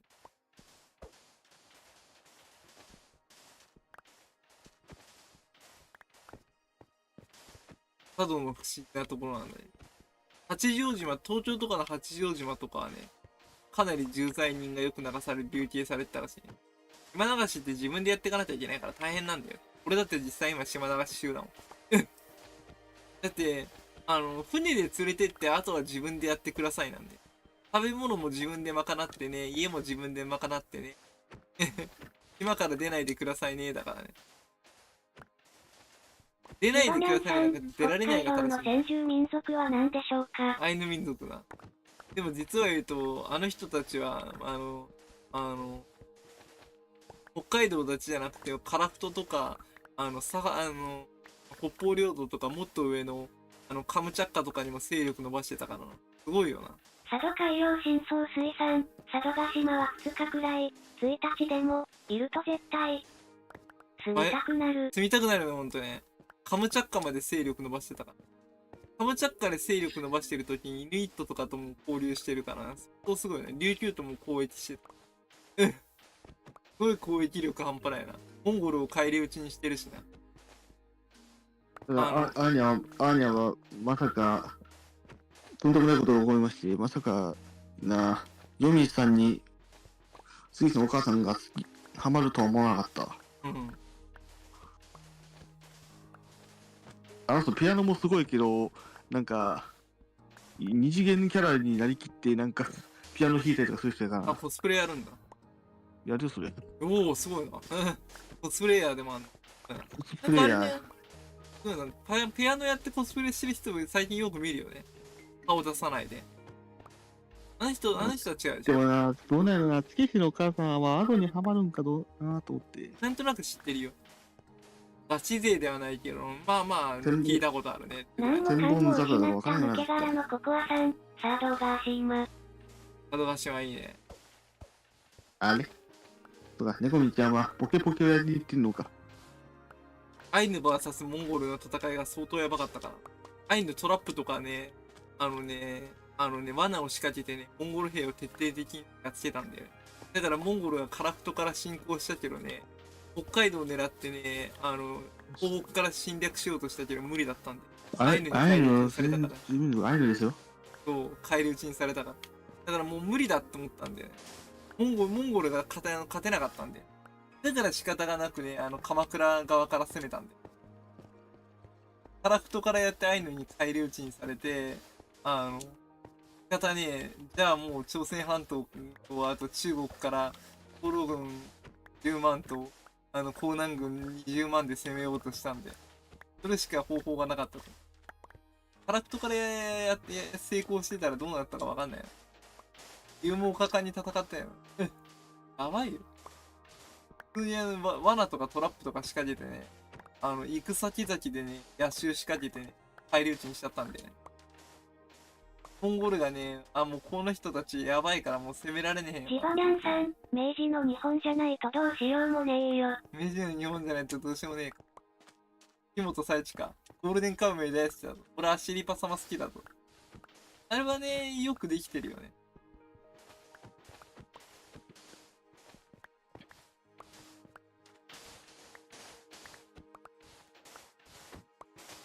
なおかつは今日のご飯おでんやって。おでんいいな。逆に同化したりだとか、最後まで抵抗したりした人、同化が進んだったよね。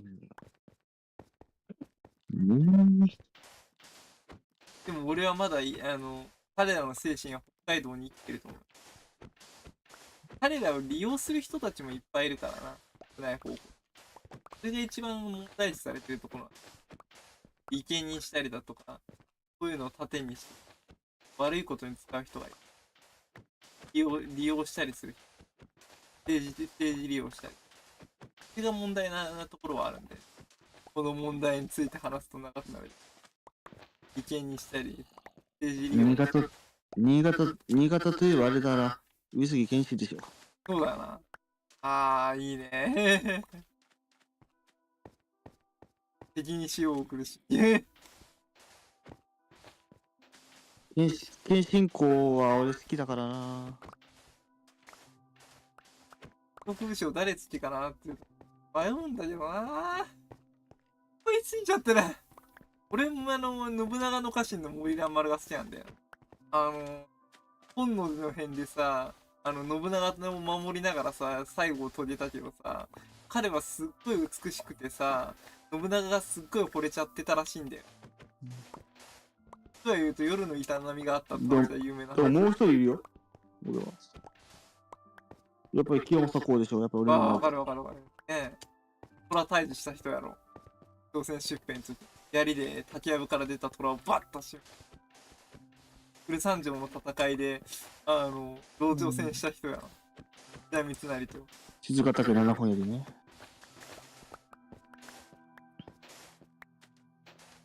あれもう籠城戦はやばいよね。籠城戦となるともう本当に兵糧攻めとの戦いだからね。花田丸埋めなければ絶対に。でも昔でもな、剣道やんでるやつってのはほとんどな、武蔵を目指すんやって。みんな。やっぱり、補充だな。やっぱりリバニャンさん、武蔵を目指すんだよ。天下分け目の戦いは全然学校で話されないのよ。山本武蔵はいいね。巌流島。話されんよな。テストでよう出てんやけどな。巌流一番ずっとさ、島ってさ、本能寺の変とか、武家諸法度とかそういう話しか出ないからな、学校は。巌流島ってさ、未だに幽霊が出るらしいよ。怪奇現象が起きるらしい。そうだけど。やっぱね、いるんだよ、多分。武蔵の玉がまだ残ってる。まあ、佐々木小次郎が亡くなったる場所だからな、そこは。小次郎の玉がまだ眠ってるんで。だって、鉄塔って基本もう死を覚悟してやるもんだからね。だから明治時代に猫みんちゃんする法律ができた。ヌオちゃんの猫民、ピアノ好きさん、数分でポケポケしてきた。死を覚悟して戦うから。鉄塔を申し込むってのはダメなんでね。ポケモンガチ勢よよさん、猫民ちゃん。鉄塔に関する法律っていうのがあるんで、鉄塔に関する法律、明治何年に今も執行されてるけどヌオち、ゃんの猫民、ピアノ好きさん。鉄塔を受け入れるのもダメだし、申し入れるのもダメ。ジバニャンさん、石田三成しか出ない。小早川秀明も出ない。ポ裏切ケモンったからガチ勢よよさん、アドが歌う千本桜聞きたいにゃ。裏側にお金渡されて裏切ポったケモンガチ勢よよさん、アーニャが好きなやつ。普通の千本桜も全然違えから。ヌオちゃんの猫民、ピアノ好きさん、でも俺今川義元も好きだよマシュマロさん、2日目のテスト終やべわった。、俺モデレーターじゃねえから晴れねえやん。テスト、マシュマロさんテスト頑張ったんだね。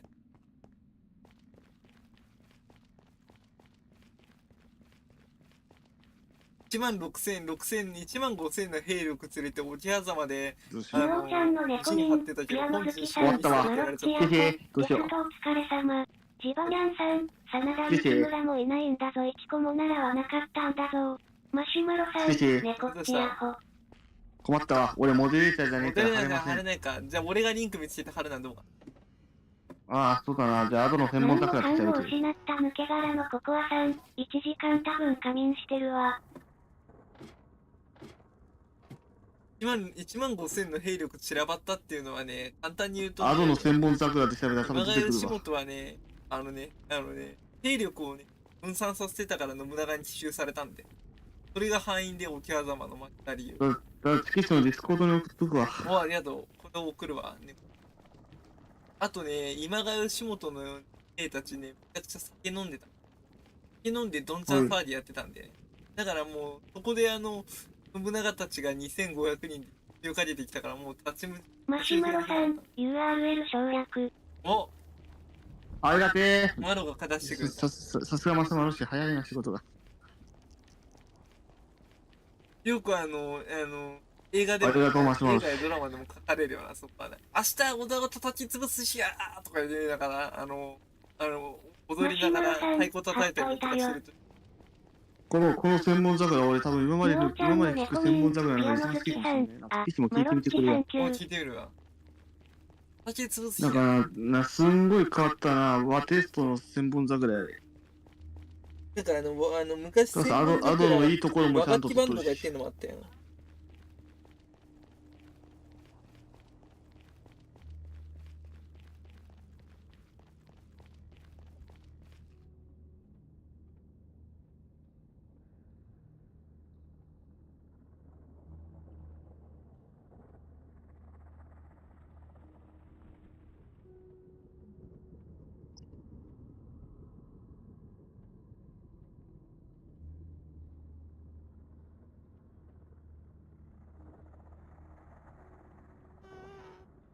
じゃあ俺これ歌って93点ぐらい取りました。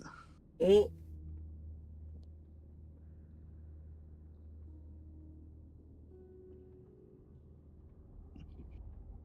このな、千本桜はな、すごい迫力がいいんマシュですよ。マロさん、数学は案外いけたが、和楽器バンドが千本桜歌うよりは、定価が上がりすぎて無理だったかな。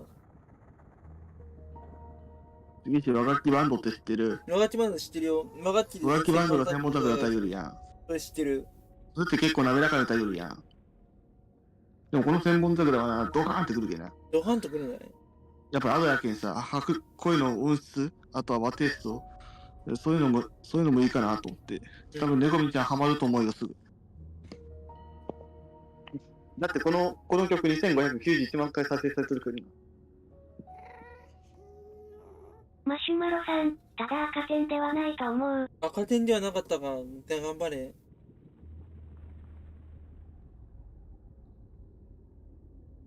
だから考えて、だってさ、これ和楽器バンドでさ、10年間でさ、あれやで、10年間か5年間か10年間ぐらいでさ、1億万再生やでぬお。ちゃんの猫ミうんン、ピアノ好きさん、聞いてみたけど、この曲ピアノで少し弾ける？マジか。俺もぬ少しだおちゃんのけは弾けるわ。猫ミン、ピアノ好きさん、サビしか弾けないけど、普通の千本桜と違うですよ。やっぱアドが歌えるってこともある。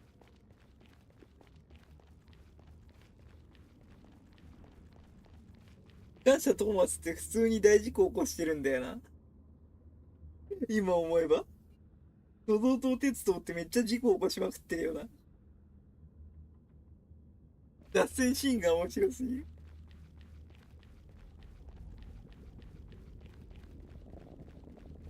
安全管理がガバガバな鉄道会社だと思ってる俺は。ポケモンガチ勢およさん、普通のやつと違うやろ？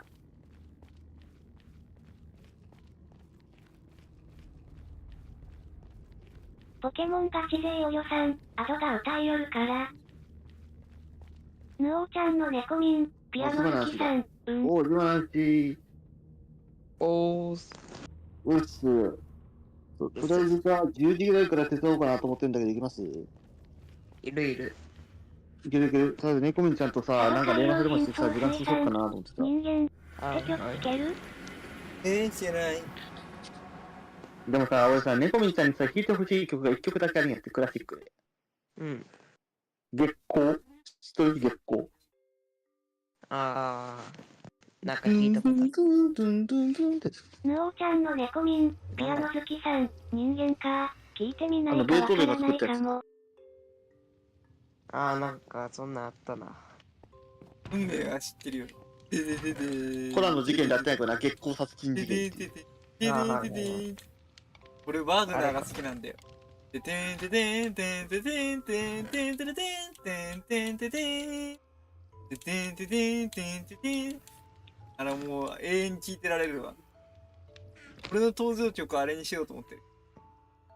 果たし合い出たら立花隆の組合のボクシング大会出たらあれで出ようと思う。で、てんててんてんててんてんてんてれてんてんてんててん。ポケモンガチ勢およさん、猫みんちゃん、21時から。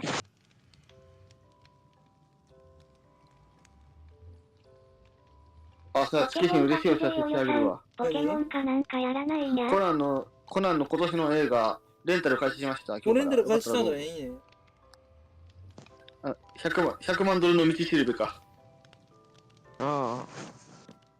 俺はもう10回撮るから大丈夫なんですけど。友達から相当次誘われるの集まった。ぞ。映画行こうぜ、ええよ。映画行こうぜ、ええよ。映画行こうぜ、ええよ。映画行こうぜ、もうええわ。とか思いながら。ヌオちゃんの猫みん、ピアノ好きさん、ポケモンしたいかな。ポケモン了解。よし、相手してあげるわ。あ、そうか。それ、ランキングじゃなかった。ポケモン。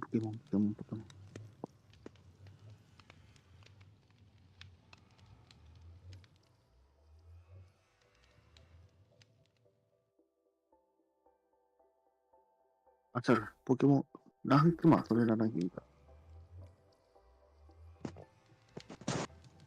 やば、5位言ってるし、最悪。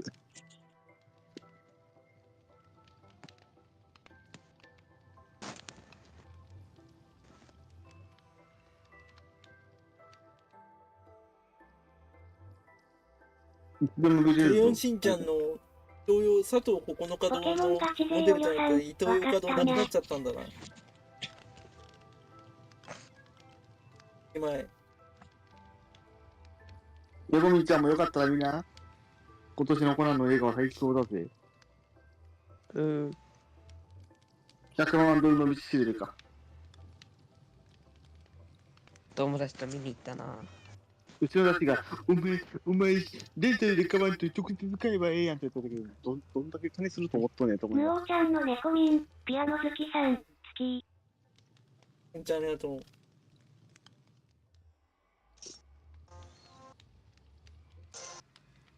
ちなみになんか作りたい防具とかあるんですか、自分の。だからこのモンスターの防具を作りたいみたいな。ヌオちゃんの猫みん、ピアノ好きさん、明日配信なんだっけ。何曜日だ金曜日かそうか、何曜日だそう、木曜日だ。木曜日ってなんだ好きし。土曜日、プラトゥーンだよ。スプラトゥーンになって、あ、ジマナさん。なんかさ、このモンスターの防具を作りたいみたいな、あるん？マシュマロさん、そうだね明日はスプラじゃね。スプラトゥーンだよ。ジョイまで行けば、知らんけど。ハンターランク4ぐらいやれば、イベントクエストとかで多分、ジョイのバルファルクとかは多分受けれると思うけん、俺が受けたら。そういうのもあるかもしれないな。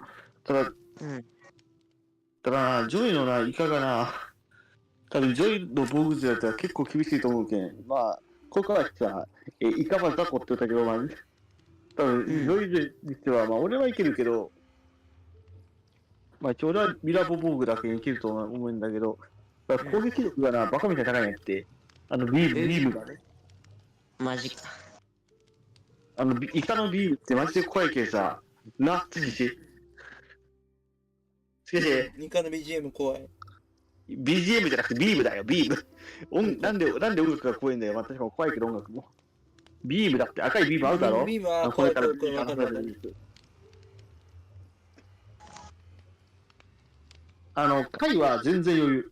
ビーム出さんけん、もう普通にもうこもっとるだけやけんやつ。で、ちなみに、嬉しいことに、多分ハンターランク10ぐらいかな。11ぐらいまであるから、ラオさんも来るよ。で、まあ、とりあえず進めていった方が早いんやけど、まあ、一番いいのはな、さっきな、もちろん今の初期装備で言っても間違いなく陣容がとかには勝てないんですよ。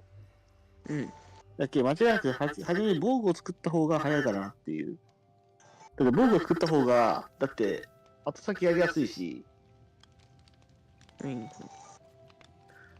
武器は何片手剣太刀とか体験。あ、体験。だったら、ここはに何がいいか聞いてみるか。グラコロいいな。ね、でも、ここはの方詳しいし。グラコロ。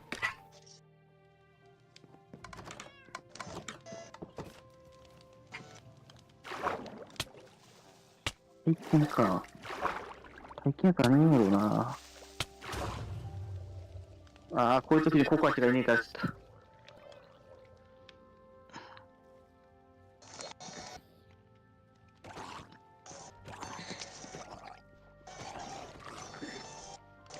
と。もうしようかな。こ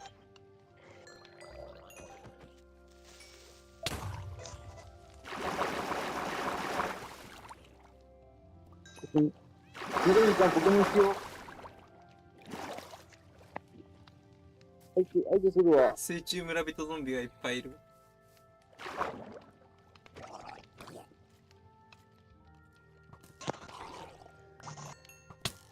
登録者が、登録者が2しか増えねえ。まずちょっと、配信したいから登録者ちょうだいと思います。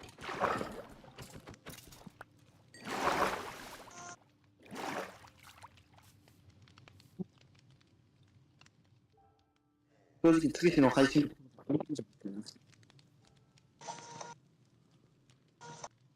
よ、3980でしたら、やばいな。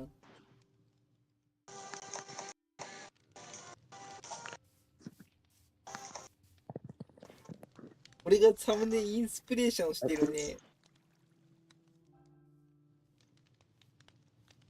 チャンネルがあるんでね。ここのショート動画を俺参考にしてるんだよね。教えてあげるよ。ここのショート動画を参考にしている俺は。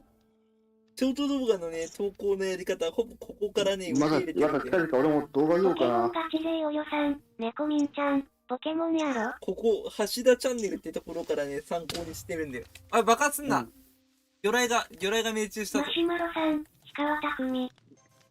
なんやこれ。なんやこれヌオちゃん爆発した。の猫みん、ピアノ好きさん、爆発した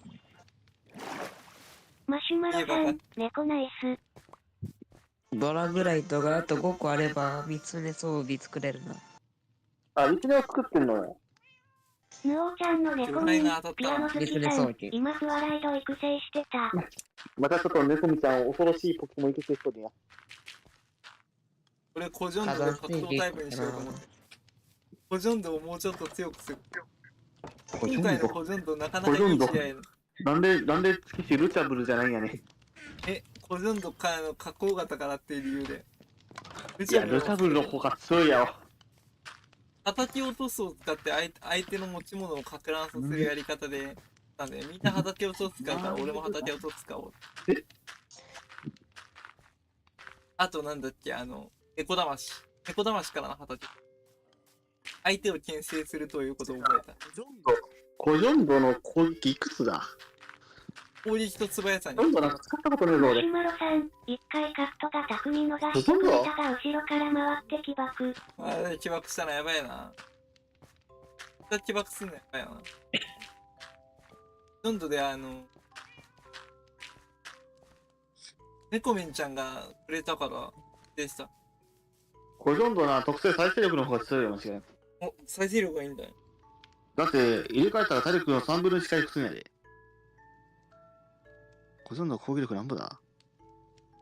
で、もちろん何好きしこのコジョンド。命の玉。いや、命の玉はいかんやろ。いや、俺的には、こいつ機械と覚えるけん。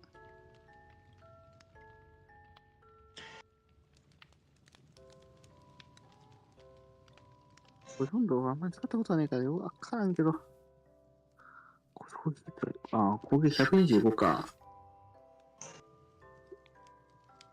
で、それでなんか HB にして、突撃チョッキ持たせて、どこがええよ。ついに突撃チョッキか。だって、こいつ防御60やで、両方とも。 60なんだね。そんな低いんだね。低いよ、そりゃ。だけ HB にして、突撃チョッキ渡したら、万能型になるから。おっと、ジョンちゃん来なくなっちゃったかな。いや、ジョンちゃん難しいんだろ、多分。好きなんか嫌いって言って消えた説。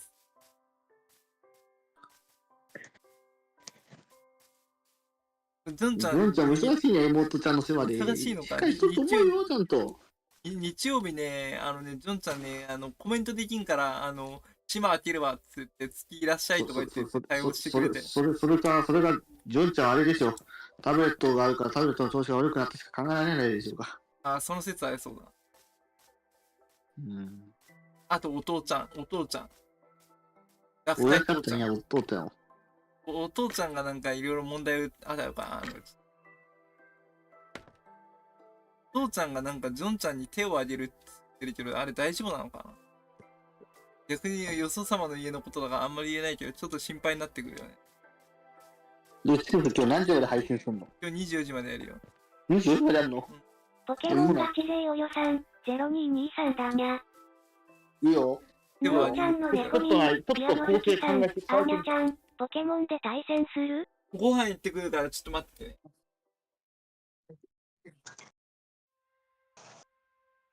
マイク切るね。マシュマロさん、スイッチでやりたいゲーム見つかった。スイッチでやりたいゲーム何マリオジャンボリー。スイッチでやりたいゲームなんだろう。それを聞いてから行こ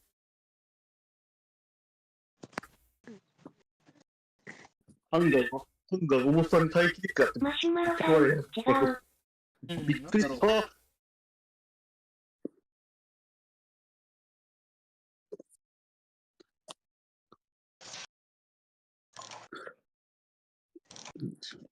自分のパーティーはこれか。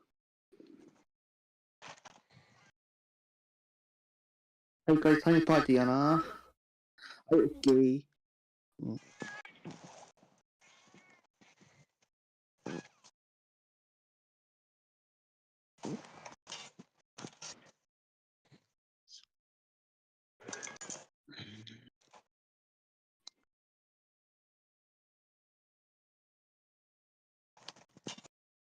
これは迷うな。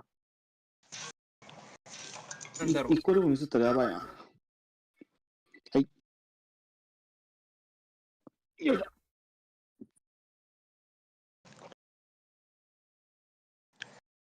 マシュマロさん、日本人形を操作して人間にバレないように屋敷を探索するアドベンチャーゲーム。怖そうだな。それホラーゲームのホラーゲームの枠組みか。なんか俺が配信しても面白そうだな、それ。グロテスクなものがなければ配信したい。同部枠で。切られたり刺されたりがなければ。切られたりは全然大丈夫なんだ。切られる刺されるが。マシュマロさん、いやこれはワクワクゲームだよ。ワクワクゲームなんだね。ワクワクゲームだったら大丈夫だ。デッドバイデイライトはダメだったグロすぎた。あー、無理か。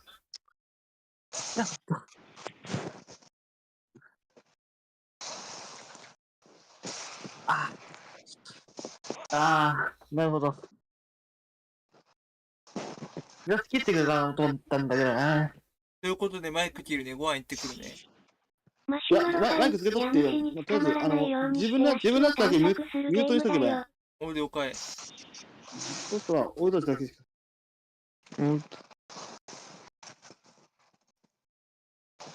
いや、これはワクワクゲームだよ。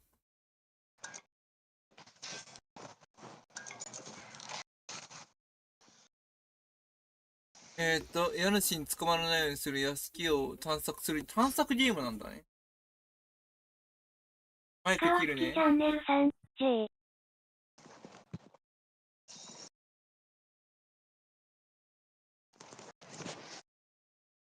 ポケモンガチ勢およさん、にゃー。これなどうする？ご飯行ってきまーす。はい、ってら。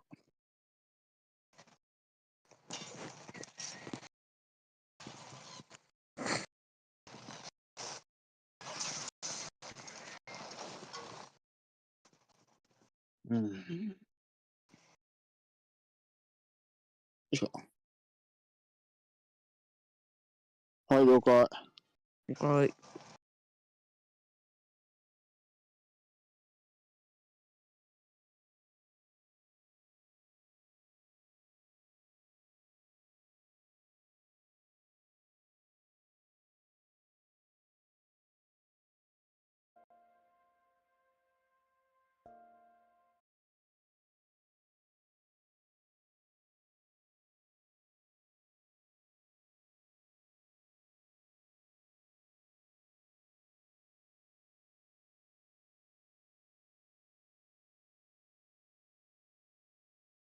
ポケモンガチ勢およさん、と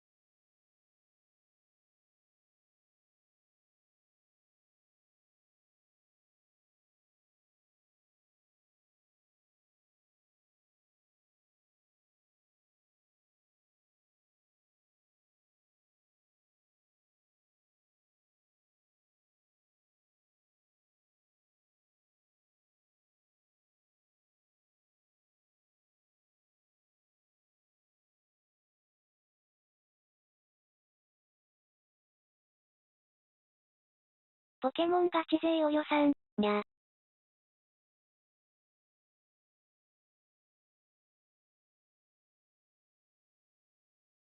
マシュマロさん、URL 省略。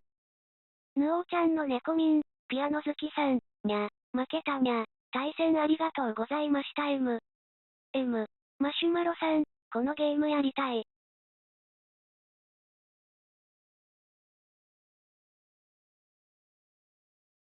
ポケモンガチ勢およさん、猫ミンちゃん、あざざますー。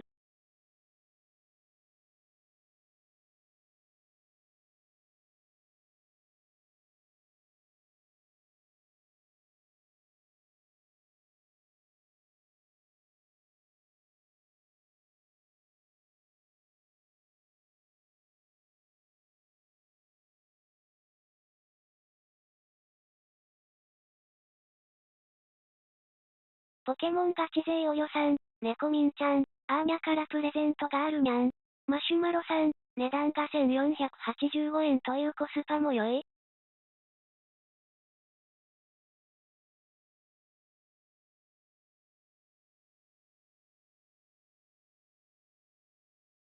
ヌオーちゃんの猫ミン、ピアノ好きさん、私はスイカゲームやりたいんよな持ってないけど。ポケモンガチ勢およさん、交換しようにゃー。ヌオーちゃんの猫ミン、ピアノ好きさん、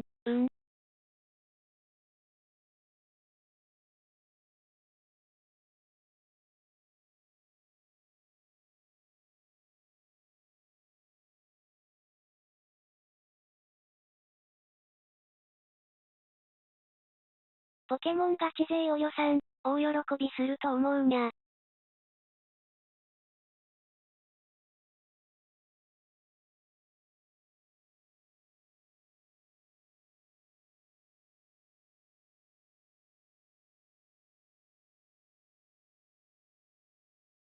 ヌオーちゃんの猫ミン、ピアノ好きさん、今潜ってるよ。鹿は月チャンネルさん、ご飯中。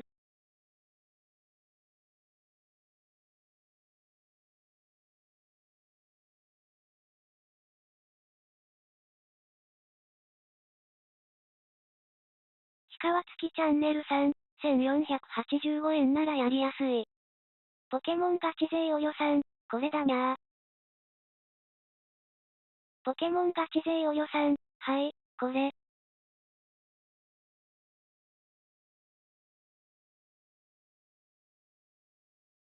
ヌオーちゃんの猫ミン、ピアノ好きさん、おー、ケルディオ。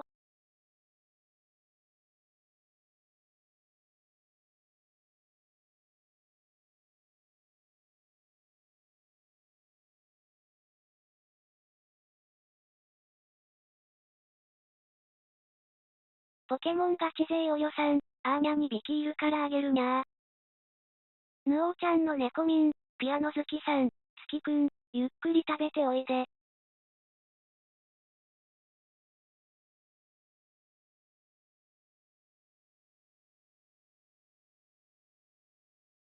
ポケモンガチ勢およさん、色的にぴったりやから。ぬおーちゃんの猫民、ピアノ好きさん、ありがとうにゃん。ポケモンガチ勢およさん、猫民ちゃんにあげたくて。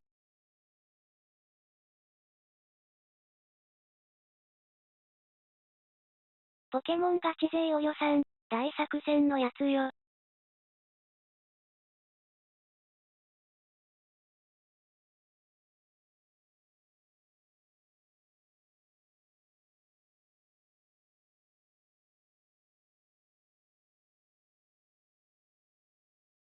ぬおーちゃんの猫民、ピアノ好きさん、あ、だからそれでブプ集め？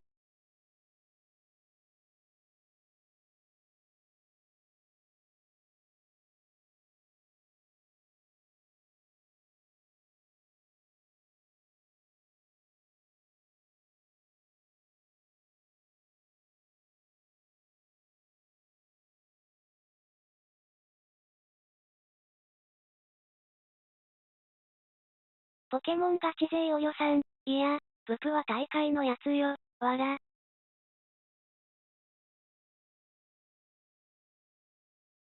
ぬおーちゃんの猫民、ピアノ好きさん、なるほど。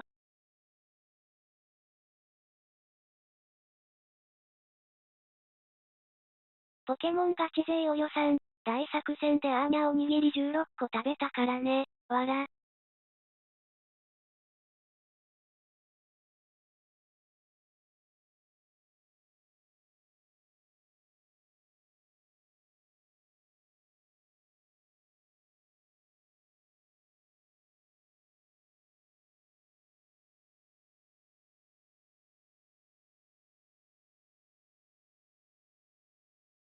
ぬおーちゃんの猫民、ピアノ好きさん、おにぎり16個すごい。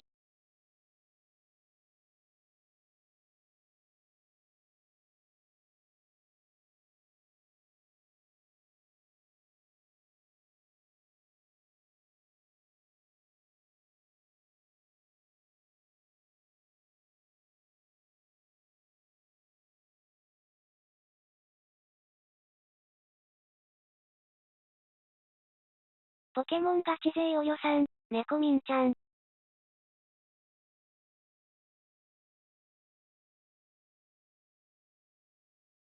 ポケモンガチ勢およさん、レーシングマスターやらない？ぬおーちゃんの猫民、ピアノ好きさん。ぬおーちゃんの猫民、ピアノ好きさん、やる？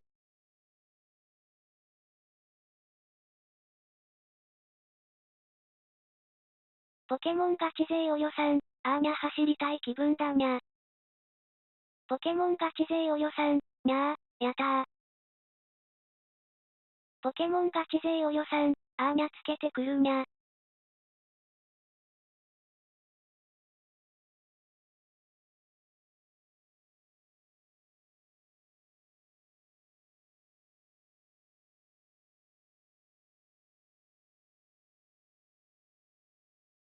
ぬおーちゃんの猫民、ピアノ好きさん、私も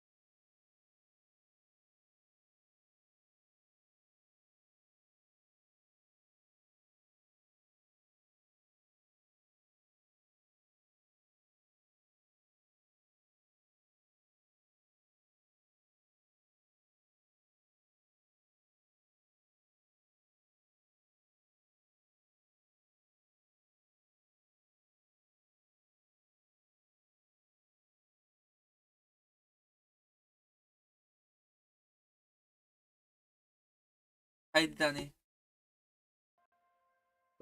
楓だね。どう見ても楓じゃん。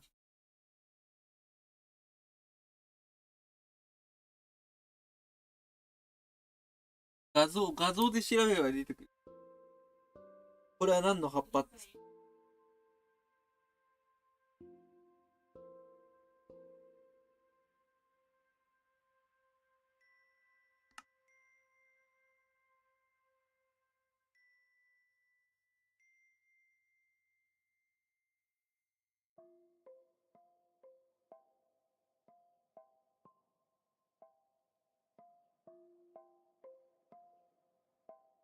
楓の葉っぱってさ、良くない葉っぱにも見えるよね。ばあちゃん。楓の葉っぱって良くない葉っぱにも見えるよね。良くない、楓の葉っぱってさ、畑がさ、良くない葉っぱに見える。法律で禁止されてる葉っぱ。そう見えない、形的に。シダ系のものは基本そう見えるんで。シダ系列か。シダ系はそういう風な系統で。良くない葉っぱの影響のせいで、何でも良くない葉っぱに見えてしまう。別に乱用者じゃないからね、言ってあるけど。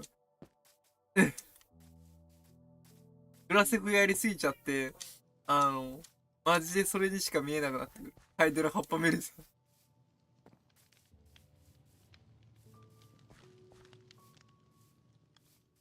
イーロン・マスクは合法化された州に住んでるからめちゃくちゃ、それを吸いまくって頭おかしくなってるらしいな。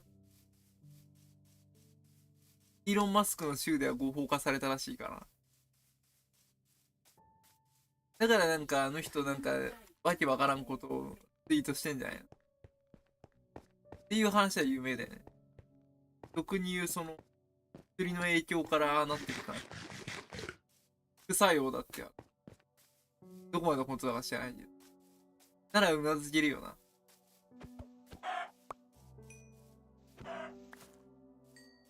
だから逆に合法化したとしてもああいうのが増えるから逆に怖いよな。中国はいい例だよね。中国はアヘン戦争でめちゃくちゃにしてるからすっごい規制してるよね。売る方がめちゃくちゃ処罰されるからね。やる方は徹底的にやられるけど、売る方がめちゃくちゃ処罰される。売る方は相当やばいよ。下手したら直系になりかねないよ。だから海外、C 国にさ、間違えてさ、スーツケースの中に入れられちゃったらもう最後だと思った方がいいね。そういうものが入って疑いかけられたら。怖いですよ、本当。最後だと思った。家族に別れ告げた方がいいです。だから行かないことが一番いいですね。言ってしまえばね。よくないですよね。絶対にダメですかあんなもんね。金壊しますか？お酒と、お薬と、なんていうんだ。ギャンブルは本当にね、ダメです。本当に人壊します。マジでこれ言います。本当に人壊しますんで、絶対ダメです。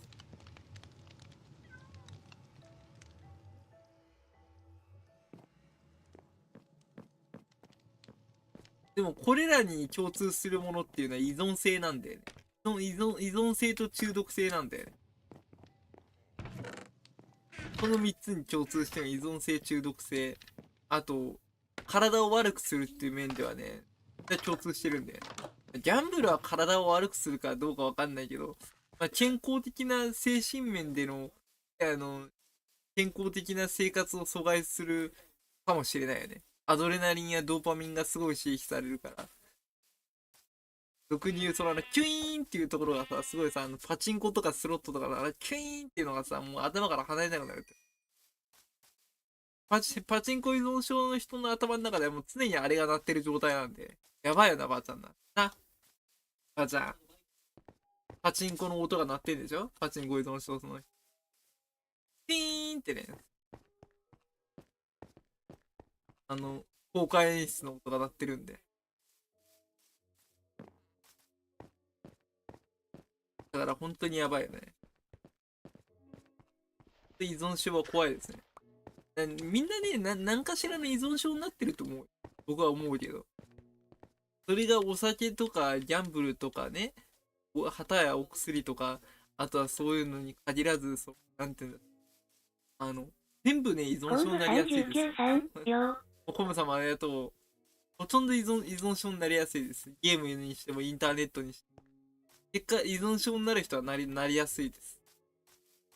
克服することは相当難しいです。それは適切な医療を受けなきゃ無理でしょうね。どれも浸かると抜け出せなくなるから。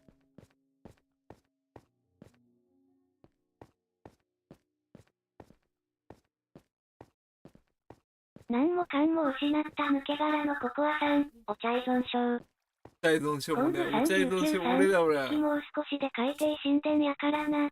もう砂を集めておいて俺のチェストにあるよ。いや、ほんと依存症は怖いですね。昆布39さん、装備整えろ。装備で大丈夫か？大丈夫だ、問題ない。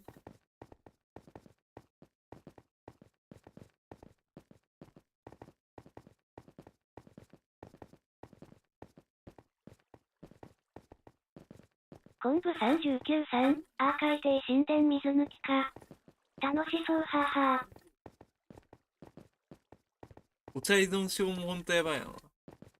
なんかカフェイン中毒ってやつや、特に言うね。過度なコーヒーとかカフェインを取ることによって、疲労が溜まってくやつや。疲労が溜まれば他の健康にも悪くなってくやつ。腎臓悪くなるらしいね、カフェインって。違うんで、紅茶に入ってるシュウ酸っていうのがね、腎臓の機能を低下させる。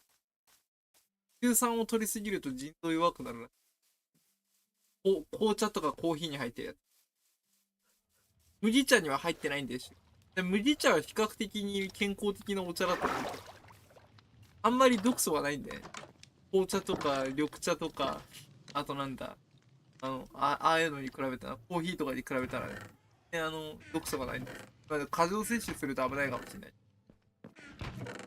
麦茶はほんとね、今かには麦茶には、虫歯予防効果があるって、紅茶にもあ何もるって言わかんれてるやつ。も失った抜け殻のココアさん、麦茶依存症。麦茶依存症昆布39さん、好き。Y の渡すやつはピンチの時に使えよ。ピンチの時スに使うわ。プラッシュポーション、自分に使う様。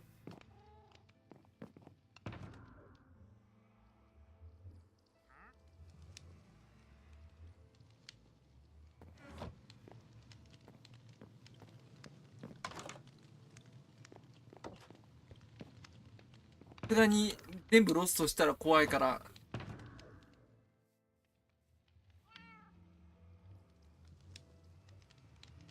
スボーグで行くわ。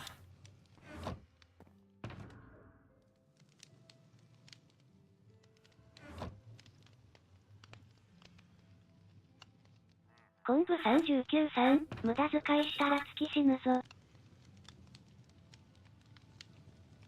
スボーグで行くわ。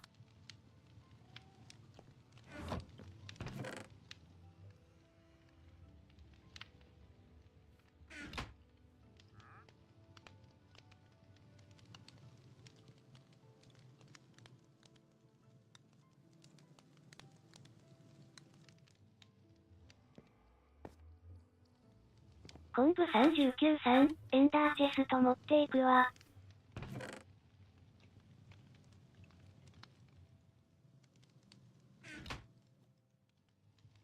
あの国は言うこと聞かないよ。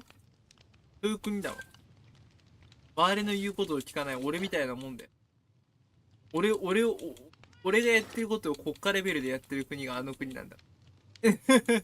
いい例えだよ。北尾がやってることを国家レベルでやってるのが北と C の国なんだ。氷川月とやり口が似てるよね。暴君化してない氷川月で。昔の氷川月と何も同じかんも状態だよ。失った抜け殻のココアさん、言うこと聞かないなら殴ればいい。殴ればいい。逆に殴れないほど軍事力を持ってるから立ちが悪いんだよ。本当に殴れない、氷川の場合はね、弱っちいから、殴れば言うこと聞くんだよ。でもあの国はもう、殴ると数百倍殴り返されるぐらいの力持ってるから、何もみんな言うことみんながみんなイエスマンになっちゃってる。それがダメなんだよね。嫌がらせるんですよ、相手を。ダメなものはダメって言えるね、言える精神が必要なんだよ。何もかんも失った抜け殻のココアさん、軍事力無視して殴れ。あかんものはあかんですって言えるぐらいの、人がい昆布ないと、 39さん、間違っスプラッシュポーションを自分にかけるのを忘れずにな。忘れずに了解。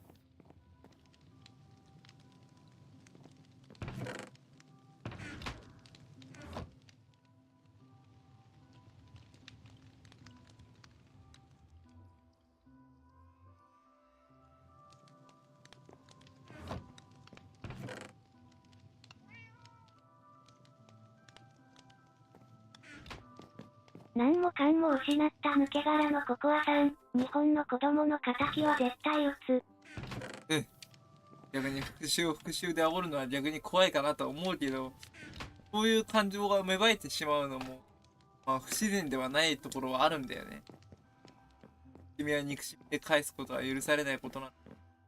そういうことを間違ったことをやってるあの国を強く言えない人たちもちょっとな。まあ、どっちにしろなんて言うんだ。向こうがすごい喧嘩的な、攻撃的なことをやってきたら、こっちもそれ相応の対応を取るぐらいなことをしないとダメかもしれない。あるよね。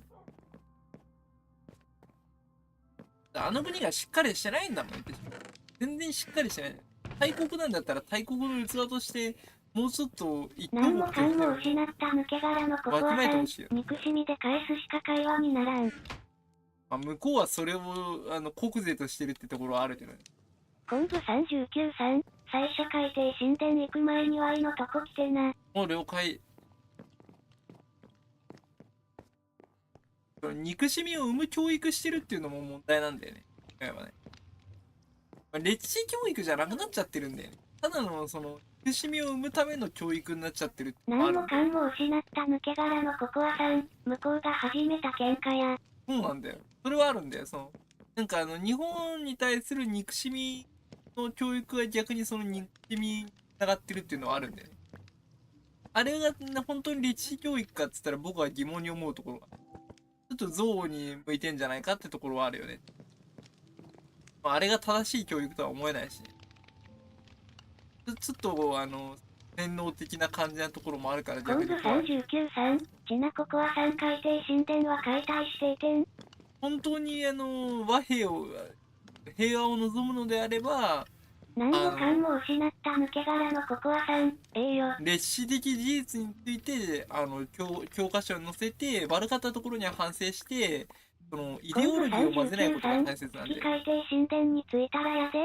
もうつ Y のとこに来るの。了解、ついたらね、イデオロギーを混ぜるからろくなことにならないって。歴史的事実を教えるのはいいけど、それにイデオロギーとか思想を混ぜるからろくなことになる。現に今、あの国では思想を混ぜてるからね、イデオロギー。この手の問題に語る VTuber はなかなかいないと思うけど。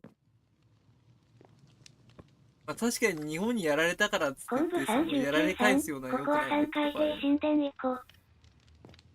その間違ったステージとか間違ったそのステージが逆に何もかんも失った抜け殻のココアさん、やられた日本人の恨みは必ず報える。だから現にイの国何もかんもと失った抜け殻のココアさん、入るか。そう他の国とイの国が争いの原因はそうじゃん。報復に報復だから。報復に報復を繰り返してるから逆に戦争がなくならないっていうのは。それでしかも戦争すれば金を儲かるやつがいるという。戦争すればコンブ39さん、が儲かるひなつき、ワイポーションいらん理由はコンジットあるからな。コンジットあるからか。武器を売ることで儲けてるやつがいるから戦争がなくならないという。だから戦争反対って言ってる人たちに言ってやりたいら、まず軍事産業のところ行って戦争反対って言ってやりたいよ。本当になくしたいんだったら。戦争で金を儲けるやつがいるから戦争がなくならない。それによる貧困もなくならないのはそれが原因。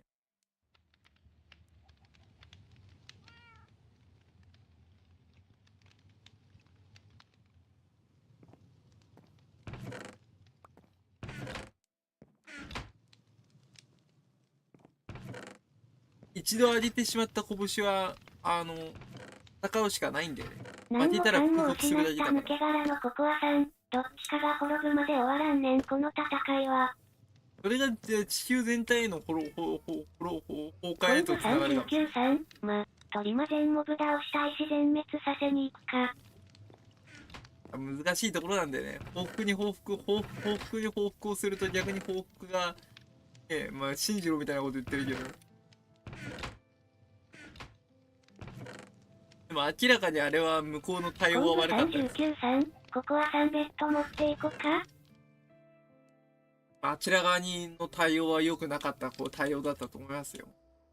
何もかんも失った抜け殻のココアさん、持ってきて。まあ、あれに関しては本当あちらさんの問題だと日本人の問題ではないかもしれない。リボニャンさん、ラギアクルスを討伐した。ラギアクルスを飛ばしたからないです。あちらさんの教育の問題がある。何もかんも失った抜け殻のココアさん、少なくともこっちは止まらんぞ。教育っていうのが逆にそういうのを生んでるっていうのはあるんで、やっぱり向こうの教育方針が良くないってところはあるよね。いくら日本の過去が悪かったとしても、あそこまで来ると度が過ぎてるっていうのは。コンブ39さん、リスチ固定しないとだしね。度が過ぎてリボニャンる。さん、三つ根装備強えな。で、そうべ強いよな。コンブ39さん、エンダーチェストも持っていく。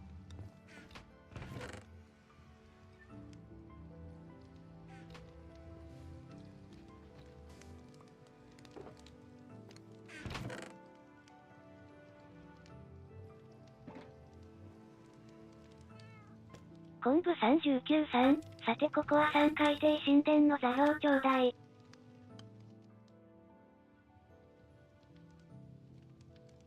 コンブ39さん、もしかして初期かな？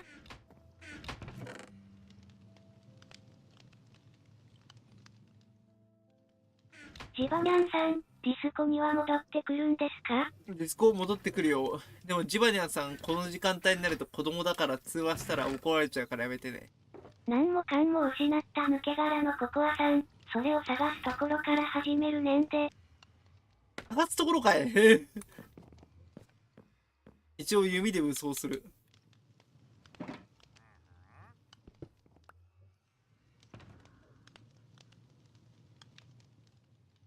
昆布39さん、初期地付近になかったっけ？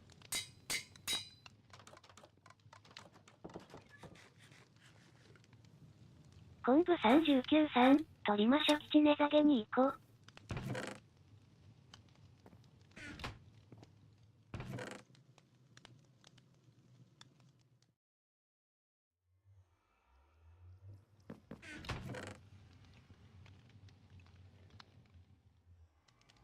昆布39さん、マロさん拠点の付近にあったような。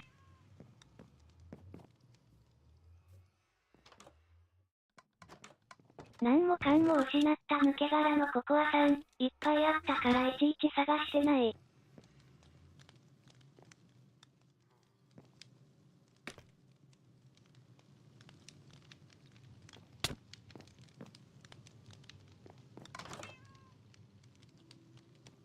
武器は支給してくれるんすか？各自武器多い。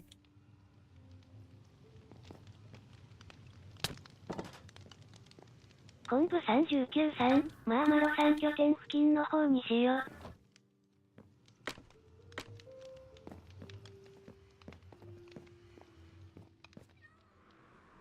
そんな持ってきてないよ。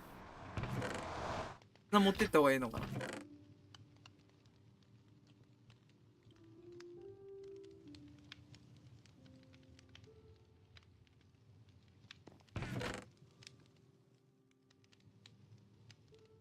昆布39さん、マロさん拠点根下げに行こう。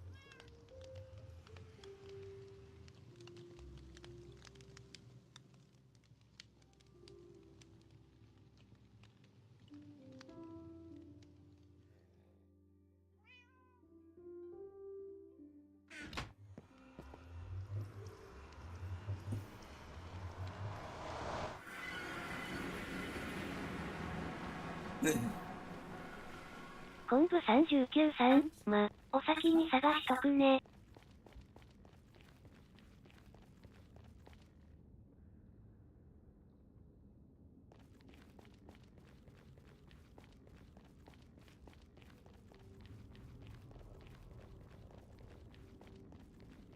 昆布39さん、マロさん拠点根下げだからね。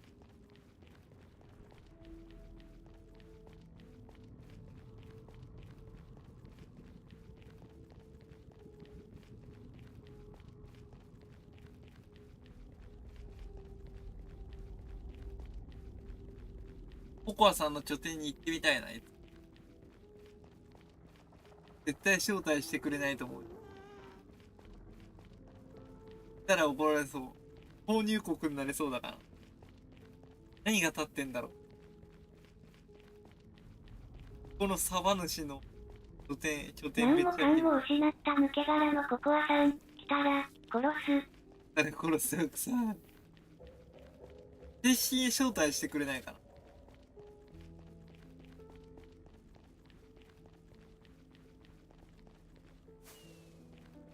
あや。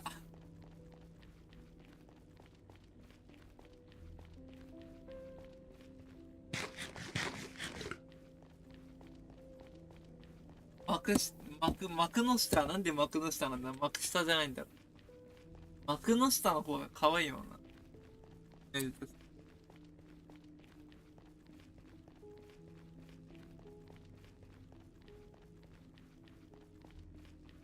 相撲試合見に行くと幕下の取り組みとか見れるのかな？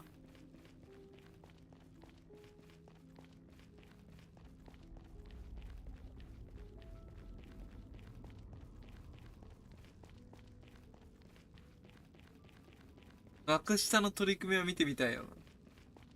テレビ中継しない幕下の取り組み。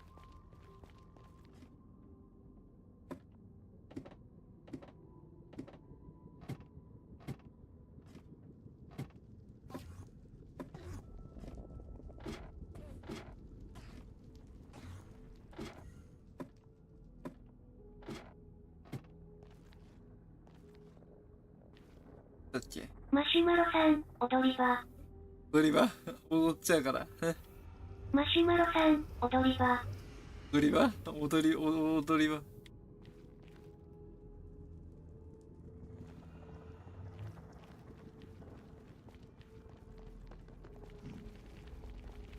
踊り場。はアウト。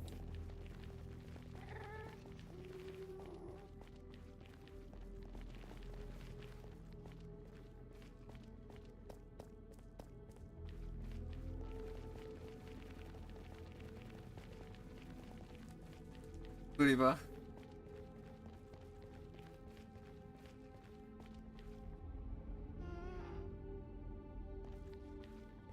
どっち合ってんのか。ピースではないよ。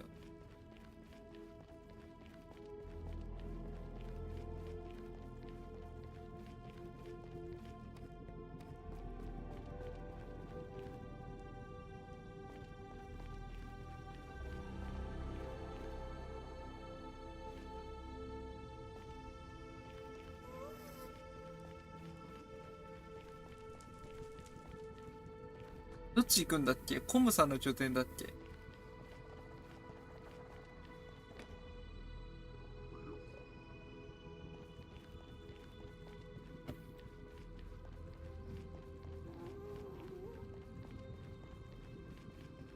当たり前にするのが当たり前なんです。コンブ二郎かよ。 39さん、マロさん拠点。信じろうかよって。ゴミ。この木造家屋は木でできてるんですか？日本をジャパンに。あの語彙力のないところが好きなんだけど。コンブ39さん、初期地根下げの隣にある通路。何？当たり前のことは当たり前にするのが当たり前なんです。日本をジャパンにとか。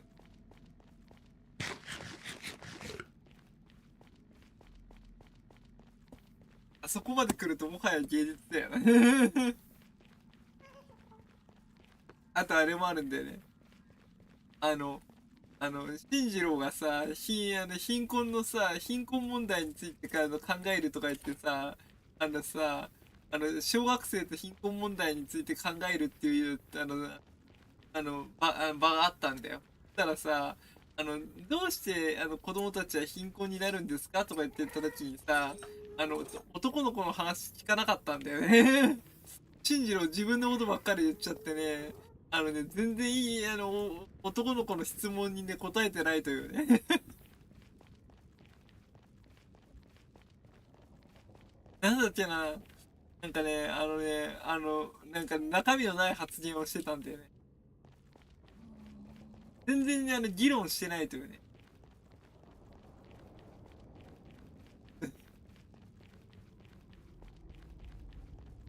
政治家なのに議論できなくてどうすんね。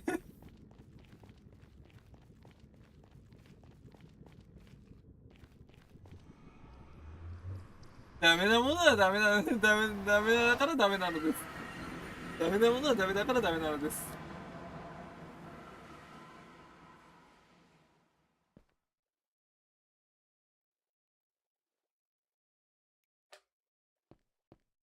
ダメなものはダメだからダメなんだ。コンブ39さん、ここは上海これ。はい。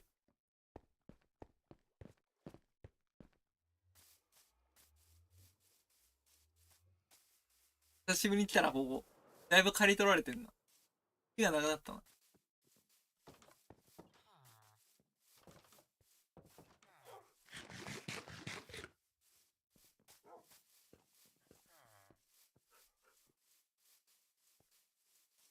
コンブ39さん、地図交換した。これ泳ぐのわかんねマシュマロさん、木なら別に育てとるわ。え。じゃあ育ってんだね。誰が乗るの？俺乗れねえや。俺泳ぐか。いいよ。俺泳ぐから。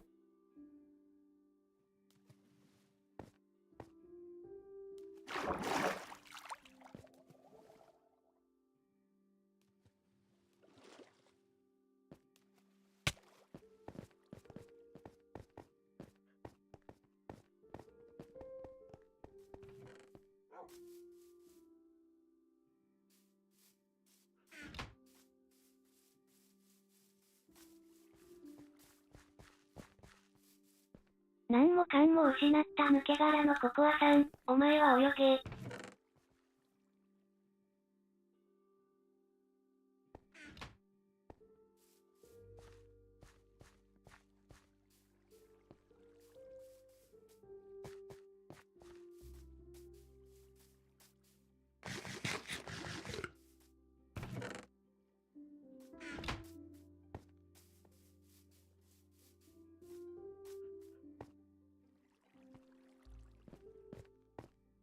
昆布39さん、野郎ども思考だ。では、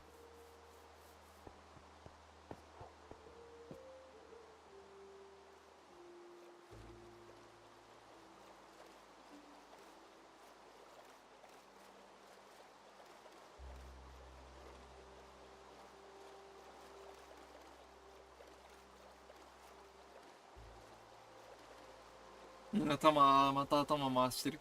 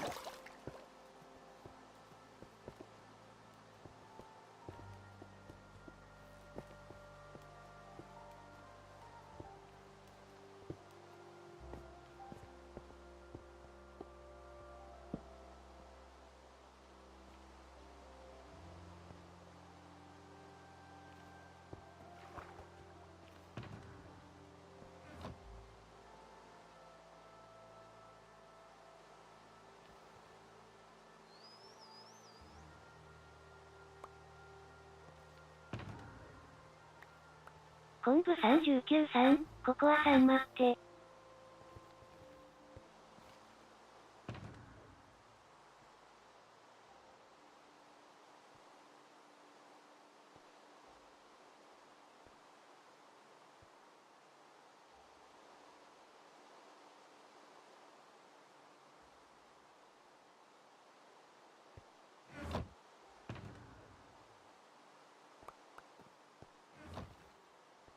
昆布39さん、突きかけるぞ。了解、ありがとう。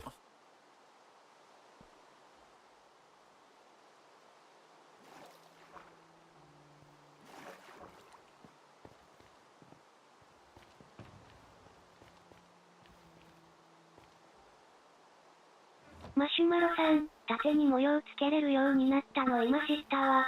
縦に模様つけられるようになったの。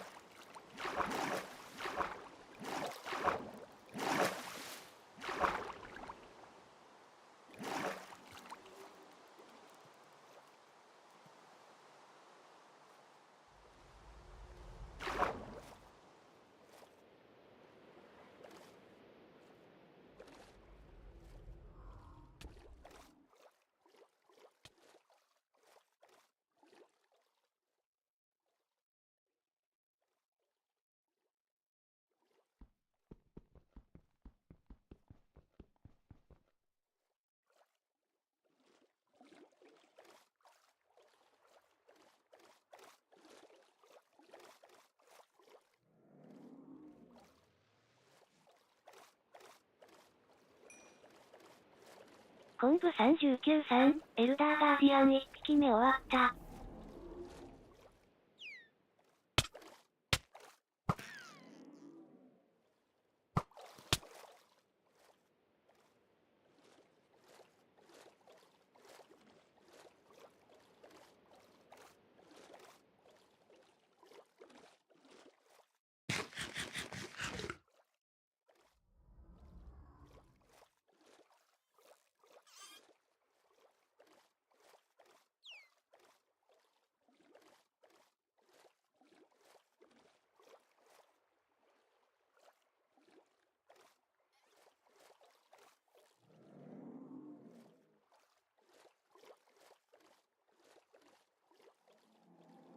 昆布39-3、2匹目終わった。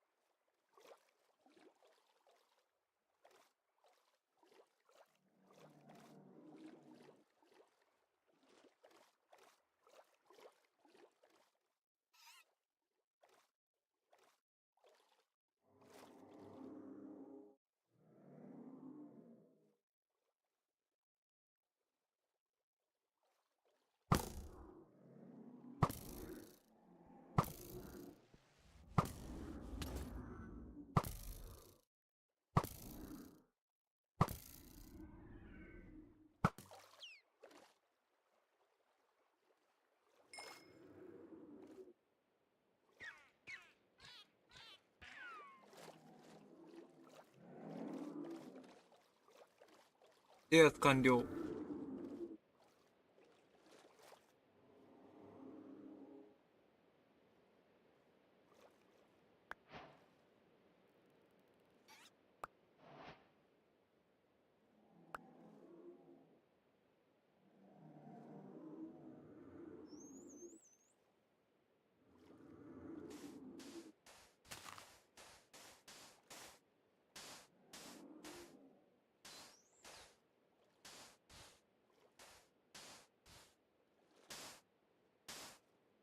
昆布39-3、コンジット起動。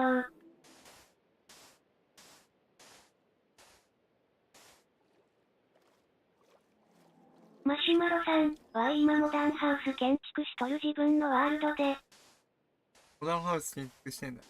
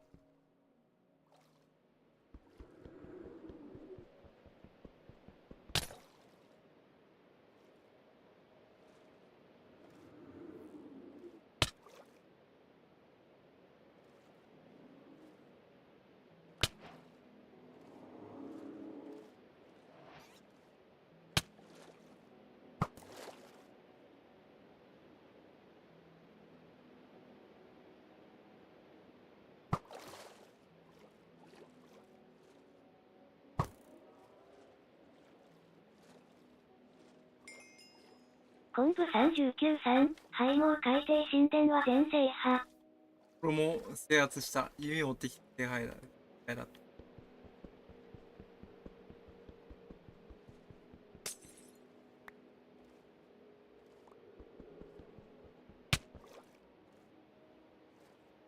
昆布39-3、コンジットフルパワーにした。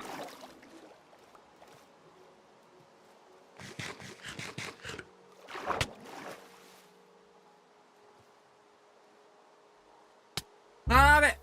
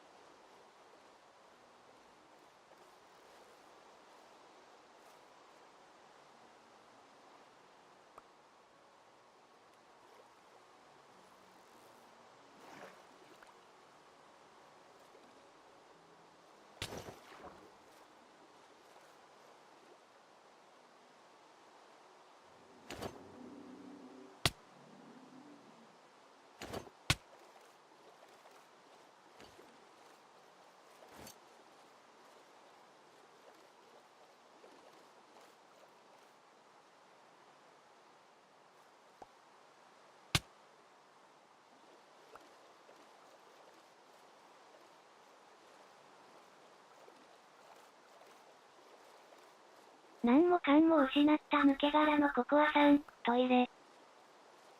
おトイレ行ってらっしゃい。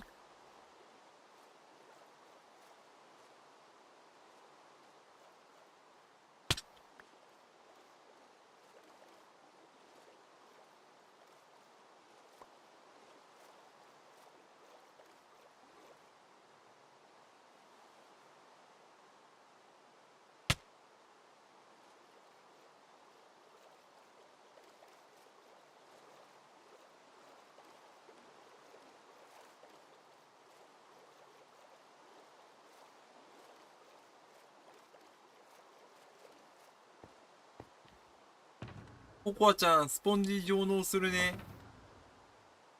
俺が露覚したから。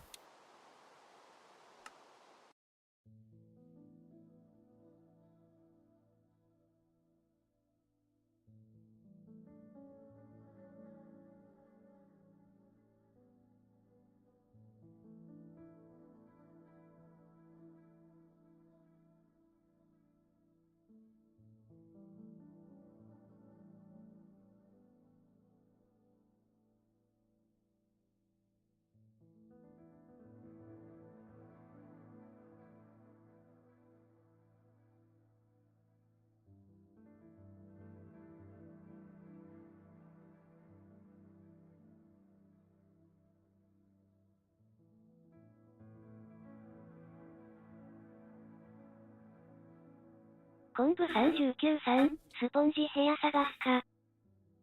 で、元での販売はこだわってるから。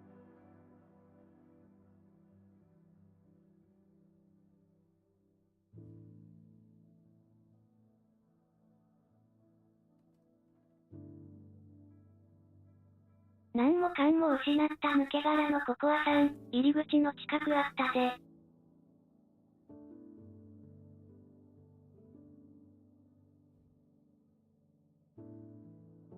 怖くなるよ。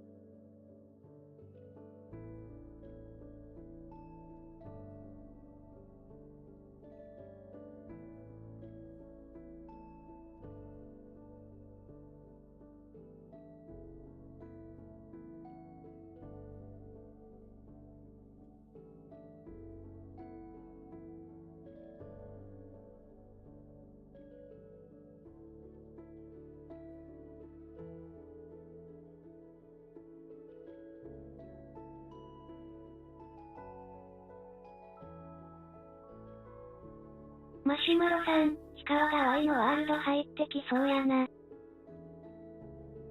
こうかな。トイレ行ってくる。マジ漏れ。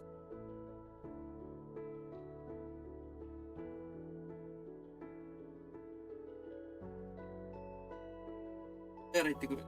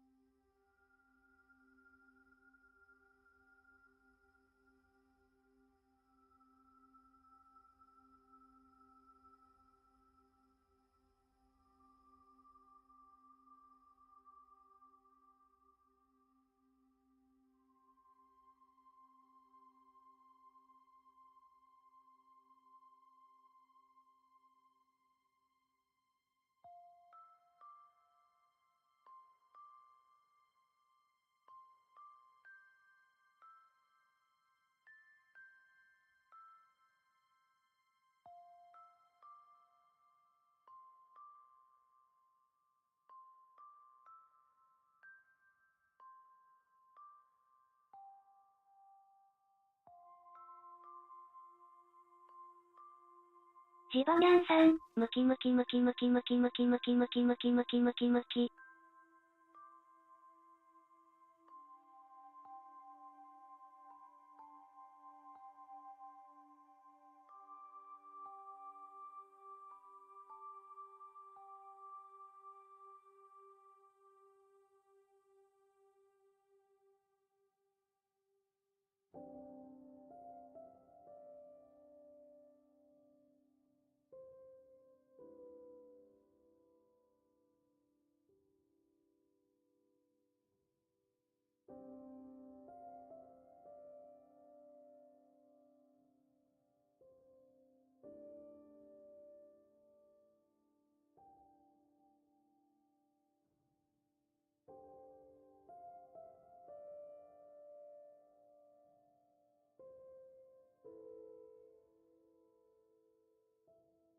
何もかんも失った抜け殻のココアさん、スポンジ回収。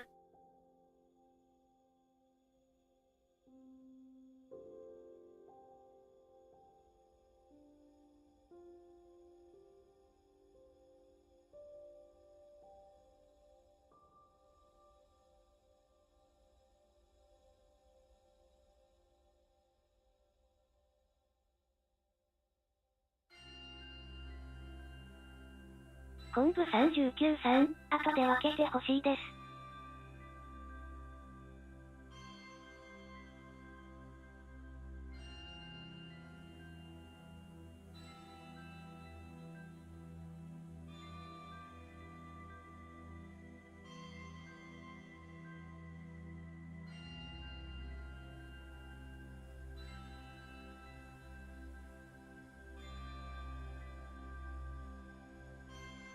何もかんも失った抜け殻のココアさん、焼いとくから取っていいよ。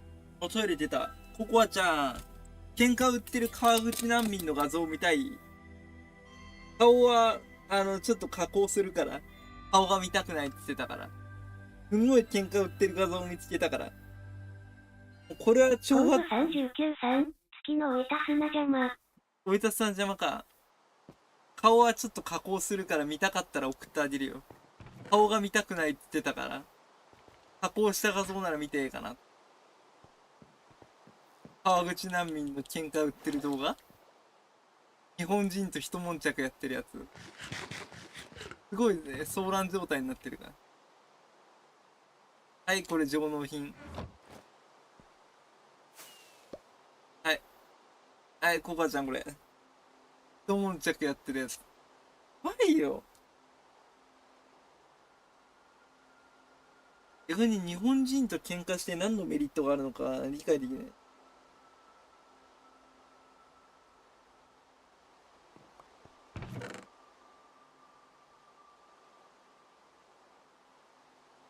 実際に、その国の主に対して喧嘩は挑発的な態度と取られるから良くない。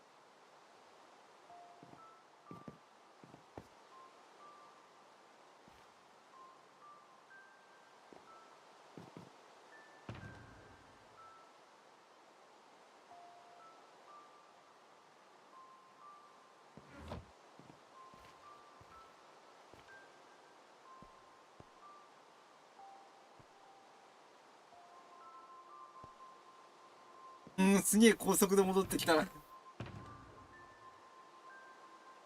いよ。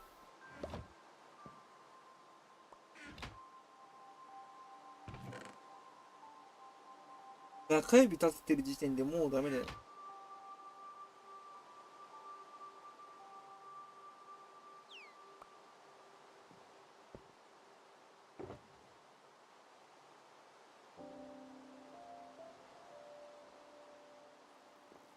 何もかんも失った抜け殻のココアさん、9個掘って。9個掘る？昆布39さん、ココアさんシーランタンどうぞ。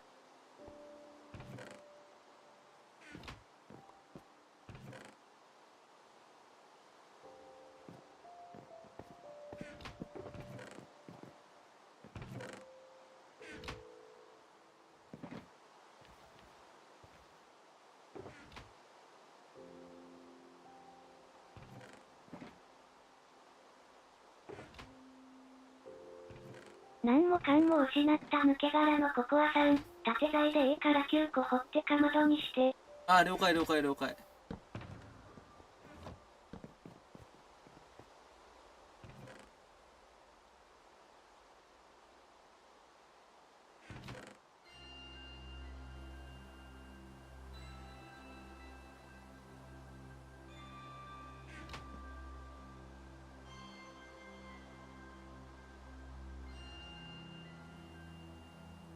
縫いはじゃできなさそうだな。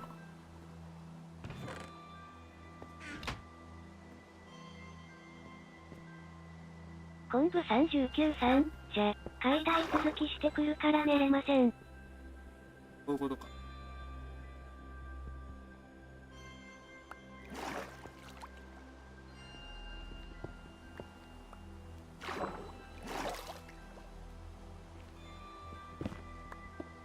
何もかんも失った抜け殻のココアさん、今渡した石を掘れよ。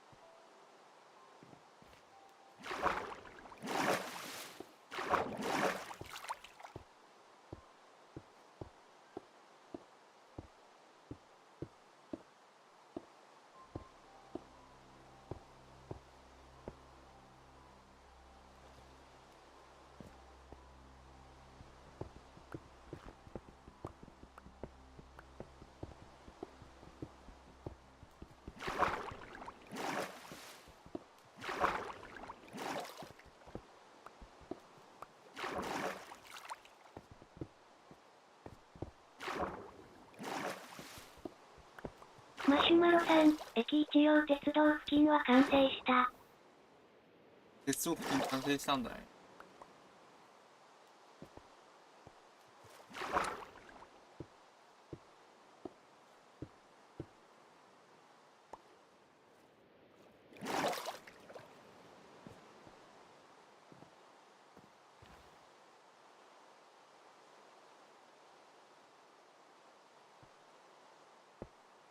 かまどにしたよ。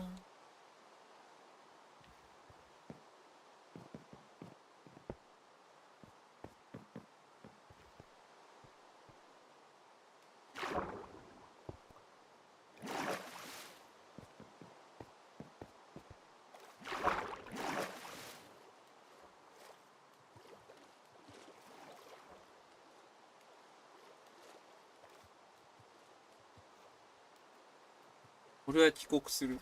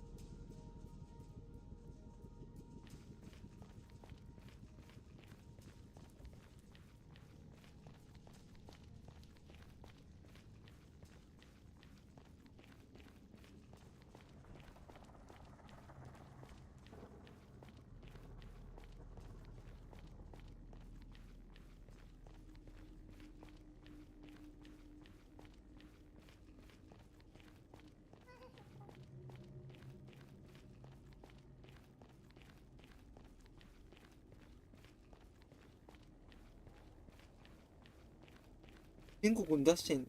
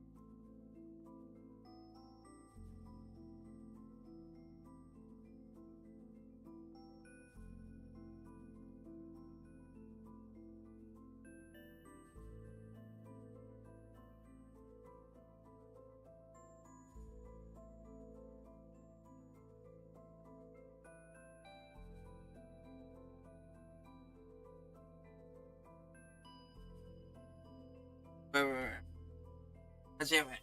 やばい。やばい。やばいマジ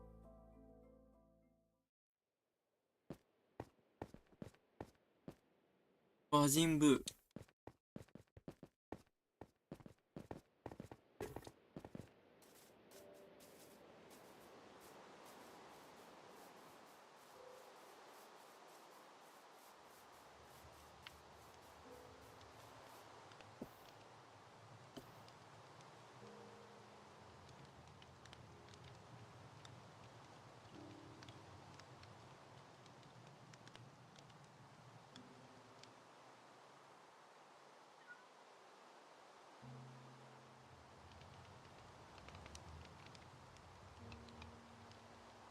何もかんも失った抜け殻のココアさん、寝る。ココアさんおやすみ。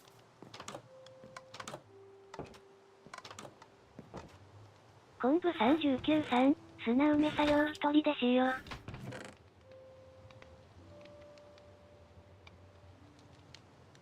ドゥンドゥン。昆布39さん、おやすみなさい。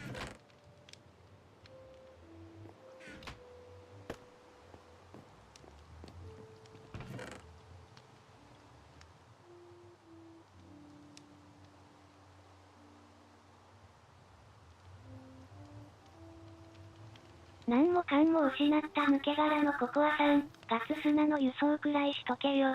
何もかんも失った抜け殻のココアさん、おやすみ。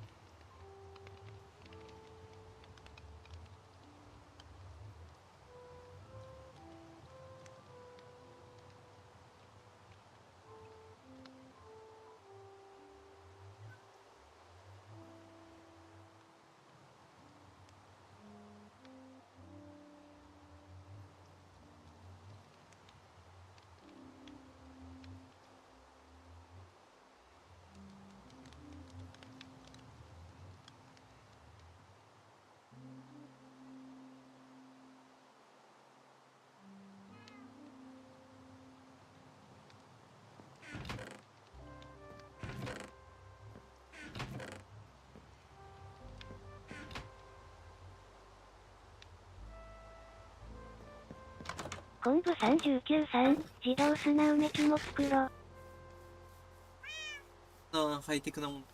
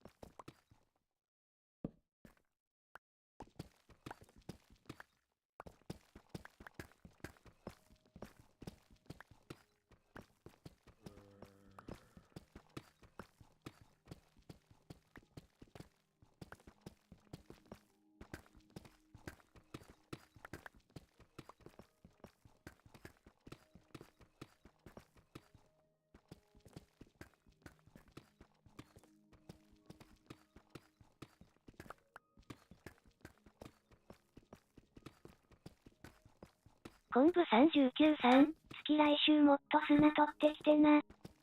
これを買い、来週もっと綱取ってくわ。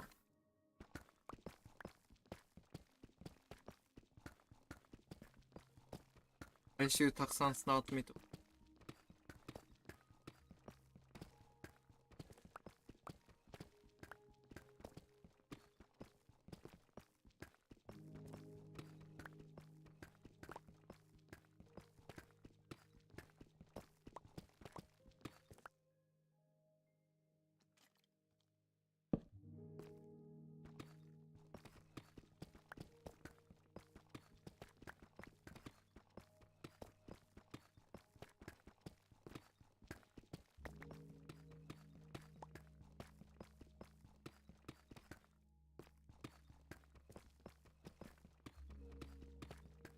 クレヨンしんちゃんのさ、佐藤9日堂っていうスーパーがあるんだけどさ、デパートがあるんだけどさ、そこのモデルとなったさ、春日部にあったさ、イトーヨーカ堂が閉店したんだってな。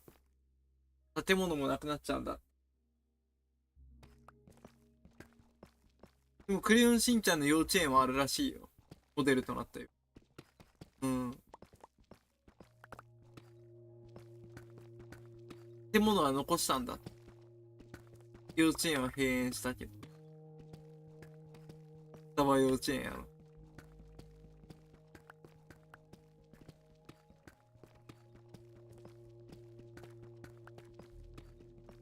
最近クレヨンしんちゃんのマットにハマっててめちゃくちゃおもろいあれ。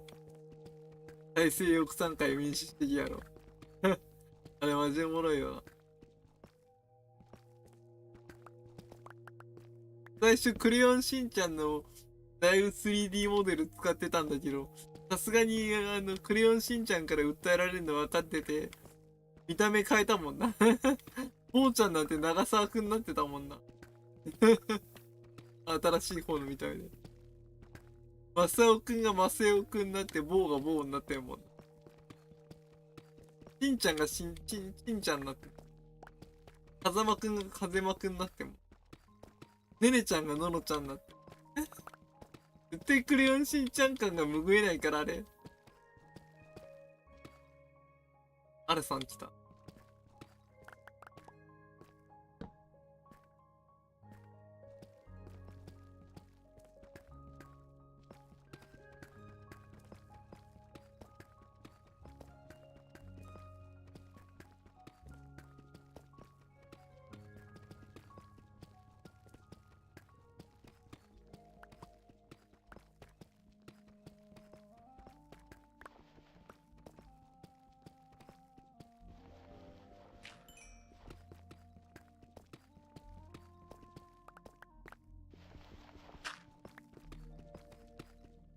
昆布39さん、あるさんやほ。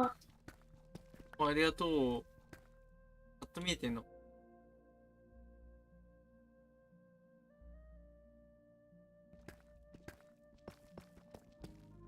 配信にも来るかな。桜さん来てたんだよ。配信には来なかった。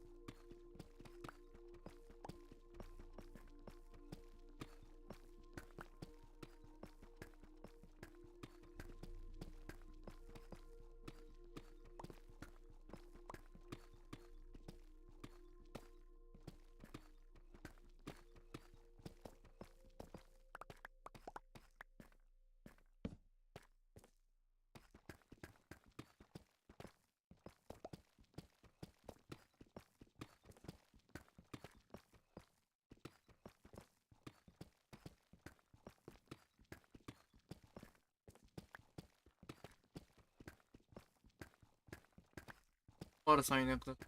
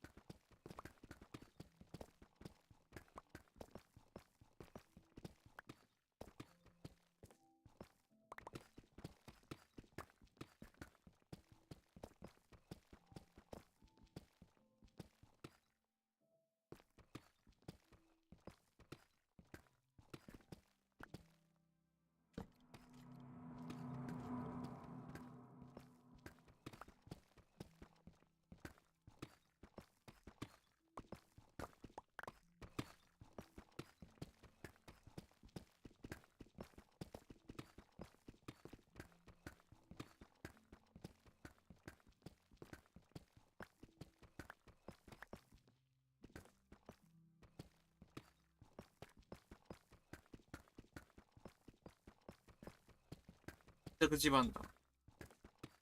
マシュマロさん、Y のワールドにずっといる。橋山さんのワールドにずっといるんだね。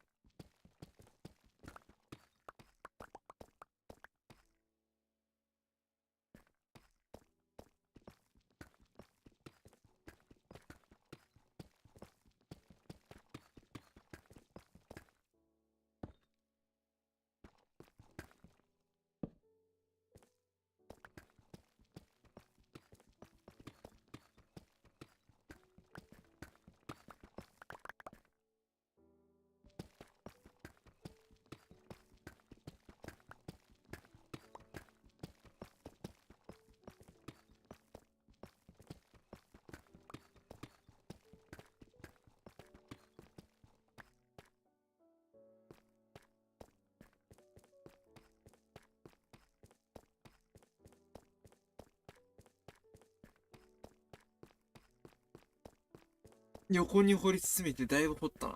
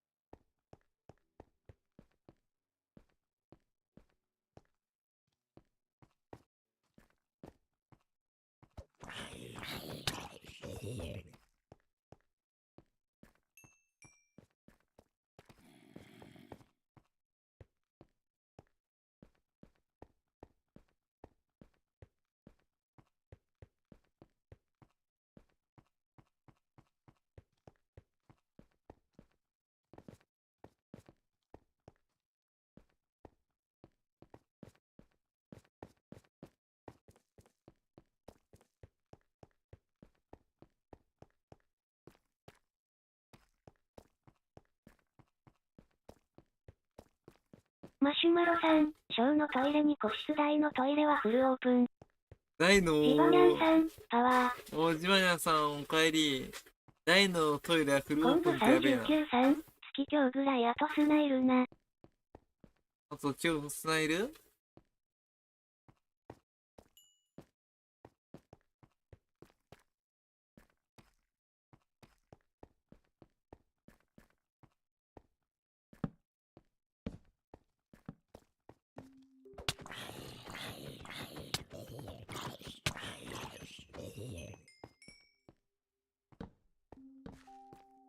昆布39さん、楽しそうだからマロさんのところに行こう。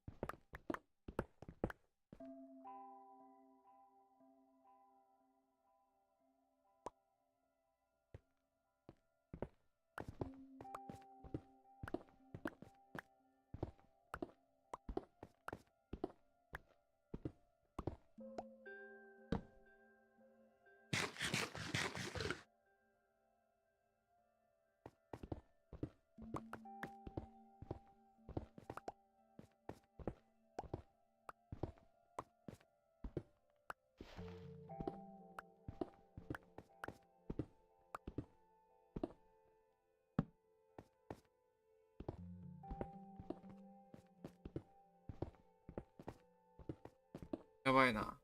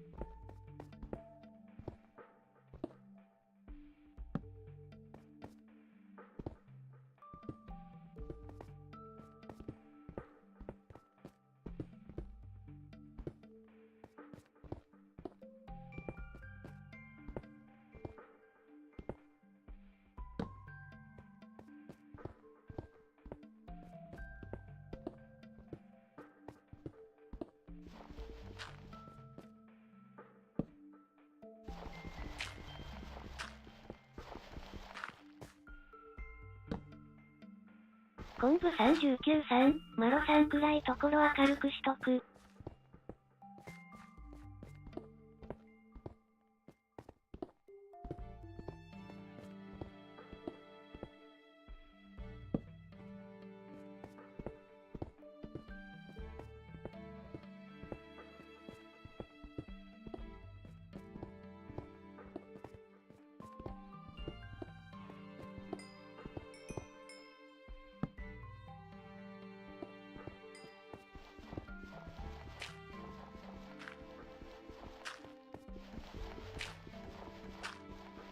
マシュマロさん、ありがとう。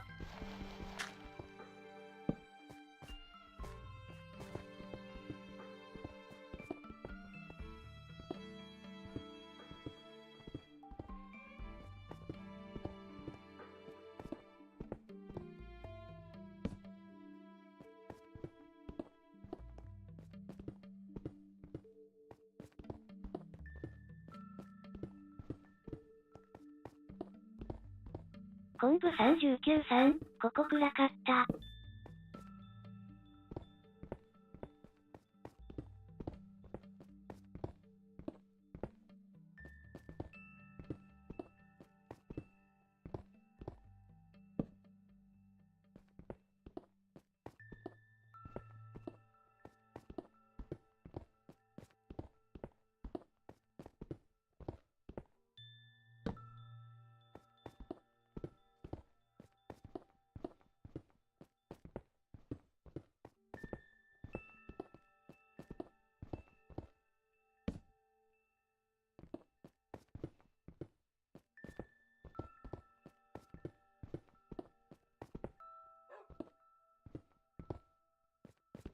昆布39さん、マロさんちょいと1チャンク使うよトークの。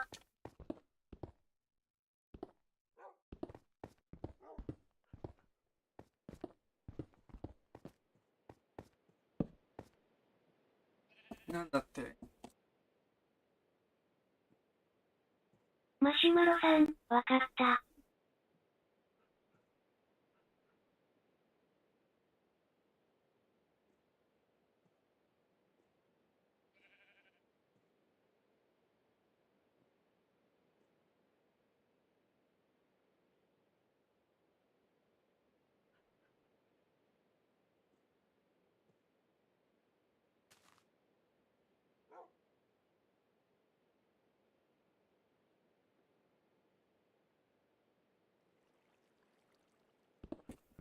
それは完全に返しに。時間の問題だろう。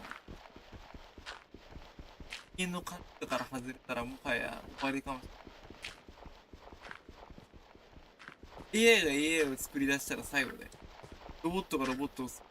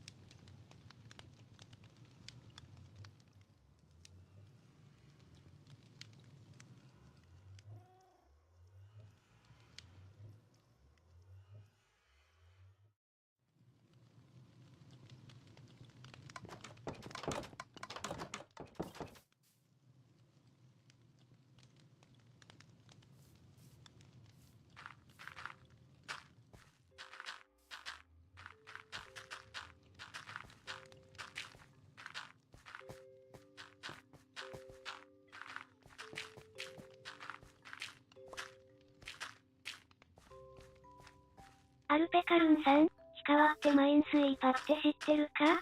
マインスーパーって何それ？初めて聞くな、アルさん。アルさんさっきマインクラフト何回か参加してたね。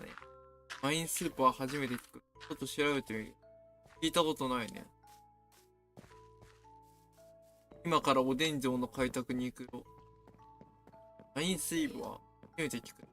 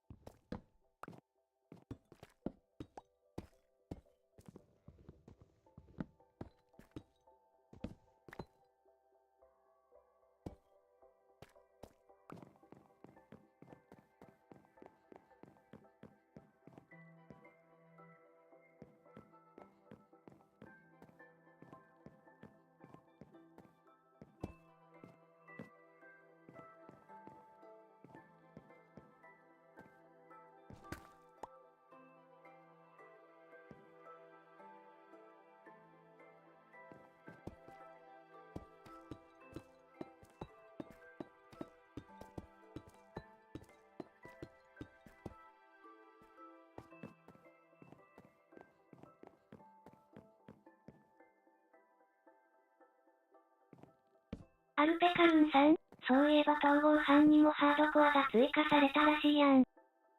ハードコアってなんだっけ？難しいやつだ。5号版に追加された。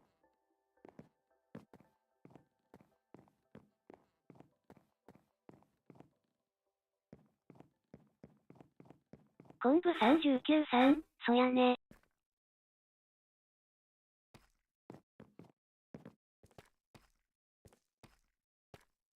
昆布39さん、一回死んだら復活できない。うん、じゃあリアルの世界と一緒じゃん。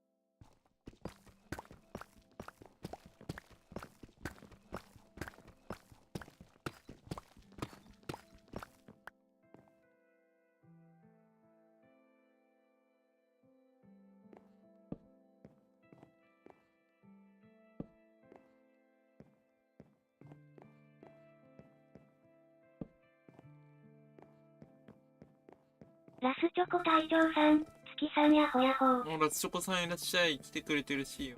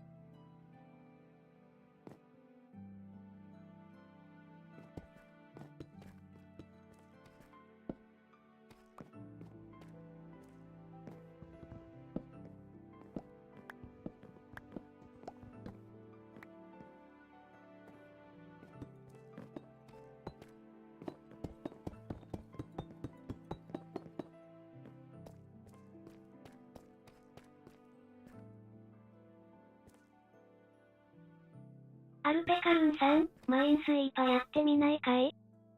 ゴン。ククク。マシュマロさん、これプールのやつ？アルペカルンさん、マイクラでな。それでマイクラでマイスーパーなんて。エルムズで忙しいかな。コンブ39さん、多分やな。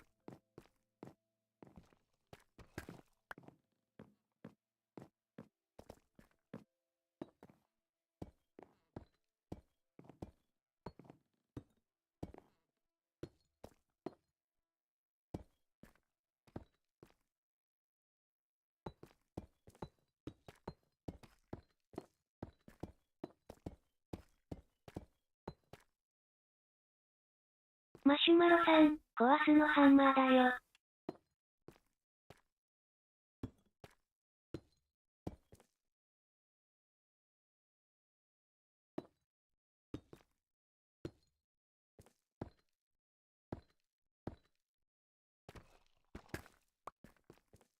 コンブ39さん、なるほど。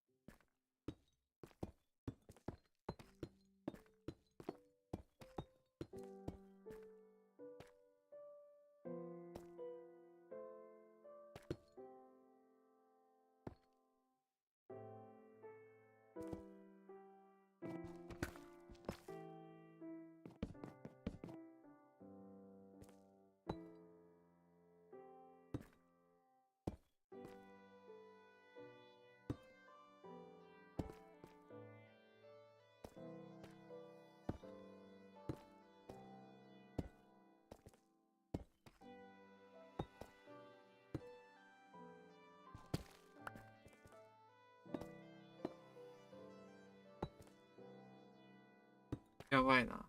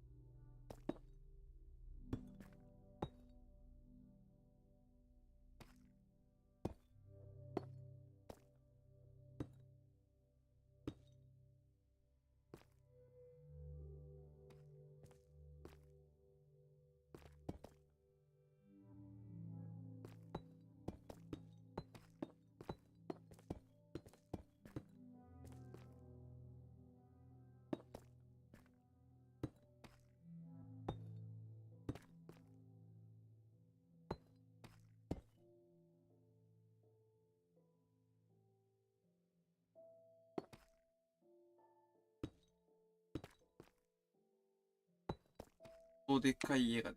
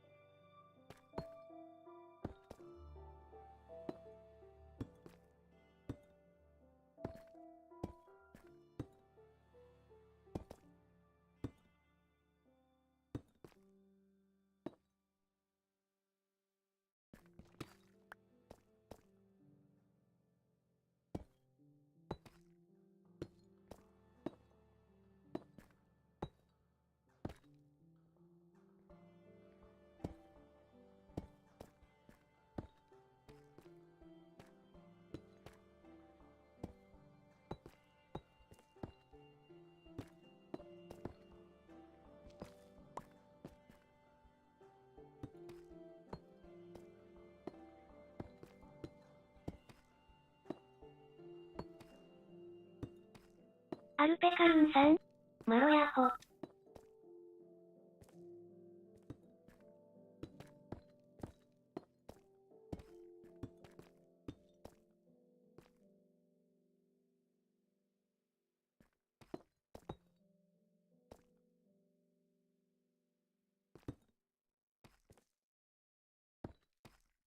ワルさんがヤコだって。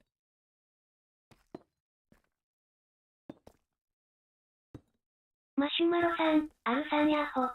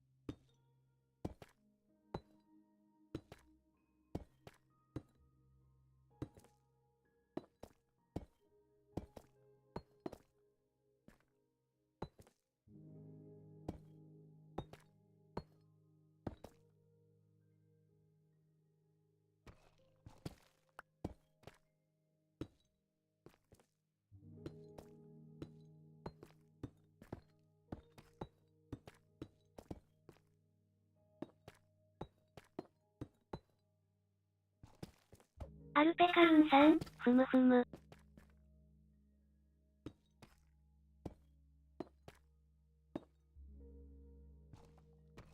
昆布39さん、ワンピーコみんなで。おお。俺はおでん城の屋根が作り終わったらワンピ。マシュマロさん、ええよ。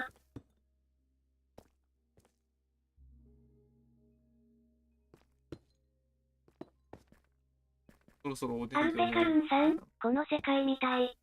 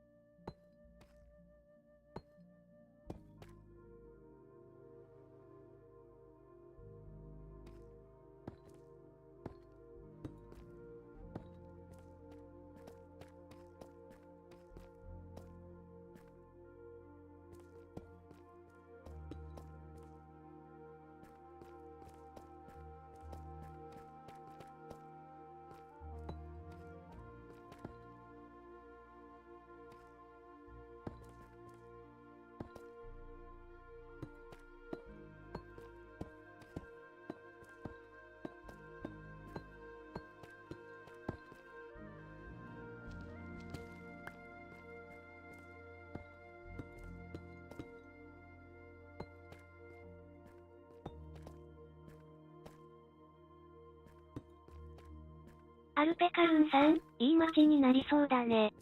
街になりそうでしょ。こっちまで来た。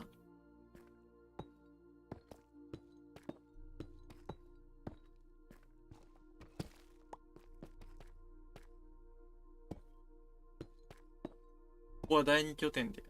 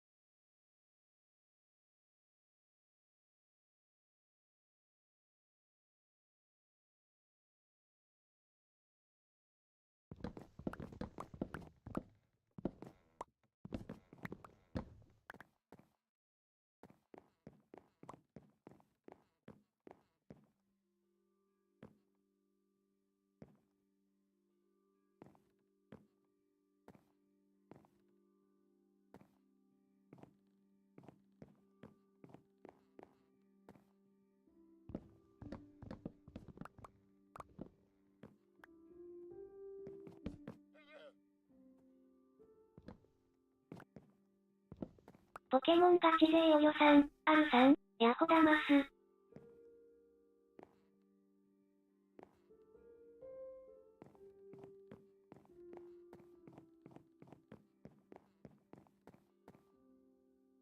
おじさんが、いや、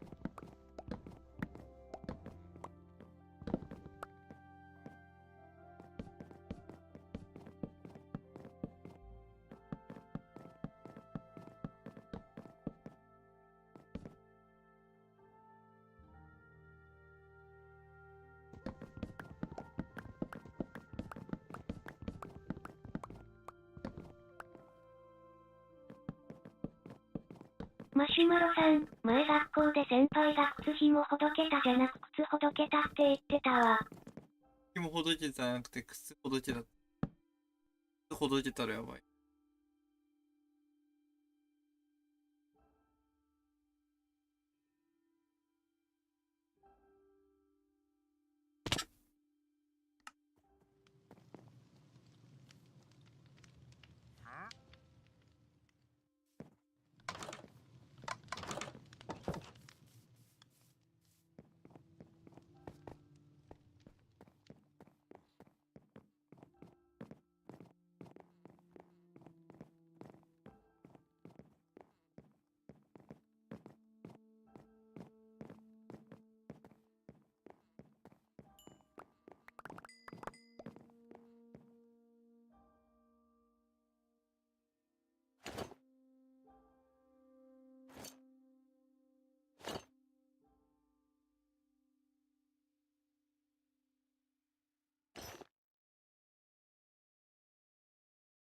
昆布39さん、赤犬よは。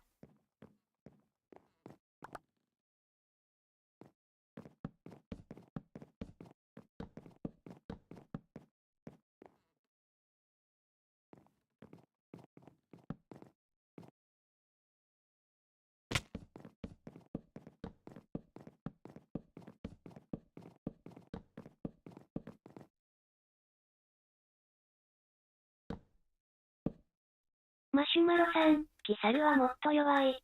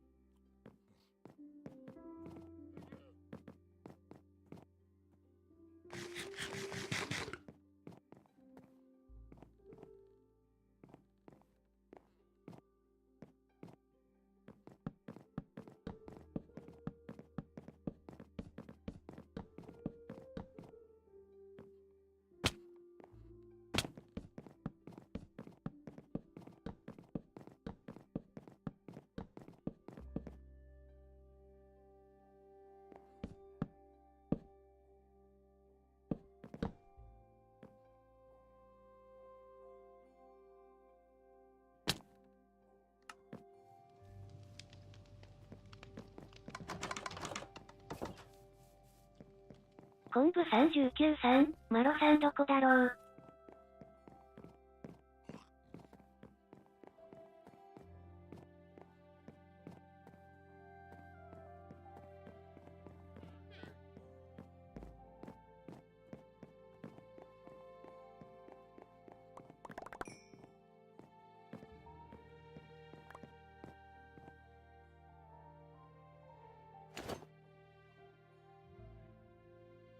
マシュマロさん、鹿はいつワンピ来るん？おでん城完成したら。そろそろ完成するから待って。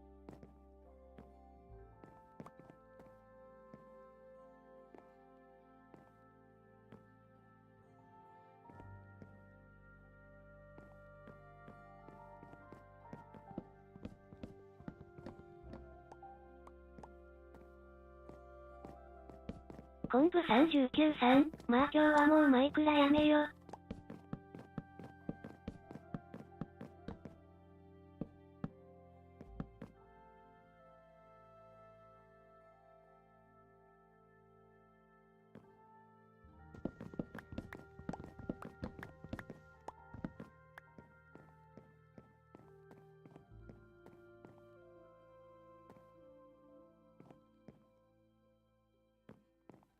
マシュマロさん、街道出たわ。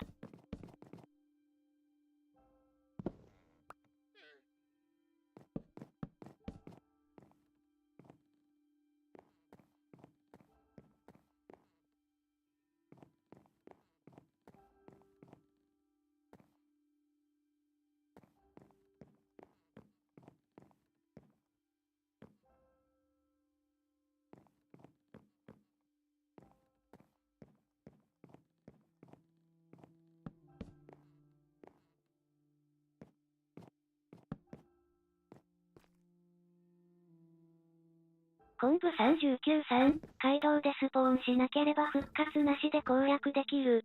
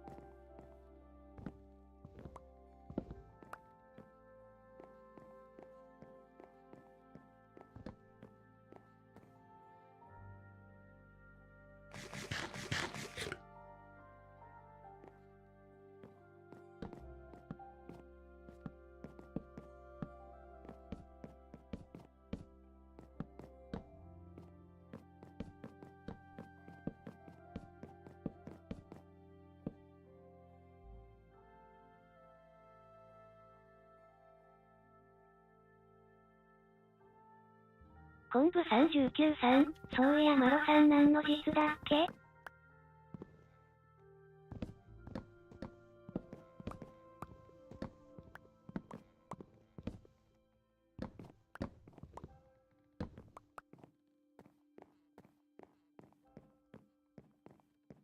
マシュマロさん、もちもち。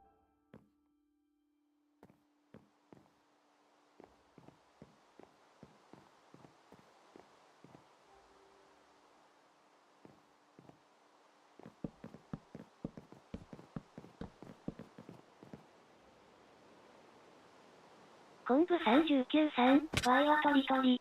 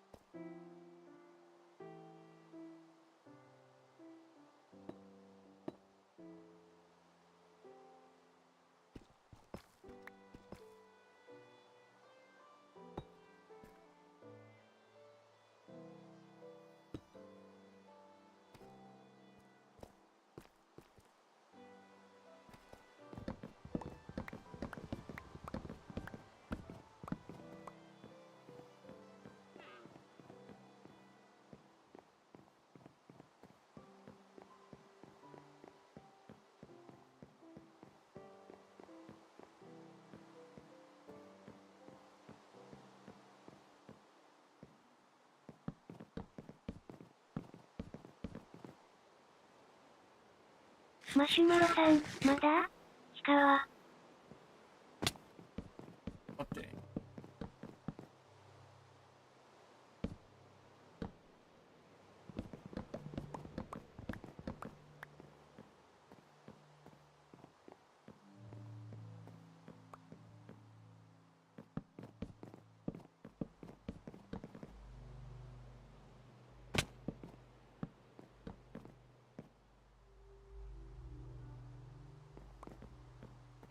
こうかな。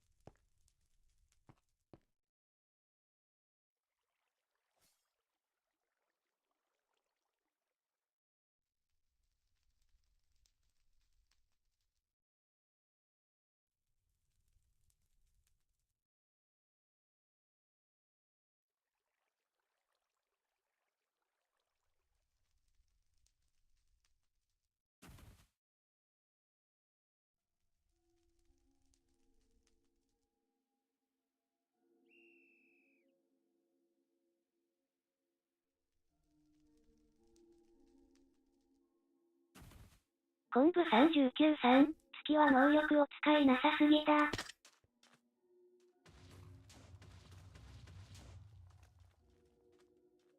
北海道。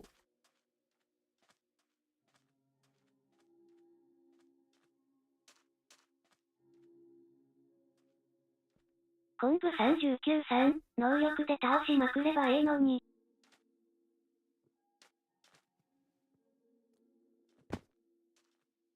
昆布39さん、あ、雑魚街道だ。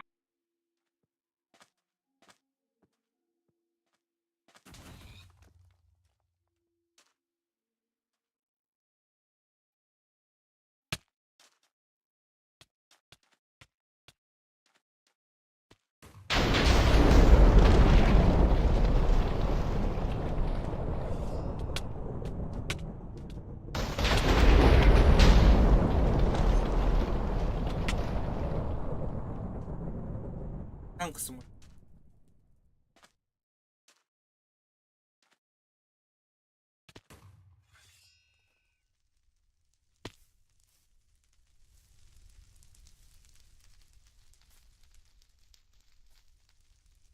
昆布39さん、白ひげいたら4校全部揃ったの、な。ヒルフィいたらな。ヒルフィ。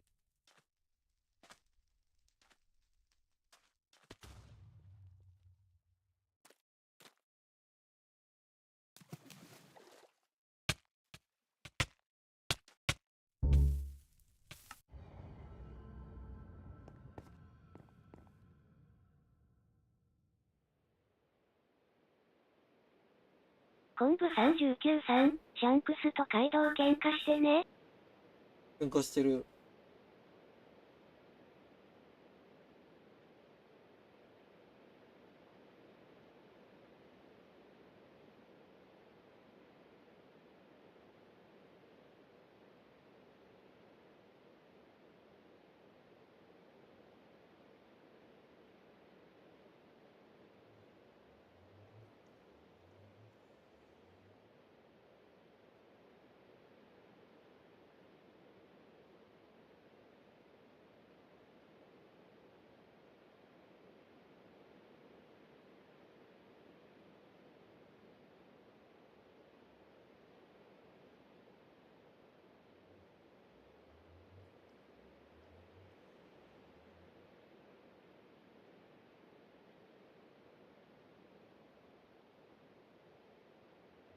昆布39さん、もうそろそろ時間やなおやすち。休み。マシュマロさん、氷川能力で怠慢するか。もう、でも来週だな。来週タイマンしよう。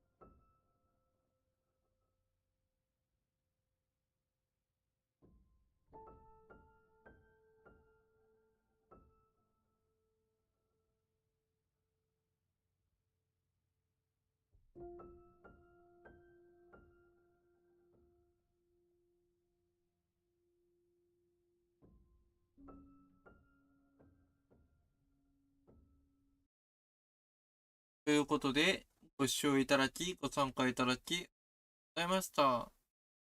この動画が良いねと思った方、チャンネル登録と高評価よろしくお願いします。明日は、マインクラフトはスプラトゥーン3を実況配信します。マシュマロさん、コンブさん、およさん、アルペカルンさん、ご視聴いただき、ご参加いただき、ありがとうございました。この動画が良いねと思った方は、チャンネル登録と高評価よろしくお願いします。ご視聴ありがとうございました。お疲れ様です。またお待ちしております。ご視聴ありがとうございました。お疲れ様です。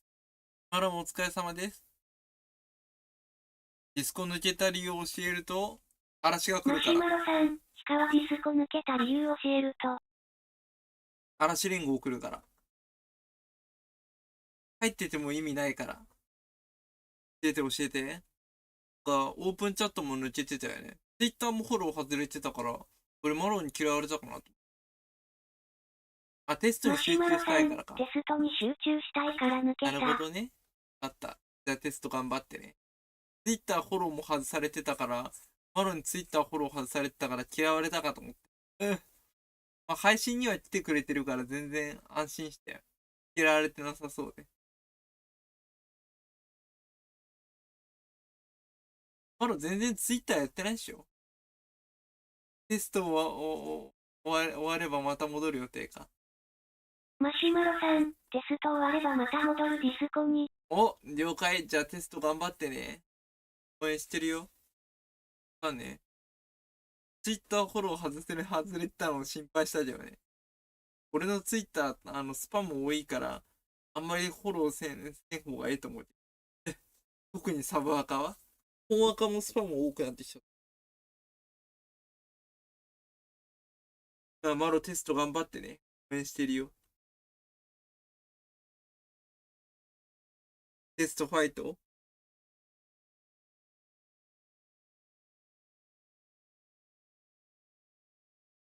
応援してます。借りながら応援しております。マロが頑張ってくれることを願っております。それではまたね。グッバイ。マシュマロさん、連絡飛び交うから気になる思ったから一時的抜けたんよ。おー、確かにな。連絡飛び交うからな、集中できなくなっちゃう。気が散っちゃうよな。抜けても全然大丈夫だからね。まあ、テスト全力で頑張るんだって。応援してるからね。俺も頑張って仕事行ってくるから。嫌でも仕事頑張って行ってくる。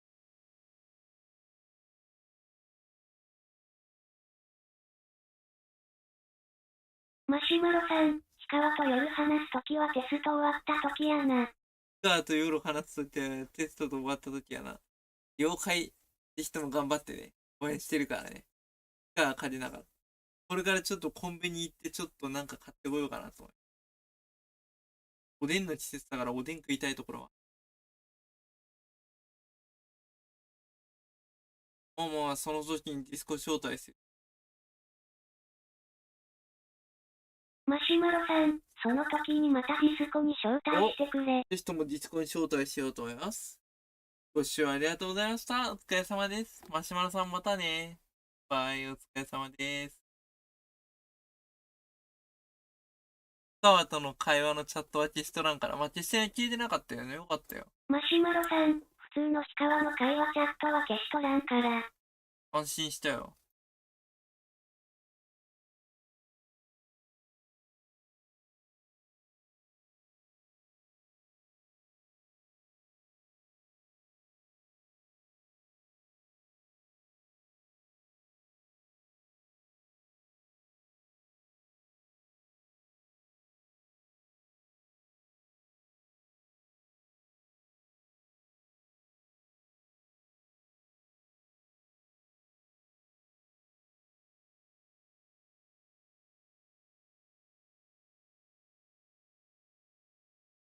お疲れ様です。またお待ちしております。マシュマロさんもお疲れ様でした。またお待ちしております。ご視聴ありがとうございました。お疲れ様です。しております。マシュマロさんもお疲れ様でした。またお待ちしております。ご視聴ありがとうございました。お疲れ様です。